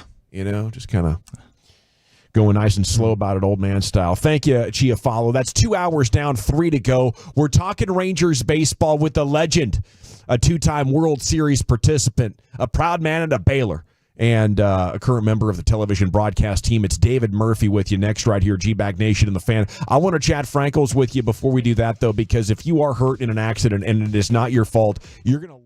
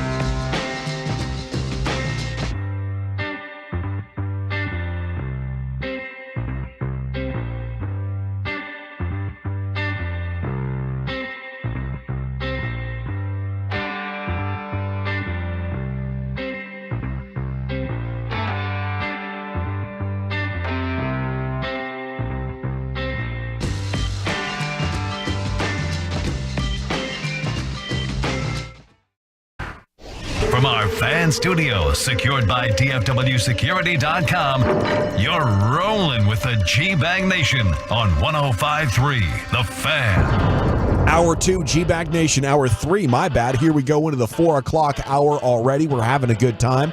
Heard from the Mike Zimmer presser earlier. If you wanted to go back and listen to that in the 2 o'clock hour, they were talking Cowboys defense. He did talk about the modern motion offenses and said, I'm not going to get into details, but we feel like we'll have some things for those kinds of things. And generally, it was a good vibe presser there with the Cowboys' new defensive coordinator and the head coach, Mike McCarthy, back there in that 2 o'clock hour. But the other big story going on in DFW sports today is the pitchers and catchers arriving in Surprise, Arizona. And joining us now to talk about spring training is a proper Rangers legend. In his 6th season now with Rangers broadcasting, the great David Murphy here on The Fan. And a good afternoon, sir. How the heck are you? Did we lose you, Dave? We got you, Dave. David Murphy. Murph Dog. Guy who knew his way around a batter's box and an outfield. Participated in 2 World Series with your hometown Texas Rangers. Here he is, David Murphy on The Fan. And a good afternoon, sir. How are you? I'm good. How are you? Oh, we're doing excellent. Now, are you thinking back to back here? You thinking? Let's do it again, Murph. That was fun. Making it just sound that easy. Run it back, right? They sure did make it look easy once the regular season ended.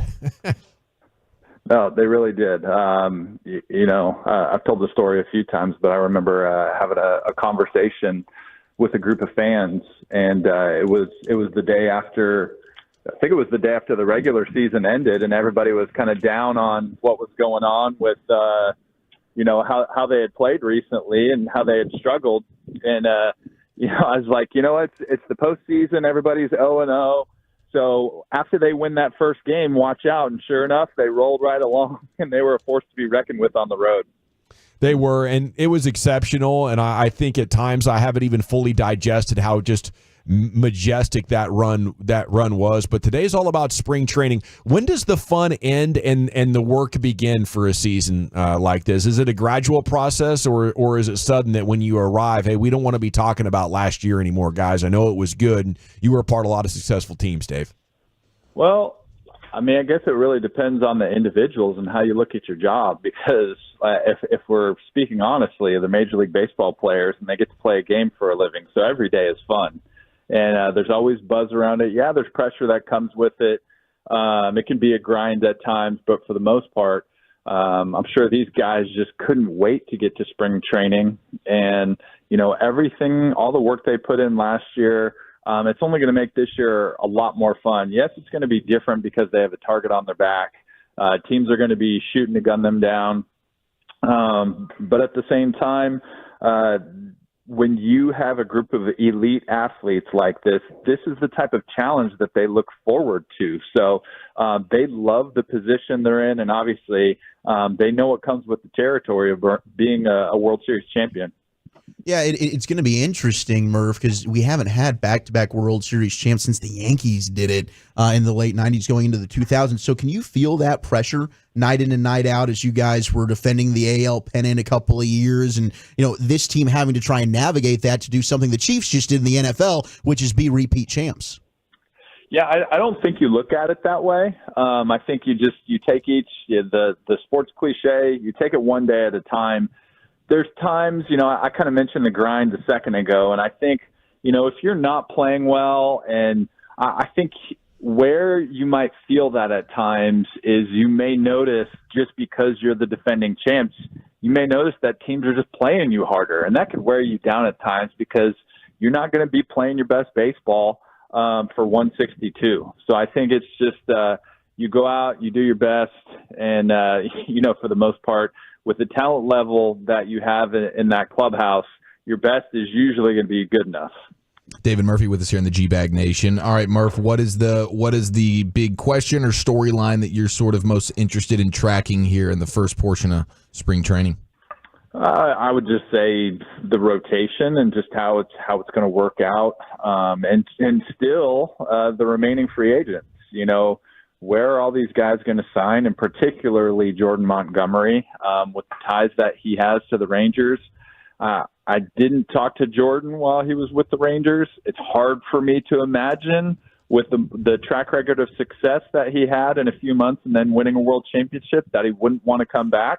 But I don't know what's going on behind the scenes. So I'm really going to keep an eye on what's going on there. And then, just watch how the rest of these guys progress. I'd love to see Cody Bradford be able to step in and be able to play a role in the rotation if he's called upon to do so. And then from there, I would probably say what's it going to look like for the two young guys. One, and Evan Carter, we know that he's a guy that belongs on the Major League roster. Now it's just a matter of what we're going to see him do over the course of a full season.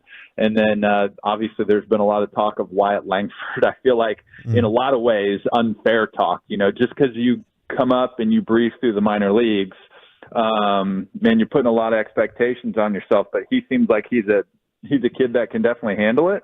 And, I think I read a projection the other day saying that he's going to hit like 41 doubles or something like that. I'm like, come on, give the kid a break. Like we're setting him up for high expectations there, but this guy looks like he's going to be a great player for years to come. I mean, I was thinking more like 45 bombs, but I'll get carried away. I'll take that too. It's David Murphy here with you on the Fan. I did want to follow up with you on the pitcher and Jordan Montgomery, and whether it's him or somebody else, how high is your level of urgency for getting another proven guy in here, or are you happy going to spring with what they got and seeing what young guys come along? I think with what they were able to do last year, if it is what it is and everything is as it stands right now, I think they'll be fine, because I think what they did last year instills so much confidence. Now, that's assuming that everybody stays healthy, but you can never have enough pitching. Montgomery would really, really bolster that rotation and really give them something, it's closer to what we saw for most of last season, obviously for the postseason run last year. And even with him, like I don't know if we can expect him to be the guy that he was. I mean, he's always been a guy with, you can safely expect him to be a guy that's going to have a 3.5 to 4 ERA. Safe to project that he's going to win 12 to 15 games. He could easily win more than that. But just the grit, the way, for my money, I don't know if I've ever seen anybody pitch Yordan Alvarez so well. And that right there, just, I give him a vote of confidence just for what he did in those matchups against Alvarez. So he's a guy that I would definitely love to have here. I hope it's a possibility. Do you like what some of the moves the Rangers have made in terms of the bullpen, getting a guy like David Robertson and impacting there? Yeah, I mean, I think anybody who tracks the game, they saw that he did well in the first half last year. He struggled down the stretch. But I think the great thing about him is when you come up with the Yankees and you're the veteran guy that he's been throughout the course of his career, maybe some guys might be intimidated in coming to a team that's the defending World Series champs. And I don't think that's going to bother him one bit just because of his resume. Having been a guy that stepped in the box against him and saw how nasty his stuff is. I know he's a little bit older than he was back then. But he had stuff that, was sustainable at the time to, play throughout the years. And that's why he's been able to do it so long. So, I love that. And he's going to be a great veteran presence in the clubhouse. Malley, I know, is a guy that, he's not going to get to pitch right away. Yates is a guy that he had some great years out of the bullpen. So I feel like they did what they needed to do. I know there was talk about Hader, and obviously he's got nasty stuff, but at the same time, I just don't know if I want to go out and commit nearly $100 million to one guy at the back end of the bullpen. So I'm fine with, not getting him, even if he did go to the in-state rival. Murph, another one of the young bucks we're excited to watch is going to be Justin Foscue, and I'm curious the challenges. He's 24 years old. If he gets put in that DH role, What type of challenges present themselves as a young dude who's probably used to not sitting all day and then just waiting for his plate appearance and then go back to sitting? He's used to playing defense and playing the entire duration of the game. What type of challenge is that for a young guy like him to fit in a DH role? Yeah, I can imagine for a guy that's never been in the big leagues before, it could be challenging because, younger guys typically have a little bit more pent-up energy in there, right? And so usually if you're playing defense, that's kind of a way to kind of burn some of that energy. That way it makes it easier to calm down at the plate. So if you're just DHing, if you're just learning the position for the first time, it can be tough. It's something I didn't really do until I was on the other side of 30. And it took a little transition to get used to. And once I finally got the hang of it, I really enjoyed it. But I was a guy that really couldn't sit still. So it's not like I would go hit and then I would just sit there and watch the game and then go up and hit again. It was like, all right, I go hit, the team goes out on defense. I might watch a little bit of that defensive inning, but then right after that, I'm going back to the cage. I'm making sure to hit off the tee. I'm grabbing the assistant hitting coach to give me some flips. So, baseball is a very routine-oriented sport.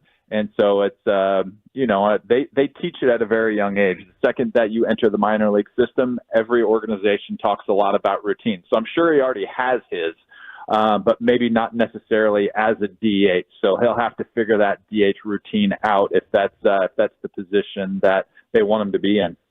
Are those all reasons as well why the Rangers might say, hey, let's tap the brakes on just having Wyatt Langford on the opening day roster just to give him everyday playing time in the minor leagues until there is a spot in the outfield to where he could play every day?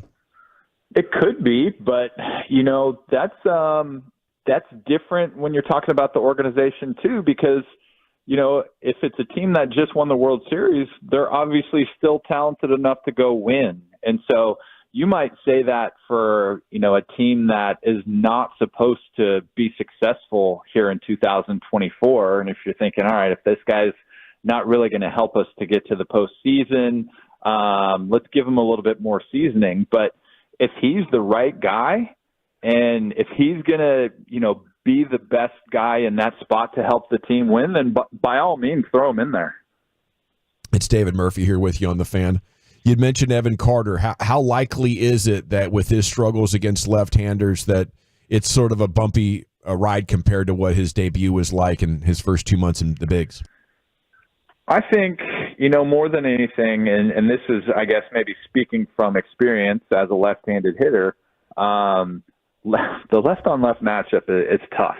And there's not many guys that can come up and thrive in that situation. So I think what I would like to see out of Evan Carter is for him to get his hits. Like, I don't expect him to come in and hit third against lefties. If you want to hit him seventh, and he's a guy that, if you've got runners on second and third, he's not the guy that I'm going to look at as, hitting the 3-run homer. He has such quality at bats that, if he hits a line drive single over the shortstop's head and drives in two, that's kind of the foundation of where he starts. And then as he continues to learn those matchups, as he continues to grow into his talent level, then he's the guy that starts to take off and he becomes a 30 to 35 home run threat because he's also hitting home runs and for power against lefties. But I think in the early going, if he can hit 250 or 260 against lefties, get his hits, drive in runs, obviously we know he's going to see a ton of pitches. He's going to draw his walks, but he seems too good of a hitter to not get to the point where he's going to hit lefties. So I think it's going to happen, but he's so young, he might have to take his lumps for a little bit. But I also wouldn't be surprised if he just totally makes the adjustment right away because he's that good. You mentioned Yordan, and we're eyeballing the Astros. How are they looking? How do you handicap the Silver Boot?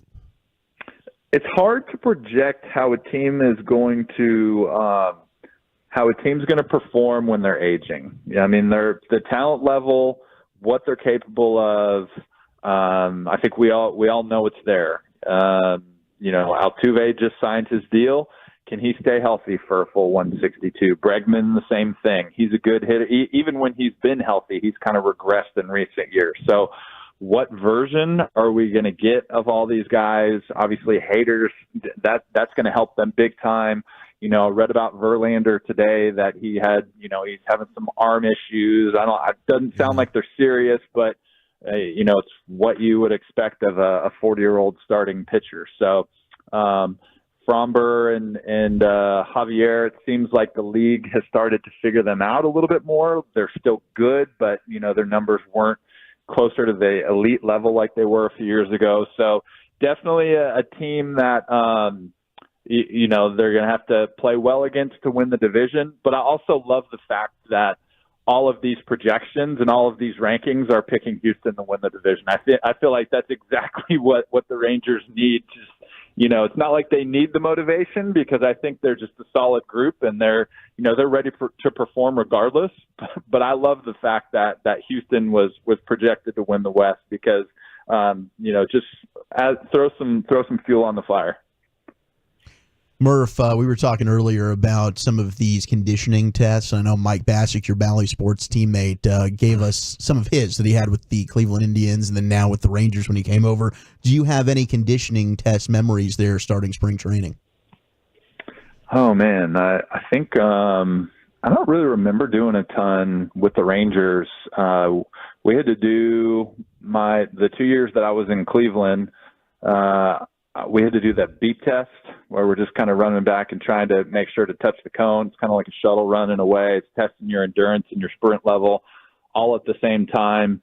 And I think my last spring I was 33 years old, and Francisco Lindor was, probably 22 years old. So I'm going up against kids like this and Jose Ramirez and Jason Kipnis and all these guys. And I'm like, what am I doing with all these guys? And I was definitely worn out and out of breath at the end of it. But it was a good test to see where I was physically. And I definitely missed being able to run like that. Well, David, we missed hearing you talk Rangers. It's great to have you back on the show. Maybe we'll see you out in Surprise, and we look forward to your now 6th season here with the team. Or is it 7 now? 6? No, it's 6. Yeah. Well, you're doing a hell of a job, man, and we wish you nothing but the best. Salute to you. Yeah, enjoy listening to y'all. Enjoy talking baseball with y'all. Looking forward to the next time. Nice. There he goes. David Murphy, a proper Ranger legend. He and Mike Bassick are going to be amongst the rotation there in your analyst seat on television. Jared Sandler's going to get some games on TV as I know fans are just eating up all the information. And Sands was in studio hanging out yesterday getting ready for his hot stove, which, by the way, was a banger last night, a banger hot stove edition. And he was like, yeah, I just don't think anybody cares about it. This is what people love to talk about, fans. We want to talk about who's on radio, who's on TV. And it's great to interact with those guys. It's always just such a pleasure to get their perspective, because they're around the team all the time, and you don't know when you ask them a question the interesting angles they're going to take the discussion, as always. Okay, top 10's coming up next. Woolchuck, where are you taking us? It is Valentine's Day. What are your V-Day plans? We got the top 10 best movies for date night. That's next. Are you ready to make Valentine's one to remember? You still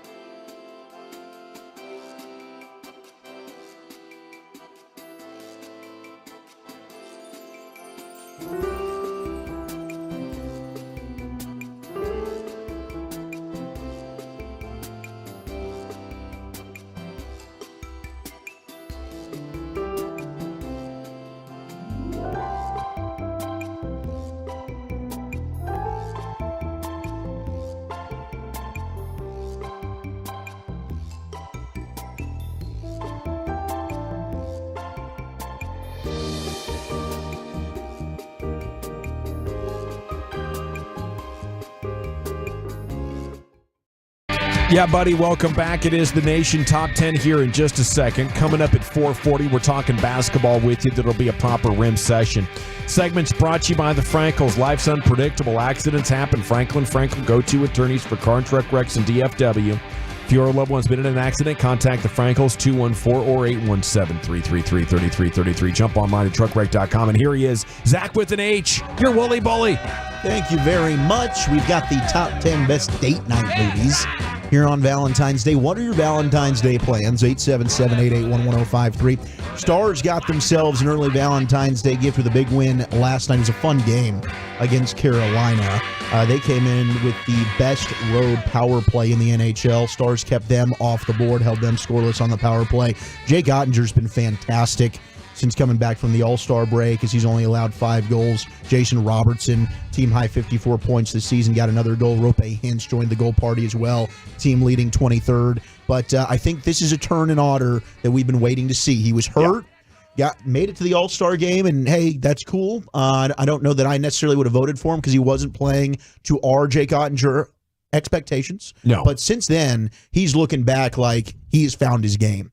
And he was brilliant last night, had one of the best saves of the entire season with his glove stopping a shot on the left side there in front of the cage. Big-time stave after the Stars had just scored. I think it was right after Jason Robertson had scored to put him up 3-2 in the third period to keep that game not even.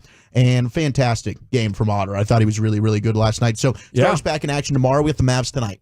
I've been looking for that Otter probably since last playoffs consistently, to be honest with you, Wolchuk. And, I need to be filled with that Otter confidence again someday soon. And last night was a big step back in that direction. We need that Otter confidence. Absolutely, we do. All right, it is Valentine's Day. Mm-hmm. Yesterday, Eric, you asked hey, have you guys kind of made plans for this? I did. I got the roses. I got the flowers out of the way. I'm probably going to pick up dinner from wifey's favorite spot on the way home tonight. But otherwise, I don't have anything massively planned. I think a lot of people texted in hey, we've done plenty for Valentine's Day. It's just another day for us from the 817. But I don't know if you guys had some big Valentine's Day plans. Well, I did. I got some presents. I got a little jewelry. Thank you very much, Diamonds Direct. And got some other things as well. So I'm going to go home. And, I didn't realize this until last year when I saw the utter look of disappointment in Abby's face, that I did not get her something. And I didn't realize how big of a deal that was. It's something I missed out on the Girl Dad guidebook. But I'm up to the challenge this year. It's good to know. I can actually take those. I don't know when it happened. I never remember my dad taking care of my sister on Valentine's Day. Yeah.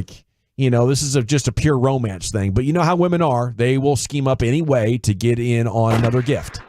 And I apparently all the crap that I buy Abby pretty much every day of the year does not matter. It's all about this day and her birthday. Yes. I mean, it's unbelievable the stuff that kids will come up with these days because they're constantly on their phone. We know around 12, 13, 14 from our life experiences is when girls start shopping, right? And they start talking about it in class, and you're like, wow, girls be shopping. You know what I'm saying? Yeah. Now they're constantly doing it on their phone and sending you links, which is it's making it a significant problem. I'm actually envious of Chiafalo. Once you have 3 kids like that who are around the same age, you can say, no, I can't get this for you, because I'd have to get it for all of you. It's a good point. But when you have basically an only child out there ripping into new territory constantly, it can be hard to fend off. Yeah, I play that hit all the time. I play that hit all the time. You can't have it. I can't get it to your sisters. Yeah. I'm not doing too much. I did the Tiff's Treats home delivery. Nice. And that's nice because that's a good play. Ultimately, you get a little love note on there. There's a surprise knock on the door, and there's enough cookies to go around for the kiddos as well, so they feel like, hey, this is also for you. I'm like, hey, mommy's getting cookies, but also you guys as well. This is for y'all. So it's an easy no-brainer situation. I'm back-to-back Tiff's Treats years on Valentine's Day. It's worked out for the better. I got upset at my wife yesterday because she called me frantic about losing her debit card, and so she's looking to see if there were any charges. She's like, did you buy Tiff's Treats? And I'm like, well, I don't know what you're talking about. And she's like getting frustrated. I'm like trying to make it a surprise. I'm like, well, you know what? Gosh dang it. Yes, I did. There you go. Valentine's Day's ruined now. Thanks for spoiling it, babe. And you used to be an edible arrangements guy. I know. I've pivoted to, Tiff just has a special place in my heart these days. Never misses. No. Tiff always gets it right. What about you, LA? Well, what about me, LA? In terms of Valentine's. Oh, what am I going to do? I told you last night. I wasn't playing. I didn't get the Manscaped like I wanted to, but yeah. But you will, right? Yeah, I'm going to Manscaped a little later. We had that meeting today, so it kind of threw off my track of everything. It did. Yeah, it threw me off a little bit. But other than Manscaping and washing myself thoroughly, I'll probably give her $300. Okay. And pay that electric bill for. That's better than Tiff Street's cookies. What about date night movies? Are you like Mike earlier, where he's like, I don't give a damn about this, just give me some action, or do you actually have some? I'll sit down and watch some date night movies with you, babe. Yeah, I don't like the lovey-dovey, romancy movies, nor do I like the super action movies either, man. I like a movie with a cause. Yeah. If it makes sense. Give me But I some did substance. write down some movies that I would like to watch. Love and Basketball. Great film. I like that one. Dirty Dancing. Also very good. Nobody puts baby in the corner. Nope. That's a real-ass movie, too. It's a real movie if you watch it. It's real. Yeah, it's not one of those BBL movies. No, it's not. Brown Sugar's a great movie I like to watch. Good movie. And then this one right here, you wouldn't think it's a love story, but it is. Menace to Society. Oh! It's a love story. The man was going to get out of the hood. He was almost out of there, bro. Yeah, and Jada Pinkett was in love with him, bro. He was almost there. That movie crushed my soul. And I was also scared of cars driving down the street because I thought it was a drive-by. So, yeah. Spoiler alert, does he dodge the Jada Pinkett bullet in that movie, or does he... he did dodge the Jada Pinkett bullet. He's up there with God now in the pearly gates. Yep. Good for him. I love that. There are a lot of love stories in unexpected places, like Jay and Silent Bob Strike Back.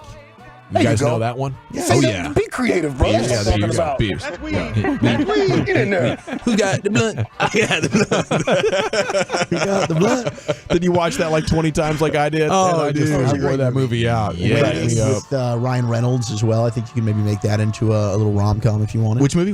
Waiting. Oh, okay. Good film. I was going to go Just Friends. Just Friends is definitely one of those, no doubt about it. I bought 3 things from Sephora for the daughter. Sephora. You bought 3 things from Sephora? From the 214, yeah. It cost him over $100. I was going to say $260. Yeah, you better go in there with a coupon. Also Ash Wednesday, yes it is. $4.69 making ribeyes. Somebody says Saving Private Ryan. That's a good date movie.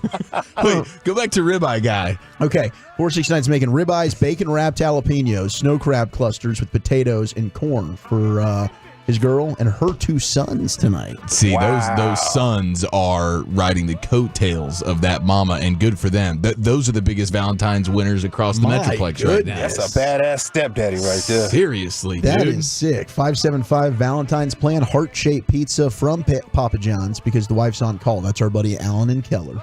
That's cool. That's a nice touch. You enjoy that. The Sandlot being Texan is a date night movie. Half Baked is definitely a love story. Yeah. This fool said ice cream, B. Deadpool. Yeah, I think Deadpool came out the first one on Valentine's Day. That's love for sure. That is, absolutely. Some of the honorable mentions that we have on here: Crazy Stupid Love, good date night movie. Steve Carell, Ryan Gosling, Julianne Moore. The ending in that is just Emma Stone. Absolutely outstanding. Kevin Bacon. Because Kevin Bacon is Gosh, dang it. What was his freaking name? God, it's going to tick me off. Gosh, that's annoying because he had such a name that was, it was great. David Lindhagen. David Lindhagen. He was cuckolded by David Lindhagen. You're David Lindhagen. Hold on. Hold my ring. Gosh, that was a good ending. A Walk to Remember with Mandy Moore. Yes. That's a tearjerker, bro. It is. It was a damn good movie. See, I don't like sad movies. It's like sad. That. Like sad love movies, bro? That was a sad love That movie. one is. I don't think that ends on a high note, really. No, I saw that once and was like, dude, I don't think I can ever watch this movie again. Give me a drama or a comedy when it comes to the love situation. Okay, like The Don't Wedding give me the Singer. sad stuff. Wedding Singer I can get down with. Love Actually. When Harry Met Sally. Dirty Dancing is on here. Dude, Harry Met Sally. That's a hold up movie. That thing See it on TV. stands It's like the test of time. Let me watch it. Top Gun, best movie for date nights. 10 Things I Hate About You. Boys in the Hood from the 940. Yeah, Boys in the Hood. Yeah, Boys in the Hood's a good one. They went off to college in love. Yeah, that's She just went to Spelman or something. Stop down on that one too. Top Gun might be the smart play there because you get those volleyball scenes. You know, she starts getting a little bit hot and heavy. Like it's a good opportunity to close. Yeah, Top Gun definitely is a love story. I mean, hell, you can go with Pearl Harbor. They had too much love in that damn movie. Grease, and then Ghost with Patrick Swayze, Demi Moore, and Whoopi Goldberg is your honorable mention. If I'm watching a Swayze movie, it's going to be Point Break, probably. Yeah. Roadhouse. Or Roadhouse. Shout out to the person who takes it in Wedding Crashers. That's always a good one. Shallow Hal. Oh, great. Yeah, Jack Black. Absolutely.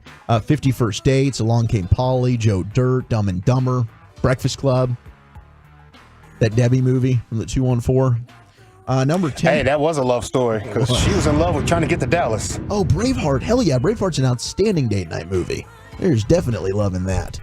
Number 10 is Titanic, even though she killed off old Jack. That Braveheart era probably had to be the worst era for love. There was a lot of death. A lot of stinking, too. A lot of stinking. Goodness, where's the soap? Nobody is bathing. It's gross. Wow. That's a good point. Number 9 is How to Lose a Guy in 10 Days. Number 8 is Lady and the Tramp. Okay. Ah, yes. I'm in the spaghetti. Number 7, Sweet Home Alabama. 6 is Pretty Woman. 5 is The Notebook. 4 is 50 First Dates. That is great. Number 3 is The Proposal. The Proposal ends up being high in these rom-com lists. Yeah, it's solid as a rom-com It's guy. solid, but I appreciate it. I don't put but it up on that pedestal. I'm not going to go Mount Rushmore with that thing. 10 Things I Hate About You is number 2, but number 1 best date night movie is indeed The Princess Bride. Ooh, Still haven't seen it.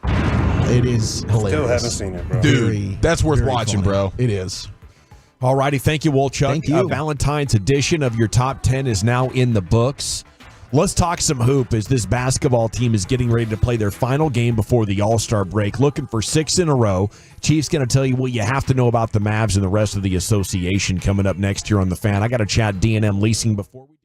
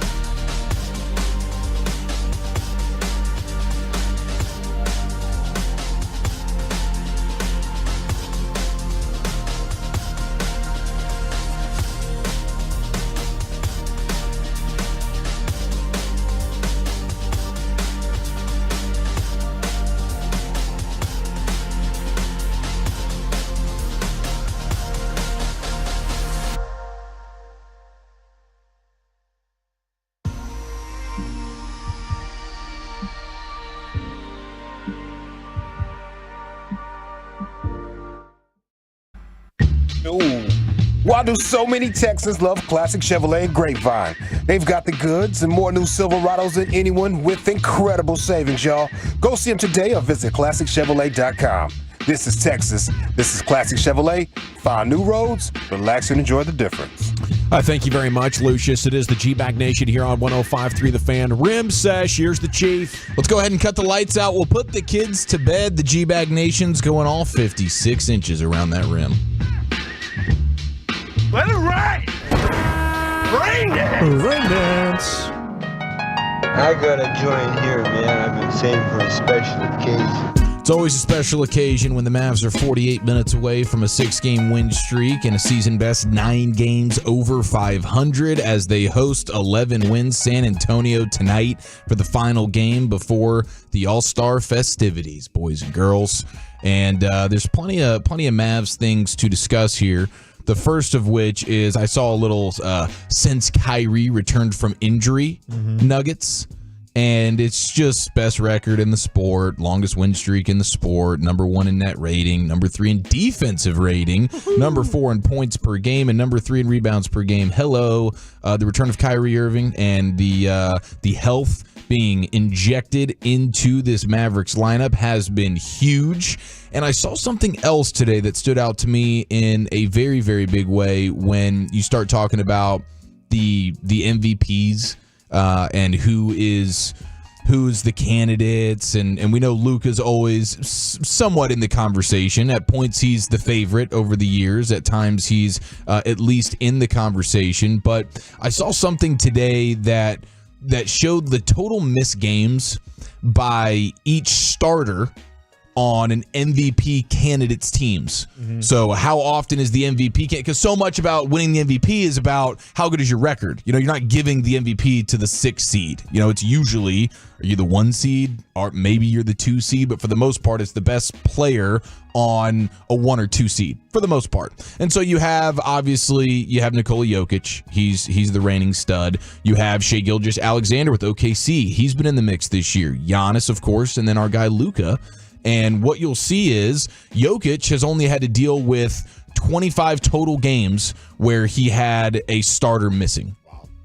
Shai Gilgeous-Alexander's only had to deal with that 9 times.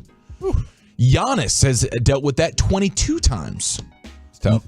Luka has had 67 total games this year where he's, of combined games where his starters have missed. So Kyrie's missed 22, Exum's missed 22, Derrick Jones Jr.'s missed 5, Lively's missed 18. So when you start factoring in, you start having MVP conversations, and they're going to hold the record against the Mavs. And hopefully with the new look roster at the deadline and some level of health luck, they can change their fortunes from a record standpoint, a seeding standpoint. I believe they're sitting at 7th right now in the West, but everything is a half game or a game. They're like 5th, so after tonight, who knows? But hopefully that can change. But when you start factoring, how many games starters have missed for these guys, I mean, that has to be in the conversation there with Luka. He's constantly playing without Kyrie, Exum, or Lively, or any combination of those guys. Yeah, I think he's definitely playing in a way that's deserving to win the MVP at some point. Will he stack them? I don't know. I think, but he's in a state now where things got to break for him right? The other MVP candidates can't be dominating the league and going for 60, 65 wins, something like that. Until he has team dominance, it's going to have to be one of those deals where it's kind of his year and there's no other great candidate for you to win it as like, a 5 or a 6 seed in the playoffs. Statistically, it's been there for a while. I mean, he's been playing at an MVP level for a while. Tim McMahon says, I would say one of the ways that Grant Williams rubbed people the wrong way when he was here with the Mavericks, the yapping. Obviously, that's kind of part of it with him, which is charmingly obnoxious if he's productive, and it's grating when he's not, but he didn't report in good shape, and Grant Williams not in good shape is not a good defender. Yeah. So you have more leaking out of the Mavericks there to Tim McMahon on just how frustrated things got with Grant Williams. He showed up out of shape, bad note, and then your yappy guy. That was a great report. It's one of the things I noticed when I went to a game recently and was sitting pretty close, just how much he's constantly talking, and it's great energy, and That doesn't surprise me at all. It appeared, though, at the time that everybody was enjoying his company. Yeah. And, you fake it a little bit there. Yeah. But behind closed doors, it was like, whatever we do. Because you're not playing well. We need to get Grant out of Williams. shape. Yeah, we got to get Grant Williams all the way up out of here. You run into those kind of folks in your life that just will not stop talking. And for me, I know in social situations, I tend to stop talking. The more people you put in the same room, the less words I will say. I think for other people, it's the opposite. And I guess that's just their natural reaction. The nervous energy makes me talk a lot less. Theirs puts them in a state where they literally can't stop talking. It's just crazy. Some people are just uncomfortable with the silence. They're like, I have to fill this silence with words. It's okay to sit and be silent. I get away from those folks. Yeah, if you can't let this car ride be silent when it's silent, I'm getting away, bro. I had a buddy over. My parents were in town. I had a buddy over, and at some point they look at me and their eyes got super big, and they're like, we're going to go lay down for a while. And I was like, oh, that's right. This dude does do almost all of the talking. Oh. It could be draining, dude. It'd been like 2 hours. Yeah. One story to another. Well, there's reports about the trade deadline conversations around the league surrounding LeBron James. Teams were interested in his services, and looks like the Warriors are a team to monitor here. Not necessarily just with LeBron James, but in the summertime they might be willing to make a huge splash. But one of the reports from ESPN was the 76ers reaching out to the Lakers, poking and prodding on LeBron James. And I love this from Rob Pelinka, who runs things for the Lakers here. They write this: after seeing James's murky social media post of an hourglass a week before the trade deadline, Philadelphia 76ers president of basketball operations Daryl Morey called Pelinka to probe on a James trade and was immediately told that James was not available. In fact, Pelinka responded by asking Morey if Joel Embiid was available, sources said, and that ended that brief conversation. Like, what are you going to give me for LeBron, Joel Embiid? Then yeah, we can talk about this. I wonder what Golden State was offering. Klay Thompson?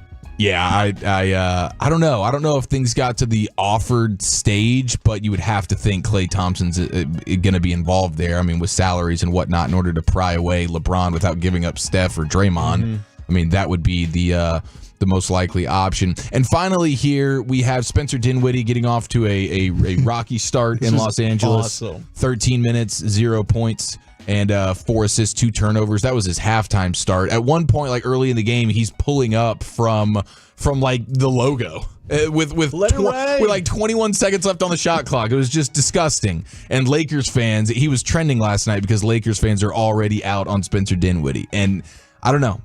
Well, he wanted that, right? Help me go to sleep. You get your ass kicked, they're going to come back and Dad's going to yell at you. That's what he wanted. Made me feel really, really good about that last night. Appreciate you, Chief. Yes, sir. Yeah, I think I'd have been out on Dinwiddie about 5 or 6 times in his stint with the Mavs, but I stand for him so hard when we acquired him that I was choosing positivity there. It was a rarity. I'm proud of you for that, man. Thanks. Glass half full, Dawson.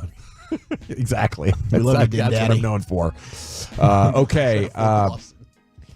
Right back to Chief. In addition to football's finest, what's bubbling out there, sir? Well, I got some good Zimmer factoids to bring you, and then we'll try and find the good. We'll go glass half full on the Chiefs Super Bowl parade here in just a few moments. You definitely don't want testosterone half full. You want that as optimized as possible.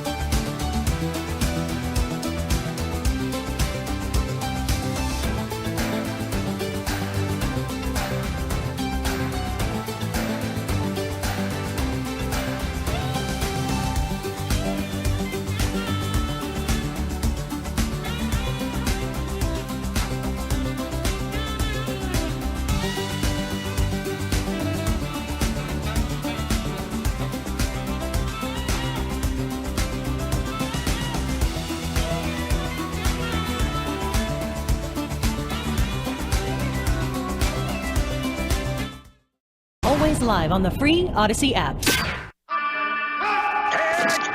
From our fan studio, secured by DFWsecurity.com, you're rolling with the G-Bag Nation on 105.3 The Fan. Yeah, buddy, it's hour 4 of the G-Bag Nation on 105.3 The Fan. Hope you're having a fantastic day. We're about to hit the expressway coming up at 5:20, and we'll talk about everything developing in the world of sports. I have a big Mavs question here for you coming up at 4 o'clock, and what you think about the national narrative that is developing and building around your superstar there, number 77. Is it true that a lot of people don't want to play with him? That's what the national media is floating here on the other side of the trade deadline. It's all glory for us because of the players they got and how it changes the outlook. But that's a secondary narrative they were kicking around yesterday. I want to get your thoughts on that coming up at 5:20. Here's the Chief with your football's finest. Okay, we will get to some around the NFL things here. You had the Chiefs parade that went sideways, and it's a heartbreaking shooting situation that involves one person being dead and 10 to 15 people injured. heartbreaking as it gets. We will try and sift through some of that and get to the fun moments that were had before it became a disaster. But they introduced Mike Zimmer today. We opened the show with the press conference, and there were certainly some interesting takeaways. Yesterday, we discussed some things from Cowboys Stats and Graphics on Twitter, who does a great job breaking things down. And there was a lot of good things over the course of Zimmer's career that his defenses are accustomed to doing. Limiting yards after the catch is a huge one. Not being so dependent on turnovers, things we talked about yesterday. But I saw in D Magazine today a guy named Cody Alexander is a guy who is a great football mind on Twitter. He understands modern defense as well as anyone that you could follow. And he's got a little paragraph within this D Magazine article, and his take on why Zimmer has been successful over the years against these new Shanahan-type offenses was two reasons. The first of which is Zimmer's not averse to running split field coverage. He'll run the cover two, and that helps with motions. And number two is he's much more multiple and has a better blitz package. In Zimmer's final season in Minnesota, his defense deployed a cover two look at the 6th highest rate in the NFL as well. So those are a couple of things that you see where the too high stuff. You saw Baltimore have a lot of success with that. Kansas City had a lot of success with that this year. And one of the things that, like a San Francisco, Steve Wilkes, he's out now in San Francisco as their defensive coordinator. And the defense certainly wasn't the problem in the Super Bowl, but a lot of the single high stuff, a lot of the cover three stuff, and that is just, I mean, the McSexes, the Shanahans, the LaFleurs, the Ben Johnsons, they're dicing up cover three like you've never seen. So Dan Quinn was doing a lot of single high stuff as well. He just didn't really have the safeties to play too high. No, for sure. I think there's something to that, but also I wonder how much of that was by design. I want my guys being down and around the box and whatever. You double down on Donovan Wilson. He needed to evolve again. He needed to adapt again. Yeah, like getting the 3 safety idea, which was different than what he was known for in Seattle and in Atlanta. He was like, man, I got to change. So he finds that, he marries it with the Cowboys personnel. It was working, but it wasn't optimized for what the trend was. So, like, Zimmer is different enough for me, but similar enough for me at the same time to be thinking there's a path forward that the defense is better next year. And I just think they probably got this hire right. And it is hard for me to say that because I don't have a lot of faith in the organization being able to hire somebody. But just like Dan Quinn, maybe they were lucky that somebody in their network, somebody they look to with credibility, happened to be available. Yeah, he's a guy that has a background of success. Everywhere he's been, his defenses have been good. And even in the press conference, he was like, we're not trying to rewrite the game here, but he's got things and tendencies that he knows works, that pairs well against some of these offenses. We talked about that double A gap pressure, being able to send pressure in multiple looks where you're not sure where it's coming from. I'm kind of stacking the line of scrimmage with 4 on the right side, 4 on the left, then all of a sudden I'm changing it after the snap. So all of these things I think are exciting when it comes to Mike Zimmer. But he didn't have a lot to say when it's like, hey, what have you been up to? He's like, just been watching tape and stuff like that. And it could go one of two ways. Either it's just normal to him that he's constantly watching tape, so it's not a big diversion from what his normal mode of operation is, right? Of course I'm paying attention to the modern trends and coming up with schemes and, very precise techniques for stopping this. Or maybe he just doesn't recognize how important it is. Rubber's going to hit the road. And if you are not absolutely ready and prepared and know what offenses are trying to do to you, you'll be exposed very quickly. Only the best and the brightest are passing this test right now. So there's an Apple TV Plus documentary on the Patriots that's, over their 20-year run that's getting ready to drop. And one of the things, I don't know that this is going to be how good this is going to be for Bill Belichick. Ooh. And I wonder, I don't know where Belichick would stand on being a defensive coordinator, but if you're San Francisco, you feel like you probably got to make the call, right? To go to see if Belichick is down. Floated out, like, if you were Bill Belichick, to stay relevant, why don't I go to San Francisco? I'll be the missing piece to that gets them a ring finally, because I can manage a game. I can help Kyle Shanahan do that, and I'm a tremendous defensive coach, and I'll get a head coaching job next year.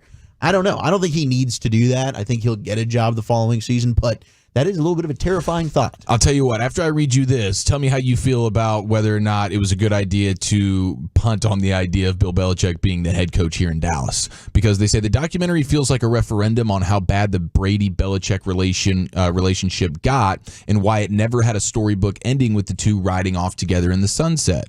The subjects in it, including Brady, Belichick, Robert Kraft, Roger Goodell, and nearly every well-known Patriots player over the last 2 decades, speak openly about the all-encompassing dictatorship style with which Belichick ran the Patriots. He says players, emphasis on the first syllable there. Yes. Okay. Here's what happened. You want to know what happened there? The word that I'm reading is dictatorial. Okay. And that threw me off. I could see so that. I was like, let me just pivot to dictatorship and just power through. Players, including several still on the roster, disclosed just how difficult it was playing for Belichick. Quote, "It was brutal," says Matthew Slater. Rob Gronkowski described pulling up to one Patriot place and not wanting to get out of his car to go into work. Wes Welker compared Brady to an abused dog for continually going back to work for Belichick. And listen, it all worked out for the most part because you did have Brady and the winning was there, but I don't think that is something. Gronkowski is not wanting to get out of his car to go to work. Brady's being described as an abused dog. I remember after Eagles Patriots Super Bowl, how many people were talking, and Lane Johnson, the Eagles tackle, was saying, "Man, I got people over there. They're saying it's a horrible place to work." It worked. I think it worked so well that they let him go. But I always think of what Parcells said is, I'm going to ride these players hard, and what I do works, but it doesn't work for long because they are going to be. But I think, because Belichick didn't have that flight instinct that Parcells did after 3 to 5 years, I got to get out of here. He stuck with it. And it's amazing that they were able to continue to succeed at the highest levels in spite of that really toxic culture. I think him sticking with it is not the bigger deal here because I think all these guys would stick with it, but you got to have the sponsors. And there is no better sponsor than Brady. This all lasted because Brady was willing to put up with it. Brady is the man, and everybody knows it, and he's willing to be the abused dog. So the winning is going to continue. And so we're going to keep rocking with this. If Brady was not in on this, if after 3 Super Bowls he's like, I can't do this anymore, Belichick's gone a long time ago. And Gronkowski's not getting out of his car to go to work. But because Brady is one of the most unique individuals with the way he was willing to be coached, this thing was able to last longer. But even in the midst of all that, you have great players like a Gronkowski who's having trouble getting out of his car to go into the office because, gosh, this sucks so bad. Weird, and as much as winning cures all, I need somebody to yank me out of my car to get in here. And it sucks because it doesn't have to be that way. The great dynasty of the Warriors, of the Chiefs right now, much healthier. No, you're good. I'm excited to see this. You just haven't heard Gronk ever say anything negative really about Bill. And then when we just had Gilmore and Cooks and we asked hey, are you surprised Belichick didn't get a job? They were. Gilmore was speaking very highly of Bill Belichick. So I don't know. It's interesting. I'm excited to see it, but I'm just not going to take it as gospel right now. I think it's a wait and see approach. Hey, I think that's totally fair. Okay, let's get to some of the championship fun here. If we can, and the funnest thing was these guys chasing down one of the shooters out there in the grass. Yes, yeah. Kudos to those people. It was an American hero moment. That is there. Badassery. Yeah. There is footage of multiple Kansas City Chiefs fans that are there at the parade chasing down and just dogpiling one of the shooters so that the police could get over there and make it happen. It's tough to talk about these things, but I think what happened here much more looks like idiots that were having a disagreement shooting at each other than like a random terrorist public shooting, from what I can tell. Because that guy wasn't trying to shoot anybody else, I think, and I'm speculating at this point. Maybe it's not the right time to speculate as well. A tragedy is a tragedy. At least one person lost their life. But I just can't imagine how stupid it would be to take a gun to a parade for self-defense, knowing if I'm not freaking Doc Holliday in the flesh with dotting my rounds, and are the rounds Full Metal Jacket? Are they going through people and hitting others? I have no awareness of probably my what's in the magazine. But could you imagine how stupid you would have to be to decide, hey, I'm going to a parade, going to be about 1 million people there. I might see somebody I don't like, or maybe we'll get into a disagreement. And you will get into disagreements in that parade route. Everybody has to be on their best behavior because of how crowded you are. And I'm going to take a gun into that. And if somebody disagrees with what I'm saying, then I'm going to shoot them. And if I miss, then it's going to hit a random person. And now I'm not in a fight where maybe I have plausible self-defense. I'm just an idiot shooting into a crowd. And who knows? I guess the details are coming out, but based on what I can see, 3 individuals arrested for this and 15 hurt so far. I mean, there's just all kinds of, we know no bounds, I think, when it comes to the dumb ideas people can come up with relative to firearms. I'm not anti-gun. I own them. I can't imagine being in the Ukraine and watching Russia come across that border and not be able to defend my family or friends or my neighborhood or whatever it is. I believe in the American right to bear arms. I believe in the original intent of the Constitution to help us protect ourselves from tyranny. And I'm not under an illusion that it can't happen to America. We probably more an internal thing than an external threat. I mean, we're protected by 2 coasts. To the north are our friends, to the south are our friends. I don't think like the cartels are going to launch an invasion on America. That's probably the biggest military threat that we have on this continent other than ourselves. So I think we're good from outside, but inside's a problem, and I don't know where this culture war is taking us. So there's a lot of reasons to be like, yeah, I think we should have firearms, but it's just mind-blowing the diabolical idiocracy that some of these terrorists come up with, domestic terrorists come up with for shooting fellow Americans as a way of waking up America. And then you, of course, have your run-of-the-mill idiot that's just not responsible enough to have a gun, And I can't imagine, like, not having a tremendous sense of responsibility every time you take that thing out of the safe and put it in your holster, your back pocket, wherever you're carrying it, We need to look at these as a potential weapon of terror. And it's just, it's not the way that it's being framed. At some point, and this doesn't apply to responsible gun owners, but at some point, responsible gun owners seem to be like outpopulated by idiots, one brand of idiot or another. And now, I think what has started as a very good intent to make sure we're defended and can fight off tyranny has created a virus, There is a contagion inside America's relationships with guns. And I think it's the people who are the responsible ones that should be leading the way to enforce some sort of responsibility or new set of laws or expectations to help us out of this. And damn it, I've done it again. I took what was a well-intended take about guns, and my heart is hurting, and I'm looking for answers. And I probably, offended a bunch of people who are thinking, man, that sounds like gun control to me. You always will. Yeah. So, yes, I'm sorry, Chief.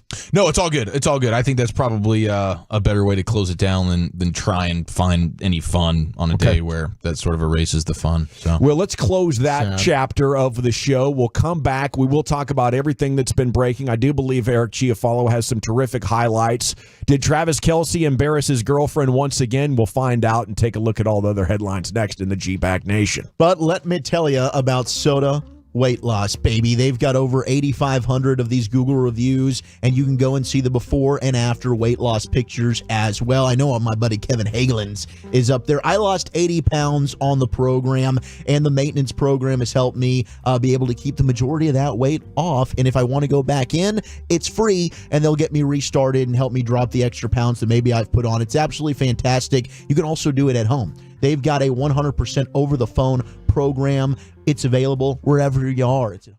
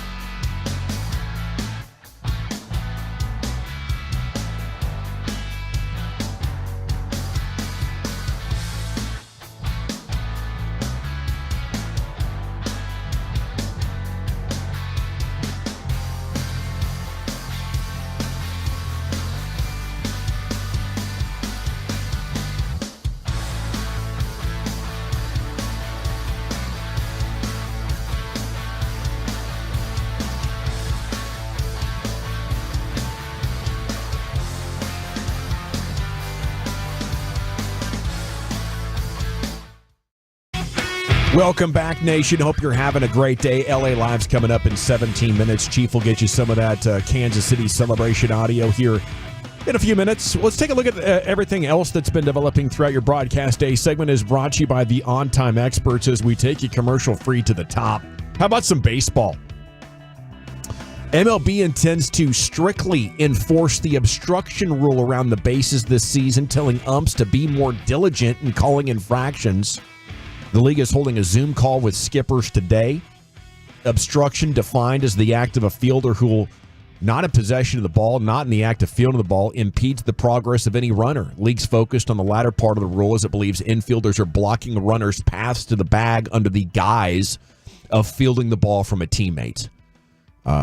So there's going to be no okey doking around there or no accidentally getting in the path of the runner to maybe slow him up a little bit. It looks like you're going to have your head on a swivel there as an infielder and needing to react to the runners right away as long as he's inside the base path is what it looks like to me, Wolchuk. And I guess it's going to get more offense. Yeah, it's all about getting more offense, keeping the game more entertaining, also probably for injury risks as well. You know, I think the players need to be aware so we don't have those incidental collisions there trying to slide into a bag at second base or third.